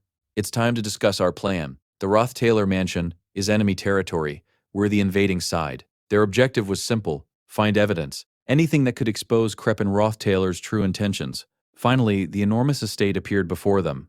Calling it a mansion felt ridiculous. At first glance alone, 5 or 6 massive buildings stood within the grounds. The entire estate looked more like a small town than a noble residence. This was a place where the Roth-Taylor family's authority surpassed even that of the imperial family itself. Within these walls, the family stood above the emperor. As everyone stepped out of the carriage, one of the butlers accidentally dropped Ed's suitcase. The old man immediately fell to his knees. I deeply apologize. I sincerely apologize. The surrounding servants also bowed their heads, not politely, reverently, almost as though Ed were some kind of deity returning home. The butler trembled. It has been so long since we've seen you, young master. I became nervous, seeing you return in triumph. Ed calmly picked up his own luggage. It's fine. I'll carry it myself. Without another word, he stepped inside. From this moment onward, if he wanted to survive, he would have to overthrow the god who ruled this place. A familiar voice echoed through the entrance hall. It has been a long time, hasn't it, my son? Standing there was Crepin Roth-Taylor. Before greeting him, Ed's eyes drifted toward an enormous portrait hanging prominently inside the mansion. It depicted Arwen Roth-Taylor, his older sister, the family's firstborn. A woman who had already died, ironically, while she was alive. Arwen had hated that very portrait. Yet after her death, it occupied the mansion's most honored place. Was it because her family missed her, or because they wished to preserve the image of the perfect daughter forever? Ed couldn't tell. Crepin interrupted his thoughts. You finally arrived. It must have been a tiring journey. I've missed you, my dear son. Later, inside the reception hall, Crepin apologized for the mansion's unusually hectic atmosphere. Preparations for tomorrow night's grand social ball had consumed every servant. If anything seemed lacking, he asked for their understanding. Ed politely apologized for arriving during such a busy period. Crepin smiled. That is precisely why I invited you back. Tomorrow night, I'll announce before everyone that my proud son has returned. His gaze shifted toward Ed's companions. So, these are the friends you've spoken so highly of. Janice nervously introduced herself. Crepin admitted he had never heard her family name before. Still, he had heard plenty about her, the young spiritualist capable of commanding high-level spirits. Then his eyes moved toward Lucy. And this? Must be the legendary mage. Lucy simply replied, Lucy. Silence filled the room. No one dared interrupt Crepin. Finally, he smiled. My son certainly has interesting friends. If time allows, I'd love to enjoy tea with all of you. Unfortunately, another servant entered at that exact moment. The Ice Princess has arrived. As one of the Empire's greatest nobles, Crepin had no choice but to greet her personally. Before leaving, he looked back at Ed. Go to your room. Rest. We've preserved it exactly as you left it. Ed replied that he would, but first he needed to deliver something to his father. Meanwhile, Duke Crepin was having a meal with the Ice Princess Salaha when she noticed he was holding a letter without a wax seal. Such a letter symbolized absolute trust, making her wonder if the Duke, one of the Empire's most influential figures, had already pledged his loyalty to Princess Phenia. Crepin calmly corrected her misunderstanding. He explained that he was not the recipient of the letter. A letter without a seal was not a sign of trust in the person receiving it, but in the one entrusted to deliver it. That explanation immediately sparked Salaha's curiosity, making her wonder who the messenger could possibly be. At the same time, Ed arrived at the door to his old bedroom, but Lucy casually walked in before him. She immediately threw herself onto the bed and told him that if anything happened, he should wake her up.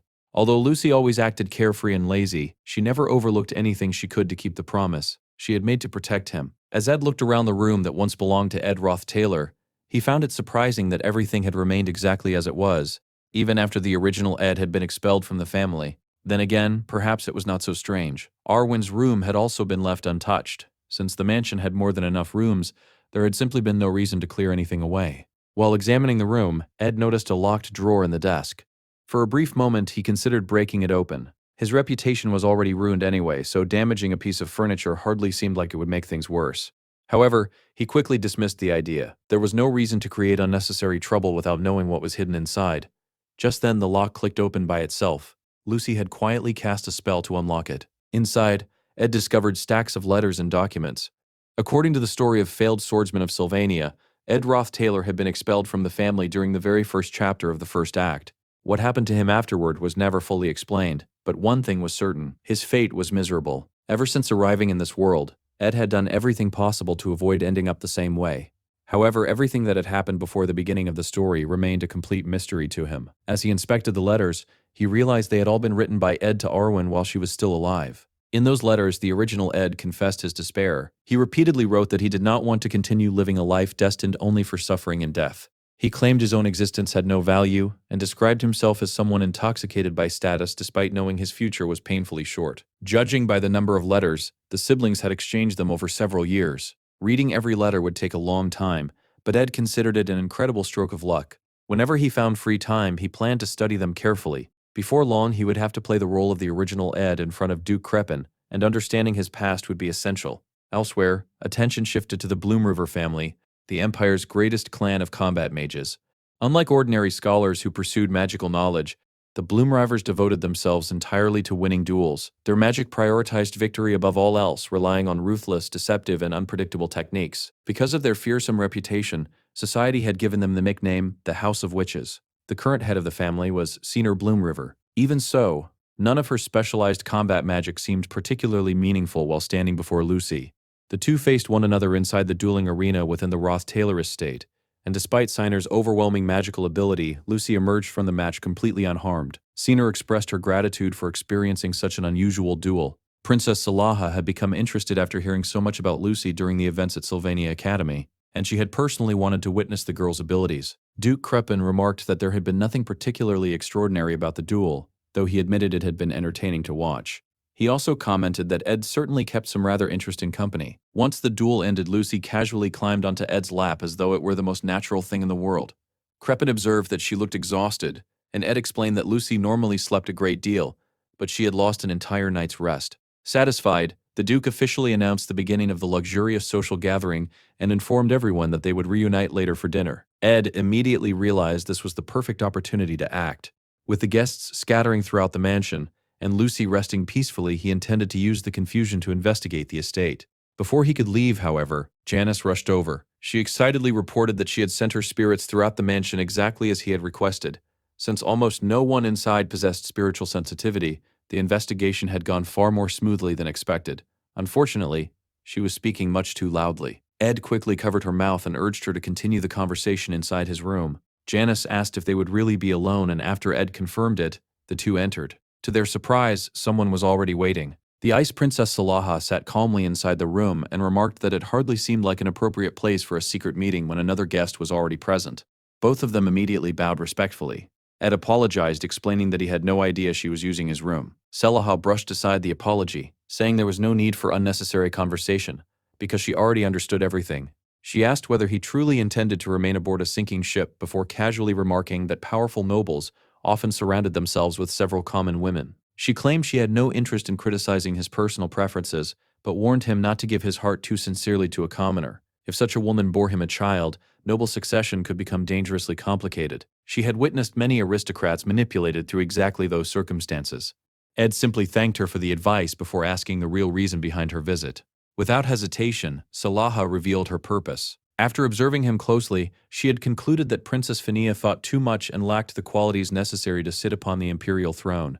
Because of that, she wanted Ed to stand on her side instead. Ed politely refused, saying he could never dare accept the hand of someone as noble as her with hands as stained as his own, even if he was a member of the Roth Taylor family. Salaha smiled, recognizing the elegant rejection hidden behind his flattering words. She reminded him that even Duke Crepin would ultimately support her. As his father's son, she suggested he should make the wiser choice. However, Ed possessed knowledge that no one else did. In the future, Selaha would cooperate with Crepin's plan and obtain the power of an evil god. Although she would achieve unimaginable strength, she would eventually lose control of that power and be consumed by it. Among all the tragic fates awaiting the characters in the fourth act, hers was one of the cruelest. Knowing that future, there was no way he could ever join her. Instead, Ed declared that under Emperor Cloel's peaceful reign, the empire needed a ruler blessed with virtue rather than ambition. He firmly believed Princess Fania would one day become an empress worthy of that position. Salaha countered by pointing out that Fania herself had no interest in ruling the empire. Even so, Ed answered that he would continue believing in her and patiently wait. It was the safest excuse he could offer while refusing Salaha's proposal. The princess slowly stepped closer until she was standing directly before him. Gently lifting his chin, she smiled and admitted that his loyalty only made him more interesting. She enjoyed taking things that already belonged to someone else. To her, loyalty was most beautiful when it was broken. She wanted to see how long his devotion to Fania would truly last. Fortunately for her, the social gathering would continue for another 5 days. During that time, she intended to show him the enormous difference between herself and Fania. If he ever changed his mind, she told him he could visit her whenever he wished. With that, she left. After Salaha departed, Janice pouted in frustration. She admitted she might only be a commoner, but she refused to let anyone look down on her like that. Perhaps she should have responded as calmly as Lortel would have, although she suspected that would only have irritated the princess even further. Ed simply sighed and remarked that Salaha had always behaved that way. Janice crossed her arms and complained that the princess had not only insulted her, but had shamelessly flirted with Ed right in front of her. Ignoring the complaint, Ed changed the subject and asked about the spirit's investigation. Janice explained that the mansion was enormous, making a complete search difficult. Even so, one of her spirits, Mug, had discovered something extremely suspicious. Beneath Duke Crepin's private office, it had detected an enormous concentration of magical energy. The strange part was the mansion's layout. According to the building's structure, the room beneath the library should have been nothing more than a kitchen. The magical readings made absolutely no sense. Because of that, Janice suggested they investigate the library personally. Ed knew that room well. He had visited it countless times in the past, and whenever it was empty, it remained securely locked. Still, he remained patient. They had 5 full days before the social gathering ended. There was no need to rush. They would quietly observe the mansion, wait for the perfect opportunity, and investigate only when the timing was ideal. Ed also told Janice to leave his bedroom door unlocked so she could report any important discoveries immediately. She asked whether she could enter his room at any time if something happened. Ed nodded without hesitation. As everything unfolded, Ed carefully organized his priorities. He had not even finished reading half of the letters exchanged between Arwen and the original Ed, and understanding those memories remained essential. At the same time, locking himself inside his room every day would only make Duke Crepin suspicious. For that reason, he decided to divide his time wisely. Whenever he had a free moment, he would continue reading the letters to uncover the truth about the original Ed's past. Meanwhile, he would patiently wait for the perfect chance to investigate the mysterious library. To avoid attracting unwanted attention, he also resolved to participate actively in every event of the 5-day social gathering, while secretly preparing for whatever lay hidden beneath the mansion. The first day of the social gathering was relatively relaxed.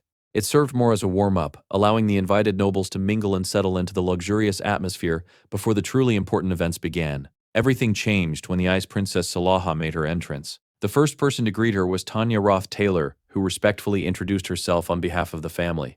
Salaha observed her for a moment before commenting that she seemed perfectly suited to uphold the Roth-Taylor family's reputation for many years to come. Tanya apologized for the modest preparations on the opening day, but Salaha simply smiled. She explained that she had arrived earlier than expected, so there was no reason to worry about the decorations. In fact, arriving early had allowed her to witness something quite interesting. At that very moment, Ed entered the hall. Dressed in elegant formal attire and officially restored to the Roth-Taylor family, he immediately became the center of attention.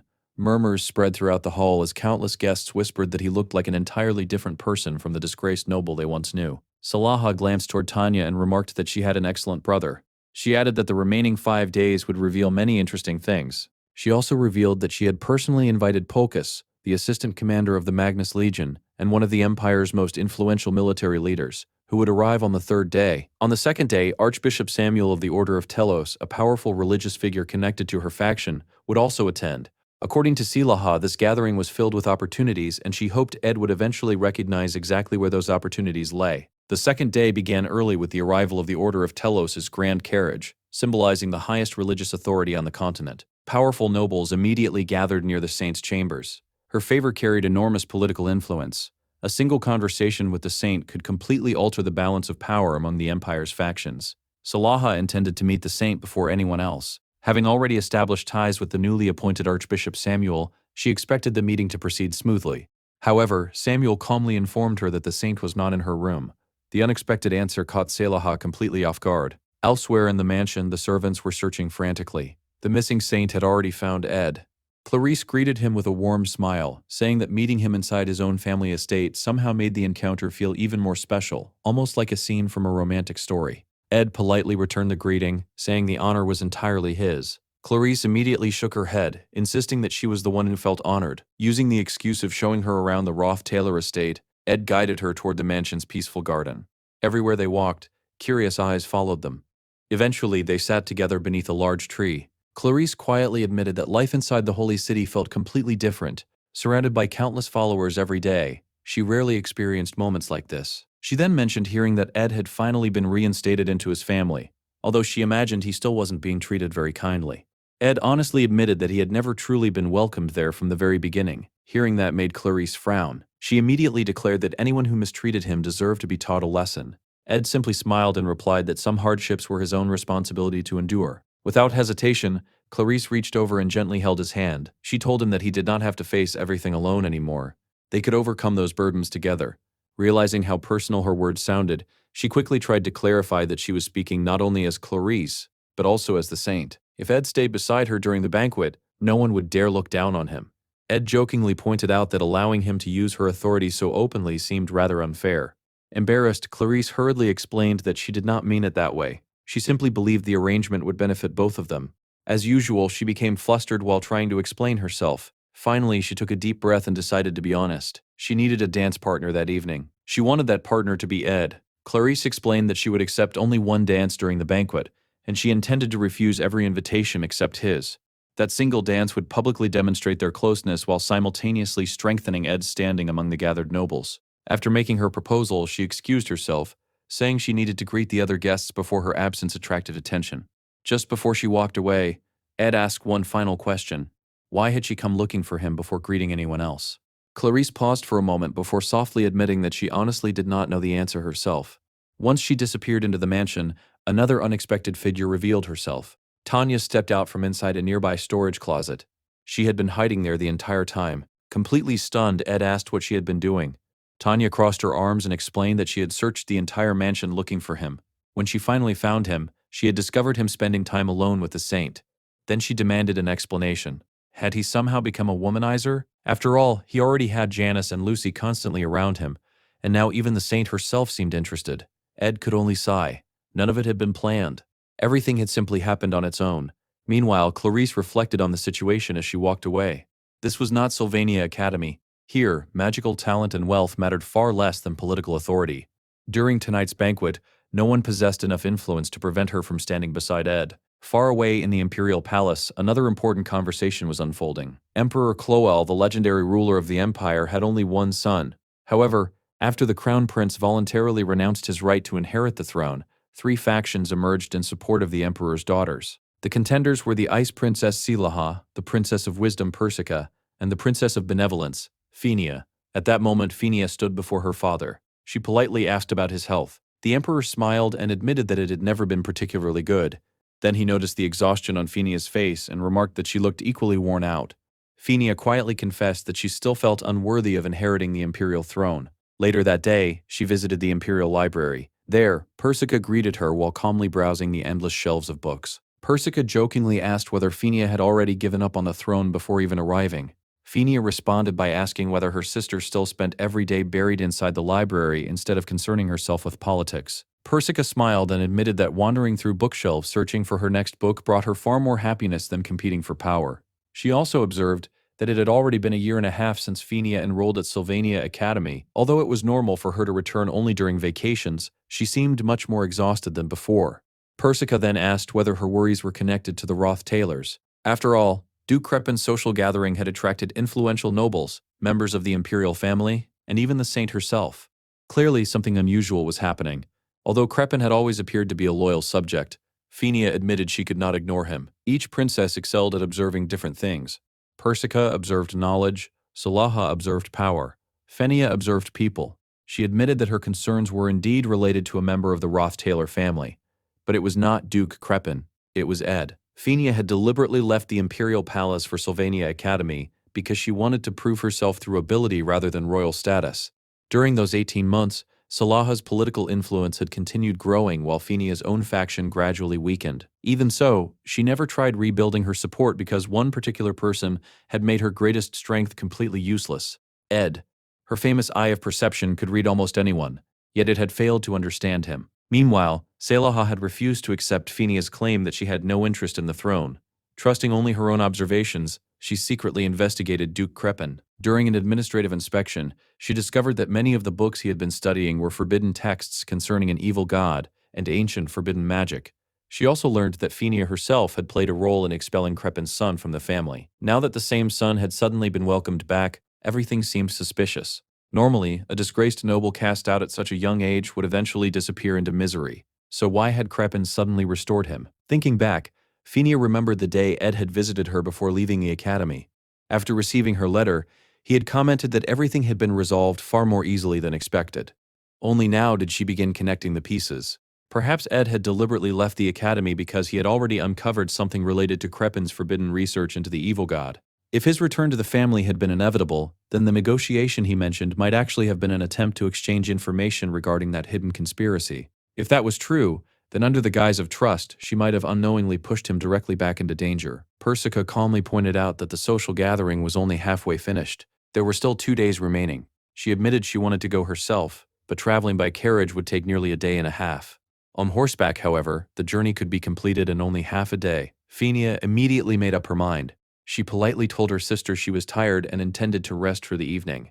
That, however, was a lie. Following Persica's advice, Fenia secretly departed that very night, riding toward the Roth-Taylor estate with only a small group of trusted knights. Watching from the palace window, Persica quietly smiled. A single man had managed to move the third princess into action overnight. She had a feeling the Roth-Taylor mansion was about to descend into complete chaos. Although she was curious to meet Ed herself, she knew it was not yet the right time. After all, she was now the only princess remaining inside the imperial palace. Meanwhile, at the Roth-Taylor estate, the second night's grand banquet had already begun, and couples were stepping gracefully onto the ballroom floor as the music echoed throughout the magnificent hall. "I'd be happy to." As promised, Ed approached St. Clarice and politely asked for a dance. The two gracefully stepped onto the ballroom floor, and before long everyone in the hall was watching them. Their movements were perfectly synchronized, creating an elegant and harmonious performance that drew countless eyes. However, admiration was not the only thing spreading through the crowd. Whispers soon filled the ballroom. Many nobles quietly reminded one another that Ed was the same libertine who had once disgraced the Roth-Taylor family before being expelled. Although several guests admitted he seemed like an entirely different person now, most dismissed it as nothing more than an act. Clarice could hear every word. The criticism visibly bothered her, but Ed gently reassured her, asking her not to let the rumors affect her. Clarice lowered her eyes and quietly wondered whether dancing with him had only created more trouble. Ed smiled and shook his head. He told her she had done nothing wrong. On the contrary, her decision had helped him immensely. Hearing that made Clarice smile with relief. She then confessed the real reason she had invited him. She had always wanted to dance with him, but until now, an opportunity had never presented itself. Since the social gathering would continue for several more days, she hoped they could share another dance before the event came to an end. Ed happily accepted, saying it would be an honor. While everyone remained focused on the banquet, Ed quietly began the next phase of his investigation. Lucy took up her assigned position on the rooftop as an emergency backup, while Janice prepared to assist him with infiltrating Duke Crepin's private library. Their objective was simple: find undeniable evidence of Crepin's crimes.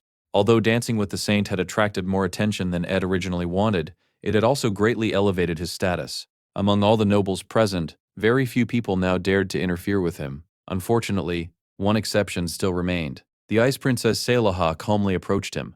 With an amused smile, she remarked that despite being surrounded by countless beautiful women, he somehow looked like a man desperately trying to escape from an annoying admirer. Ed silently admitted she wasn't entirely wrong. Salaha continued teasing him, pointing out that leaving such a magnificent banquet so abruptly would naturally attract suspicion. She jokingly asked whether he planned to sneak away and spend some private time with the commoner girl from earlier. Ed politely thanked her for the advice and assured her he would act carefully. Salaha smiled. Then she deliberately let her wine glass slip from her hand. The crystal shattered loudly across the ballroom floor, instantly drawing everyone's attention. With every guest now watching, Salaha extended her hand and publicly invited Ed to dance. She complimented his dancing skills and casually remarked that she would like to experience them herself. Normally, the gentleman would be the one extending the invitation. By making the first move herself, the Ice Princess intentionally created a scene that no one could ignore. Every eye in the ballroom turned toward Ed. Most believed refusing her would be impossible, yet Ed calmly bowed. Then he refused. He respectfully explained that someone as insignificant as himself could never presume to lead the hand of Her Highness. He also claimed he was not feeling well physically and feared only embarrassing himself. With that, he politely excused himself and walked away. The entire ballroom fell silent. No one could believe what they had just witnessed. Even Salaha stood frozen for a brief moment. Inside, however, her irritation was boiling. She believed his arrogance had reached the heavens. This gathering existed to strengthen her position as the Empire's future ruler. On the first day, she had secured Duke Crepin's support. On the second day, she intended to strengthen her relationship with the Saint. Instead, Ed had met Clarice before she did, and had even publicly rejected the princess herself. In Salaha's eyes, Ed was simply shortening his own lifespan. She became convinced that from this moment onward, he would find himself completely isolated. Her confidence only grew when she thought about the following day. On the third day, Roland was scheduled to arrive. As the principal investor behind the Empire's largest commercial company, nearly every supply entering the capital depended on his influence. More importantly, he had recently aligned himself with the company's new representative, someone firmly connected to Salaha's faction. She believed that once Ed realized Roland supported her, he would bitterly regret rejecting her offer. However, things did not unfold as she expected. When Roland's carriage arrived to collect him, the coachman informed him that his travel orders had been cancelled by higher authority and instructed him to return to headquarters instead. Completely confused, Roland argued that there had to be some mistake. The coachman merely suggested speaking directly with the person responsible. The moment Roland looked inside the carriage, he immediately understood. There was no need for further explanation. Meanwhile, while Salaha believed Ed was becoming isolated, reality painted an entirely different picture. He wasn't becoming isolated at all. Everything important was converging around him. Lortel, the true power behind the Empire's greatest trading company. Saint Clarice, Princess Phinia, Janice, the summoner of superior spirits, Lucy, the strongest mage among them. One after another, the Empire's most influential people were naturally gathering around a single individual. And Ed was finally ready to make his move. The Roth-Taylor mansion consisted of 6 floors. As the banquet continued below, servants bustled through the lower halls, while the upper levels gradually became deserted. Most guest facilities occupied the lower floors, whereas the family's private quarters remained above the 3rd floor. Guards carefully prevented ordinary visitors from entering those restricted areas. As Ed walked upstairs, one guard politely remarked that he had heard the young master wasn't feeling well.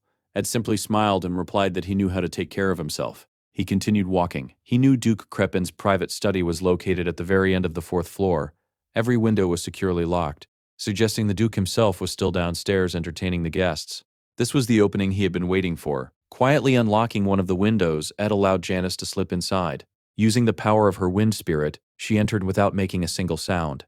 Ed asked how she had managed to leave the banquet unnoticed. Janice laughed and replied that unlike him, nobody seemed particularly interested in where she was. Everything appeared to be going according to plan. Then they opened the office door. Both immediately froze.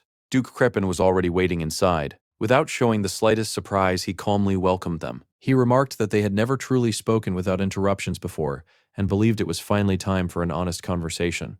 After a brief silence, he asked the question that had been troubling him all along. "Who are you?" Crepin explained that his real son had never called him father. He had hated him with every fiber of his being. No matter what hardship someone experienced, a person's heart could not change so completely overnight. The hatred that once filled his son's eyes had completely disappeared. The man standing before him was someone else. Crepin looked directly into Ed's eyes. Then he declared with absolute certainty that the person before him was not Ed Roth-Taylor. Dark magic immediately gathered around him. Janice instantly summoned several intermediate spirits to defend herself. Crepin was genuinely impressed. He already knew she possessed enough talent to command even high-level spirits. Even so, he mocked her. He asked whether she wasn't worried about destroying the mansion or harming innocent people. According to him, Janice's greatest weakness was her soft heart. The next moment, magical chains burst from the darkness, instantly binding every intermediate spirit before dragging Janice toward him. Before the chains could fully restrain her, a blade of compressed wind sliced them apart. Ed charged forward. Crepin effortlessly caught his dagger and calmly remarked that his combat skills were far beyond anything his own son should possess. With a single movement, he disarmed Ed and slammed him into a nearby bookshelf. Again, he demanded the truth. "Who are you?" But before he could react, the dagger he had knocked away suddenly floated into the air. Using a spirit formula, Ed controlled the weapon remotely. The blade shot forward, slicing across Crepin's leg before returning neatly to Ed's hand. Ed calmly answered that although he might not be the son Crepin remembered, he was still Ed Roth Taylor. Crepin dismissed the explanation as nonsense. Drawing his sword, he prepared for a real battle. Janice covered Ed while additional wind spirits unleashed powerful gusts toward the Duke. However, Crepin possessed abilities granted by the evil god Nebula. He could manipulate gravity, inertia, and friction itself, allowing him to dominate the battlefield with terrifying precision. Ed rushed forward. Just as Crepin prepared to counterattack, an amplified shockwave sphere suddenly exploded against him. He had not expected magical engineering technology. More importantly, he still hadn't fully mastered Nebula's powers. According to the future Ed remembered, Crepin would only completely awaken those abilities during his invasion of Sylvania Academy near the end of the fourth act. That meant now was the perfect opportunity to defeat him. Without hesitation, Ed activated a single-point explosion. The upper floor erupted in a violent blast. The entire mansion shook violently. Elsewhere in the estate, Salaha calmly assumed she had simply drunk too much wine. The servants, however, panicked as the entire building trembled. Despite the explosion, Ed understood something important. Simply killing Duke Crepin, one of the Emperor's loyal subjects, would only brand them as traitors. They needed undeniable evidence of his crimes. Earlier, Janice's spirit mug had sensed an enormous concentration of magic beneath Crepin's private study. According to the mansion's layout, there should have been nothing there. The explosion had created exactly the opening they needed. Even after surviving the blast, Crepin remained standing. His next attack nearly cut both Ed and Janice in half. He admitted that Ed's reactions were unnaturally fast, almost as though he had already fought him countless times before. Even so, he insisted the outcome would remain unchanged. Releasing even more of Nebula's power, Crepin transformed the room into his domain. Ed calmly replied that fighting inside the Duke's own mansion certainly put him at a disadvantage. But Crepin had made one critical mistake. He had allowed his own family to remain inside the estate. Without another word, Ed grabbed Janice and retreated down the stairs. Crepin mocked him for exposing his back to an enemy. Then divine punishment descended upon his study. High above the mansion, Lucy casually chewed on dried meat while unleashing devastating magic. She quietly apologized to the owner of the mansion before declaring that this was as far as he would ever go. As they hurried downward, Ed instructed Janice to memorize every detail they encountered. Simply claiming the hidden room existed would never be enough. They needed to describe everything inside if they wanted others to believe them. Neither of them knew exactly what awaited below. Then they entered the secret chamber. The horrifying sight instantly froze them in place. Courses, twisted magical experiments, forbidden rituals, countless traces of unimaginable cruelty. The evidence alone was enough to condemn Duke Crepin forever. Yet even those horrors were overshadowed by the figure standing beneath a single beam of light. A familiar head of brilliant golden hair, the exact same shade as the portrait hanging proudly in the mansion's entrance hall. The same golden hair as Ed himself. A young woman stood impaled by a sword. It was Arwen Roth Taylor. In that instant, Ed understood everything. Crepin had been using his own daughter as the centerpiece of his forbidden experiments, draining her strength and preparing to sacrifice his other children if necessary. Then something impossible happened. Arwen slowly opened her eyes. She softly smiled. She remarked that many things had changed since the last time they had met. Both of them had become completely different people. Then, after a long silence, she gently called him by name. Meanwhile, on the upper floor, Lucy successfully held Duke Crepin in place with her high-level light magic. Countless radiant swords surrounded him from every direction, leaving him completely trapped. One wrong move would result in instant death. Lucy calmly declared that the area was now off-limits. If he wanted to proceed, he was free to try. Rather than attacking, Crepin simply sat down and smiled. He admitted they had prepared remarkably well and acknowledged that advancing any further would not be easy. Deep beneath the mansion, Ed and Janice stood before the imprisoned Arwen. Looking at Ed, Arwen quietly admitted that what he was witnessing was too painful for anyone to bear. She had expected his heart to break even more than it had, but despite everything, she had wanted to see him one last time. Arwen Roth Taylor was Ed's older sister and the original sister of the real Ed Roth Taylor. Strangely, despite her importance, she had never even appeared in the original story. She gently asked how he had been doing at Sylvania Academy. She wondered whether he had managed to endure everything there because she knew it could not have been easy. Many times she had found herself thinking about how difficult his life must have been. Ed immediately interrupted her. Now was not the time for sentimental conversations. He reminded her that after their final argument, he had left the family altogether. If anyone should have left, it was her. She had known exactly what Duke Crepin intended to do, yet she had willingly remained by his side. Arwen quietly lowered her eyes. She explained that things had never been that simple. No matter what happened, Crepin was still their father. He had raised both of them, and they were still a family. She reached out toward Ed and pleaded with him to come home. If they remained together as a family forever, everything would eventually be fine. As her hand approached him, Ed suddenly grabbed it. Then he looked directly into her eyes. He calmly declared that she was not Arwen Roth Taylor. The atmosphere instantly changed. A sinister presence hidden inside her nearly lifeless body finally revealed itself. The creature questioned how he had managed to figure it out. At the same moment, upstairs, Crepin calmly explained the truth. Arwen had willingly offered herself as a sacrifice for the experiments involving the evil god. She had followed his research until she completely lost her own identity. He also revealed something almost no one else knew. Before leaving the mansion, Ed had argued bitterly with Arwen. Only a handful of people knew that secret. The entity possessing Arwen asked the obvious question: how could a mere imitation possibly know something like that? Ed already had the answer. Earlier, he had discovered a collection of letters hidden inside his old room. Every one of them had been written shortly before the argument that drove him to Sylvania Academy. Reading those letters had allowed him to understand everything. They repeatedly described the same fears and worries, making it painfully clear that something terrible had already been happening inside the Roth-Taylor family. Ed turned toward the books scattered throughout the hidden laboratory. One of them detailed the history of Mabular, the evil god of the mythical era. The truth became obvious. Summoning an evil god required countless human sacrifices. Even knowing that Arwen had remained beside their father, Ed quietly stated that he knew Crepin never abandoned his ambitions. Eventually, Arwen herself would become another sacrifice. She softly admitted that she had known that all along. However, she believed their father pursued something greater than their own lives. According to her, sacrificing everything for the family was simply the Roth-Taylor way. Even so, she had secretly protected Ed. She was the one who urged him to leave for Sylvania Academy because she did not want him to suffer the same fate. That contradiction proved everything. If she had once risked everything to save him, there was no reason she would suddenly beg him to return. The person speaking now was merely a trap created by Crepin. The Duke quietly announced that there was no longer any need to continue the conversation. Immediately afterward, the life vanished from Arwen's eyes once again, leaving behind nothing but an empty shell. Suddenly, the entire mansion began shaking violently. Ed immediately recognized the sound. Something had gone terribly wrong. Upstairs, Crepin slowly rose to his feet. He admitted that he had now fully confirmed Lucy's overwhelming magical ability.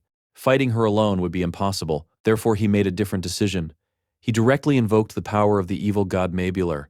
Gigantic black tentacles burst into existence, effortlessly blocking Lucy's light magic. Crepin offered a prayer to the evil god. In exchange for divine power, he willingly sacrificed every life inside the Roth-Taylor mansion. Instantly, the horrifying ritual began. The monstrous tentacles spread throughout the estate, draining the lives of every guest they touched.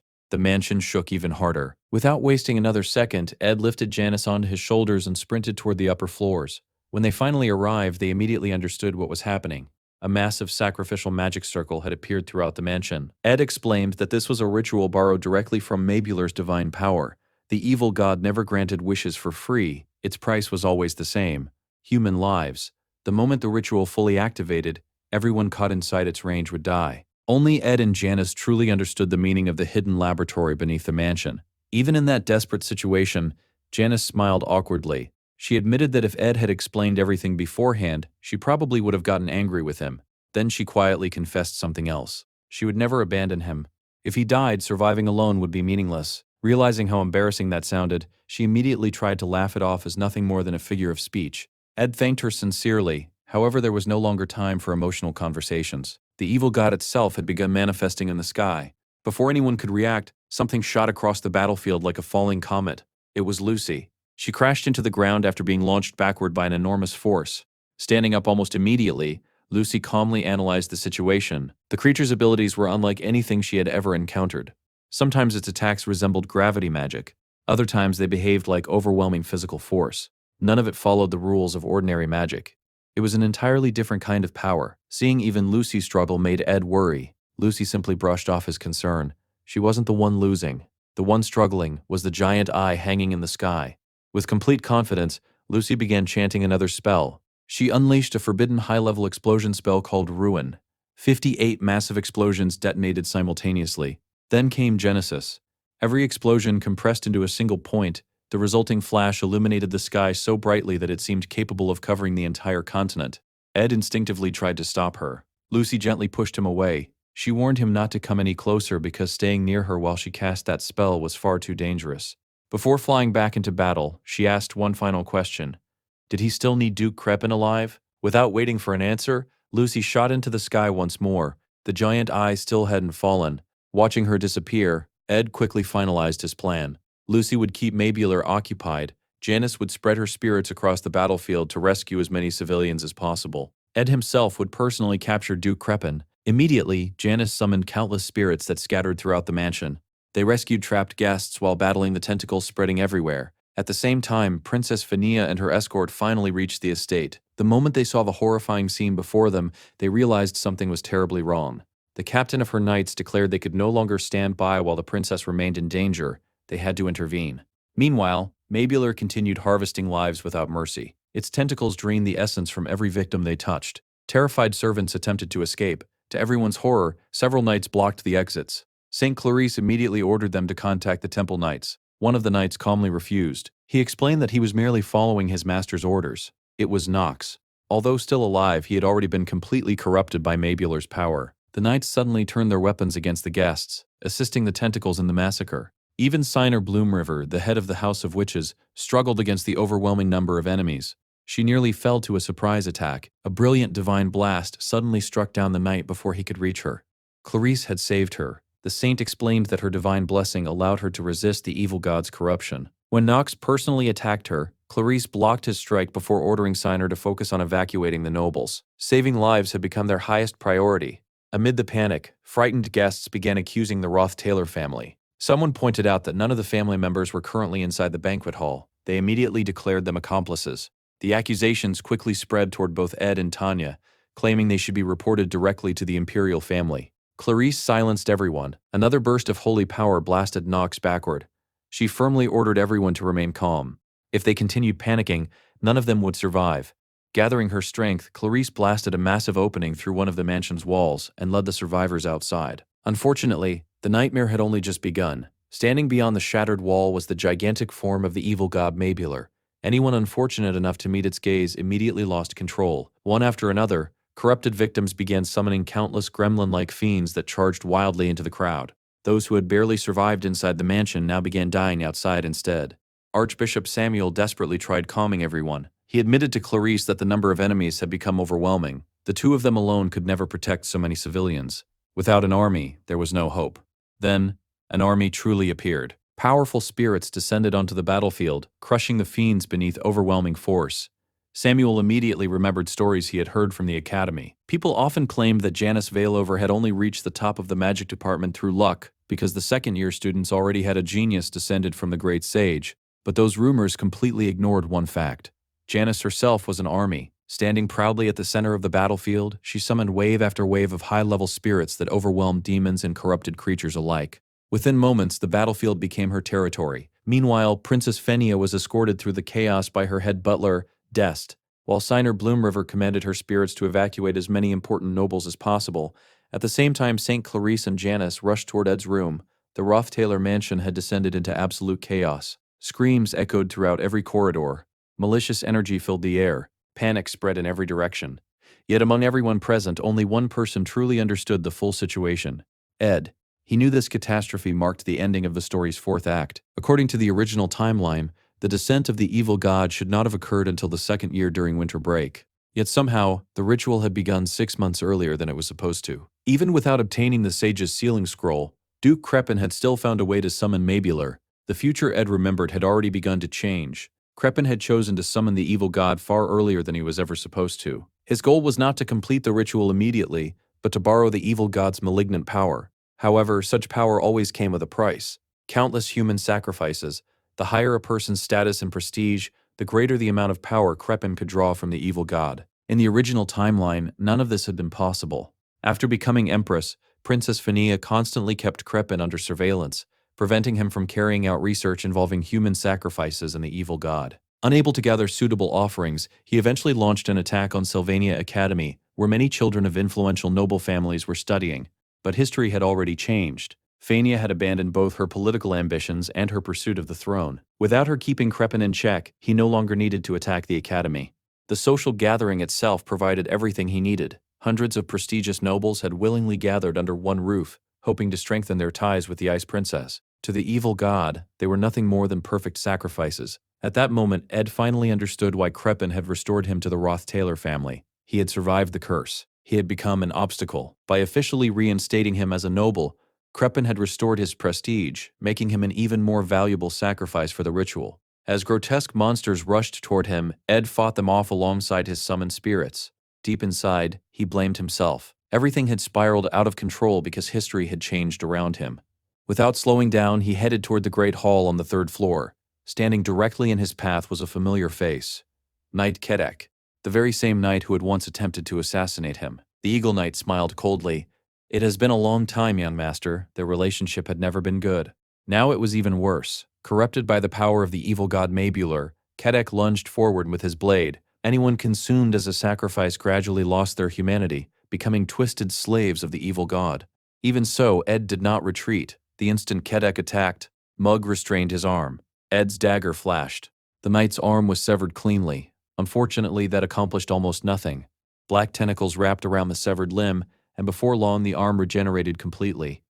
Kedek immediately attacked again. Before the battle could continue, a far more terrifying force descended onto the battlefield. A single swing of an enormous sword cleanly removed Kedek's head. Ed instinctively stepped back. The figure now standing before him should not have existed. She had never appeared as a hidden boss. She had never appeared as a secret boss. She had never appeared anywhere in the original story. Standing before him was Arwen Roth Taylor. Her massive blood-stained blade rested on her shoulder as she silently blocked his path. Elsewhere, inside a supply tower connected to the Roth Taylor estate, terrified servants desperately tried to barricade the entrance. The effort was meaningless. The evil god's creatures tore through the doors and slaughtered them all. Hidden inside the room was Tanya. She could only watch in horror as the tower continued shaking violently. Through a massive hole in the wall, she could clearly see the battle unfolding between her two siblings. Ed had never expected to fight Arwen. Among everyone in the family, she had always been considered the true heir. Although only 3 years older than him, she excelled in every possible field. Her gigantic sword descended like a falling mountain. Ed barely raised his shield before it shattered beneath the impact. She was unbelievably fast, unbelievably powerful. The weapon she wielded was the legendary Blade of Dawn. Forged to accept every type of elemental enchantment, almost no one could even lift it because of its overwhelming weight. It had been presented to Arwen shortly after her baptism. From that day onward, no one ever questioned whether she deserved it. She was unquestionably its rightful master. Ed immediately activated a single-point explosion, hoping to create an opening.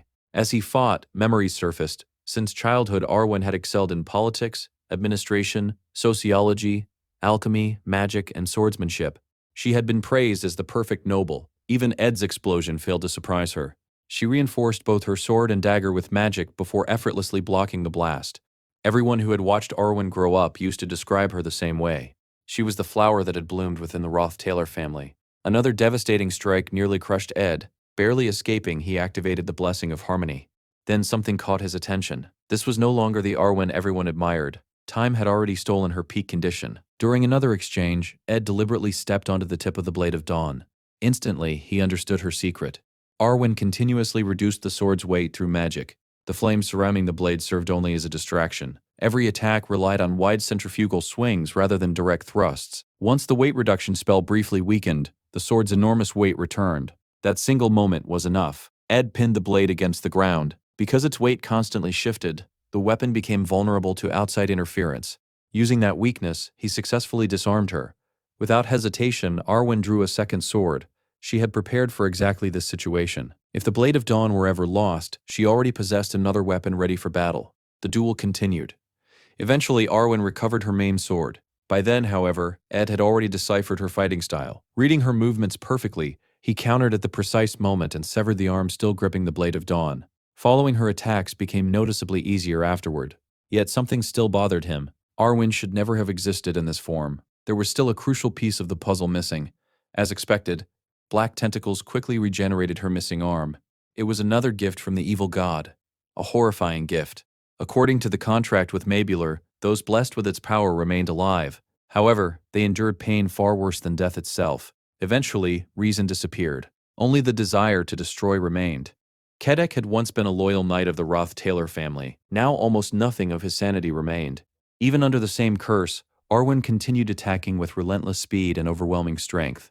Ed was steadily being pushed back. He dodged another strike before drawing his mana bow. High above them, Krepin continued waiting for the summoning ritual to reach completion. Lucy was buying them time.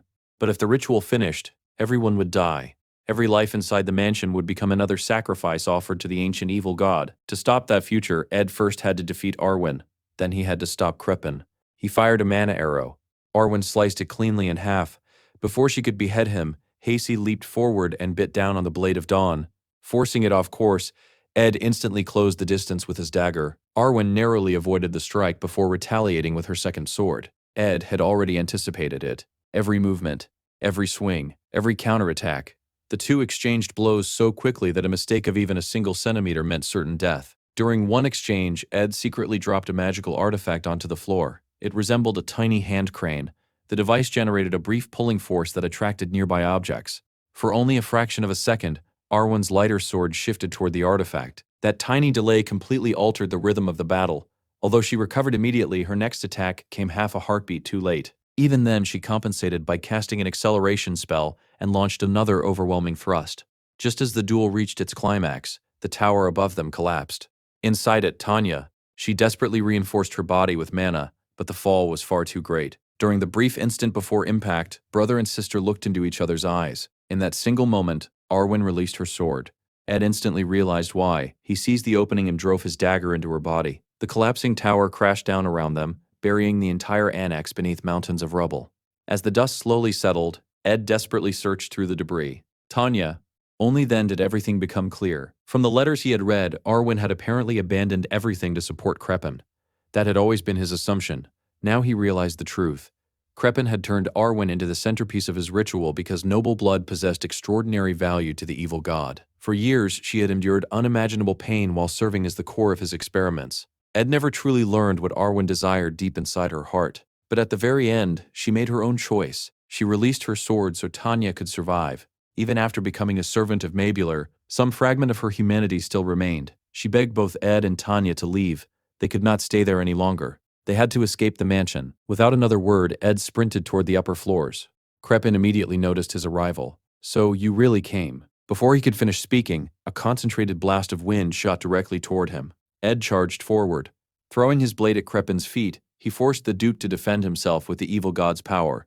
Summoning Marilda, Ed declared that everything would end here. Today. Right now. His first move was another single-point explosion. A thick cloud of smoke instantly filled the room. Hidden inside the smoke, Ed ignited his sword, surrounding the blade with blazing flames, before slashing toward Kreppen. The Duke calmly blocked every attack. He admitted that Ed's magic had reached an impressive level. But it still wasn't enough. What Kreppen failed to notice was that Ed had already closed the distance. In one swift motion, Ed severed his father's arm with the flaming blade. Unfortunately, the injury wasn't nearly as decisive as it appeared. Marilda immediately asked whether Ed had left Mug behind to protect Tanya. Charging through flames without the blessing of fire was incredibly dangerous. Ed answered that none of that mattered anymore. He simply ordered Marilda to intercept. Wind blades filled the battlefield. None of them struck Kreppen. The battle transformed into a brutal sword duel between father and son. Their blades collided again and again. During one clash, Kreppen quietly asked whether Ed had finally abandoned the role of being his son. He remarked that Ed seemed far too angry. Ed silently realized something. Kreppen was right. He wasn't the real Ed Roth-Taylor. He had simply awakened inside another person's body. The tragedy of the Roth-Taylor family was never truly his. The hatred flowing through their blood wasn't his either. Logically, the suffering Arwen endured, the years of experimentation, the corruption of her mind, the destruction of her body, the humiliation she experienced. None of it should have affected him. And yet, standing before the man responsible for all of it, Ed found it impossible to suppress the anger burning inside his heart. Logically, none of it should have mattered to him. Arwen's only wish had been to protect her younger siblings. Her suffering, her sacrifices, and her tragic fate had nothing to do with the man who now occupied Ed Roth-Taylor's body. Yet, this was not the first time he had witnessed someone throw away their own life for another. Memories he had tried to bury resurfaced one after another. He remembered the burning battlefield, the endless deaths, the war, the person who had stayed behind, telling him to live and run. He remembered the superior who had taken a bullet meant for him. He remembered the girl who had sacrificed her own life over and over again just to turn back time. Even before arriving in this world, he had never understood people like that. His own goal had always been simple: survive, no matter what. Yet now, he had been forced to kill his own sister. He was that kind of person.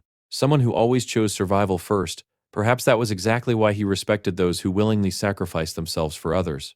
Maybe that was why he was swinging his sword with such overwhelming fury. Kreppen immediately noticed the change. He remarked that Ed was nothing like the person he had first met. He wasn't even the same person Crepin had confronted inside the library. Then he smiled cruelly.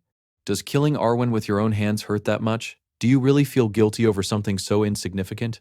Ed gave no reply. Instead, he rushed forward. Without the slightest hesitation, he drove his sword straight into Crepin's abdomen. Shut up. The impact sent both of them crashing through the broken floor. As they plummeted toward the ground, Marilda summoned an ascending chain, catching Ed in midair. Crepin wasn't so fortunate. He slammed into the ground at full speed. Marilda immediately urged Ed to calm himself. He wasn't acting like himself anymore. Ed ignored her. The moment he landed, he repeatedly activated single-point explosion after single-point explosion. One blast after another engulfed Crepin in flames. He intended to reduce him to ashes. Marilda's voice gradually weakened. She warned him that his mana was nearly exhausted. Even after enduring countless explosions, Crepin slowly stood back up. He admitted that Ed's mana reserves were astonishing for someone his age. Then he offered a warning. Anger narrowed a person's vision. Before Ed could react, the ground beneath them suddenly collapsed. He instinctively activated defensive magic at the last possible moment. Both of them crashed into another underground chamber. Crepin landed above him. Smiling down at Ed, he calmly declared that the evil god Mabular would soon complete its descent. Once the sacrificial circle finished activating, everyone inside the mansion would die. Their souls would become offerings. And he would become immortal. No matter how desperately Ed fought, nothing would change. Crepin would live forever. Ed would die. Then the Duke suddenly asked another question. Ed Roth-Taylor had escaped to Sylvania Academy because of Arwen. But who said he had died? Ed's eyes widened. Crepin explained that a year and a half earlier, after receiving his expulsion notice from the Ophelius Pavilion, the real Ed Roth-Taylor had written one final letter. It was a letter Ed himself had never known existed, a farewell letter. Inside it, the real Ed confessed everything. He acknowledged receiving his expulsion notice. He admitted that the disgrace others mocked him for was still preferable to lying helplessly on an experiment table while his soul was consumed. That was why he deliberately pretended to lose his mind. He caused chaos throughout the academy. He insulted a princess. He intentionally destroyed the Roth-Taylor family's reputation. Everything had been carefully planned. He willingly accepted becoming the family's disgrace because it was the only path that allowed him to escape. He thanked Arwen. She had secretly sent him to Sylvania Academy. She had given him his freedom. Yet, that freedom came with unbearable guilt. Everyone believed Arwen had already died. The real Ed never believed that lie. He knew his father would never abandon his research into the evil god. If Crepin no longer needed him for experiments, then someone else had taken his place, Arwen. She remained trapped inside that frozen laboratory, enduring endless torture. The freedom he gained had been built upon her suffering. Once he realized that, he completely lost the will to live. He wrote that he would pay for his sins with his own death. Even knowing his father would never grant such a request, he begged him to spare at least one person, Tanya. That was the final wish of the disgraced son, Ed Roth-Taylor. Hearing those words, Ed froze. Had the original Ed truly taken his own life? He remembered that the original story only mentioned the character meeting a miserable end, nothing more. Yet, the body he now occupied had clearly survived long enough for him to awaken inside it, which meant someone had saved him. At that moment, everything finally made sense. The original Ed Roth-Taylor had already died before the transmigration ever occurred. Ed's new life had begun only because another person's life had ended. Before coming to this world, after arriving, even now his own survival had always been built upon the sacrifices of others. Crepin sneered. He mocked his son as a coward. Someone with no ambition, someone whose only dream had been to live peacefully beside his family. Ed silently charged forward again. Crepin laughed. Life was simple. Those with the strongest desire to survive consumed everyone else. That was reality. Suddenly, enormous eyes of malice emerged from Crepin's corrupted body. Without warning, they fired countless beams of deadly light. Every living thing struck by those rays died instantly. Ed had nowhere to escape. Instead, his summoned spirits threw themselves into the attacks, sacrificing themselves one after another to shield him. Watching the desperate defense, Crepin admitted he was becoming increasingly impressed. Ed, however, focused entirely on analyzing the technique. The eyes of malice drew their magical power directly from Mabular. After firing once, all 5 eyes temporarily closed. Then they reopened one by one. Only after all 5 had fully opened could they unleash another unavoidable barrage. There were only 2 ways to stop the attack: destroy Mabular or defeat the caster. Ed slashed through the tentacles blocking his path. But there wasn't enough time. He could still use the Phoenix Ring to summon Marilda one final time. Even so, fighting inside such a confined space would severely limit her abilities. Another eye slowly opened.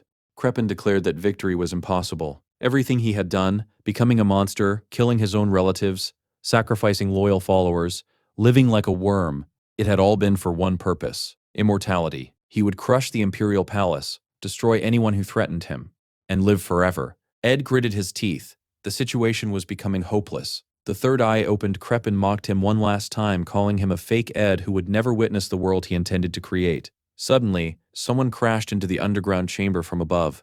A brilliant sacred shield absorbed the impact. When the shield finally shattered, Ed rushed forward and caught the injured figure before she struck the ground. It was Clarice. Covered in blood and countless wounds, she still managed to smile. Ed stared at her in disbelief.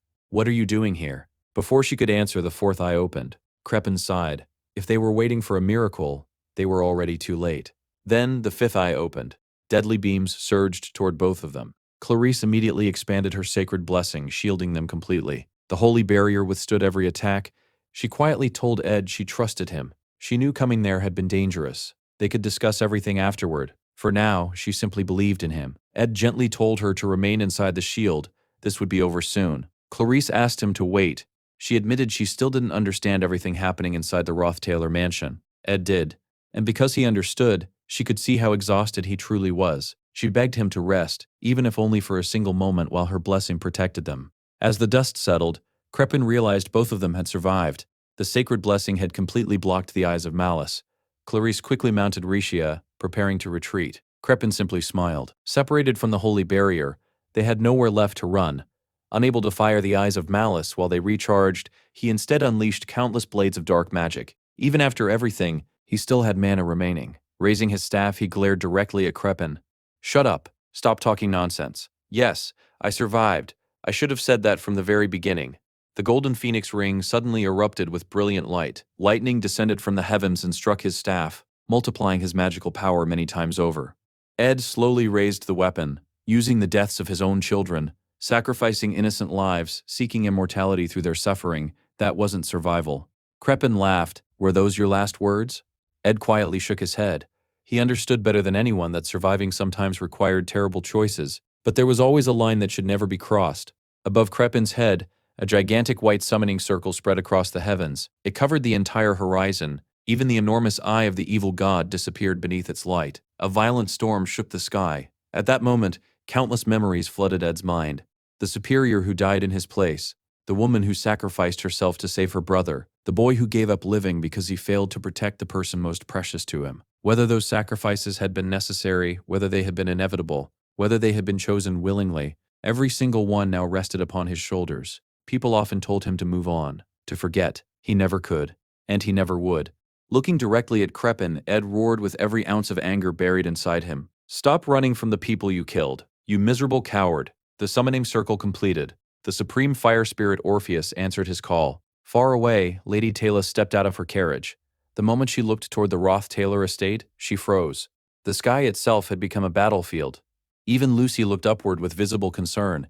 Janice and Princess Phineas stared at the heavens in disbelief. Janice quietly wondered, was this really Ed's doing? Above them all, the gigantic head of a dragon slowly emerged from the blazing clouds. Krepin scoffed. He had no idea what Ed was attempting. It didn't matter. The ritual had already gone too far. He attempted to activate the eyes of malice once again. Then something appeared behind him, only for an instant. Pushing both the phoenix ring and his staff far beyond their intended limits, Ed invoked only a tiny fragment of an ancient legend, the being said to have reduced an entire mountain range to ashes during the Age of Myths. The one supreme spirit that existed for every element, the supreme fire spirit, Orpheus. He wasn't merely summoning a spirit, he was recreating a legend. A colossal pillar of white fire descended from the heavens. Everything in its path disappeared. The highest level spiritual formula, the blessing of the fire dragon, the flames of the supreme spirit, creatures, tentacles, spirits, even the surrounding mana itself was burned into nothingness. When the flames finally faded, Krepin was still breathing. His mana had been exhausted. Yet he continued laughing. It wasn't over. The moment someone abandoned hope, they were devoured. That was the law of the jungle. He had survived his entire life by killing first. Even those who shared his own blood, born into the continent's greatest noble family, killing had become as natural to him as breathing. Even without mana, as long as he escaped this pit, as long as Mabular blessed him once more, another opportunity would come. He only needed to climb out. He raised his hand toward the sky. "Mabular, grant me your power." For a brief moment, the evil god answered. A stream of dark mana began descending toward him. Then it stopped. Lucy appeared directly between Krepin and the evil god. She calmly looked down at him. "Give up. Once again, the greatest enemy of the evil god stood in his way. Ed charged forward one final time. Gathering every ounce of strength he had left, he unleashed divine punishment and followed it with Genesis, striking Crepin with everything he had. Before the Duke could climb back to his feet, Ed grabbed him by the hair and slammed his head against the jagged rocks inside the ruined crater. Even then, Crepin refused to give up. He reached out, grabbed Ed by the throat, and glared at him with contempt. He mocked him for clinging so desperately to a body that did not even belong to him. According to Crepin, that body was practically a corpse already. The dead were weak, slow, and destined to disappear. It did not matter what happened to them because they deserved to die. Soon, Ed would share the same fate. The backlash from the Phoenix Ring had already taken its toll. Ed could no longer feel his left arm. Every drop of mana had been exhausted. He could no longer rely on the blessing of the wind. No spirits remained to help him. For the first time, he truly believed this was the end. Then, he heard a familiar voice. It was the original Ed Roth Taylor. The young man quietly told him that he had already done enough. He could stop now. Since the original owner had already abandoned that life without regret, there was no reason to continue suffering. He could finally rest. Ed slowly shook his head. No. Without warning, he slammed his forehead into Crepin's face, breaking the Duke's nose. Then he spoke directly to the original Ed. He told him that he had inherited his life. From this moment onward, he would carry that life to its very end. Picking up a large stone from the ground, Ed began smashing Crepin's head again and again. He struck him without stopping. With every blow, memories flashed through his mind. He remembered stripping bark from trees just to boil it for food. He remembered sewing worn-out clothes despite having no talent for it. He remembered studying magic alone inside a freezing wooden shack. He remembered becoming the academy's top student. He remembered the companions who chose to follow him. He remembered building a peaceful camp where people he trusted gathered together. It had become a home, a place he never wanted to lose. The original Ed quietly asked him how he had managed to achieve all of that. Ed answered honestly. It was because of Arwen. She had never given up on life, even while enduring a hell worse than death. It was also because of the guilt the original Ed carried after abandoning her, a guilt so overwhelming that he ultimately abandoned his own life. Ed accepted that burden. Everything the original Ed could no longer carry, he would carry instead. He quietly told him to leave the rest to him. From this point forward, he would finish everything. Why? Because he would do absolutely anything to survive. With those words, Ed raised his dagger one final time. He drove it directly into the center of Crepin's face. Then he whispered softly, "You can finally rest now." Roth Taylor family. Even while dying, Crepin still looked at him. He asked only one question. How were you able to come this far? Ed no longer had the strength to answer. His entire body was falling apart. An unbearable headache pounded through his skull. A burning fever consumed him. His body trembled with violent chills. His limbs refused to move. Every muscle had gone numb. It was a miserable way to die. Slowly, he closed his eyes. Then his ears. His final thought was simple. He had survived. Once again, far above the battlefield, the evil god watched everything. Mabular had planned to descend into the human world by using a borrowed body. However, its chosen vessel had died. With Crepin's death, the ritual collapsed completely. Unable to descend into the mortal world, the evil god was forced to abandon its plans and return to its own dimension. The battle was over. Even so, two questions remained unanswered.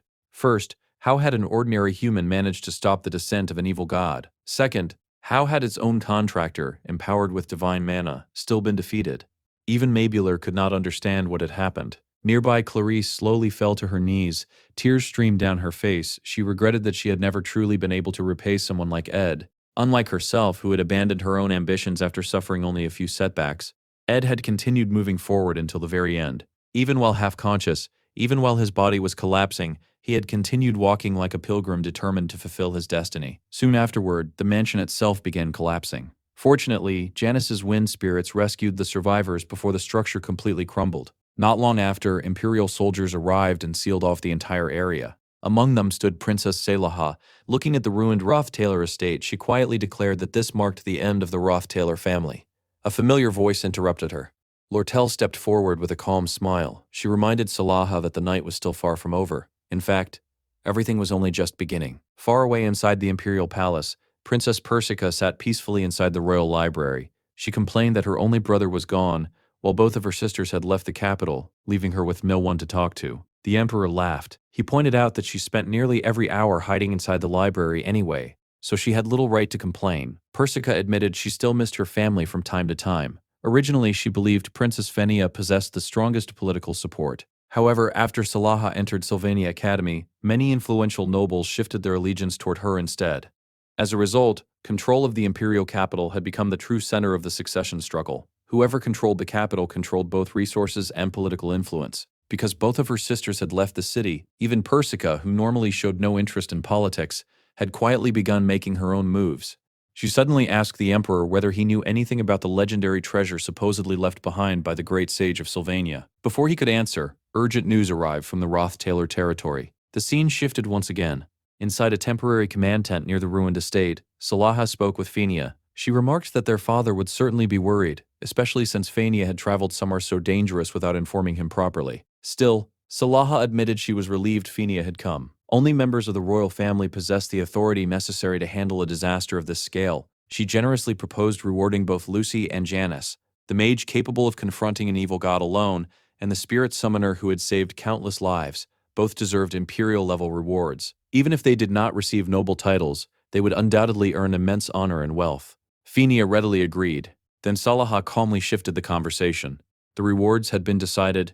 Now it was time to decide the punishments. Every surviving member of the Roth-Taylor family involved in Crepin's conspiracy should be publicly executed. Fenia immediately asked whether that included Ed Roth-Taylor. She firmly argued that Ed had never participated in Crepin's plans. Instead, he had opposed him. He had ultimately killed his own father to stop the ritual. Salaha simply shook her head. According to her, Fenia had witnessed only the final moments of the battle. She had not seen everything that happened beforehand. Therefore, she had no right to reach such conclusions. Salaha then presented her own version of events. Ed had willingly returned to the Roth-Taylor family after being reinstated by Crepin. He naturally became the center of the social gathering. Only after seeing Lucy's overwhelming power and Janice's incredible abilities did he supposedly betray his father and pretend to become a hero. Fenia immediately rejected the accusation. She knew it was false. Lucy herself would testify in Ed's favor. Salaha dismissed that argument as well. From her perspective, Lucy and Janice were merely innocent girls manipulated by Ed. She even pointed out that Fenia herself had entrusted him with an unsealed letter. Perhaps she too had simply been deceived. Even the princess blessed with the eye of perception had allowed her emotions to cloud her judgment. Unable to tolerate another word, Fenia raised her hand and slapped Salaha across the face. Salaha calmly accepted the blow. She remarked that Fenia still had not matured. When convincing the public, she explained, someone always needed to bear the blame. A scapegoat. Ed Roth-Taylor would become that sacrifice. His public execution would symbolize that justice had been served and that the empire had successfully overcome the tragedy. Fenia immediately exposed Salaha's true motive. This had nothing to do with justice.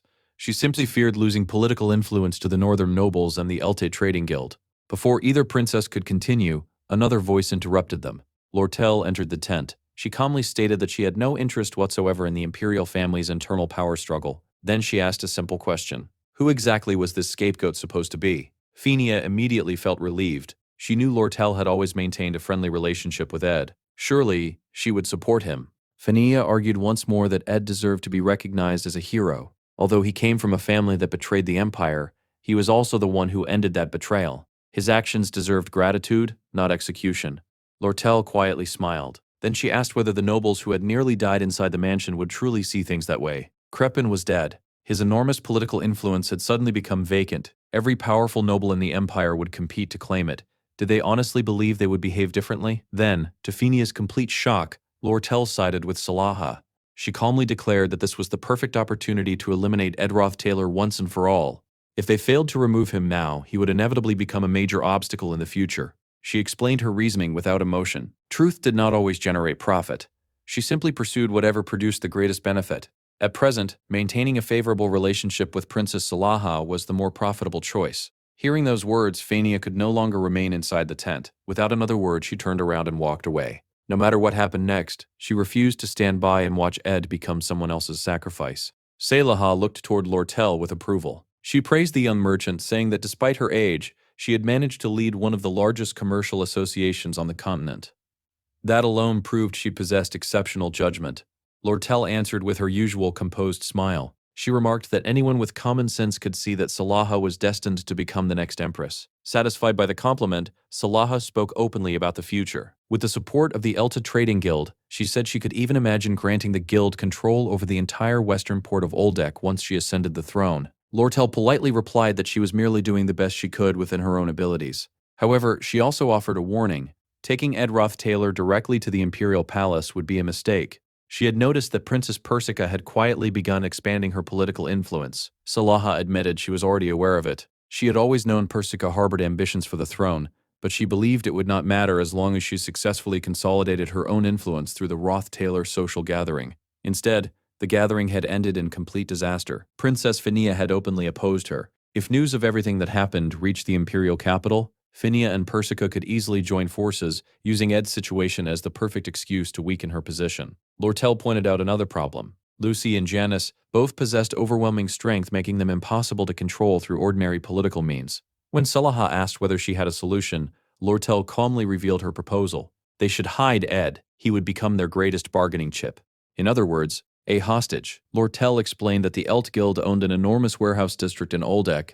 The area contained countless storage buildings with goods constantly moving in and out. It was so massive that people disappeared inside it every week without anyone noticing. Even if an entire house were hidden among those warehouses, no one would ever discover it. It was the perfect place to keep someone completely isolated from the outside world. There, Ed could be watched, controlled, and kept hidden. And if one day he ceased to be useful, the guild could quietly eliminate him. Poison, strangulation, any method would do. Lortel spoke without hesitation. Creating ambitious plans meant nothing if risks were left unmanaged. Managing risk was the Elt Guild's greatest strength. She calmly concluded that Ed Roth-Taylor should be taken to Oldek. As far as she was concerned, everything she wanted was already within reach. Thinking the matter settled, she decided to check on Ed's condition. Instead, she found herself facing an unexpected problem. Clarice and Janice were glaring silently at one another. Lortel immediately realized convincing either of them would not be easy.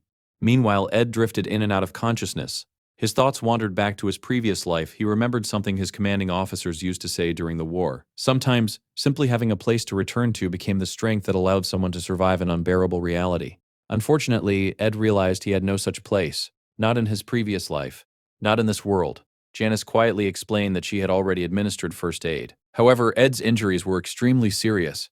Ideally, he should be taken back to Fulan, where they could monitor his recovery in peace. Clarice immediately disagreed. Fresh air and clean water alone would not heal wounds of that severity. The Holy Capital possessed the continent's finest high priests and healers. It was unquestionably the safest place for him. Lortel then offered another alternative. She could provide doctors, a secure hiding place, everything necessary to keep him alive. The real problem, however, would begin after he recovered. The Roth-Taylor family had fallen. Ed now occupied an incredibly unstable political position. If the Empire declared him a hero, countless nobles would immediately target him to seize the Roth-Taylor family's former influence. If the Empire labeled him a traitor instead, his execution would not surprise anyone.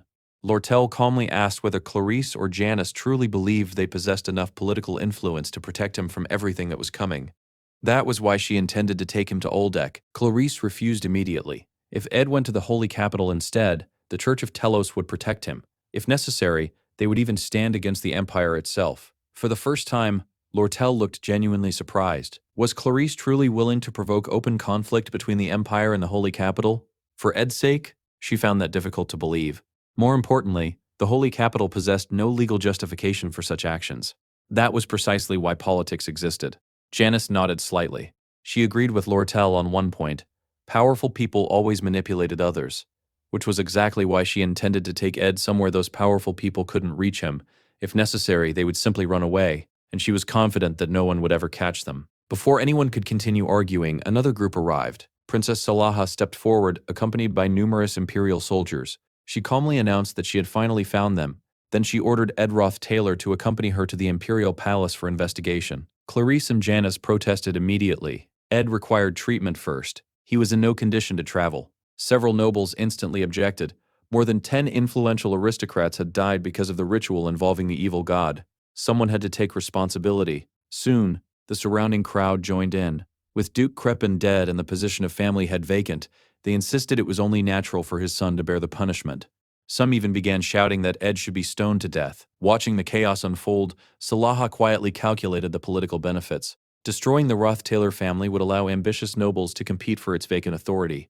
Whoever received that power would owe everything to her. Just as the situation threatened to spiral completely out of control, a powerful gust of wind erupted across the courtyard. "Do not touch him." Everyone turned toward the voice. It was Tanya. Standing before the crowd, she reflected on everything she had lost. Her father was dead. Her family's honor had been destroyed. The Roth-Taylor name now risked becoming forever known as the house that sacrificed high-ranking nobles to an evil god. She remembered Ed's exile. Alone in the frozen north of Arcane Island, he had built a small cabin with his own hands. Only now did she truly understand how lonely he must have been. Taking a deep breath, Tanya declared that she would remain at the Roth-Taylor estate.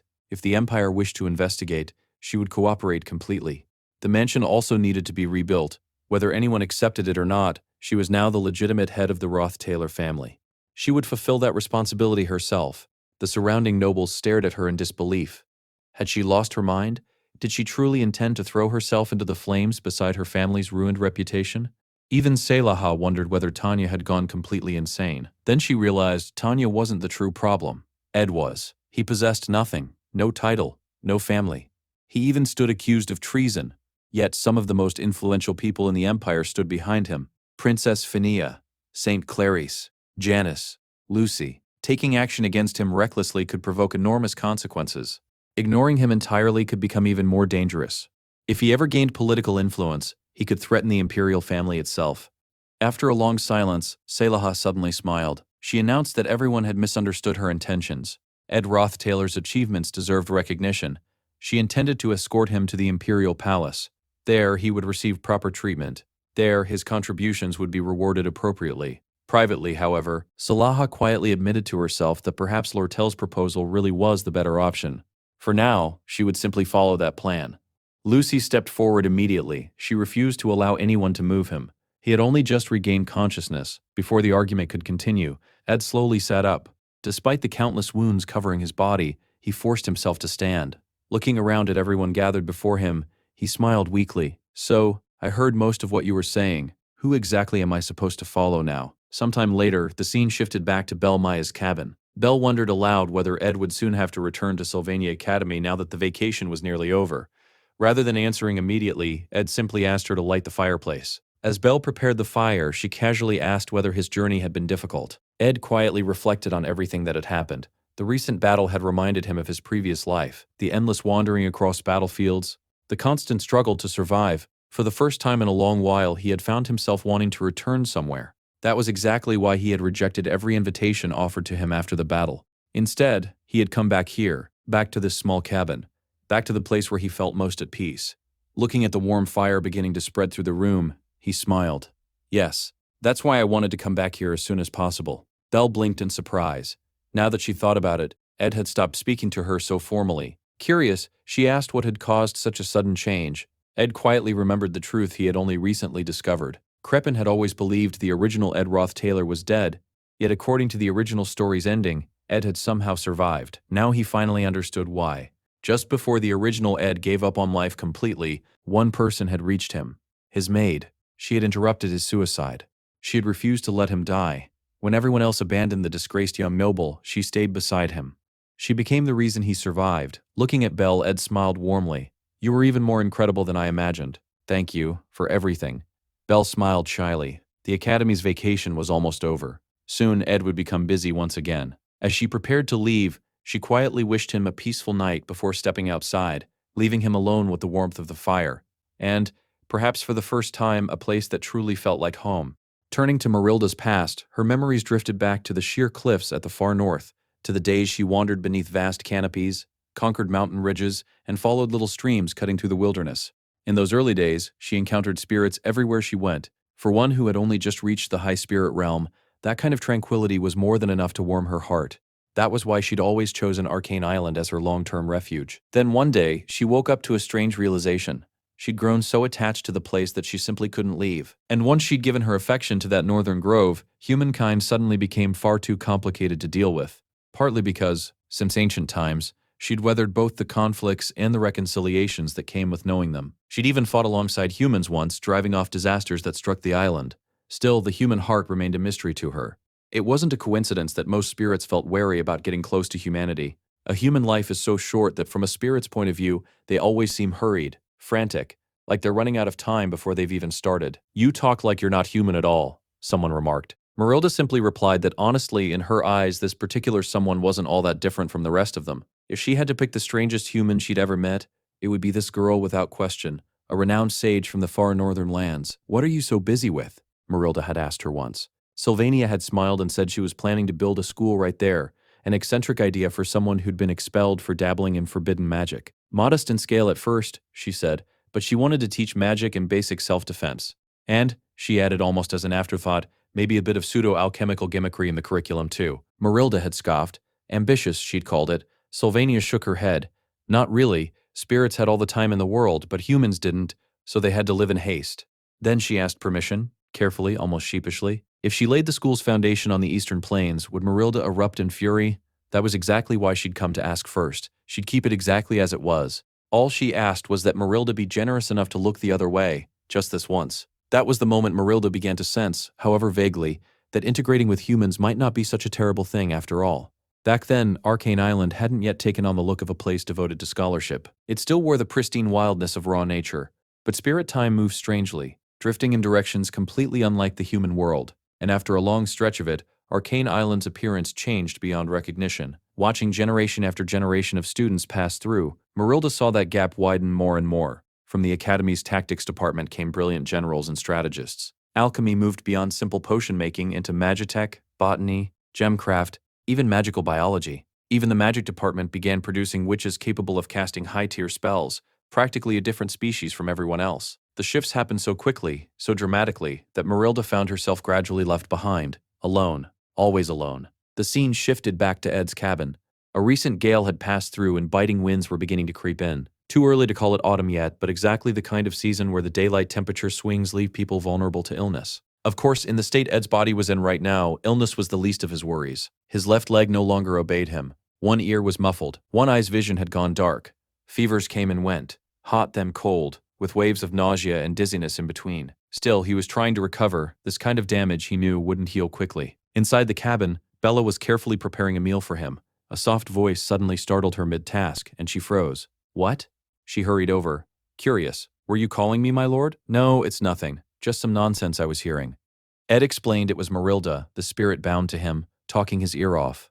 Ah, I see, Bella said and quietly returned to the kitchen. Marilda, in her tiny form perched on Ed's shoulder, huffed. Nonsense, she repeated, deeply offended. She warned him, one last time, that she was running away from home. Nobody paid her any attention lately, so she'd vanish for a while and teach them all a lesson. Consider it a way of raising her own value. You sure know how to bother people, Ed muttered. She hopped down and kept talking. If she suddenly disappeared with no one watching over the northern forest, did he have any idea how terrified the stray spirits and low-level sprites would be? Her presence there was protection, plain and simple. And besides, wasn't he only planning to rest until the vacation ended anyway? She'd just manifest and take a walk around the academy grounds in the meantime. But Lucy's in the capital, Ed pointed out. Whose mana are you going to use to manifest? Marilda's eyes lit up, the very staff in his hand, of course. Ed blinked, realizing, and tossed it down in front of her. With the mana stored inside, she could manifest without any trouble. Signing a new spirit pact might be pushing it, but this would do fine.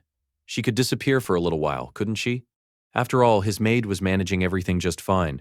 Whatever sneaky schemes he might be cooking up, Bella would keep him in line. Marilda shifted smoothly into her human form, savoring the feel of solid ground beneath her feet, then tossed the staff back to him. She'd wander a bit, she said, so he could stop sighing. Rest up, recover fast. No amount of sighing was going to make news from his family arrive any sooner. Hearing that, Ed lowered his head, thinking. He wanted to take her advice and focus on healing, but slipping away from the Roth-Taylor mansion like some deserter still weighed on his conscience. He'd heard there had been a heated argument over who would take him in and where he'd go, even while he was unconscious. Janica had gone back to Fallon. Clarice had returned to the capital.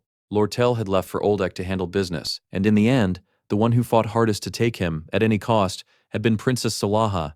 It had obviously been a scheme, using him as leverage to strengthen her faction's position, and because she'd wrapped every word in sweetness, refusing her had been exhausting. Fortunately, the standoff hadn't lasted long. Princess Fania had returned to court, declaring she'd get back to the palace as fast as possible, and with the succession struggle heating up again, Salaha no longer had the patience to waste on him. Of course, Salaha couldn't walk away completely empty-handed, so someone had to be sent as a representative in his place. And the person chosen for that role was none other than the girl who'd single-handedly stood against the corrupted god Nibellular and brought her down. Lucy, currently fast asleep, just her presence alone was apparently enough to make Salaha break out in a cold sweat. Ed had no idea how she'd manage that, but he figured her road ahead was going to be full of thorns. What worried him more, though, is that someone who just lost both her father and her sister now had to carry a collapsing family almost entirely on her own. Tanya. A man's voice cut through a nearby tent. I thought the nobility was in chaos, but this… What exactly is going on here? It was Magnus Calamore, commander of the Northern Legion. Tanya, seated across from him, spoke carefully. Commander Magnus, I apologize we couldn't receive you with proper ceremony.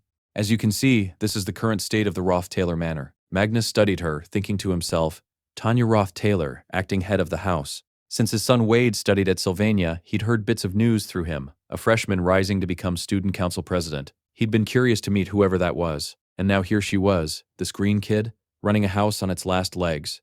I'm backed into a corner myself, he said bluntly, so I don't have the patience for pleasantries. I'll get straight to it. I intend to overthrow Princess Salaha. The tent went dead silent. Both of them, heads of their respective houses, sat frozen for a moment. Then Tanya rose to her feet, eyes steady, and looked at him directly. Do you want me to join you in this? The scene shifted to the next morning. Bella returned with a letter, sorry to interrupt your rest, but this arrived, addressed here. A letter? For me? Yes. It's marked for young Master Ed of Ophelis Dormitory, so I held on to it and brought it to you. Ed took it slowly. It's been almost 2 years since I was expelled from Ophelis, and they're still sending mail there. He opened it, and his eyes widened. To Ed Roth-Taylor, the worst kidnapper and captor this world has ever seen. I am fully aware of the cruel acts you've committed against a helpless young woman. I will not tolerate you humiliating a pitiable, mute girl who has no means of defending herself, a person who cannot even voice the injustice done to her. I wanted to report your crimes to the Academy Disciplinary Council directly, but because the victim herself is too forgiving and kept begging me to spare you, I'll offer you one chance. Come here in person to apologize, and I'll consider delaying judgment. Once you've read this, come to Glock Hall immediately. Sender, Patricia Bloomriver, Department of Magic. The letter slipped from his hand. His mind went completely blank with confusion. Bella glanced at him. Young master, have you been kidnapping or holding some girl captive lately? She gave a small bow and excused herself. Ed stood frozen, staring down at the letter, 100 questions colliding in his head. What in the world was going on? Meanwhile, at the royal palace, Grand Princess Salaha was nursing a headache over her unwilling guest. Not that flavor either. It's been 3 hours already. Beside her, the royal head chef knelt on the floor, trembling, gathering pieces of dried beef off the ground, on the verge of tears. Princess, please, spare me. In 13 years as royal head chef, I've never served a guest like this. In front of them both lay Lucy, sprawled backward across a luxurious chair, a half-chewed strip of dried beef dangling from her mouth. This one's wrong too. Salaha rubbed her temples, forcing an excruciating smile.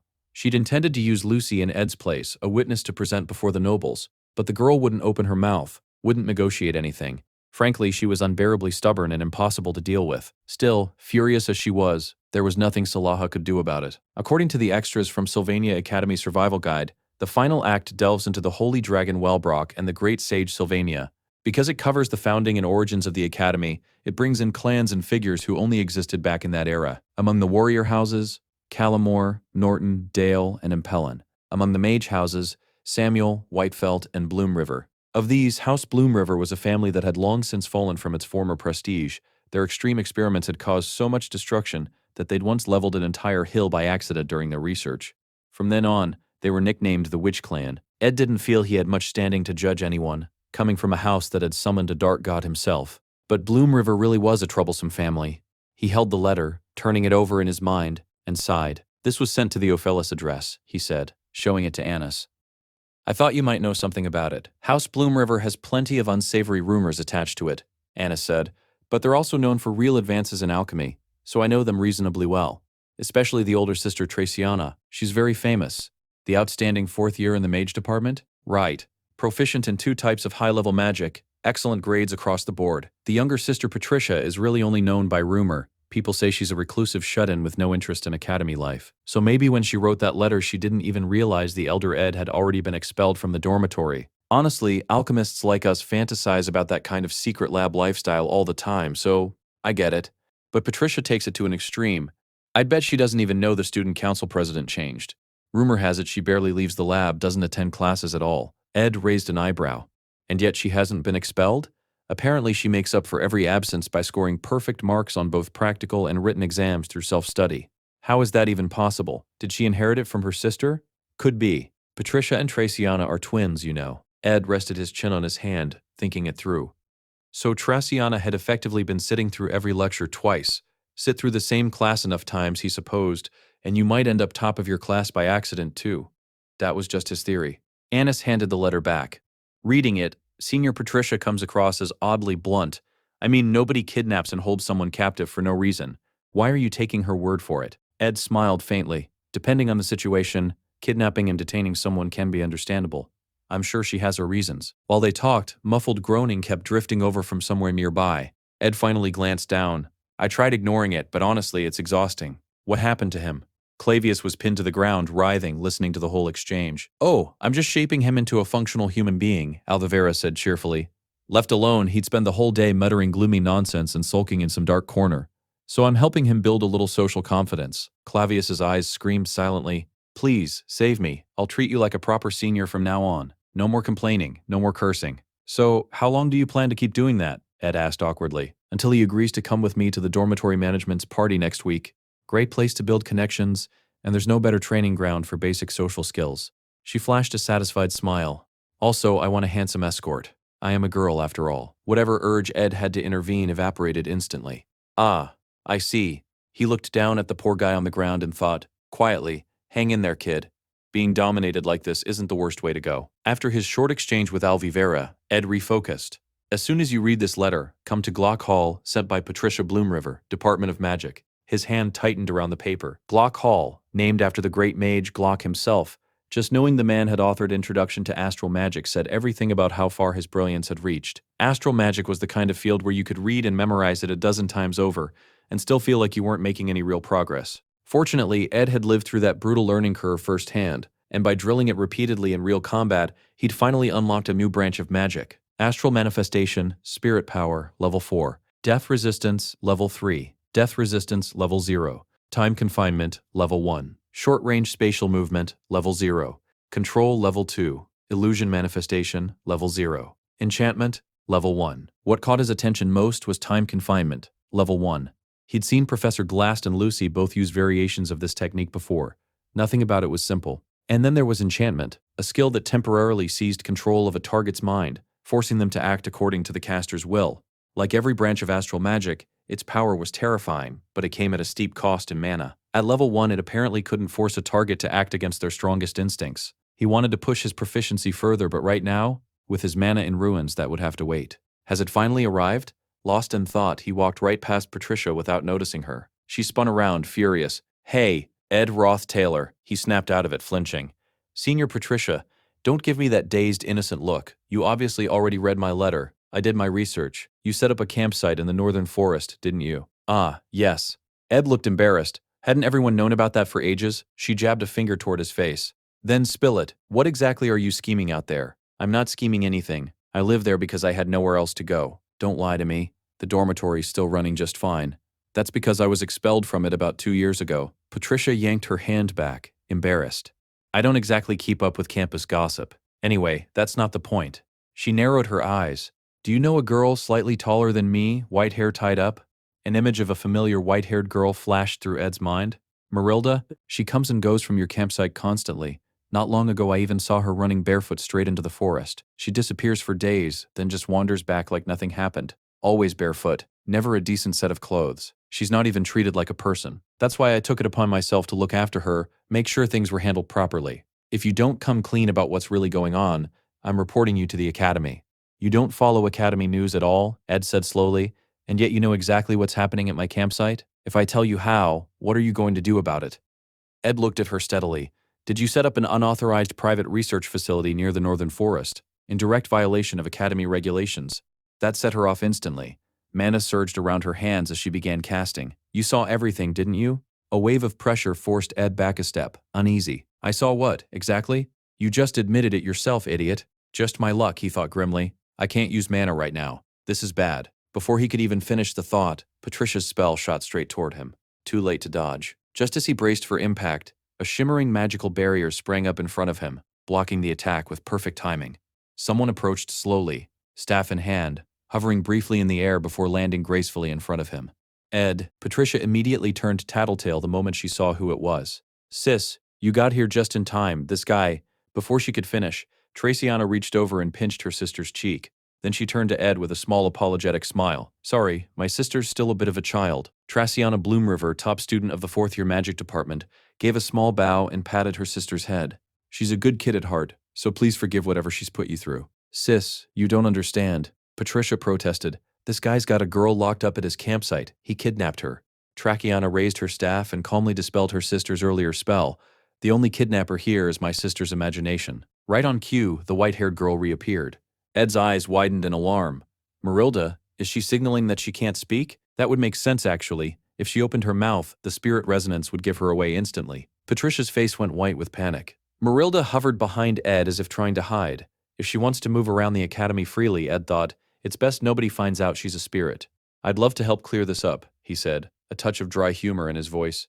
But her mana's completely drained. Marilda flickered and faded into nothing, leaving behind a scatter of tiny sparkling lights. Patricia stammered, staring at the space where the girl had just been. A spirit? She froze in place, then, as the realization hit her fully, her expression collapsed into pure horror at her own mistake. She dropped into a deep, frantic bow. I sincerely apologize, please forgive me. Please have mercy. The scene shifted to Poulon, a place where cows and pigs genuinely outnumbered people. Famous for its farmland, the village sat tucked deep in the mountains, and even by rural standards, this was as rural as it got. This was Torin, a slowly aging village where excitement almost never came, which was exactly why a festival was underway. The reason for the sudden celebration went back 3 days, to the return of the town's greatest treasure. Janica had come home. She sat with a half-eaten loaf of bread in her hand, gaze fixed somewhere far off, lost in thought. Is Ed doing okay? Her father's voice cut through her daydream, startling her. You look worried, Janica. Is it because you're not top of the class anymore? Second place is still excellent. No. I mean, sure, I'm a little sad, but it's not going to crush me. She let out a tired little sigh. If it's not the grades, then.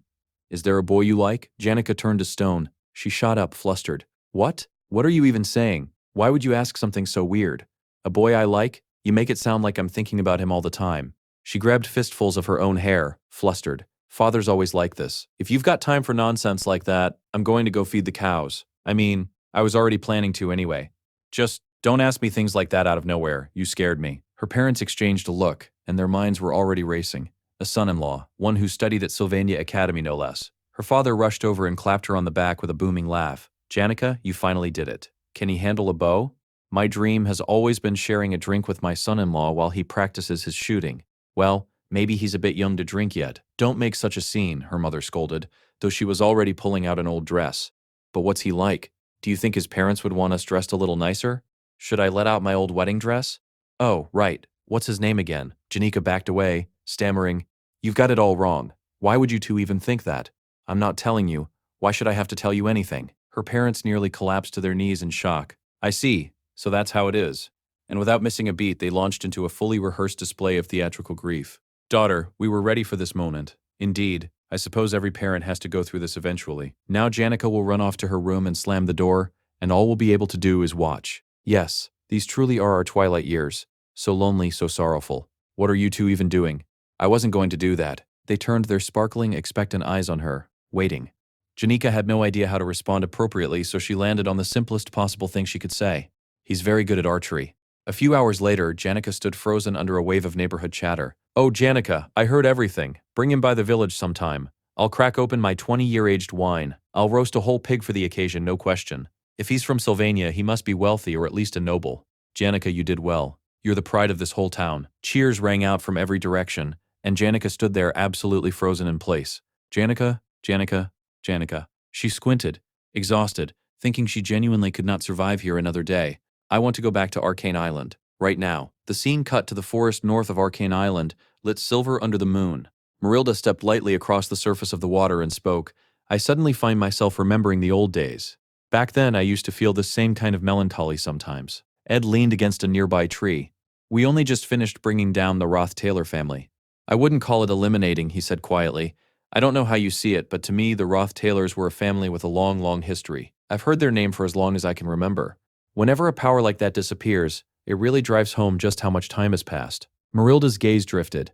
How do I even explain it? It's a very heavy feeling. Sometimes it feels like the whole world is leaving me behind. Maybe it's because I've already passed my peak as a spirit, but I keep thinking about it anyway. Ed frowned slightly. Marilda, Don't worry, she cut in. I've still got at least 100 years left in me. She turned and smiled at him. What, were you afraid I'd disappear on you soon? That's part of it. But mostly, I'm wondering why you're so sad. Ed sat down slowly, watching her, waiting for an answer. A flicker of wistfulness crossed Marilda's eyes. I probably do miss her. That girl reminds me of Sylvania, the purple-haired one who's been coming to the forest lately. The great sage was an eccentric like that too, always buried in her research, no matter what was happening around her. I wanted to follow that girl around because she reminded me of the old days, though it seems I ended up dragging you into trouble along the way. Ed sighed. Nothing serious came of it. Don't worry, Traciana already smoothed things over. He paused, thinking it over. Though honestly, now that I think about it, that girl isn't really all that similar to Sylvania. Probably not, no. I mean, Sylvania was the great sage herself. They don't look much alike at all. No, that's not what I meant. Marilda shook her head. I mean, I found someone who reminds me even more of the late great sage. Who? You, Ed. You really do remind me of her. The way you never give up, no matter the circumstances. The way you can just talk to me so naturally, like it's nothing. Is that so? Ed sat with that for a moment. My affinity with Marilda's gone up, he thought. Even without checking the status screen, I can feel it.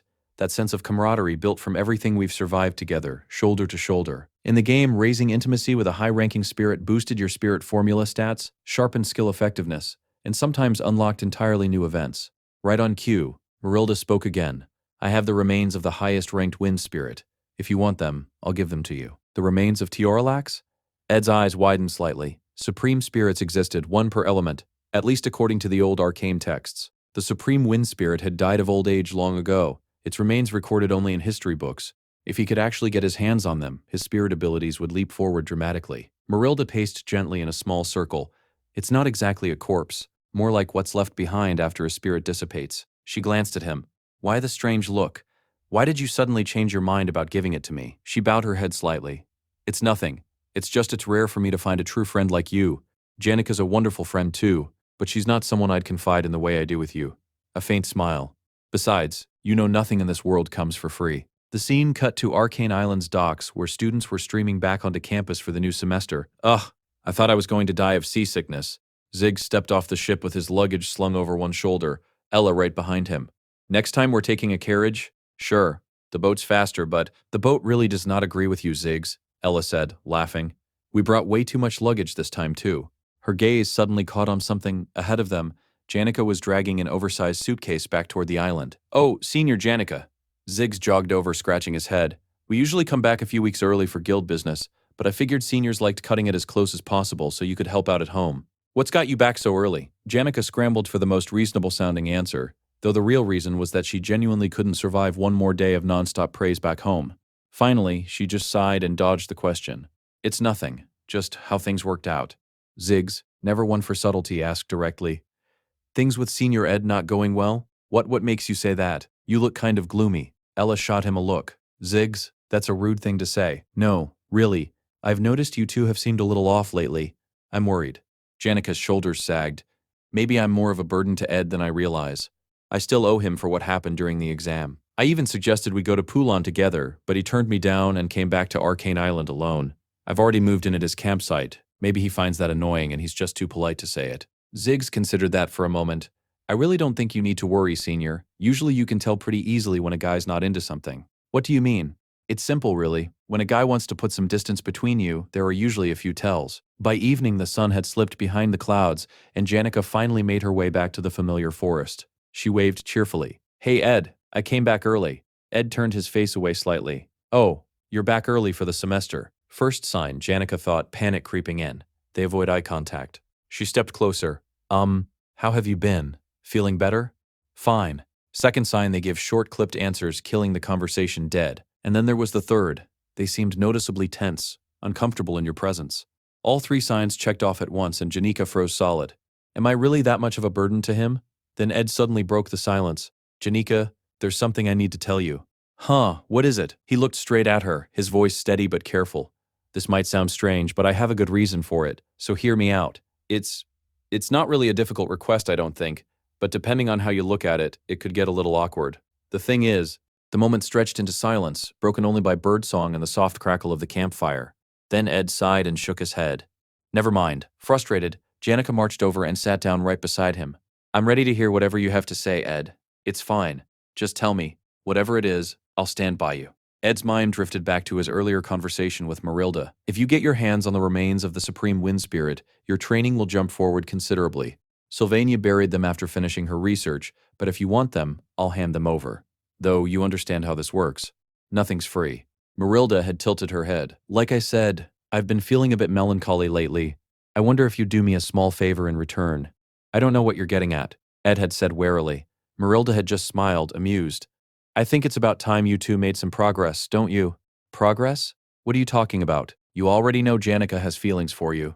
That kind of feeling. She'd tilted her head again. So here's my request. Back in the present, Ed's gaze drifted to Janica's lips, and he felt heat rush to his face. Slowly, almost without meaning to, he raised a hand and touched her cheek. For a long moment, they simply looked at each other, the air between them suddenly warm, charged, unmistakably intimate. Before the vacation ends, Marilda's voice echoed in his memory, "You're going to have to kiss that girl, at least once." The two of them stood there in that strangely silent moment, hearts caught somewhere between fear and something else entirely. Ed slowly raised his arm, his fingertips brushing Janica's cheek as gently as if he were touching something that might break. Then he stopped. His arm lowered back down, and when he spoke, his voice came out heavier than usual. "I'm sorry, I can't tell you. Janica, I think this is something I need to work out on my own." She stood there, feeling the emptiness his words left behind settle into her chest. After a long pause, she spoke, quiet and careful. "Ed, can I ask you something? It might sound a little strange." "Go ahead." Janica looked down at her hands, choosing every word slowly. "Right now, I honestly can't decide whether I should push you to tell me what's bothering you, or just pretend I don't notice anything at all." Ed frowned. "Why would you even ask me that?" "Because I'm afraid of becoming a burden to you." His eyes went wide like he'd just heard the most ridiculous thing in the world. "What?" Janica's eyes narrowed, her voice suddenly almost dizzyingly honest. "I don't want to be a burden to you, Ed. You've never been a burden to me. Not once." "Really? Really?" A faint smile touched her lips, fragile but warm. She stood up slowly, brushed her hair back, and said, "I understand now." Ed looked at her, confused, unsure what exactly she'd just understood. Before he could ask, Janica dropped her suitcase to the ground with a loud thud, dragged a chair over, and sat down directly across from him, eyes sparkling with sudden determination. "Then I'm definitely going to pry your mouth open and make you talk." Ed glanced at her, worried. "Doesn't your back hurt from all that traveling?" "I don't care." She leaned forward, stubborn and unmoving. "If you don't talk, I'm not letting you go. Not even a little. Your problems are my problems too, Ed, so tell me, whatever it is, I'm sure if we carry it together, we'll figure it out faster. Probably before the soup even gets cold, you don't have to fight through everything alone." Before she could finish, Ed spoke, his voice strangely calm. "Can you kiss me?" The air froze instantly. Janica's face went bright red, all the way to the tips of her ears. Her mouth opened. No sound came out. Then the silence cracked with a startled sound that tore itself out of her throat. "Huh." The fire crackled quietly beside them. Ed sat down and slowly told her everything, every word dropping into the stillness like a stone sinking into a lake. Janica stared into the flames as she listened, hands gripping her knees. When he finished, she sighed and shook her head. "Marilda, why would she even say something like that to you?" She stood and walked toward the corner of the room, turning her back to him as if she needed a bit of distance before she could say what came next. Her voice dropped to barely a whisper. "I think it's only natural you'd struggle with that, Ed. After all, I was right there in front of you." Heat rushed to her face without warning. She spun back around, words tumbling out faster now. "Wait, but what exactly did Marilda tell you anyway?" Ed's gaze drifted somewhere distant in the dark, his voice lowering like he was stepping across the threshold of something he'd been avoiding for a long time. "Maybe I've just been too lost in my own head. But if I gather the courage to actually say it out loud." He paused and Janica flinched with every word that followed. "I know how you feel about me. It would be ridiculous for me to pretend I never noticed." She turned back around, a crooked, panicked smile pulling at her mouth as she waved both hands like she was trying to put out a fire. "Yeah, well, obviously. I mean, if I didn't have feelings for you, why would I treat you so well in the first place? That was already pretty obvious, right? No need to make it into some big, serious conversation. We're adults. Let's not make it weird." Right then, Ed's quiet voice cut through her rambling, and the words caught in her throat. "I'm sorry. I've always been this kind of person." "Huh?" He lowered his head, hands clasped together on his knees, speaking with the flat calm of someone who had carried a weight alone for far too long before he'd ever set foot on Arcane Island. "Survival's always come first for me. I wasn't raised in a place that let me think about anything else. Lately, I finally had a little time to actually reflect, so I started thinking about how you feel about me and how I should respond. But even now, I'm realizing I haven't changed at all." He stared into the fire, his voice going distant, like he was looking at something only he could see. Anyone who's watched someone they love die, really die right in front of them, it breaks something inside you that doesn't come back. In a situation where I couldn't even guarantee my own survival, I still had to think about how it would hurt someone else. If I died, heartbreak fades eventually. Loss doesn't. It just stays. His hands tightened, knuckles going pale.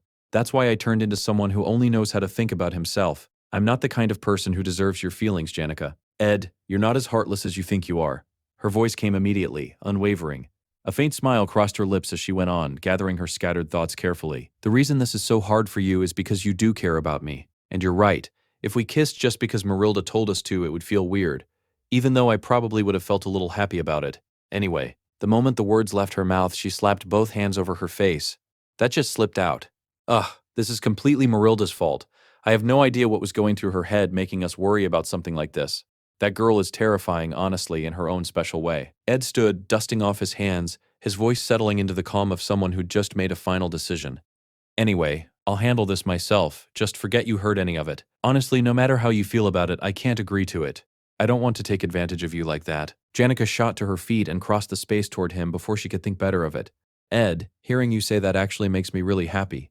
She paused. But I just thought of something. The solution's actually pretty simple. We just flip it around. Ed narrowed his eyes, completely lost. What are you talking about? Before he could ask anything else, Janica rose on her toes and pressed a kiss to his lips. Golden sunset light spilled over both of them, and a gentle breeze stirred through her hair. The whole world seemed to shrink down to this one small quiet space. Neither of them moved. There was only the frantic sound of two heartbeats. The scarf resting on Janica's shoulder slipped free and drifted down to the ground just as the slow, lingering kiss finally ended. They looked at each other, cheeks burning red, something unspoken already settling over both of them, before either could find the words. The stillness was so complete that even the dying crackle of the fire sounded loud. Ed tried awkwardly to break the silence. Janica? But she couldn't stand even one more second of it. She spun around and bolted straight for the cabin. Footsteps hurried across the ground. I'm so exhausted that boat ride drained everything out of me. I'm about to pass out. Sleep like a rock. See you tomorrow. The door slammed shut without a hint of hesitation. Ed stood alone by the dying campfire, staring at the closed door, glancing around as if to check whether any of that had actually just happened. His mind was a complete, unnameable mess. What in the world was that? He stood frozen a while longer, then looked down at his own hands. What am I even supposed to do now? Inside, Janica leaned her back against the door and slowly slid down until she was sitting on the floor, both hands pressed over her lips, cheeks burning, staring blankly into the dark like she still couldn't quite believe it. Did I really just kiss him? The next morning, early sunlight filtered through the leaves, birds chattering somewhere overhead. Ed stood in the small yard in front of the cabin, steadily swinging an axe to split firewood, same as any other ordinary morning. Not a single unusual expression on his face. Bella approached from a distance and watched him quietly for a while. The way he gripped the axe, the way he stood, the rhythm of his breathing just slightly steadier than usual. Something was different, though she couldn't quite name it. But data never lies. Still, she set the observation aside for now and walked over to knock gently on Janica's cabin door. It turned out to be unlocked, so she let herself in. Janica was curled tight inside her blanket, only a messy tuft of hair sticking out. Lady Janica, Bella said softly. A pair of sleepy eyes peeked out from the blanket, then Janica bolted upright. Ah, Bella, it's you. I thought it was Ed. You scared me half to death. Oh, I'm sorry. No, it's not your fault. Bella tilted her head, studying her, gaze calm but sharp. Are you unwell? You look feverish. Janica waved both hands frantically. No, I'm fine. I just feel a little warm, but it's not a fever. It's something else. Bella nodded slowly. Warm but not sick. You shouldn't jump to conclusions so quickly, my lady. I know my own body, thank you. I'm the expert here. Bella studied her, puzzled, quietly cross-referencing everything she'd observed. Behavioral patterns, data compiled from both students since the night before. A few seconds passed before she spoke again. It seems Ed has been chopping firewood since early this morning. His body still hasn't fully recovered, so beginning physical labor this early could have negative effects on his health. Really? As his caretaker, I'd like to stop him. Could you go speak with him for me? Janica immediately turned her face toward the wall. No, I can't do that. Bella stood, walked to the door, and quietly turned the latch with a soft click, locking it. Then she turned back, a spark of curiosity lighting her eyes, something that rarely surfaced on her normally composed face. Did you and Ed sleep together last night? Janica shot upright like a loaded spring, face instantly scarlet. What on earth are you talking about? Outside, Ed stopped mid-swing the moment Janica's shriek carried across the yard. Janica flung the blanket in every direction, waving her hands in frantic denial. We haven't gone that far, not even close. Bella tilted her head, curiosity only deepening. That far, you say? Then, how far exactly have the two of you progressed? Janica's mouth opened and closed, words refusing to come. Her eyes darted away, back to Bella, away again, but no answer ever escaped her lips. At the same time, in the holy capital, inside a massive grand hall where sunlight poured through towering windows, an emergency royal council had been convened. The king sat at the head of the long table, sweeping his gaze slowly across the room before speaking, his voice deep and even. "There are a great many empty seats here today. That alone tells you how much talent the Roth-Taylor family once held." He let the silence sit a moment before continuing. "As you all already know, we've gathered to discuss the tragedy that occurred within Roth-Taylor territory and to decide our course of action. Those who contributed deserve reward. Those found guilty deserve punishment. But as we all understand, the matter is nowhere near that simple." His gaze drifted slowly across the room, lingering just long enough on certain faces to make clear they were being watched, particularly where the Roth-Taylor family was concerned. "There remain individuals whose level of involvement is still difficult to determine, and I know every person in this room already has an opinion on the matter." He laid out each position in turn. First, Princess Salaha believes every remaining member of talent within the Roth-Taylor family should be eliminated without exception. Second, Princess Persa believes the family should be stripped of its noble status entirely, and that Ed Roth-Taylor should be imprisoned until the case is fully resolved. Third, Princess Phenia, however, stands opposed to both. She proposes that the family's remaining officials be allowed to return to their posts, and that judgment concerning both Tanya and Ed Roth-Taylor be postponed for now. The king turned toward his third daughter, a flicker of surprise crossing his face. "It's rather unexpected that you'd be the one standing up to defend them," he exhaled quietly. "Even so, it seems the balance here has already tipped heavily toward one side." "Father," Phenia started to protest. He didn't let her continue, his voice going cold and final. "The son of Crepin Roth-Taylor, the very mastermind behind this entire incident, Ed Roth-Taylor," he never got to finish the sentence. His eyes went wide with horror. No one had time to react. Behind every single person in the hall, countless swords wreathed in overflowing magic appeared all at once, hovering in midair, their tips leveled with precision down to the centimeter at each individual throat. The pressure spread through the room like a crashing tide, so dense the air itself felt solid. Even the most battle-hardened nobles present couldn't stop the cold sweat running down their backs. In an instant, the entire grand hall was completely surrounded, enough concentrated destructive power in that room to level the royal palace itself. If someone simply gave the word. Lucy stepped into the center of the hall, footsteps slow and unbothered, like she was out for a casual stroll. Dozens of swords rotated slowly around her as she moved, satellites circling a planet, endless magic surging without pause. When she finally stopped at the center of the room, the way she looked at the king was no different from how she'd look at anyone else. No more, no less. Not a single readable emotion in her eyes. "Now then," she said, "speak. I'm listening." The Clovis royal family had convened to decide the fate of the Roth-Taylor family. In the end, though, they concluded they needed direct testimony from the family itself before any real judgment could be handed down. Tanya Roth-Taylor would cooperate with the investigation on Ed's behalf. As for Lucy, who'd already served as Ed's witness once, she was promptly shipped back to Arcane Island. Although Lucy had caused no small amount of chaos at the Royal Council, her actions had been quietly overlooked. For now, thanks to everything she contributed during the recent crisis. Even so, she hadn't exactly kept a low profile in the meantime. She tormented the royal chefs relentlessly, barged into someone's private chambers to nap for hours like she owned the place, and wandered freely in and out of restricted sections of the palace without a shred of hesitation. Her list of offenses against palace order and security was, frankly, too long to fully catalog in writing, and because she flatly refused every order to return to the academy, a letter eventually made its way to Ed. "I hope you, Ed Roth-Taylor, might personally write her a letter asking her to come back. To beloved Ed Roth-Taylor, sent by the first princess of the Clovis Empire, Salaha Clovis." Ed finished reading, confusion settling over him. Beloved Ed Roth-Taylor. What exactly was that girl doing inside the palace anyway? Bella stepped out of Janika's cabin. "Are you planning to write a reply?" "I have to." "Though, why are you clapping?" Bella pressed a hand to her chest, beaming. "I'm just so touched. Even relationships that seem completely stuck can change given enough time." She'd already pieced together the scene in her mind from what Janika had told her. "I've worked as a maid for a long while now, and there have been plenty of moments I was proud of. But this one feels like a whole new page turning in the book of my life." She paused. "But are you really planning to start working already? Shouldn't you rest a bit longer?" "It's fine. I'm thinking of adding a second floor, a workshop, a library." "Oh, you don't need my help with something so trivial. I've recovered enough to manage simple work on my own now." Bella clapped again. "Wonderful to hear, though honestly, I have business at your campsite anyway, so ignore me." A flicker of curiosity crossed his face. What business?" Realizing she'd said too much, Bella quickly changed course. "Ah, well, today I'm cleaning the mansion since its owner returns to school tomorrow." The next day, Lortel appeared in her familiar uniform, smiling. "Long time no see, Senior Ed. Bella told me you're planning to expand the campsite." "Yeah, I want to make it a bit more proper, adding a second floor." A private workspace up there?"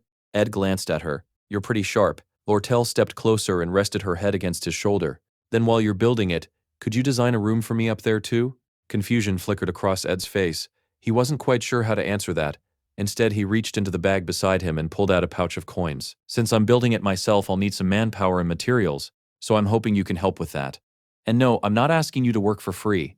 I still have some of the prize money left from finishing first this year. I want to put it toward expanding the camp. A trace of something sad crossed Lortel's face. Oh, I didn't take you for the type to spend money so easily. I thought you'd hoard every coin instead. Ed held the pouch out. I always feel like I owe you something. This is the least I can do. He paused. But I don't think I'll take your help for free either. What? Lortel shook her head slowly. More precisely, I'd rather leave it as a debt between us. If I keep helping you without repayment, the sense of debt in your heart only grows heavier. And to me, that's worth far more than coin. Human nature always invests in whatever holds the greater value. Ed studied her for a moment. Did something happen in Oldek? Lortel went quiet, then admitted it plainly. Embezzlement, information leaks, damaged goods, even a double agent or two. By the time I got back, the Merchant Alliance was in complete disarray. I've been buried in cleanup ever since. You must be exhausted. It's nothing unusual, really. Nothing's actually changed in Oldek. She paused. If anything's changed, it's probably me, maybe from studying at the academy for a while, or maybe from meeting someone. Ed listened quietly. He understood what she meant, but he didn't answer. Feeling the conversation drift somewhere heavier than she'd intended, Lortel quickly steered it elsewhere. But once you start tearing the cabin apart for renovations, you won't have anywhere to sleep, you know. You're right. I'll need to figure that out too. Lortel smiled, mischievous, and gestured toward her own house. Why go the long way around? My mansion's right here. Ed's calm reaction left her mildly disappointed. Not even a little flustered? Why do you always do this? Do what? Act completely unbothered. She smiled, teasing. I just wanted to see you embarrassed for once. So, what if you actually said yes? There's no way that's happening. But what if I actually did agree? She pressed, testing him. Then she stopped, catching the unusually serious look on his face. Wait, you're serious? For the whole construction period, and that was how Ed genuinely ended up borrowing a place to sleep in Lortel's house that very night. You can take the bed. I'll sleep on the floor, he